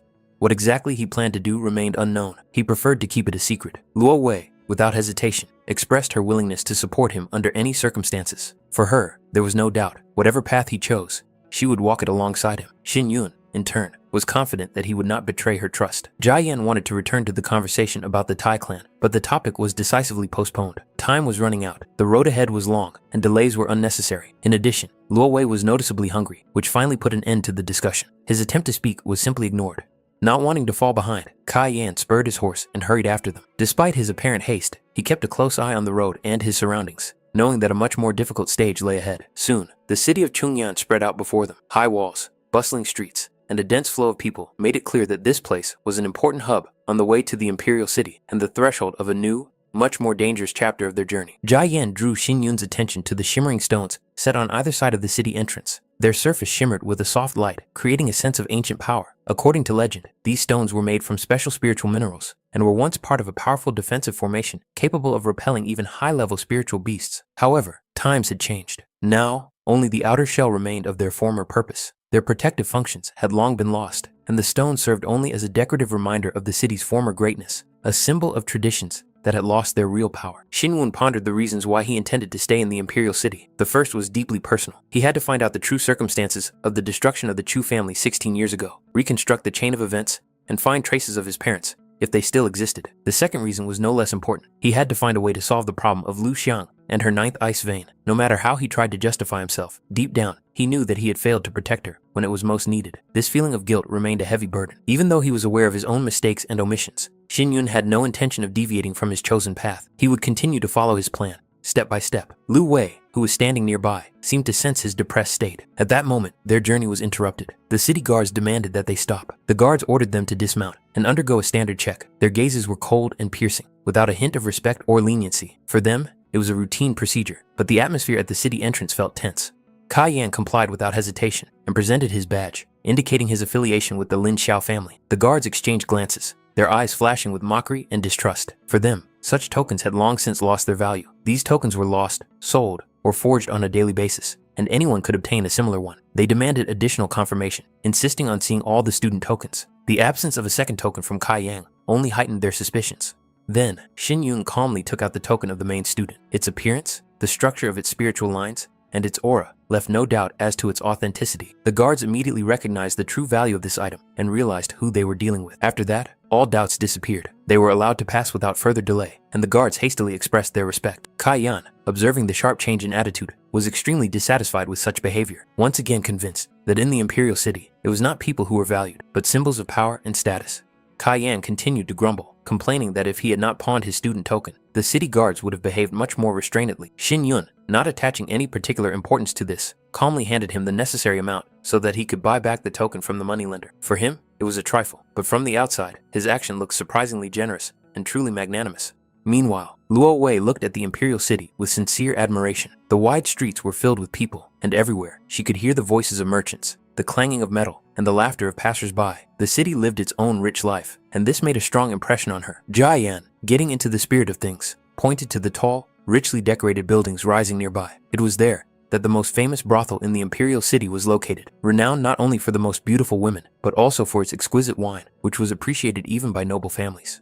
He even had the idea of taking Xin Yun there one day, but the idea was immediately rejected. The main character made it clear without further ado that such proposals were completely to his liking. Lu Wei, noticing their strange behavior, became interested in what they were talking about and where they were going. She clearly did not want to be left out. Jia Yan tried to pretend that it was nothing important, but the girl instantly recognized his pretense and just smiled, realizing that he was clearly hiding something. Soon, a spacious circular structure appeared before them. It was the challenge arena, around which a crowd had already gathered. Judging by the noise and excited voices, another battle was about to take place inside. The challenge arena served as a special place for official duels. Here, the participants faced each other, and the outcome of the fight was considered final and beyond doubt. Every duel invariably attracted spectators. Regardless of the reason for the conflict, the outcome of the fight always became a subject of discussion and debate, and the winner received not only fame, but also the respect of those around him. All kinds of people flocked here. Some fought for honor or a woman, some because of old grudges, and for some, the arena was simply a way to make a name for themselves and prove their strength. Looking at the square in front of the arena, Luo Wei noticed a majestic fountain with a statue in the center and became interested in who exactly this stone figure was dedicated to. The statue depicted a man named Wu Jin, the strongest general of the Feng Tan dynasty. It was he who built the challenge arena, turning it not only into a place for duels, but also into a symbol of military valor and the power of the empire. Lu Wei knew that Wu Jin was famous not only for his unmatched martial arts skills, but also for his rare physical attractiveness. Legends circulated about him, and many girls in the imperial city considered him their ideal man. Deep down, she even hoped to see him with her own eyes one day. However, Kai Yan quickly dampened her expectations. The general was almost always on the front lines, and his rare appearances in the capital were carefully guarded and inaccessible to ordinary people. Luo Wei did not worry about this. For her, Xin Yun remained the real hero. At that moment, her thoughts were abruptly interrupted when she heard a rude demand to make way. She barely had time to turn around before she noticed a man on horseback practically flying toward her. The distance between them was rapidly shrinking, and it was no longer possible to avoid a collision. The girl lost her balance from the surprise and began to fall, but Xin Yun instantly appeared beside her and managed to catch her, preventing her from hitting the ground. Instead of realizing his own carelessness, the rider flew into a rage and hurled threats, clearly not hiding his contempt and aggression. Xin Yun, showing no fear, calmly pointed out the real reason for what had happened, making it clear that they were dealing with nothing more than an unskilled and overconfident man who was unable to control his mount. His words only angered the rider more, who immediately realized that the mockery was directed at him. In the next moment, sensing its owner's hostile intentions, the riding animal broke into a gallop and rushed forward, trying to attack Xin Yun. Xin Yun pushed Luo Wei aside without hesitation and stood directly in front of the animal. With one confident movement, he stopped it, completely depriving it of the opportunity to continue the attack. Having lost control, the rider fell to the ground, his face contorted with rage, and he immediately signaled to his men. Several subordinates instantly surrounded Xin Yun, intending to resolve the conflict by force. The horsemen's subordinates acted without the slightest hesitation. With a single gesture, they closed the circle, instantly cutting off Xin Yun and Luo Wei from the rest of the street. The space around them became dense and threatening, as if the crowd itself had turned into a cage. Noticing the commotion, Kai Yan dismounted and tried to push his way forward, wanting to understand who had caused the noise and where Xin Yun had disappeared to. However, a tight ring of onlookers and guards prevented him from getting close. The crowd reluctantly parted, enjoying the spectacle. Those around him whispered, not understanding what reckless daredevil had dared to insult Master Li. In the eyes of most, it could only be a simple country bumpkin who did not know the local customs and laws of the imperial city. Their words were tinged with anticipation. This insolent man clearly did not realize what trouble he had just brought upon himself. For those gathered, what was happening was a rare entertainment. Someone else's misfortune always looks particularly entertaining. One of the men loudly explained to everyone that they were looking at Li Chen-xiao, the second young master of the Li family, one of the 5 greatest families in the imperial city. That name alone should have made anyone bow their head. In the eyes of the crowd, the situation was obvious. An unknown guy had frightened Li Chen-xiao's riding animal, and now he was being insolent. In the imperial city, such behavior usually came at a very high price. Xin Yun, however, remained surprisingly calm. He saw before him neither a noble young master nor a representative of a great family, but only an irritated and smug man who had long been accustomed to impunity and needed a harsh lesson. Li Chen-xiao just laughed when he heard this attitude. It became clear to him that this guy was really new to the capital and didn't understand where he was or who he was dealing with. He watched Xin Yun with cold interest, like a predator assessing its prey, and made it clear that there was only one hierarchy in this city, one where power and lineage decided everything. The threat was blunt. He could deal with this man right here, in front of everyone, and no one would dare intervene. However, Xin Yun met this with indifferent defiance, clearly showing that he believed in neither fear nor absolute power, and was ready to test these words in practice. His opponent's self-confidence finally drove Li Chen-xiao over the edge. The humiliation inflicted in front of the crowd was unacceptable to him. He used his fighting technique, intending to crush the insolent stranger and wipe out his existence with a single blow. Xin Yun easily dodged the attack. In the next moment, he grabbed Li Chen-xiao's arm and responded with a swift and precise strike, putting just enough force into it as was necessary. Li Chen-xiao's body flew backward and, after flying several meters, crashed heavily onto the stone pavement. A dense crowd of spectators instantly gathered around. Luo Wei watched what was happening with sincere admiration, not hiding her delight at what she saw. The humiliation proved unbearable for Li Chen-xiao. Rage distorted his face, and he gave the order to destroy Xin Yun, caring neither about the consequences nor the location. Just as his subordinates began to draw their weapons, a new force intervened. A man appeared in the crowd, whose presence instantly cooled the atmosphere and made everyone freeze in place. It was Senior Ye, a representative of the Imperial City's order. His gaze was cold and stern, and his very appearance signaled that what was happening had gone beyond what was acceptable. He made it clear that such a commotion in the center of the capital could result in severe punishment, even involving the elders. Li Chen-xiao's people hastily began to justify themselves, pointing out that it was Xin Yun who dared to attack first and strike a representative of the Li family, demanding immediate punishment for him. However, Elder Ye listened to their words without the slightest sympathy. It was obvious to him that the conflict affected the interests of the Lin Xiao family, and such provocations could not be ignored. The violation of order and the attempt to carry out reprisals on the streets of the capital were unforgivable. Luo Wei tried to indicate their affiliation with the Lin Xiao family, but her words were met with ridicule from those around her. Most decided that the girl was trying to hide behind a famous name to avoid responsibility. At that moment, Jia Yan finally managed to break through the crowd. His face showed obvious irritation, and with his appearance alone, he began to disperse the onlookers, demanding that they clear the way and stop the disorder. Senior Ye noticed Kai Yan and asked him how his journey to the Imperial City had gone. The answer was restrained, but clearly dissatisfied. As soon as he crossed the city gates, he immediately encountered the source of this disorder. His irritation turned into sharp dissatisfaction with what was happening. Such scenes in the capital were becoming too frequent and tiresome. Li Chen-xiao hastened to absolve himself of responsibility and attempted to shift the blame onto Xin Yun, pointing to him as the instigator of the conflict. However, Kai Yan immediately cut off such talk, making it clear that such rudeness was unacceptable, especially when the speaker did not even realize who he was dealing with. After that, Kai Yan officially introduced Xin Yun as the new main disciple of the Lin Xiao family, leaving no room for ambiguous interpretations. These words instantly stirred the crowd. People began to whisper, recalling rumors that the Lin Xiao family had indeed accepted a new main disciple. Now it was obvious too that this was the very person before them. The realization that Li Chen-xiao had insulted such an important figure caused excitement and hidden schadenfreude. Some even began to remark mockingly that the antics of the young master of the Li family had long been a familiar sight, and that such behavior would sooner or later lead to serious consequences. Kai Yan abruptly cut off such conversations, making it clear that he had heard perfectly well who was adding fuel to the fire. It was these people who had become the real provocateurs of the conflict, inflating it to dangerous proportions. He pointed out the obvious. If it weren't for the deliberate incitement, the situation would never have reached this point. Now, the only reasonable solution was to immediately stop the disorder and apologize. Realizing the change in the situation and his own disadvantageous position, Li Chen-xiao hastened to express his respect to Xin Yun and apologized, presenting what had happened as an unfortunate misunderstanding. He tried to smooth things over by suggesting that the conflict be resolved peacefully and that his guilt be atoned for. with a show of courtesy. However, Kai Yan did not prolong the situation, indicating that the matter could be considered closed. He and Xin Yun had more important things to do. The official registration was coming up. Xin Yun couldn't help but notice that Kai Yan seemed to be the real boss in this situation. Senior Ye, in turn, showed ostentatious friendliness towards Li Chenxiao, making it clear that for the sake of future peace, it was in the interests of both parties to maintain the appearance of good relations. After that, Kai Yan ordered the crowd to disperse, putting an end to the incident once and for all. Li Chenxiao finally made it clear that he was counting on leniency at their next meeting, after which he and his men hastily left the scene, not wanting to attract any more unnecessary attention. After the incident was over, Zhou Ye came forward and introduced himself as a disciple of Master Yang Yang. He noted that the road to the imperial city was long and exhausting, and therefore offered his help, understanding the condition the new arrivals might be in. He then summoned his fighting spirit, intending to take them to their destination, and at the same time, show them the main areas of the imperial city so that the new arrivals could better orient themselves in the capital. Luo Wei was visibly trembling, unable to hide her excitement at what was happening. Xin Yun calmly made it clear that there was nothing to fear, as what stood before them was only the fighting spirit of Zhou Ye, completely under the control of its master. In the next moment, they rose rapidly into the air, leaving behind the noisy streets and dense neighborhoods of the outer city, which quickly shrank and turned into a colorful pattern. From above, it became clear that the imperial city consisted of three distinct parts: the outer city, the inner city, and the imperial center. They had just been in the outer city, a place where merchants, artisans, and ordinary people of all walks of life lived. After they crossed the massive city gates, the inner city opened up before them, more orderly and austere, with a wide layout and imposing buildings. This was where the residences of the 5 great families who cultivated martial arts were located, as well as houses associated with imperial power. The rules in this area were much stricter than in the outer city. In the north, a majestic golden building stood out in particular, the Cloud Palace, towering above the other buildings.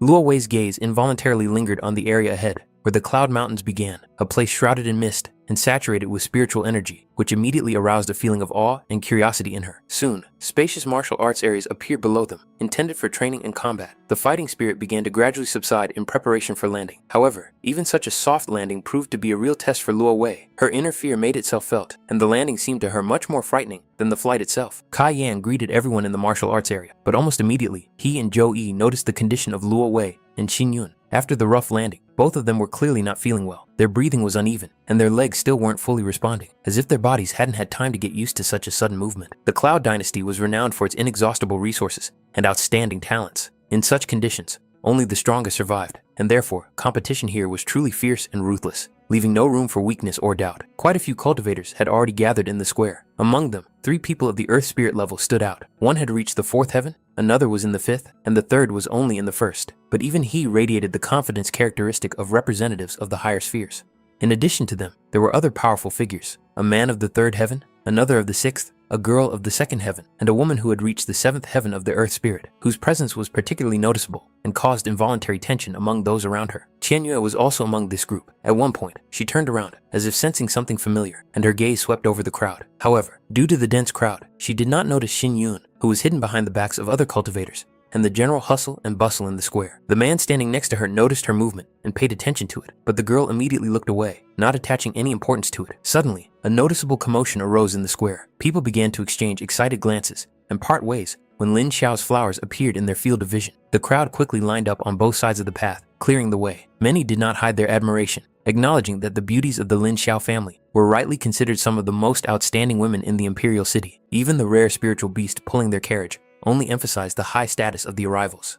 Luo Wei watched the scene with curiosity, not understanding who these women were. Kai Yan explained that they were the famous beauties of the Lin Xiao family, and Zhou Ye added that among the 5 great families, the 4th Master Yun Meng and the Lin Xiao flowers had always been considered the most talked about figures.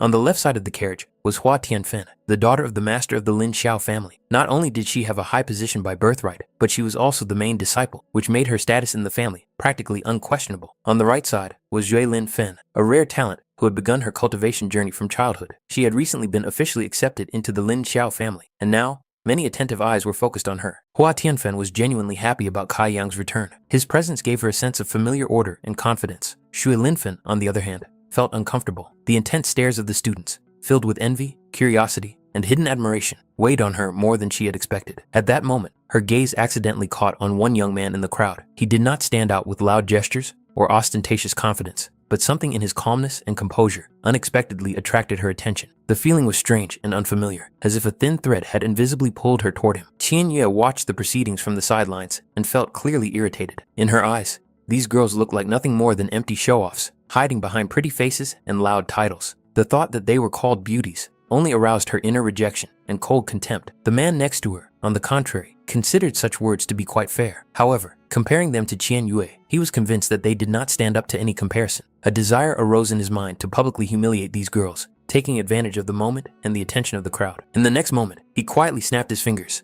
and the carriage suddenly shook violently, as if an invisible wave of force had hit it. Losing her balance, Hua Tianfen staggered and involuntarily pushed Zhui Linfen. She tried to hold on, but the movement was too sudden. Hua Tianfen instinctively reached out to catch her, but it all happened too quickly. The crowd reacted instantly. Concerned glances came from all sides, and the students' attention focused on Zhui Linfen, checking to see if she was injured. As it turned out, Zhui Linfen fell right into Xin Yun's arms before either of them realized what was happening. She had no idea how it had happened and was disoriented for the first few seconds. However, as soon as she looked up and met his eyes, her heart suddenly began to beat faster, as if from an unexpected jolt that she could not explain. Hua Tianfen almost immediately realized that Zhui Linfen was on the verge of an outburst of anger. Her restraint was only a thin veneer, behind which a wave of confusion and irritation was already rising. Many young men in the crowd looked at Xin Yun with envy. They wanted to be in his place, even if only for a moment. Some even felt the urge to hit him. That's how unfair his sudden luck seemed to them. Lu Wei, on the other hand, just looked at Xin Yun with concern and quietly asked if he was okay. Zhui Linfen's face flushed. The blush was so obvious that it was impossible to hide, even with all her attempts to remain calm. Hua Tianfen hurried to make sure she was all right. Zhui Linfen first tried to take the blame, but immediately refuted her own words.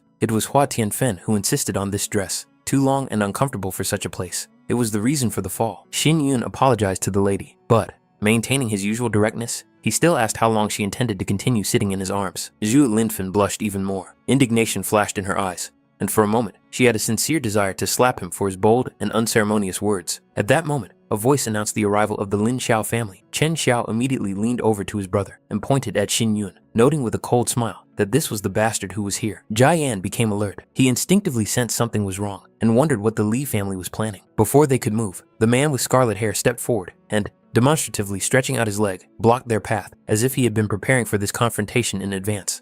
Jia Yan gave him a cold look and asked directly what Li was planning to do this time. The man with fiery red hair coldly explained that the gates of Lin Xiao's mansion were not for outsiders. This place was closed to those who did not belong to the family or were not officially recognized by it. Jia Yan did not immediately understand the hidden meaning of these words and demanded clarification again. Then the man said with a contemptuous smile that he was only performing his duties as the gatekeeper of Lin Xiao's mansion and was not going to let any riffraff and unnecessary trash inside. These words finally drove Kai Yan out of his mind. He flew into a rage, not hiding his fury, and wondered how this man dared to speak like that. To call them trash meant either to have completely lost his mind or to consciously invite serious consequences. Chen Xiao and representatives of the Li family rushed to intervene, trying to smooth things over. They assured everyone that what had happened was just a misunderstanding and that no one had intended to block Elder Yang's passage. However, the red-haired man then turned his gaze to Xin Yun. His expression immediately changed. In his opinion, this man was the real problem and had no right to be here. Zhou Ye tried to stop him and demanded respect. He clearly introduced Xin Yun as the new core disciple named Chu Xin Yun, but Li Ershao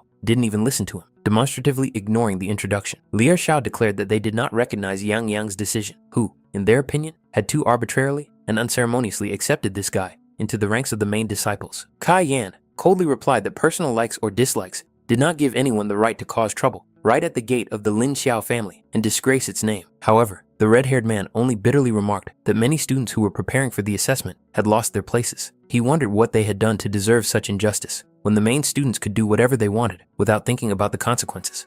At that moment, he loudly declared that today they intended to demand justice for the disadvantaged students of the Lin Xiao family. His words were echoed by the rest of those present, and soon, a murmur of voices arose around him, in which the same demand was heard more and more often. Justice. Li Ershao coldly advised Xin Yun to show prudence and voluntarily hand over the token of the main disciple, considering it the only reasonable way out of the situation. Xin Yun, in turn, calmly asked what consequences awaited him if he refused.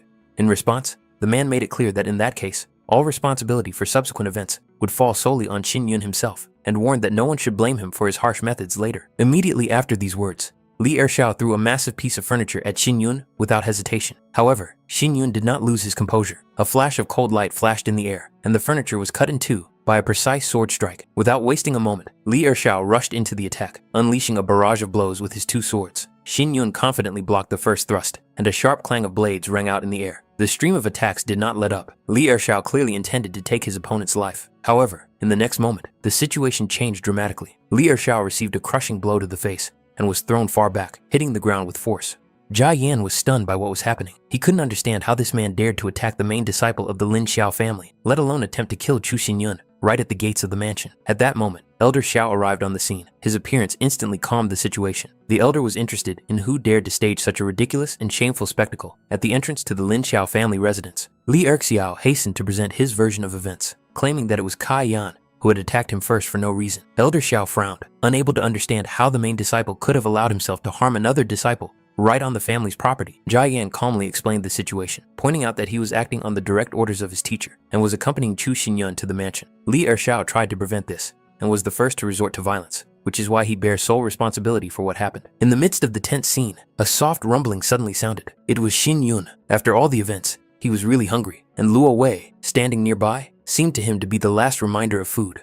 Elder Xiao, noticing this, coldly asked if he was the new core disciple that Yang Yan had spoken so highly of. The elder knew very well that Xinyun's cultivation level was only the fourth heaven of the spirit gathering stage, and his fighting spirit was first class and considered low. From his point of view, such a person had no reason to become a core disciple. Based on this, Elder Xiao concluded that the rumors about this young man's outstanding abilities were most likely greatly exaggerated or completely untrue. The other disciples, hearing the discussion, also began to whisper among themselves. Learning that Xinyun's fighting spirit was first class, they could not understand why he had been given such a high position. In their eyes, he looked like an ordinary upstart who was probably just trying his best to please Elder Yan and did not have any real potential. Zhou Ye clearly understood that Elder Xiao had long been in open opposition to his teacher. Realizing that the situation could get out of control, he decided to urgently seek support to try to stop the conflict from escalating. Xinyun calmly stated that the rumors about him were not lies at all. He recalled that his sword had wounded Elder Gu of the Yunmeng martial house, and after that, 4 martial houses immediately demanded that he be handed over. He asked if Elder Xiao really had not heard anything about this.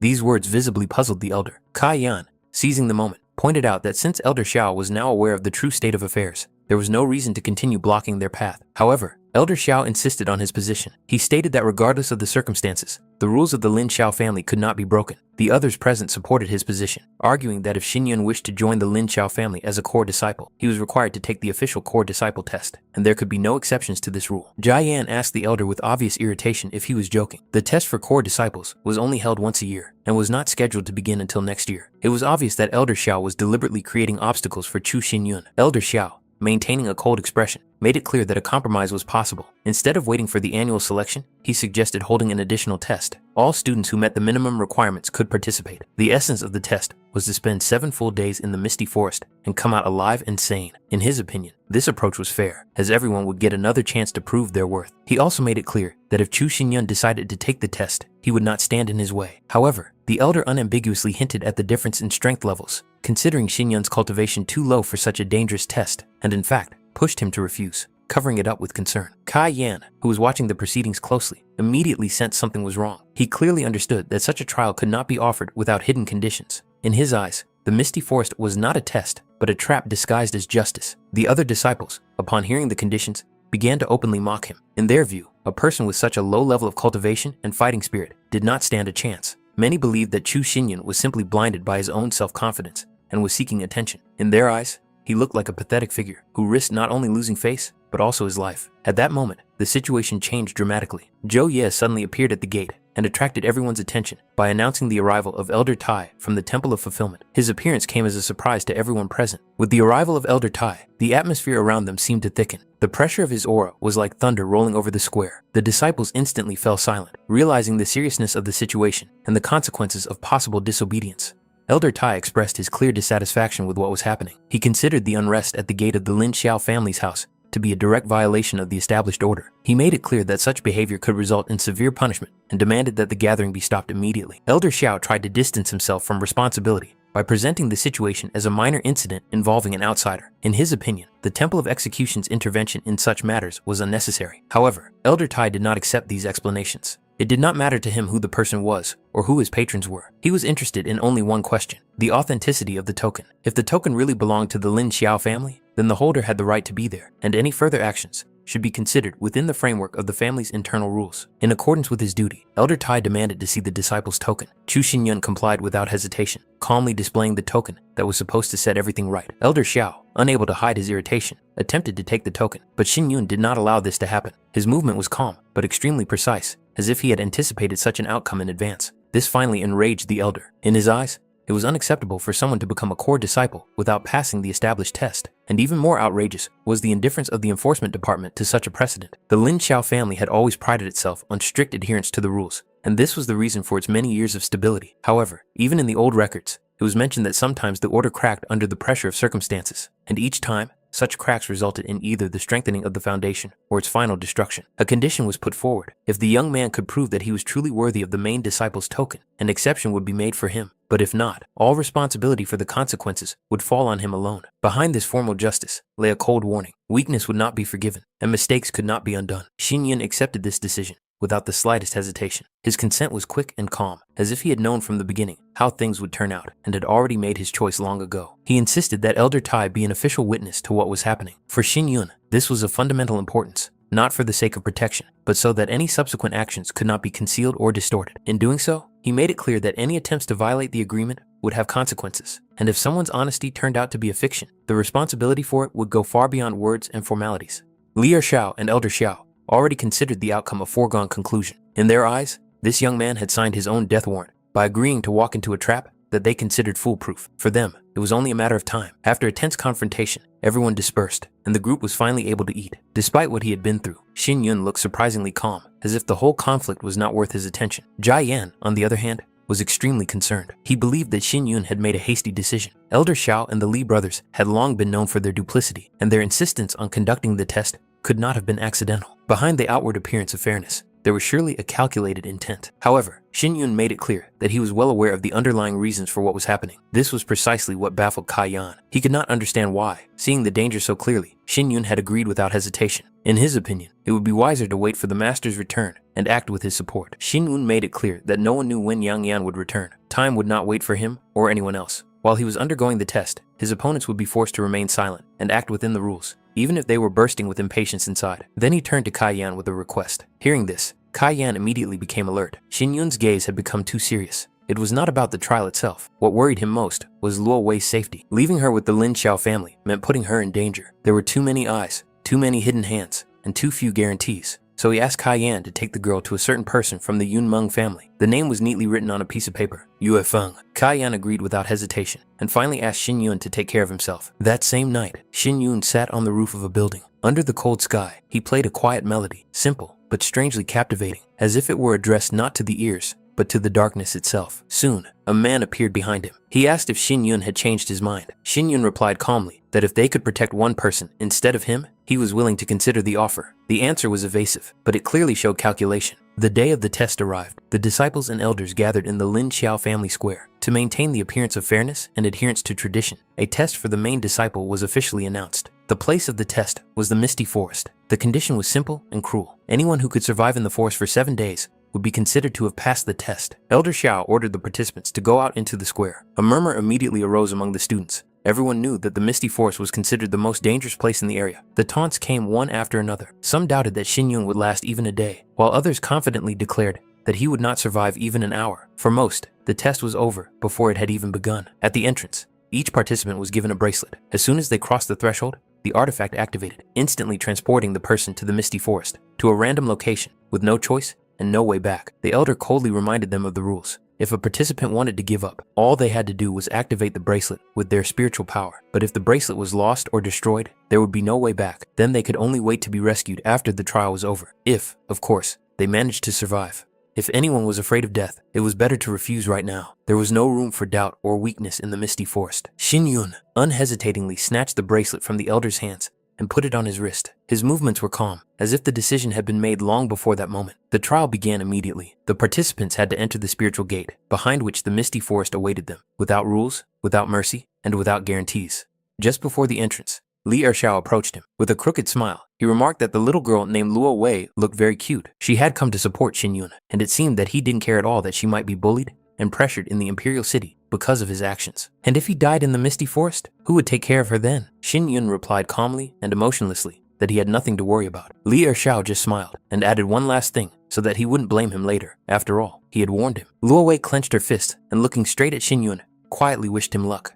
Without turning back, he stepped forward and disappeared behind the spiritual gate. Before him lay the Misty Forest, gray, viscous, and silent. Fog spread between the twisted trunks, hiding the depth of space and distorting distances. The number 1 flickered on the bracelet. 7 days in this place were neither a moment nor an eternity, just enough time for the weak to break and the strong to show their true colors.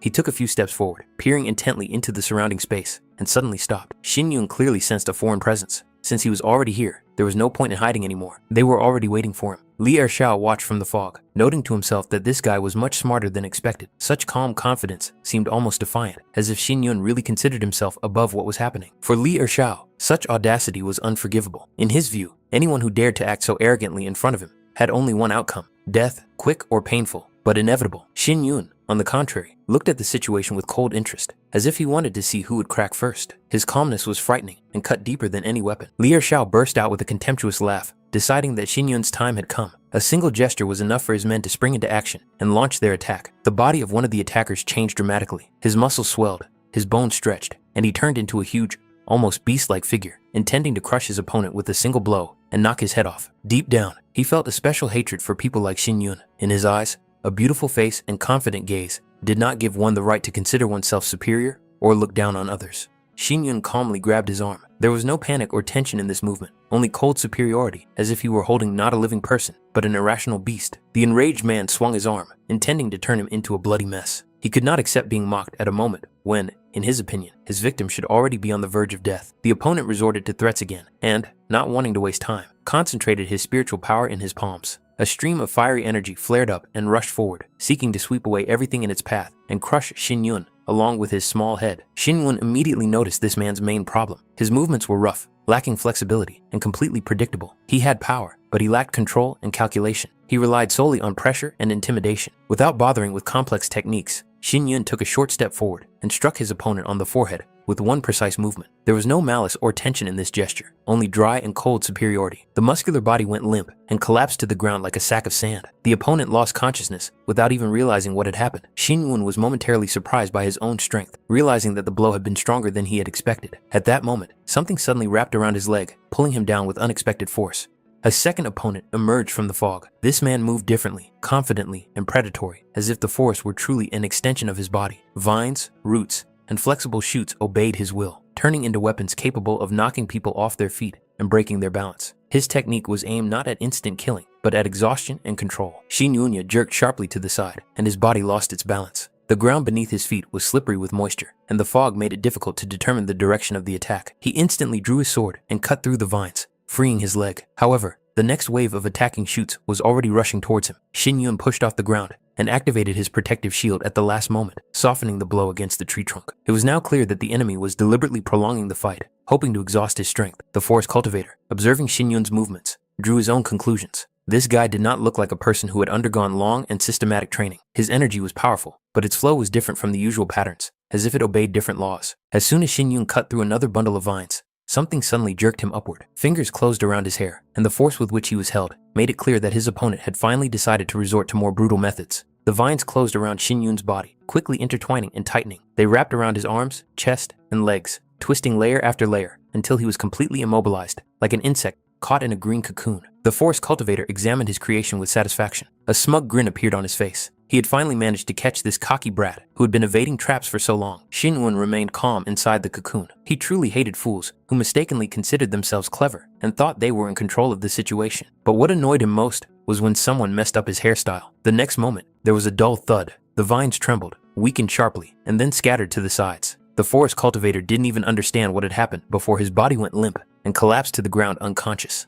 Shin Yun had not yet caught his breath when the air in front of him distorted. Hidden weapons flew out of the fog, several thin darts emitting sharp flashes of spiritual energy. Explosions thundered one after another. Shin Yun managed to dodge, sliding between the flashes, but the weapons did not stop. The darts changed their trajectory mid-flight and rushed after him again, as if they had a will of their own. Shin Yun immediately understood what was happening. This opponent possessed a special tracking skill, a technique that allowed hidden weapons to memorize a target and pursue it until it was completely destroyed. A mocking voice came from the fog. It didn't matter how fast he ran, the darts would catch up with him anyway. Shin Yun, on the other hand, calmly looked around and asked himself another question. Where exactly was the one who considered himself a hunter hiding? The enemy suddenly sensed something was wrong. The connection with the weapon faltered. The next moment, he realized with surprise that the target had disappeared. It hadn't retreated or hidden in the fog. It had simply vanished. That was impossible. A warm breath touched the back of his neck. In fact, Shin Yun was already standing right behind him. With a slight smile on his face, he politely greeted the blonde boy before he could realize that the hunt had long since changed sides. The blond man's guided weapon suddenly changed trajectory and pierced the body of its own master. His eyes widened in shock, then he collapsed to the ground.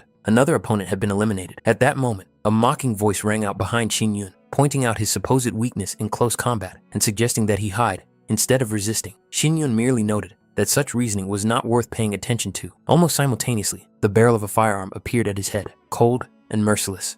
The man in the cloak assessed the situation with obvious contempt. It was inconceivable to him that several fighters had fallen at the hands of a third-level spirit cultivator. In his eyes, this meant only one thing: they were useless. However, he was not going to be careless in front of this opponent and was confident that the outcome was already a foregone conclusion. He sincerely believed that no matter how fast a sword was, it could never match the speed of a bullet. But before he could realize his advantage, Shin Yun sharply closed the distance and delivered a powerful kick. The weapon flew out of the enemy's hands. Shin Yun neutralized him without hesitation, believing that such things should not be in the hands of those who are incapable of handling them. Another enemy was defeated. Soon, a question about the progress of the operation was asked, and a confident answer followed. Everything was going strictly according to plan. The identity of the person under the cloak soon became clear. It was Elder Xiao. In Yang Yang's absence, the daily affairs fell on the shoulders of the other elders, and in his opinion, the situation was under complete control. However, even he could not shake his doubts. Shin Yun's cultivation level remained low, yet he had managed to predict the movement in advance, dodge, and deliver a precise strike. Elder Xiao began to wonder if this young man had used the very technique that was the subject of vague rumors.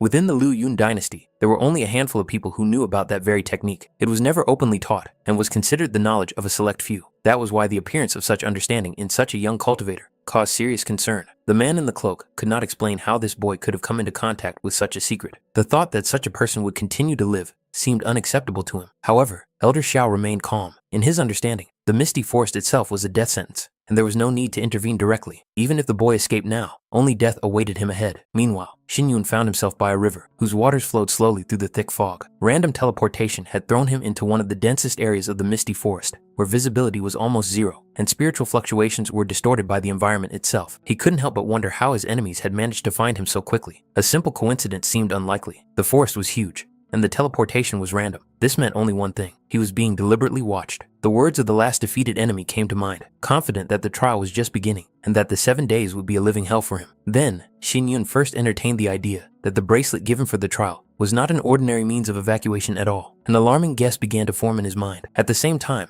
Li Ershao furiously struck the trunk of the nearest tree. He did not expect the target to disappear so easily. Everything indicated that Shin Yun had noticed something was wrong, and somehow got rid of the source of surveillance, perhaps even the bracelet itself. However, this thought was immediately rejected. Losing the bracelet meant that it would be impossible to leave the misty forest after completing the test. It would be tantamount to voluntary suicide. Therefore, Shin Yun did not get rid of the bracelet, but found a way to hide his presence.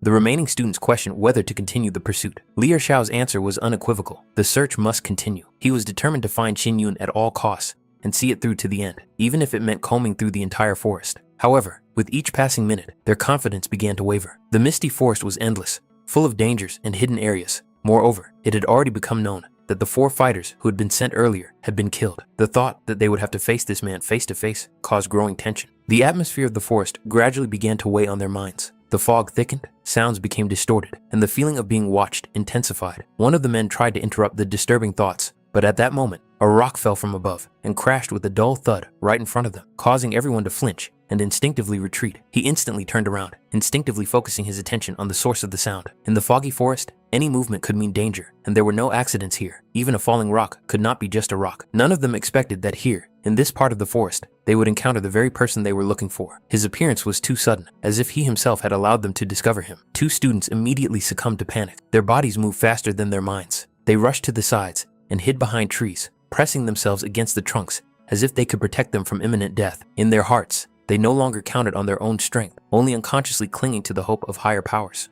They tried to convince themselves that help was close, that Li Ershao's other men would appear at any moment, and then this enemy would be trapped. In their imagination, he was already a dead man, with nowhere to run and no hope of rescue. However, Shin Yun showed no intention of hiding. His calmness only intensified his opponent's fear. He saw no reason to retreat, and he certainly had no intention of running away from those who trembled before him. Several stones broke loose from his hand and crashed into the ground near the disciples' shelters with a dull thud. The blows were precise and calculated, close enough to scare them, but not enough to kill them. It was a warning, not an attack. Fear finally broke their will. Realizing the difference in strength, they began to beg for mercy, promising to fulfill any demand. Shin Yun made this decision without hesitation. He did not need their lives, but only one small favor that they could do for him. Meanwhile, Li Ershao noticed with growing irritation that only some of the people he had sent out had returned. This immediately aroused suspicion. The rest seemed to have disappeared into thin air. The thought that Chu Xinyun alone could have eliminated them all began to creep into the minds of those around him. However, the red-haired man rejected this assumption. In his understanding, it was impossible. The main character was wounded, his cultivation level remained low, and such a mass murder could not have gone unnoticed. If people had really been killed, the forest would have been filled with screams and spiritual surges. Other disciples began to put forward theories that the missing people might have encountered other dangers in the foggy forest. Their reasoning was suddenly interrupted. Strange, muffled sounds came from the depths of the forest, as if something huge was moving through the fog. The ground beneath their feet began to shake, the vibration growing with each passing second, turning into a real earthquake that made many of them tremble. The two disciples whom Xinyun had spared earlier ran out of the depths of the misty forest. Their faces were contorted with horror, their breathing was uneven, and their movements became erratic. They shouted that the sixth wave of beasts was approaching them, and that the horde was already too close. In a panic, they cursed Xinyun, believing that he had deceived them. He had assured them that he would lure only a few spirit beasts, but instead, a whole pack was chasing them. If the beast caught up with them, they would not survive for more than a few breaths. Xinyun, watching the events unfold from the sidelines, suddenly realized how easy it was to use the flute in his hands. Controlling the waves of monsters turned out to be much easier than he had expected. According to his calculations, no one was likely to disturb him for the next few days. The sun was already setting, painting the fog and treetops in pale orange hues. Xinyun decided to draw water from the river before dark, so he wouldn't have to search for it in complete darkness. As he approached the shore, he suddenly sensed someone's presence. A woman's voice broke the silence. The girl apparently did not understand how she had ended up in this deserted and gloomy place. As soon as Xinyun stepped on a dry branch, the crunch instantly gave him away. He was immediately discovered. Unexpectedly, he saw Qian Yue in front of him. She demanded that the stranger come out of hiding and threatened that she knew martial arts.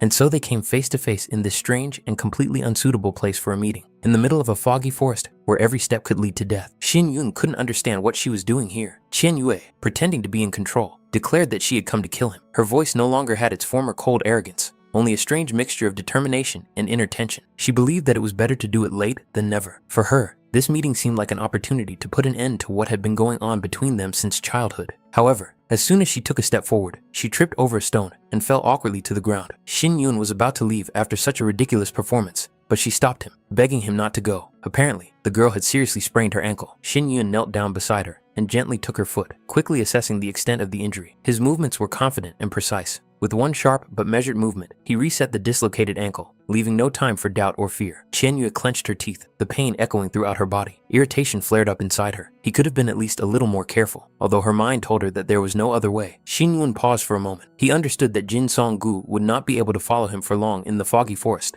and the thought flashed through his mind that it was Jin Song Gu who had sent Qian Yue here. It seemed too persistent, too calculated. However, Qian Yue immediately made it clear with her expression and cold tone that he was wrong. She had come of her own accord, and it had nothing to do with anyone else's orders. Xinyun only noted to himself that this made the reason for her appearance even stranger. She made no secret of the fact that she knew about Lin Xiao's family's ordeal. It was unthinkable for her to allow someone else to take his life before she herself had finished the job. In her eyes, it was a matter of principle, not logic. Xinyun calmly reasoned that it would be much easier for her if someone else did it for her. But Qian Yue rejected the very possibility of such an outcome. In his mind, she seemed stubborn and foolish, like a child clinging to a meaningless idea, unwilling to see reality. Without further ado, he handed her the fried fish and made it clear that in this forest, survival was more important than ambition. Without food, shelter, or strength, she would not last long here, especially with an injured leg. Qian Yue initially turned away demonstratively, showing everyone that she could not be bribed with such trifles. However, when Xinyun made it clear that he would simply get rid of the food if she refused, her resolve cracked. The next moment, the fish was already in her hands. After satisfying her hunger, she noted with unexpected surprise how delicious the seemingly simple food was. Xinyun smiled to himself, not believing that he had managed to diffuse the tension and avoid problems with just a few fish. Qian Yue told him not to get cocky and to shut up. Deep down, she suddenly thought about Lu Xiang. If she ate food like this every day and was close to him, then her life could be much happier than she used to think. For some reason, this thought left an unpleasant aftertaste. Only now did Qian Yue notice that behind Xinyun's outward calmness lay a heavy, gloomy shadow. His gaze was directed somewhere through the forest, as if his thoughts had long since left this place and gone where she could not follow them. Later, in the middle of the night, his sudden cry broke the silence. He jerked in his sleep, as if grasping for something slipping away, and desperately called out for Lu Xiang. There was too much pain in that cry to be dismissed as a mere nightmare. Waking up, he sat up abruptly and looked around. Qian Yue was still sleeping nearby, her breathing steady and her face calm, as if she had not been touched by the storm that had just raged in his mind.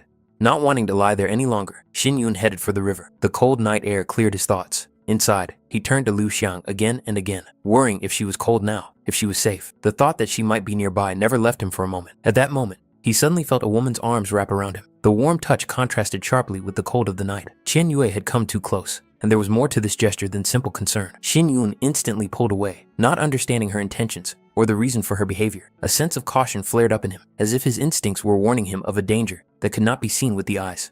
Chen Yue made it clear that her attitude towards him had changed. What had previously seemed like nothing more than hatred and a desire for revenge was now mixed with doubt, interest, and something far more complex and dangerous.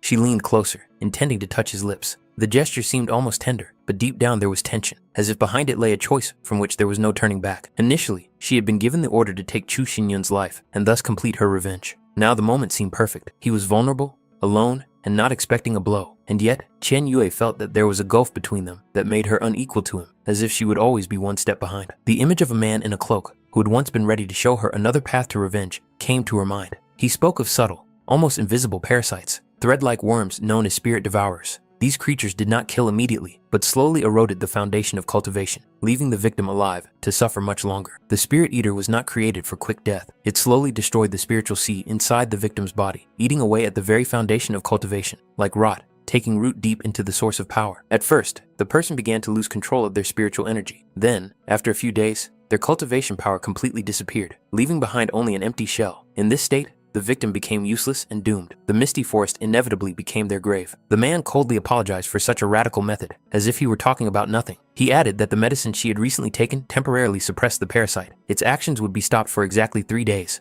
No more, no less.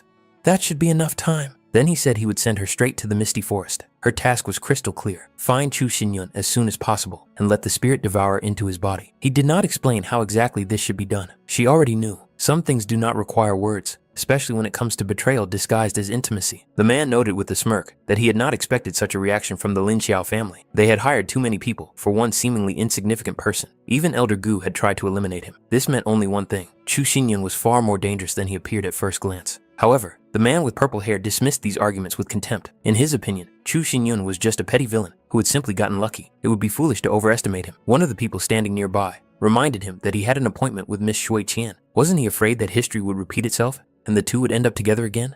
His companion only smiled coldly. He saw no point in worrying about such trifles. Thanks to the support of the Luo family, the Shui family had already firmly established itself in the imperial city. Feelings and past connections were meaningless in the face of profit and power. At that moment, a subordinate approached the two masters and respectfully reported that Miss Shui Qian had returned. His words hung in the air, like a harbinger of a new encounter that could change too much. The guy with purple hair immediately noticed her condition. His interest was focused not so much on the outcome of the case as on Chen Yue herself. For him, her safety remained the top priority. Otherwise, he would not have waited for her here, let alone accompanied her personally. Miss Shui Qian, as always, looked impeccable. There was no trace of doubt or hesitation in her appearance. Too many things indicated that she could not allow failure, especially in the case entrusted to her. Chen Yue made it clear that there was no reason to doubt the outcome. Some of those present assumed that she might not have the determination to see it through to the end, but these fears proved to be unfounded. The plan had been carried out, and now there was no need for concern. After that, it was decided to leave these places. The past few days had been difficult for her, leaving her tired and tense. And yet, one of the masters chose to stay, as if not wanting to miss a rare opportunity. He was too close to pass up the chance to see Chu Xinyun with his own eyes. Curiosity and hidden interest proved stronger than caution. The morning dawned unexpectedly quietly. Upon waking, Xinyun immediately sensed the absence of the familiar presence nearby. The space around him seemed unusually empty, as if something important had disappeared with the dawn. Nearby, he found a pink hair, the only trace left behind by Qian Yue. This small sign seemed strangely alien, and at the same time too personal, like a deliberate reminder. Outside, a strong wind raged, driving the fog between the trees. Xinyun sensed a foreign presence, and was no longer willing to tolerate secrecy. He made it clear that he knew about the observers, and demanded that they stop hiding. His opponents had already come out of hiding. Their bodies were wounded, their clothes torn, their movements hampered by pain. Despite this, their eyes still held stubbornness and a willingness to continue fighting, even though they knew the outcome was long since decided. Li Shao could not accept what was happening. The thought that this hateful man had dared to deliberately provoke the beasts and turn the wave of chaos against them filled him with rage. In his eyes, such actions were the height of meanness, and Chu Xinyun himself was nothing more than a cunning and devious bastard who used dirty methods to survive. Xinyun, on the other hand, remained coldly calm. In his hand was the trial bracelet, silent proof of how much time he had already spent in the misty forest. The 5th day was coming to an end, and everything that had happened during that time only confirmed the difference between him and those who called themselves worthy disciples. He did not resort to meanness. He only used their greed, fear, and self-confidence. Those who still stood before him tried to justify their own intentions. In their minds, there was no longer any doubt. They shifted the responsibility for what was happening onto the victim. It was easier for them to believe that he had brought his own demise upon himself than to admit that they had become hunters who had turned into prey. Li Ershao no longer wanted to tolerate the situation or the very existence of Xin Yun. The accumulated rage and humiliation finally drove out the last remnants of his sanity. At that moment, he was sure of only one thing. Today would be the last day of his enemy's life. Xin Yun had also lost interest in the protracted game. The 5th day of the trial was coming to an end, and there was no point in wasting time chasing after those who had come to him. Everything had to end here and now. The attackers acted simultaneously, as if they had agreed beforehand. Blades, spears, and hidden weapons rained down on him from all sides. There was no hesitation in their movements, only a thirst for blood, and a desire to destroy the one they had already mentally sent to hell. At that moment, Xin Yun employed a sword technique honed to frightening precision. The flying star strike was simple, almost careless, but it combined speed, accuracy, and an absolute understanding of combat. The space around them shook. An explosion of spiritual energy tore through the attackers' formation, sweeping them away like dry leaves. The blow was so swift that many did not even have time to realize what had happened. When the dust settled, Xin Yun remained standing in the same place. Not a single scratch touched his body. His breathing was even, and his gaze was cold and detached, as if what had happened was not even worth his attention. Li Ershao, struggling to his feet, looked at the bodies scattered on the ground. Those who had been his men just a moment ago now lay lifeless, with no chance of survival. The scene was so surreal that his mind refused to accept it. Only one thought spun in his head. How could a person with such a level of cultivation possess such sword skills? It was beyond anything he knew or understood. Clearly, he was not facing an ordinary disciple or a simple opponent. The question of who Chu Xinyun really was became far more frightening than death itself. Xinyun no longer hid his intentions. There was no hesitation or doubt in his gaze, only cold determination. For him, the outcome of this battle was already decided. Li Ershao had to fall here, in the misty forest. He simply did not allow for any other option. Li Ershao reacted with contempt. To him, such confidence seemed nothing more than the empty bravado of a man backed into a corner. He believed that such threats could only exist in fantasy, but not in reality, where power and status always decided everything. In the next moment, he went on the attack, leaving no room for hesitation. A flurry of blades rained down on Xinyun like a metal storm. Each strike was aimed at depriving his opponent of the ability to dodge, cutting off his escape routes, and tearing his body to pieces. In Li Ershao's eyes, the outcome was obvious. Even if his enemy had several lives, none of them could survive such an attack. The space around them was literally filled with blades, leaving no safe place.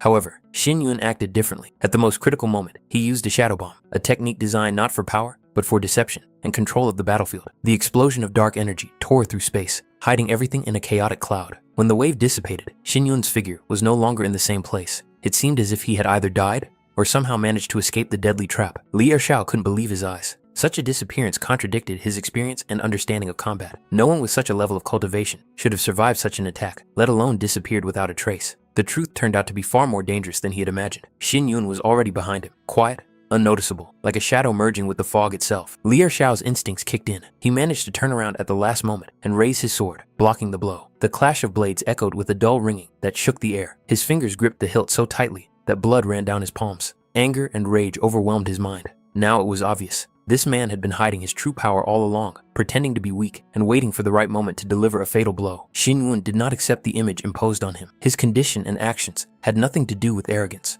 but that no longer mattered to Li Ershao. Rage completely overwhelmed his mind, turning the fight into an act of destruction rather than a duel. In his eyes, Xin Yun was no longer a human being, but a target for which he must pay with blood. Realizing that the outcome could not be decided by conventional methods, Li Ershao took the extreme step of activating the blade unlocking technique. It was a technique that was only used when retreat was impossible, and the price of power no longer mattered. His body began to change. The flow of energy became unstable and aggressive, as if the seal inside him had been forcibly broken. Even Xin Yun, who had seen a lot, was surprised. This was indeed a skill related to sealing the spirit, rare and dangerous, especially in unskilled hands.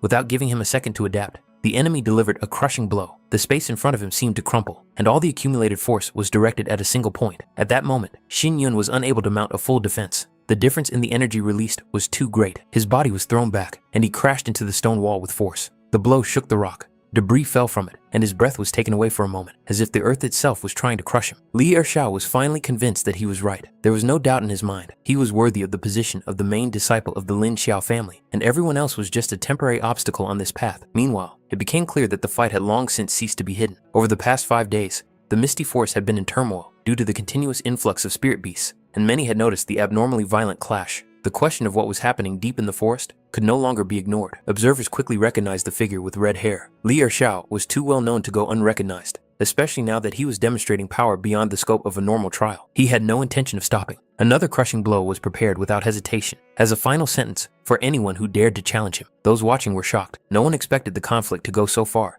that Li Ershao would be forced to reveal his strongest skill. The trial had long since ceased to be a test. It had turned into a deadly battle. At that moment, Li Ershao's unleashed power reached its limit, matching the level usually reserved for elders. The pressure emanating from his strike was so dense that the space around him warped. For any cultivator at Xin Yun's level, such a blow would mean certain death, and most observers were already convinced that the outcome of the battle was a foregone conclusion. Li Ershao had no doubt about the result. In his mind, his opponent was already dead, reduced to a broken body buried under rubble and remnants of energy. However, in the next moment, his confidence cracked. A faint but steady presence could still be felt amid the destruction. Xin Yun had indeed survived. Even he himself did not fully understand the reason for this. The destructive energy had not disappeared without a trace, but instead of tearing him apart from within, it seemed to have been absorbed and dispersed by something deeper than flesh and bone. The attack had caused damage, but it had not been fatal. For Li Ershao, this was beyond comprehension. His blade, reinforced by the spirit sealing technique, left no survivors. This turn of events contradicted all his experience and knowledge, and it was this that began to shake his inner balance.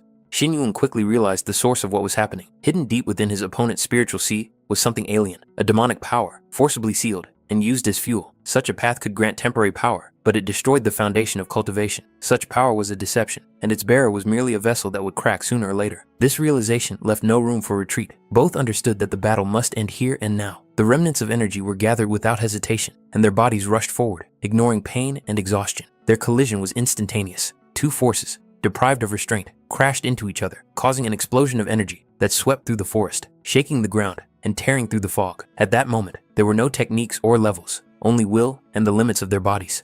When everything subsided, Li Ershao found himself returned to his former appearance. The seal was destroyed, the demonic power dissipated, leaving behind a void. The realization of defeat did not come immediately, but it was absolute. What he had thought impossible had become reality. However, the victory was not unconditional. Xin Yun also coughed up blood. His body had reached its limit, and internal injuries began to manifest one after another, like a delayed backlash for the power he had used. The most dangerous thing was not his physical condition. His spiritual sea had suddenly spiraled out of control. Streams of energy began to collide, losing their harmony, and Xin Yun realized that the real test was not over yet. It was just beginning within himself. He tried to understand what exactly had gone wrong. The streams of energy inside his body were broken, unstable, and the sword in his hand could no longer hold its previous form, as if responding to the destruction of its master. Xin Yun discovered that he was no longer able to use the power of his soul. The connection to the spiritual sea was distorted, as if something had forcibly blocked the main channels. At that moment, he heard a loud, almost hysterical laugh that hurt his ears. Li Ershao clearly realized that his opponent's spirit pulse had been damaged. Such damage meant certain death in the misty forest. Without the ability to use the power of his soul, Xin Yun would not be able to survive here for a single day. To Li Ershao, it seemed like instant retribution. Since he himself could not become the main disciple, his opponent would not leave here alive either. Li Ershao continued to revel in what was happening, enjoying the feeling of ultimate victory. At the same time, Xin Yun covered his face with his hand, concentrating. The Lin Xiao family was the first step on his path in the imperial city. He had no right to lose here, let alone die. The test must be passed, and his return was inevitable. Li Ershao was convinced that resistance was futile. Without the strength of the soul, defeat was inevitable. He considered it karma for his audacity, for Xin Yun daring to stand in his way. Now all that remained was to wait for a slow death in the forest. His only regret was that he would not be able to finish off his opponent himself. But even so, Xin Yun's future in the imperial city was completely ruined. In his confidence, Li Ershao considered this the end of their confrontation. However, Xin Yun still remained calm. Despite the destroyed channels, he was well aware that there was at least one path that still remained open to him. Li Ershao did not take this seriously. The idea that a man in such a state was capable of murder seemed absurd to him. He only increased the pressure, sinking deeper and deeper into complacency. Xin Yun took a step forward and raised his sword. The movement was sharp, filled with suppressed rage, as if he was going to end it all right, here and now. But at the last moment, he stopped. At that moment, it became clear that his opponent was deliberately provoking him, trying to draw out one last rash move. It was a trap, psychological, not physical. Li Ershao continued to humiliate him, trying to break his will once and for all. However, Xin Yun no longer reacted to the insults. His gaze became cold and detached. There was no longer any doubt in it, only calculation. At the height of their confrontation, a third force intervened. Space distorted, and Xin Yun instinctively tried to jump back, dodging the destructive wave that had struck suddenly and without warning. The people watching the fight could not understand what had happened. Their vision seemed to be cut off. At the epicenter of the collision, no figures or movements were visible, only a chaotic distortion of energy. What was happening looked extremely strange. it became clear that an outsider had intervened in the fight, using a technique that did not belong to either of the participants. The situation clearly indicated that Elder Tai had finally made his move. A commotion arose in the crowd. People shouted, not understanding the reasons for what had happened and why the intervention had occurred at this critical moment. When the outcome of the battle was almost decided, Xin Yun clearly realized that a powerful spirit attack had just been used. Now was the worst possible time for a new enemy to appear. Another man appeared before him, clearly not hiding his hostile intentions and believing that Xin Yun had personally killed the eldest son of the Li family. It was the very man who had previously decided to stay on the sidelines. Xin Yun glanced back and saw that Li Ershao was indeed dead. At the same time, he immediately understood that the true cause of death had nothing to do with him. The man who had intervened was only trying to shift the blame onto others. The new enemy, however, thought otherwise. In his view, it was his attack that caused Li Ershao's death, albeit unintentionally. For him, this meant that the responsibility lay with him, and Xin Yun was just a convenient target for further action. Such logic seemed absurd, and Xin Yun could not even find anything to counter it with. It was obvious that he was dealing with someone from the Yunmeng family. Without hesitation, he had invaded the Lin Xiao family's trial, demonstrating extreme self-confidence. The stranger only reacted mockingly to what was happening, deciding to set the record straight and explain the situation, since he had already been found guilty. He made it clear that the Yunmeng family had never taken other forces into consideration. He then introduced himself as the fourth master of Yunmeng, Zhao Wu, a man whose head Elder Gu had long wanted to get his hands on. It was for this very purpose that Zhao Wu had come here. A terrifyingly dense spiritual energy spread across the field. Waves of pressure and distorted power rolled in one after another, as if the environment itself rejected the presence of living beings, turning the testing ground into a zone of destruction. Jaimon made it clear that he was well aware of what had happened between Xin Yun and Cui Qian. The technique she had used turned out to be far more dangerous than it might have seemed. The soul-devouring worm was an extremely rare and sinister creature, capable of slowly but surely eating away at the spiritual sea and destroying the foundation of cultivation. Obtaining such a creature was extremely difficult, even for a large family. An unexpected factor was that Li Ershao's blade enhanced the worm's effect, accelerating the destruction of spiritual power. Losing control of the spiritual sea meant only one thing. The end was near, and Xin Yun's body could no longer resist this process for long. Jimon had originally hoped to enjoy the fight himself, but he understood that time was running out. He was not going to waste his strength, and even considered ending his opponent's suffering with a quick and final blow. At that moment, a strange phenomenon caught his attention. A round shape began to spin in the air, distorting the energy flows around it, as if gathering the remnants of spiritual power into a single point. At that moment, Xin Yun gathered the last remnants of his will and strength, lunged forward, and plunged his sword directly into Zhao Wu's body, delivering a blow that defied all laws of common sense and cultivation. Only one thought flashed through Zhao Wu's mind. This was impossible. After everything he had been through, this young man should have had neither spiritual power nor physical ability to resist. However, immediately after the strike, Xin Yun collapsed to the ground, completely exhausted. Zhao Wu realized how dangerously close he had been to death. The very fact that a mortally wounded opponent had managed to deliver such a blow seemed beyond human capability. It looked almost like the intervention of a cruel twist of fate. The one who already had one foot over the edge almost dragged him down with him. At that moment, Zhao Wu's attention was drawn to something even more absurd. His own mount was rapidly approaching him, adorned with a ridiculous bow that was completely out of place in the current situation. He tried to stop the beast, not fully understanding what was happening, but the animal crashed into him with frightening determination and threw him away, completely destroying what little control he had left over the situation. Meanwhile, Xin Yun's consciousness was sinking into a cold void. It seemed to him that it was snowing again, that same hateful cold associated with loss, pain, and memories from which it was impossible to escape. His body was covered by a strange, translucent jellyfish made of spiritual energy, gently isolating him from the outside world. At that moment, Shui Lin appeared nearby, and her presence was the last thing he felt before his consciousness finally faded. Meanwhile, the main character's friends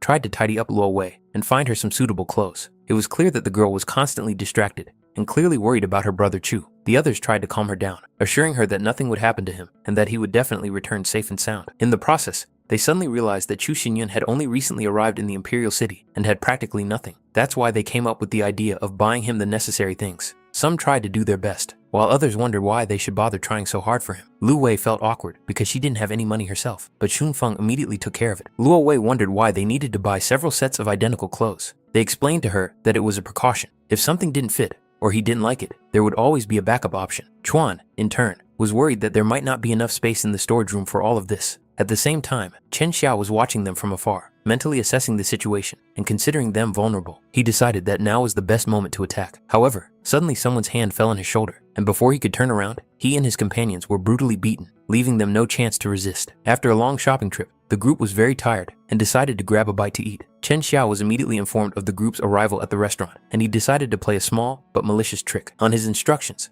the waiter discreetly added special seasonings to their dishes. Chuan was so exhausted from the day that he mentally vowed never to go shopping with them again. After the meal, everyone was so full that they jokingly decided to call this day a real feast of gluttony. As they were about to leave, they suddenly smelled a sharp and unpleasant odor coming from the men's restroom, where a line had formed. It turned out that it was the same man who had been following them and had previously tried to hit on Chu Xinyun. The group was puzzled as to why he was watching them so intently every day. The thought that he might attack Luo Wei irritated them, because she had long since become like a younger sister to them. They decided that he should be more careful and not cross the line, otherwise the consequences would be extremely unpleasant. However, no one expected that this man would soon have a heart attack. For a moment, it even seemed to everyone that they had gone too far. At that moment, the main character finally regained consciousness. He still did not understand where he was or what was happening when he suddenly heard a soft female voice next to him. Xu Lin was standing next to him. She calmly informed him that his injuries were extremely serious, and at one point, she really thought he would not survive. Xinyun thanked the girl for saving his life, but soon learned that she had not acted on her own initiative. It was an order from her master. Xu Lin added without much emotion that she herself had no intention of saving a man who had once taken advantage of her. Moreover, the mere memory of him filled her with disgust. Xinyun did not seem to immediately understand that she was referring to him. The girl reminded him of the events in the square. In response, he calmly remarked that he was the victim then, not her. These words only angered Xu Lin more. It seemed to her that he was implying that she had taken advantage of the situation. Realizing what this had led to, Xinyun apologized. He asked for the name of her master. As it turned out, it was Elder Tai. He suspected that an outside force had interfered with the Lin Xiao family's trial and sent Xu Lin to investigate what was going on. Xinyun promised that one day he would repay her for saving his life, then said it was time for him to leave. The girl clearly did not expect such a decision. In response, he explained that he was still being hunted and did not want to drag her into dangerous trouble. Xu Lin said goodbye to him, but immediately had to stifle a laugh when she saw him awkwardly bump into something. In fact, she was on the verge of bursting out laughing. After calming down a little, the girl explained that, noticing a gap in the protective barrier, she had brought him here to heal his wounds. However, she herself did not expect this barrier to be a hidden trap. Xinyun wondered why she hadn't mentioned it earlier and immediately began to look for a weak spot. Xu Lin pointed out that the gap was right under where she was sitting. Xinyun suggested that she move, but the girl calmly replied that there was no need. He couldn't do anything here anyway. Xinyun did not argue or try to prove anything. It was obvious to him that the true complexity of any barrier could only be understood when touched directly. He stepped closer, carefully studying the intertwining spiritual lines, as if looking not at a barrier, but at a living creature. Xu Lin, on the other hand, was certain that they were facing a 4-level protective barrier, one of those created for long-term isolation. She had already spent several hours here, expending a lot of spiritual energy, but the protection remained immovable and cold, yielding neither to brute force nor subtle influence. In her understanding, any further attempts would be a waste of energy, especially for someone in Xinyun's condition. However, Xinyun saw more. His gaze lingered not on the outer layer of the barrier, but on the faint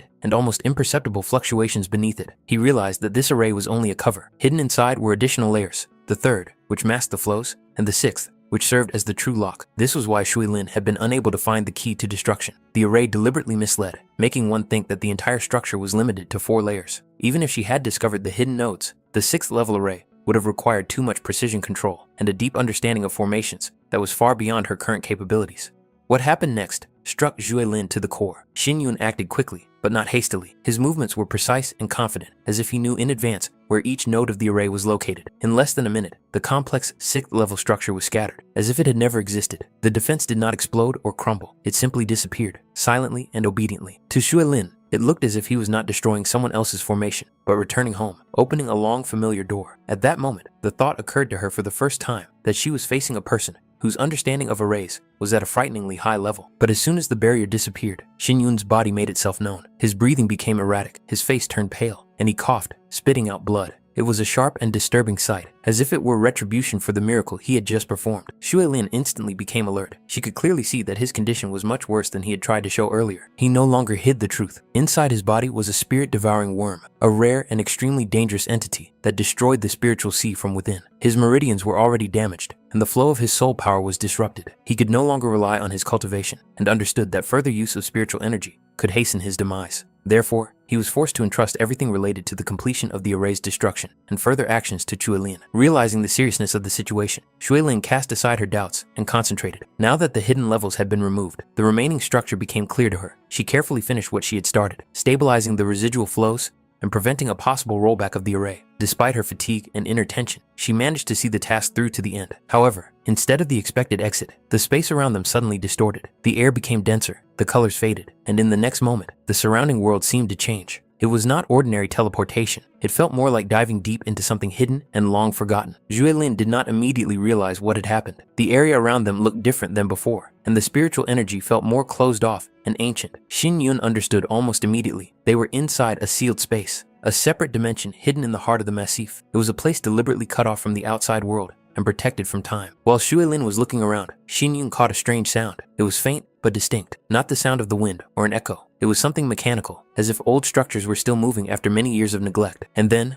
Lin finally understood where they were. Before them lay the Lei Mansion, a legendary place that had disappeared without a trace many years ago. It was believed to have been destroyed or lost forever, but the reality turned out to be much more complicated. The mansion had not been destroyed, but hidden, isolated from the world, and preserved within the sealed space. The realization made her hold her breath. They were in a place that could change the fate of many people. The girl remembered the information she had once heard from her family and elders. This mansion belonged to the Lei family, one of the influential clans of the Yun dynasty. About 17 years ago, its head had been drawn into fierce political confrontations. His views did not coincide with the course of the radicals, who were rapidly gaining strength at that time. After a series of conflicts, he was forced to leave his post, and shortly thereafter, the Lei family disappeared from the political arena. Officially, it was referred to as a mysterious destruction, but too much about this story seemed unnatural. Once a powerful clan, whose name commanded respect, it was wiped from the face of history, as if it had never existed. This information instantly struck Xin Yun. The mention of events from 17 years ago made him tense up inside, and his heart tightened. He knew this date too well to take it as a mere coincidence. Fragmented memories of the past floated to the surface, hazy images,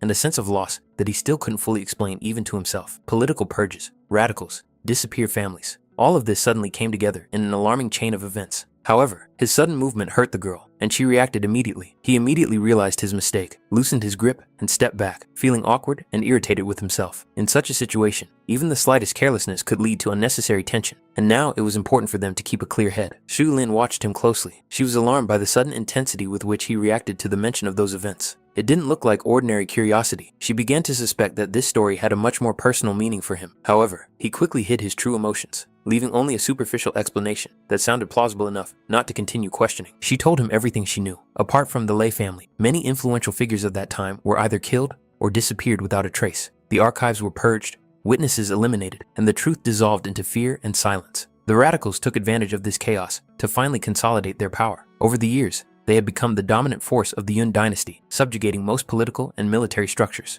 Even among the 5 great families, only a few had retained their independence. The rest had, in one way or another, become part of their camp. Xin Yun noted that he had not encountered this version of events before. For him, it was both alarming and confirming. If the information had been deliberately concealed, it meant that someone was still afraid that the truth would come out. Lin, noticing his interest, suggested that if he wanted, she could make an inquiry through her channels and try to find out more, even if it involved a certain amount of risk. He sincerely appreciated her willingness to help. In such circumstances, even a hint of support carried weight. She, on the other hand, saw it as a debt that would one day be repaid, even if not right away. A tacit understanding arose between them, fragile but significant. However, they couldn't linger on the conversation for long. The sealed space remained a trap, and the longer they stayed inside, the higher the probability of new threats. Lin was about to move on when she noticed that Xin Yun was heading deeper into the mansion, as if something was drawing him there. She did not immediately understand his intentions and felt uneasy. The mansion looked abandoned and unstable. The ceilings were covered with cracks, the walls with traces of destruction, and the air was saturated with stale spiritual energy. To her, this place seemed dangerous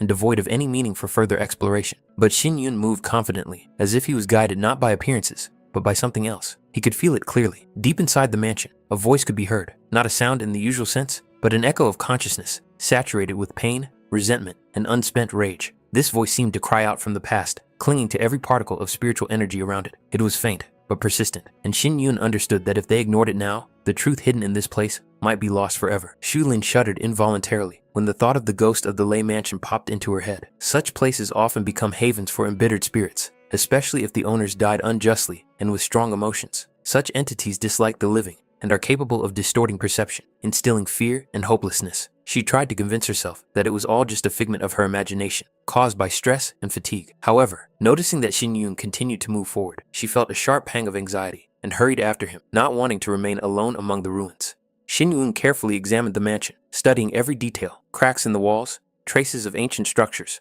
remnants of spiritual energy. His movements were calm and focused, as if he were not just exploring the ruins, but looking for confirmation of his guesses. Shui Lin stayed close, hardly falling behind, constantly looking around. He noticed that she was following him too closely and assumed it was because of the cold or fear, but the girl immediately pulled away sharply, as if unwilling to admit her own insecurity. Zhu Lin's irritation grew. She didn't understand why he was acting as if they had time to search and speculate. The situation was dangerous. Their strength was limited, and they still hadn't found a way out of the trap. From her point of view, staying here was reckless. However, Xin Yun felt something else. A vague but persistent feeling that the mansion itself was trying to guide him, pointing to something hidden. He was becoming more and more convinced that the source of the strange presence could be the key to their salvation. It wasn't just curiosity or risk for risk's sake. Rather, it was an intuitive understanding that this was where the way out of their predicament lay. Shui Lin, however, saw it differently, considering such behavior a desperate attempt to cling to the slightest hope, even if it was illusory. Nevertheless, she did not back down and continued to follow him. At that moment, the space in front of them changed. The wall, which had previously seemed solid and lifeless,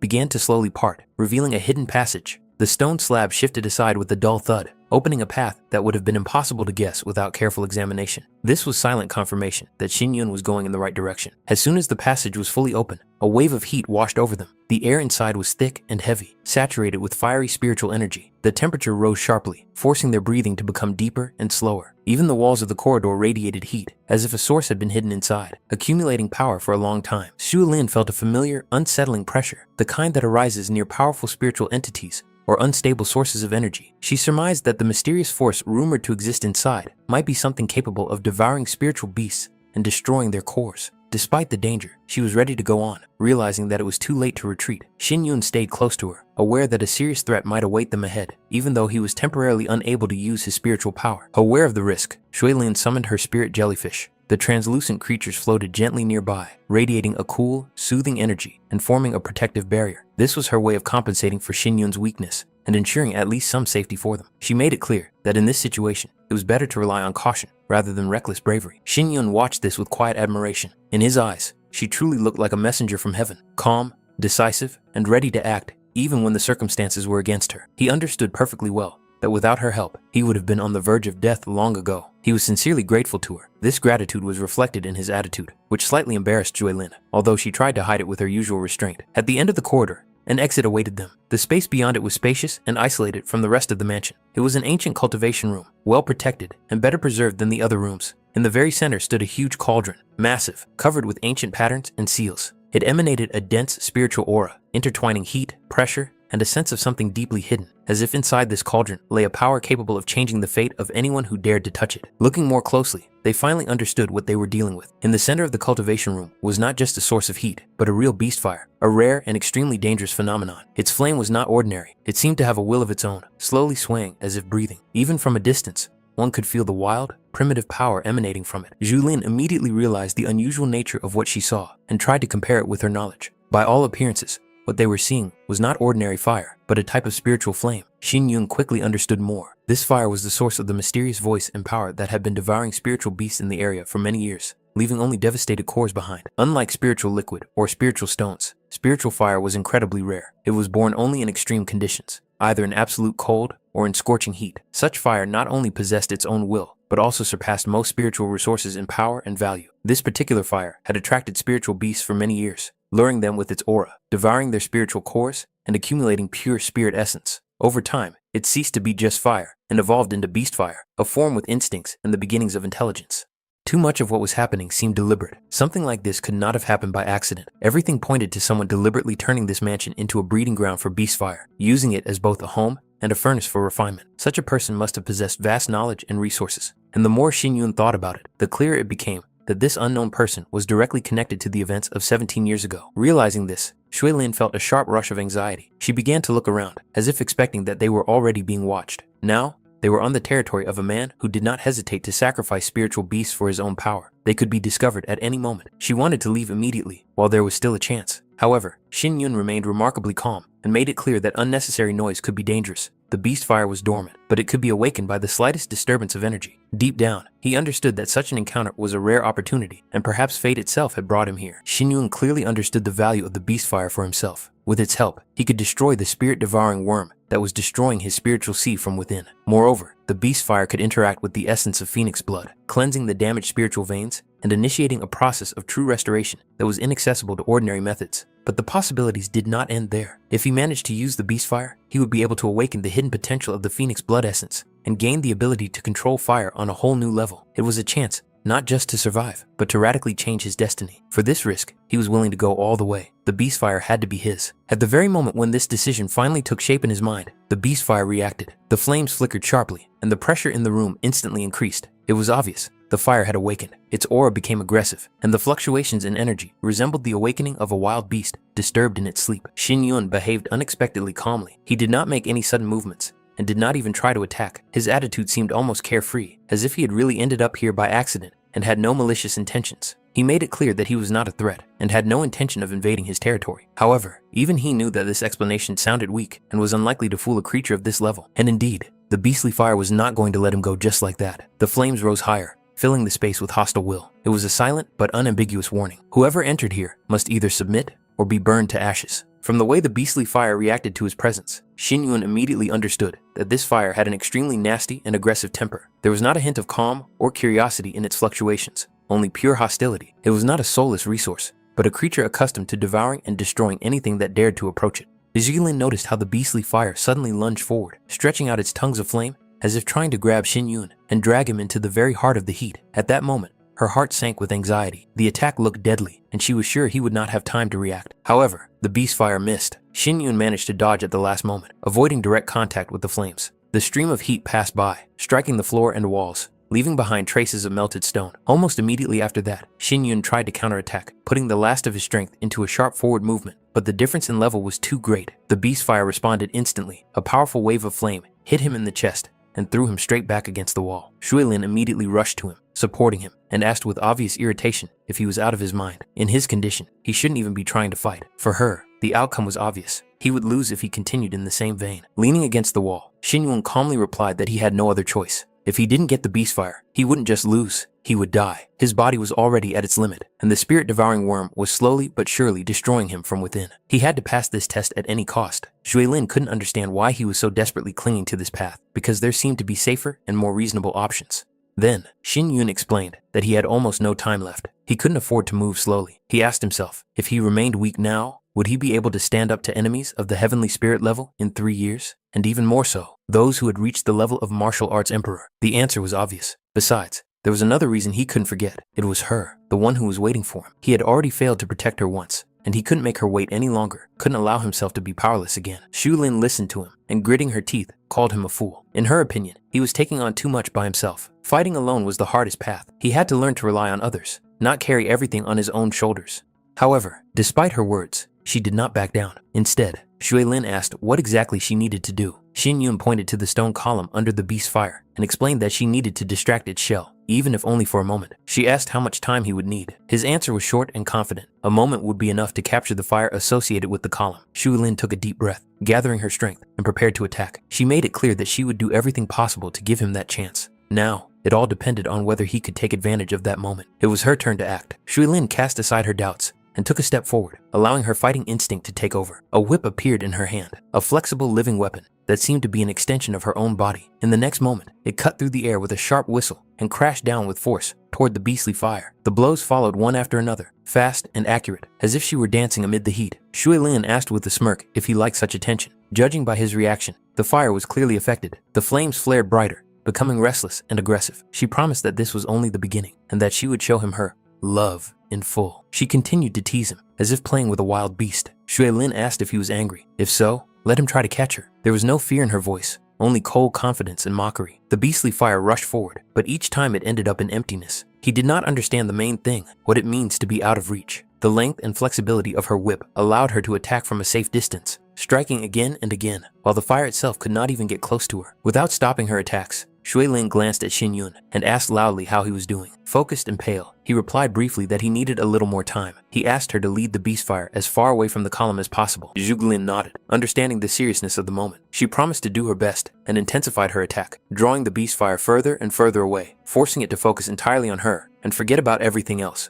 This was exactly what Shin Yun had been waiting for. It was the perfect moment, a rare chance that might never happen again. He took a step forward, feeling his remaining strength and will to live merge together. At the last moment, the beast fire sensed something was wrong and turned back sharply. Shin Yun met his gaze and calmly asked if he had finally understood what was happening. There was not a trace of fear in his voice, It was too late to resist. The moment Xin Yun began the absorption process, the beast fire was drawn into a vortex created by his technique and the essence of phoenix blood. The flames burned fiercely, but gradually lost control, submitting to an alien will. At that moment, Xin Yun clearly realized an ancient truth. All rivers eventually flow into the sea, and all living things eventually return to their source. The beast fire, born of accumulated power, had finally found someone who could become its new beginning. In the next moment, the space seemed to explode from within. A powerful surge of spiritual power, like a shockwave, swept through the room. The air trembled, the walls vibrated, and the flames that had been raging around the column just a moment ago suddenly contracted and disappeared, as if they had been completely drawn into Xin Yun. Shu Lin stared at what was happening in a daze, not believing her eyes. Absorbing the beast's fire was not just reckless,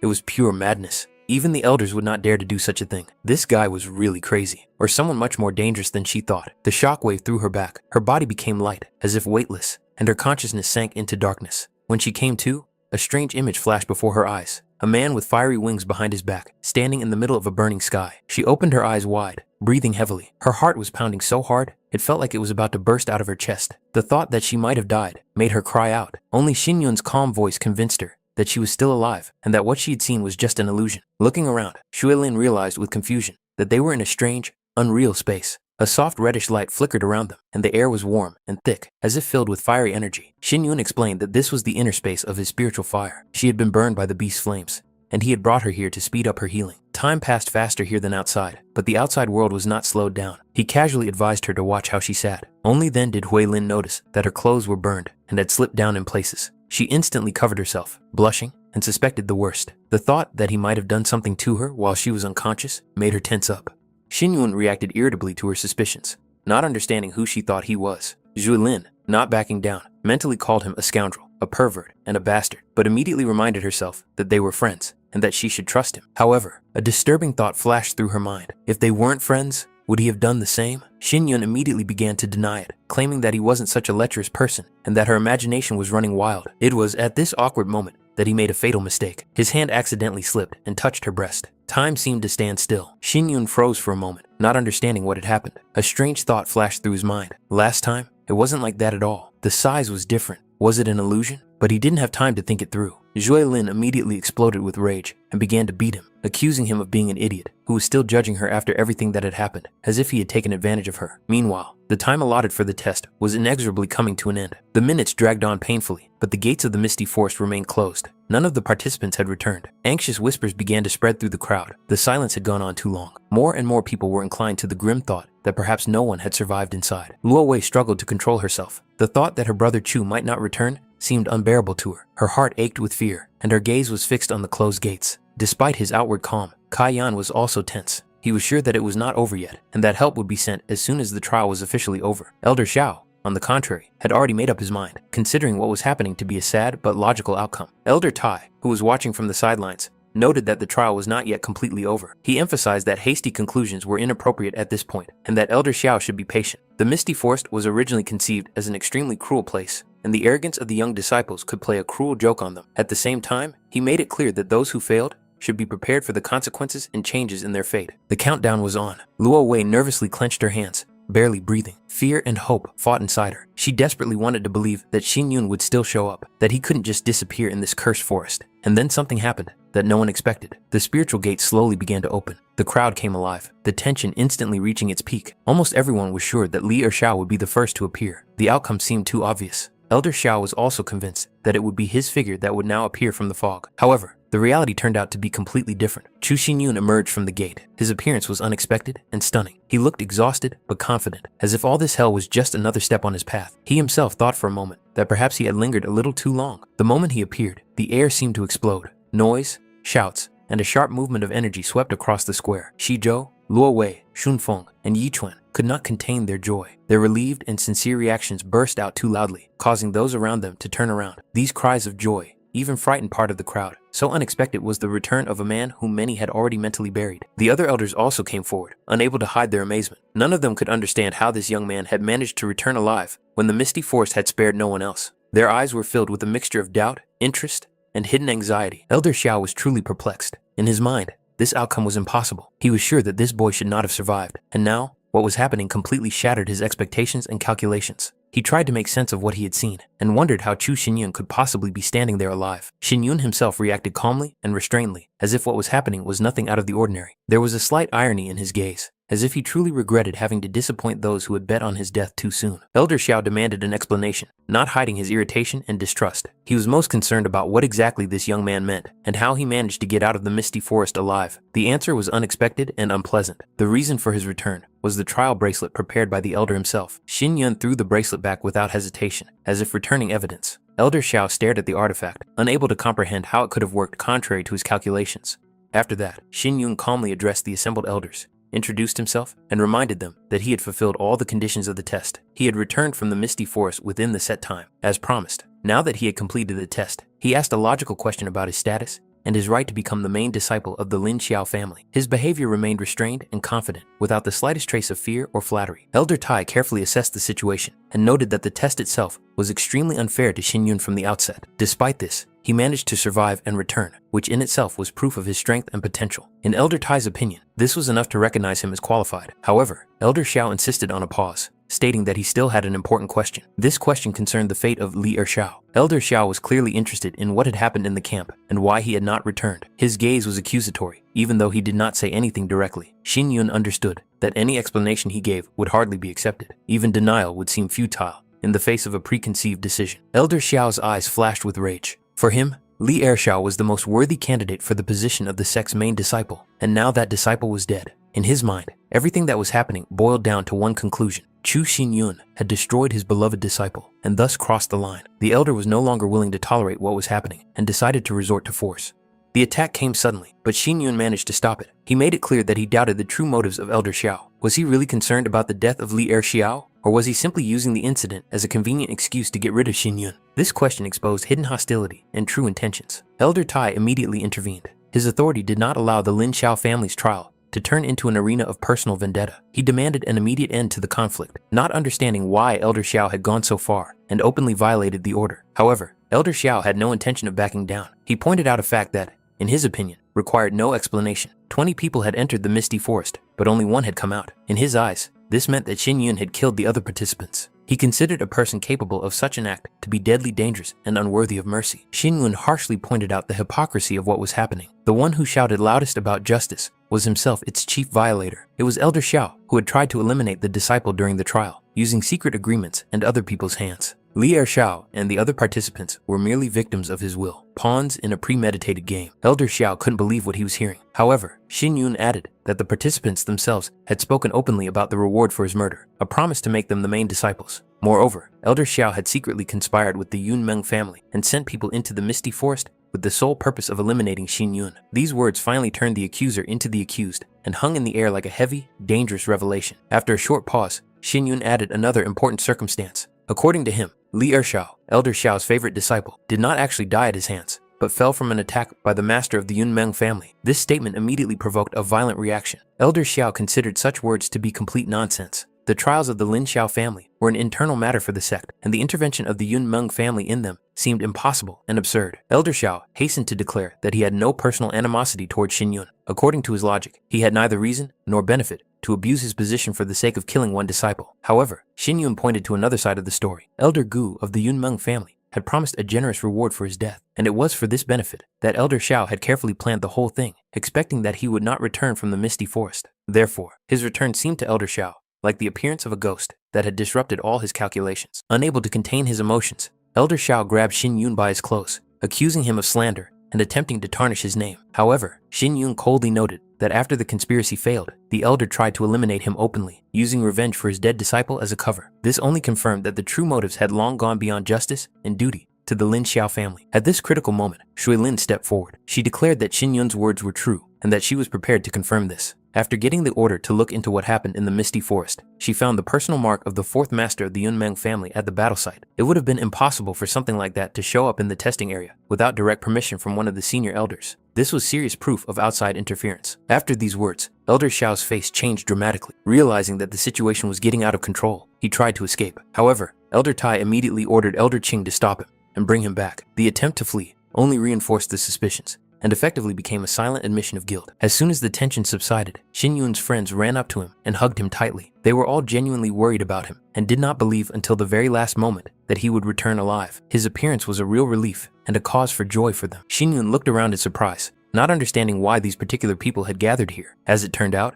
Jo Yi had brought them. Kai Yan explained that they all considered themselves friends of Shin Yun and could not leave him alone in such a situation. At that moment, someone even praised Kai Yan himself, which came as a surprise to him. Shin Yun barely had time to understand who exactly was congratulating him. He wasn't even familiar with some of these people. Nevertheless, he was surrounded by joyful faces, amazed at how much support he had managed to earn in the Lin Xiao family in such a short time. The enthusiastic students decided to celebrate his return and began tossing him up in the air, despite his attempts to break free and regain solid ground under his feet. However, not everyone was happy with this outcome. For some, the defeat was too bitter. They could not accept that they had lost to a man they considered weak and unworthy, and this defeat deeply wounded their pride. Chen Xiao knelt before Master Hua, begging for revenge for his brother. He claimed that Chu Xinyun had destroyed Lier Xiao and the other participants in the trial using despicable methods, and then deceived the elders with fine words to take the place of the main disciple. He also pointed out that Jia Yan and Zhou Ye had become too attached to Xinyun. Now, there was virtually no one left in the Lin Xiao family who could restrain him. This guy had already begun to look down on those around him, and his influence would only grow in the future. For some senior disciples, this turn of events seemed absurd. They did not believe that anyone could rise so high in just one leap. They had no intention of respecting the new main disciple. On the contrary, the idea that this upstart needed to be taught a harsh lesson as soon as possible was becoming increasingly clear in their minds. The southern suburbs of Cloud City were located high above the main buildings. The road there was long and exhausting, and when they finally reached the top, they could feel the air becoming colder and thinner. From here, there was a wide view of the city below, but with it came a feeling of alienation. This place was clearly far from the hustle and bustle of life. Qizhou could hardly believe that they had actually climbed so high. Luo Wei was really tired, but Xin Yun didn't understand the reason for her exhaustion, because he had carried her the whole way. However, when their eyes fell on the dilapidated building ahead, their fatigue faded into the background. Before them stood a dilapidated structure that looked more like an abandoned shed than a place to live. At that moment, everyone had the same question. Had they gotten the wrong address? Chuan tried to cheer up Xin Yun, trying to show that appearances weren't that important, but Xun Feng couldn't hide his confusion. In his mind, the home of the Lin Xiao family's main disciple should have been a spacious mansion in the imperial city with warm halls and protective walls. Instead, they were standing on a windswept mountain in front of a dilapidated building. It looked as if they had simply been deceived. Luo Wei unfolded the map and pointed to the notes explaining the situation. They were indeed late in choosing a place to live. All the suitable houses were already taken. This place turned out to be the only one available. The wind here was so strong that it chilled them to the bone, and even warm clothes did not save them from the cold. It seemed that the mountain itself did not welcome its new owners. A sharp gust of wind snatched the map from Luo Wei's hands and carried it down the slope. At that moment, Xin Yun sneezed, and a bright flame burst out with his breath. The fire flared up instantly, illuminating the surroundings and striking the old building directly. Everyone froze, unable to believe their eyes. They had just witnessed a man sneeze fire and set his future home on fire. The flames quickly engulfed the dry beams and rotten roof, turning the building into a burning pile of wood. Xin Yun watched what was happening without much regret. In his mind, it even seemed like a fortunate outcome. The old house was unfit for living in anyway. Now, nothing stood in the way of building something new right on this spot. Lu Wei, observing his expression, decided that he was angry, although in reality, his gaze revealed cold determination. It was obvious that the climate on the mountain was extremely harsh. Constant wind, cold, and lack of vegetation made this place almost uninhabitable. Xin Yun thought that there must be a spiritual vein under the mountain, but it was blocked, which is why the area looked deserted and dead. Xun Feng suggested that if they could restore access to the spiritual vein, this place could bring huge profits. However, first they had to find a way to get to it. The mountain was huge, and exploring its depths would take a long time. However, the absence of buildings and people played into their hands. This place was ideal for a large-scale reconstruction. In Xin Yun's imagination, an entire palace complex was already taking shape, which was to tower over Cloud City. He had already come up with the name for this place, the House of Yun Chu. However, reality quickly reminded him of itself. Everything he tried to create in the first few minutes crumbled and collapsed, as if the mountain itself was resisting change. The stones did not hold, the structures fell apart, and the foundation cracked. The failure visibly upset Xin Yun. At the same time, Luo Wei was already dreaming of a spacious room. Xun Feng cautiously asked if he could stay here to live. Qizhou also did not want to leave, and Yichuan expressed his willingness to help with the construction. Despite the harsh conditions and devastation, people gradually gathered around Xin Yun, ready to share this place with him and turn it into a real home. Qizhou asked him not to be sad. In fact, they just wanted to surprise him. Xun Feng explained that they had prepared in advance and had already purchased all the necessary household items. Moreover, among the purchases were even children's things. At first, Xin Yun did not understand why they were needed, and this caused him sincere bewilderment. Qizhou immediately became embarrassed, blushed, and hastened to explain that it was all done just in case. At that moment, Shin Yun couldn't help but think about how much it meant to have people around who were willing to care for him without asking for anything in return. Looking up at the sky, he noticed a bird belonging to the Lin Xiao family circling above the mountain, then gently landing right on his hand. It was a special spiritual messenger used to convey important information between disciples and elders. A message was attached to the bird's paw. From its contents, it followed that, with the official receipt from Yun Chu's house, he was allowed to enter the Lin Pavilion to choose a treasure. This meant not only formal recognition of his status, but also the first real step towards strengthening his position within the Lin Xiao family. After that, Shin Yun returned to where Zhou Ye was waiting for him. Zhou Ye asked about his impressions of the new house. Shin Yun noted that for a number of reasons, the building would have to be completely rebuilt. The day had been too busy, and fatigue was setting in, despite his outward calm. Shin Yun then asked if Elder Feng Yan had been there. Zhou Yi said that he was on a mission and had been away for some time. This surprised him a little. It was clear that Shin Yun had been hoping to discuss something important with him. In response, Shin Yun showed the invitation he had received from the Ling Pavilion and made it clear that he intended to go there to choose a treasure. Zhou Ye immediately expressed his willingness to accompany him, understanding the significance of this event. As soon as they appeared on the way to the pavilion, the surrounding students immediately stepped aside, clearing the way. There was a muffled whisper in the air. Eyes followed Shin Yun. Some looked with curiosity, some with caution, and some with outright envy. His name had already begun to spread among the inner circles of the Lin Xiao family, and now every step he took attracted more and more attention. Zhou Yi advised him to ignore the idle glances and empty gossip of the surrounding disciples, considering them nothing more than noisy background noise. At that moment, another disciple appeared and informed Senior Ye that the master was looking for him. It was then that his gaze fell on the new main disciple, Yun Chu, and a clear interest flashed in his eyes. This person turned out to be Pu Chen. Zhou Yi explained that he was currently accompanying Shin Yun to the Ling Pavilion, where he was to choose the treasure that belonged to the main disciple. Pu Chen gave his name and mentioned that he was also a core disciple of the Lin Xiao family. Shin Yun expressed his respect to his senior, and Pu Chen, in turn, made it clear that he was ready to help if necessary. His attitude seemed sincere and without ostentatious arrogance. Zhou Ye asked why the master was looking for him, but Pu Chen could not give a precise answer. Then Zhou Ye suggested postponing the conversation until the next day and going to the pavilion together. Hearing that Shin Yun was already on his way there, Pu Chen offered to personally escort him, considering it a convenient opportunity. He saw it as a good opportunity to establish a relationship with the new main disciple and strengthen future ties. Zhou Ye just laughed, agreeing with this approach, and then they said goodbye for a short while. Meanwhile, the surrounding disciples continued to whisper among themselves. Pu Chen couldn't help but notice how unusual this young man was. Such a high talent at such an early age. He was also surprised that Yang Yan had shown such obvious interest in him. All of this indicated that Shin Yun might have a very promising future ahead of him in the imperial city. Shin Yun took these words with slight embarrassment, but also with a clear understanding of reality. Lin Xiao's mansion was a place where truly dangerous and powerful people hid, like tigers and dragons lurking in the shadows. In such an environment, all he could do was try his best to keep up. Pu Chen laughed, noting his restraint and modesty, which was rare in such a situation. However, Pu Chen's expression soon became a little more serious. He looked back and wondered if Shin Yun really believed that passing the test alone would be enough to finally establish himself as the main disciple. Shin Yun remembered the elders' words that after passing the test, they would not stand in his way. Pu Chen confirmed that such decisions came from the elders, but added that the final outcome did not depend solely on them. Whether the other main disciples agreed to accept him would also play a significant role. The main character made it clear that if the senior disciple really intended to test him, he should take one important point into account. Shin Yun was not going to give it his all. He clearly stated that such a confrontation would be nothing more than a game. These words sounded so calm that Pu Chen couldn't help but laugh, taking such confidence as outright mockery. To Pu Chen, it seemed like a ridiculous joke. In his understanding, a person who had just passed the test had no right to talk about restraint. He decided to set his own rules. If Shin Yun could withstand 3 of his attacks, he would let him go without further humiliation. Otherwise, he would have to accept becoming the object of public ridicule. Shin Yun did not argue with the conditions and calmly made it clear that Pu Chen was free to do as he saw fit. However, he put forward a counter condition. If he managed to end the fight before 3 blows were struck, the senior student would personally escort him to the Lin Xiao pavilion, fulfilling this role without objection. This demand seemed particularly humiliating. Such a statement finally hurt Pu Chen's pride. His eyes flashed with irritation, and he agreed without hesitation. His body instantly strengthened with spiritual energy, his muscles tensed, and then a swift blow filled with pure power followed.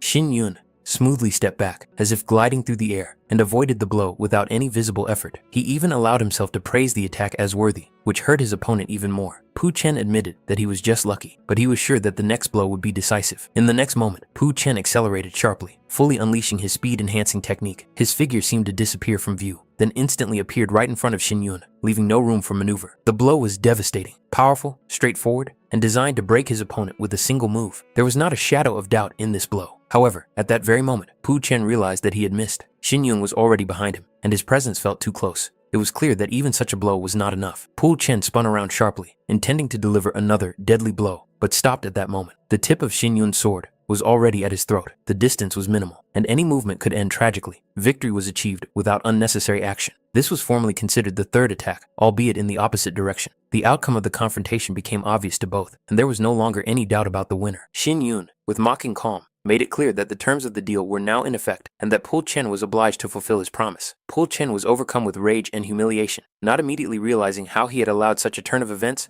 and what had just happened. Enraged to the limit, Pul Chen activated an enhancement known as the Dragon's Roar. His body was filled with a crude, overwhelming force, and the next blow came down with such power that he missed and crashed into the wall. The stone couldn't withstand the blow, leaving a deep, ugly dent on its surface, as if it had been struck by a real monster. Pul Chen couldn't understand who this man thought he was. He couldn't wrap his head around the fact that someone dared not only to defeat him, but also to put him in such a position. Rage mixed with humiliation, and at that moment, he was sure of only one thing. If this insolent man did not die now, sooner or later, he would have to hope for luck in hell. Xin Yun calmly brushed the dust off his clothes, as if everything that had happened was nothing more than an unfortunate misunderstanding. He made it clear that he was willing to turn a blind eye to the deception, but insults were another matter entirely, one that could not be crossed without consequences. It was obvious that now the lesson would be much more vivid. As soon as Pul Chen tried to look back, the distance between them disappeared. Xin Yun was right in front of him, so close that he didn't even have time to react. The movement was quick, precise, and without unnecessary gestures. The swing followed instantly. Pul Chen desperately tried to respond with a blow, but realized too late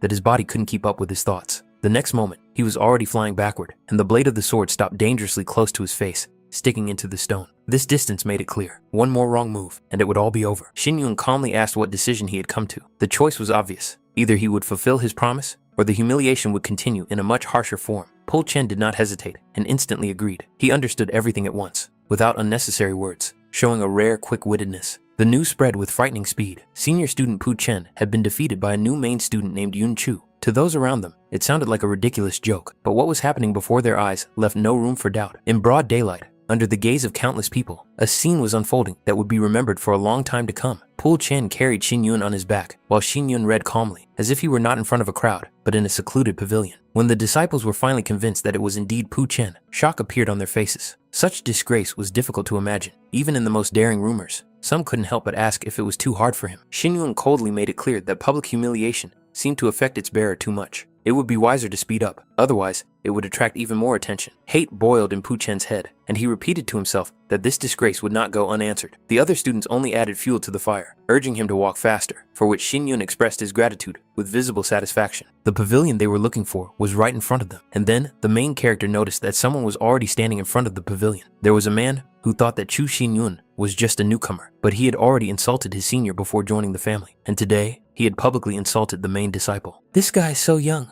yet already so arrogant. If they don't get rid of him, he will only bring misfortune to the Lin Xiao family. Xin Yun said that in order to stop him, this senior must approach them. The other disciples asked the senior Chen if everything was okay with him. Pul Chen said that there was no need to play with this bastard. There was no need to give him a chance to fight back. Everyone asked Master Hua to teach him a lesson. This guy really humiliated the people of the Lin Xiao family. Therefore, Master Hua could only listen to the public. He also had to kill the main character, who was the cause of all the misfortune. The man used an array of feathers from the fallen world. He even said that each feather was a blade. He would make his opponent bleed and squeal like a piglet, and if he wanted to use force, he should prepare for his own death. Xin Yunyu didn't really like these words about having to prepare for death. In any case, he wanted to try and evaluate this ferocious array. After that, he rushed straight into the array, which made Master Hua call him a complete idiot. He used a hurricane of feathers to attack. He found it funny that this guy decided to break through the array of feathers of the fallen world. There must be a limit to arrogance and recklessness. The disciples shouted that Master Hua was simply incredible. Pu Chen-li watched maliciously, thinking that this bastard was overconfident, but now it was too late for him to regret it. Master Hua mentioned that the 8 core disciples of the Lin Xiao family had been strictly selected and trained. They would not allow such trash to become one of them. Suddenly, he saw the main character lying among the feathers, who asked who he was talking about. Master Hua immediately ran away as soon as he saw him. Xin Yun guessed that the downside of this whirlwind was that after the attack, it would attack everyone indiscriminately, and if he immobilized this person, he wouldn't even be able to use the whirlwind. After these words, Master Hua fell. He did not understand why this man was standing unharmed if he had fallen into the array of feathers of the fallen world. Xin Yun explained that as soon as he entered the array, he created a wind film on the surface of his body. Therefore, the feathers did not harm him. The man asked if the wind film was not an advanced technique of the saint level. Xin Yun replied that if he was interested, he could even teach him. These words made his opponents even more furious. not understanding who this guy thought he was to teach him. After that, he used his weapon and threw the feathers directly at his opponent, wishing him to go to hell. However, Shin Yun managed to dodge the attack. Master Hua couldn't understand how this bastard dared to insult him in public. He believed that he would definitely not be able to dodge an attack from such a close distance. Shin Yun seemed to go mad, saying that if the bastard wanted to die so badly, he was even willing to grant his wish. The main character immediately pounced on his opponent and suddenly heard a plea for mercy. Master Hua came to his senses, realizing that he was still alive, although it seemed that he had already breathed his last.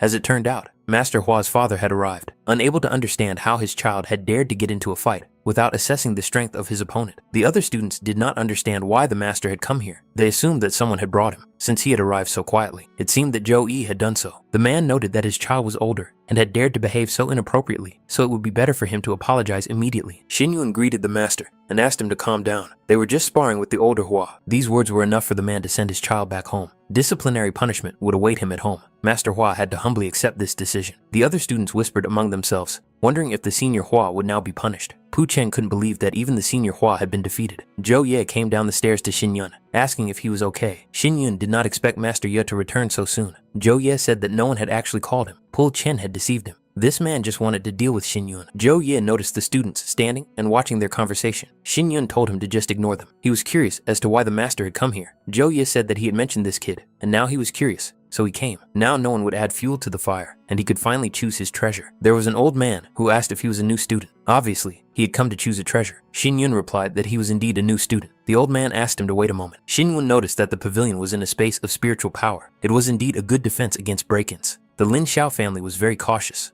Then he noticed something strange about the old man. As soon as Xin Yun looked into his eyes, he noticed the heavenly eye. The old man immediately took notice and was even surprised that he knew about the heavenly eye at such a young age. Xin Yun immediately covered his mouth, realizing that he had given himself away. The old man mentioned that few people knew about the heavenly eye, but this guy recognized it immediately, so he became curious about what he knew about the heavenly sect, or was he somehow connected to the heavenly sect? Xin Yun began to play dumb, saying that he didn't understand what he was talking about. The old man replied that it would be better for him not to know anything about this sect. They would kill him if he did anything. There was no need to worry about the old man, and I didn't want to complicate his life. He even advised me not to break the taboo of the imperial city. In fact, he was even surprised because no one had recognized the heavenly eye before Xin Yun. Xin Yun replied that he had just heard the name, so he blurted it out. He thanked the old man for the reminder. In any case, the old man asked him to give him a letter to enter the Ling Xiao Pavilion. Xin Yun thought about the taboo he couldn't break in the imperial city, about the disappeared mansion of Lei and the Chu family 17 years ago, and then there was the heavenly sect. Was there any connection between all of this? It was all confusing. It would be better for him to find the right weapon first.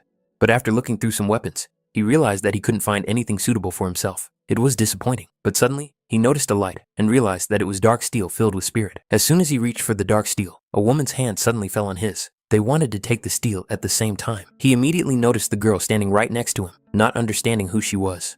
The girl replied that it was her spirit-filled dark steel. Xin Yun apologized, but he was the first to touch it. She pulled the dark steel toward her, not understanding if he was going to take something from her. Xin Yun pulled the steel toward him, saying that he needed it too. This made her even angrier, saying that maybe he would be sensible after all. Then she stepped on his foot with her heel, and he cried out in pain. The girl hit him with her knee and elbow, saying that no one dared to take what she wanted. Xin Yun pushed her, then apologized. She began to fall, realizing that his movements were quick. The main character caught her immediately, and she began to understand that she didn't even have time to react. Xin Yun noticed that her cultivation spirit was incompatible with the spirit of dark steel. If she used this steel, she would harm herself. Didn't she know that? The girl blushed and even wondered if it was true. She immediately moved away from him, pressing herself against the wall, not understanding how he dared to test her. The guy suggested that instead of fighting for the dark steel, she could choose another treasure for herself. The girl told him not to tell her what to do. She would take what she wanted. Since she was so insistent, he had only one option left.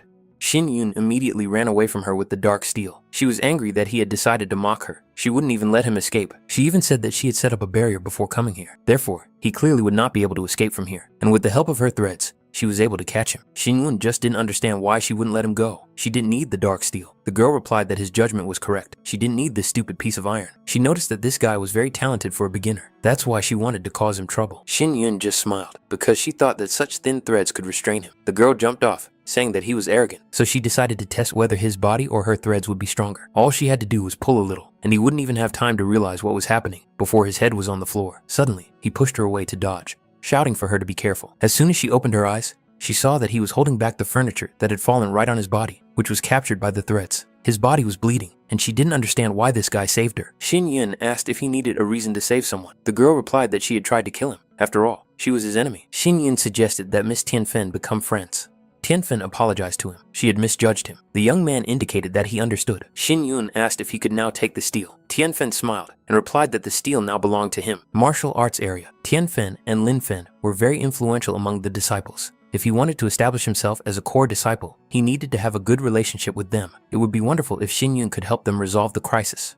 In that case, all 8 main disciples would recognize him, not counting the 2 outside the sect. He needs to be prepared to solve Miss Qin Yu's problems. The disciples who were in the square immediately noticed someone riding up. Xu Lin parked her motorcycle right in front of the main character. She apologized to him for keeping him waiting. She poked him on the nose, not understanding what he was thinking about because he looked so serious. He immediately noticed Miss Lin Feng. She didn't expect him to decide to go to the spiritual warrior's pavilion. He even asked her to drive him there. Xu Lin immediately covered her chest, not understanding what he was staring at. Xin Yun tried to stop her, saying that he would explain everything. He tried to stop her, saying that he would explain everything. In fact, he didn't understand why she wanted to beat him up. Sometimes she wore a bra, sometimes she didn't. Xu Lin thought about how she should have admitted that she wasn't wearing a bra that day. She grabbed him. Xin Yun asked if it depended on her mood. Xu Lin noticed that he was in a good mood today. Then she sat him on the motorcycle and they drove away. The other students noticed Lin Fen. She was cool after all, but they were also curious about the guy who was with her. Someone recognized Yun Chu. He was the guy who had caused a sensation in the Lin Xiao family. Some of the students even envied him. Finally, they arrived at their destination. It was the most powerful blacksmith in the Imperial City. Better yet, in the whole country. The best blacksmiths worked here. Here, he would be able to make the best custom equipment. In fact, the main character felt so sick from the trip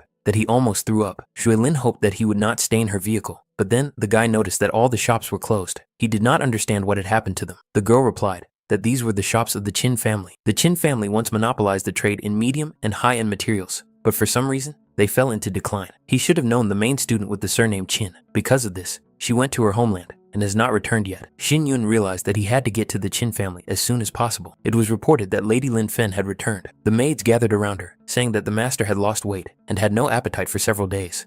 Xu Lin replied that he deserved it. Who said she had to get engaged to Chu Feng from the Yun Meng family? She immediately turned back as soon as she realized she had said too much. The maids noticed the main character because he had come with the lady. They even thought he was her boyfriend. Xu Lin was confused, not understanding what they were talking about. Zhu Lin realized that she hadn't told him that the Ling Ming Pavilion was her home. Xin Yun guessed. Few people in the Imperial City had such a motorcycle. The old man immediately hugged her, upset that she had forgotten about her grandfather. He even said that he would no longer force her to get married. Zhu Lin told him to just shut up and not say that anymore. She pushed him right up against the wall, saying that he had what he had, so he should behave himself. Zhu Lin introduced Lord Ling Ming of the pavilion. He was her grandfather, Yue Denkang. Zhu Lin introduced her friend Yun Chu. The girl mentioned that when she was on a mission in the Misty Forest, this guy had helped her a lot. The Lord of the Pavilion thanked the main character. He even gave him a VIP card as a reward. Xin Yun replied that it was Miss Ling Feng who saved him. He was just repaying his debt. Yue Denkun immediately asked if there was something between them, since she saved him and he repaid her. Zhu Lin shouted at him to stop talking nonsense. The Lord of the Pavilion told her to calm down, but it seemed he didn't really believe her. Xu Lin hesitated, saying that she had brought this young man here to ask for help. Yue Denkun inquired what the matter was. The young woman asked if the old man could do something for this young man on her behalf. The man replied that he was the best blacksmith in the Yun dynasty. Even the emperor himself had invited him on numerous occasions. Xu Lin asked her beloved grandfather for help. Yue Denkun barely held back his tears when he saw her start acting like a spoiled child. Xin Yun replied that there was no need to worry. All he needed was blacksmithing equipment. He showed a list of the materials he needed. He wondered if they were available in the Ling Ming Pavilion. The Lord of the Pavilion asked if he was sure he didn't need his help. Xin Yun replied that he could manage on his own. The maids talked about how Yue Denkun was the best blacksmith in the Yun dynasty, and this guy just refused help. Let him try to break that blacksmithing equipment. Such a fool is not worthy of being Lin Feng's boyfriend. Xu Lin asked irritably, is he mocking us? She'd gone to great lengths to get her grandfather to say yes, and now he had simply refused his help. Xin Yun replied that the young lady had misunderstood him. He just wanted to reforge his spirit sword, and it would be strange to entrust this to other people. Yue Denkun told the two of them to leave immediately. They had to behave properly. He also pointed out that this guy was still too young and inexperienced to forge anything. He even said outright that his item could go to heaven. Xin Yun asked what he meant. Yue Denkun realized that this kid didn't even know that yin and yang repel each other. Almost every disciple knows this, but he, being a core disciple, had never even heard of it. Heavenly Yang Stone and Blue Jade. Yin are very good for forging material, but their properties are incompatible. Xin Yun replied that there was no need to worry about it because he knew how to solve it. Yue Denkun began to get angry and asked his granddaughter if she had heard this. This kid just said that he knew how to combine yin and yang. Was he a superhuman who had 3 balls instead of 2? Zhuilin tried to calm her grandfather down, saying that perhaps he knew a rare forging technique. However, he thought it was nonsense. After all, he was a 5th-ranked blacksmith and knew all the forging techniques in the world. In the smithy, on the table lay a heavenly yang stone, an elderberry root, a green yin stone, and a heavenly lily. In the misty forest, the main character's ball had suffered some damage, so it needed to be repaired. With the help of spirit-filled dark steel, he could repair and improve it. But suddenly, he noticed something. Xingyun immediately looked back, not understanding who was there. There was a mirror there, and he saw his reflection. It seemed like he had just imagined it. In any case, he had to hurry. He can create the effect of a beast's fire. Zhuilin asked her grandfather what he was doing. Yue Dengkun asked her to be quiet. The girl asked if he was afraid that this guy would break his equipment. Yue Dengkun asked if he looked like the type of person who would worry. He was just curious about what the guy was doing there. Zhuilin replied that it seemed her grandfather was just worried about him. The old man replied that he didn't even know him, so why should he worry? Zhuilin didn't seem to believe this excuse. The heavenly yang stone and the blue yin jade repel each other, and this can cause an explosion if handled incorrectly. The boy is not experienced enough, so he could be in danger. Zhuilin believed that he could handle it. The lord of the pavilion was even surprised that she was so confident in him. After that, she recounted what had happened in the forest. Yue Denken was surprised as soon as he heard all this. Zhuilin noticed that if he said everything was fine, then everything was under control, so he could be trusted. The old man thought she seemed a little out of sorts. Zhuilin was even a little embarrassed when she said that it was just our impression. The old man wondered what had changed. Then he guessed that she had fallen in love with that boy. Now it was clear why she was wearing makeup today. She wasn't usually like that. Zhuilin began to scold him, saying that it was a lie and a provocation. The old man had watched her grow up, so he knew what was on her mind. She had started to pay attention to her appearance, and had even asked her grandfather to help him. That brat charmed such a woman. It's been a long time coming. After that, she hit him and yelled at him to shut up.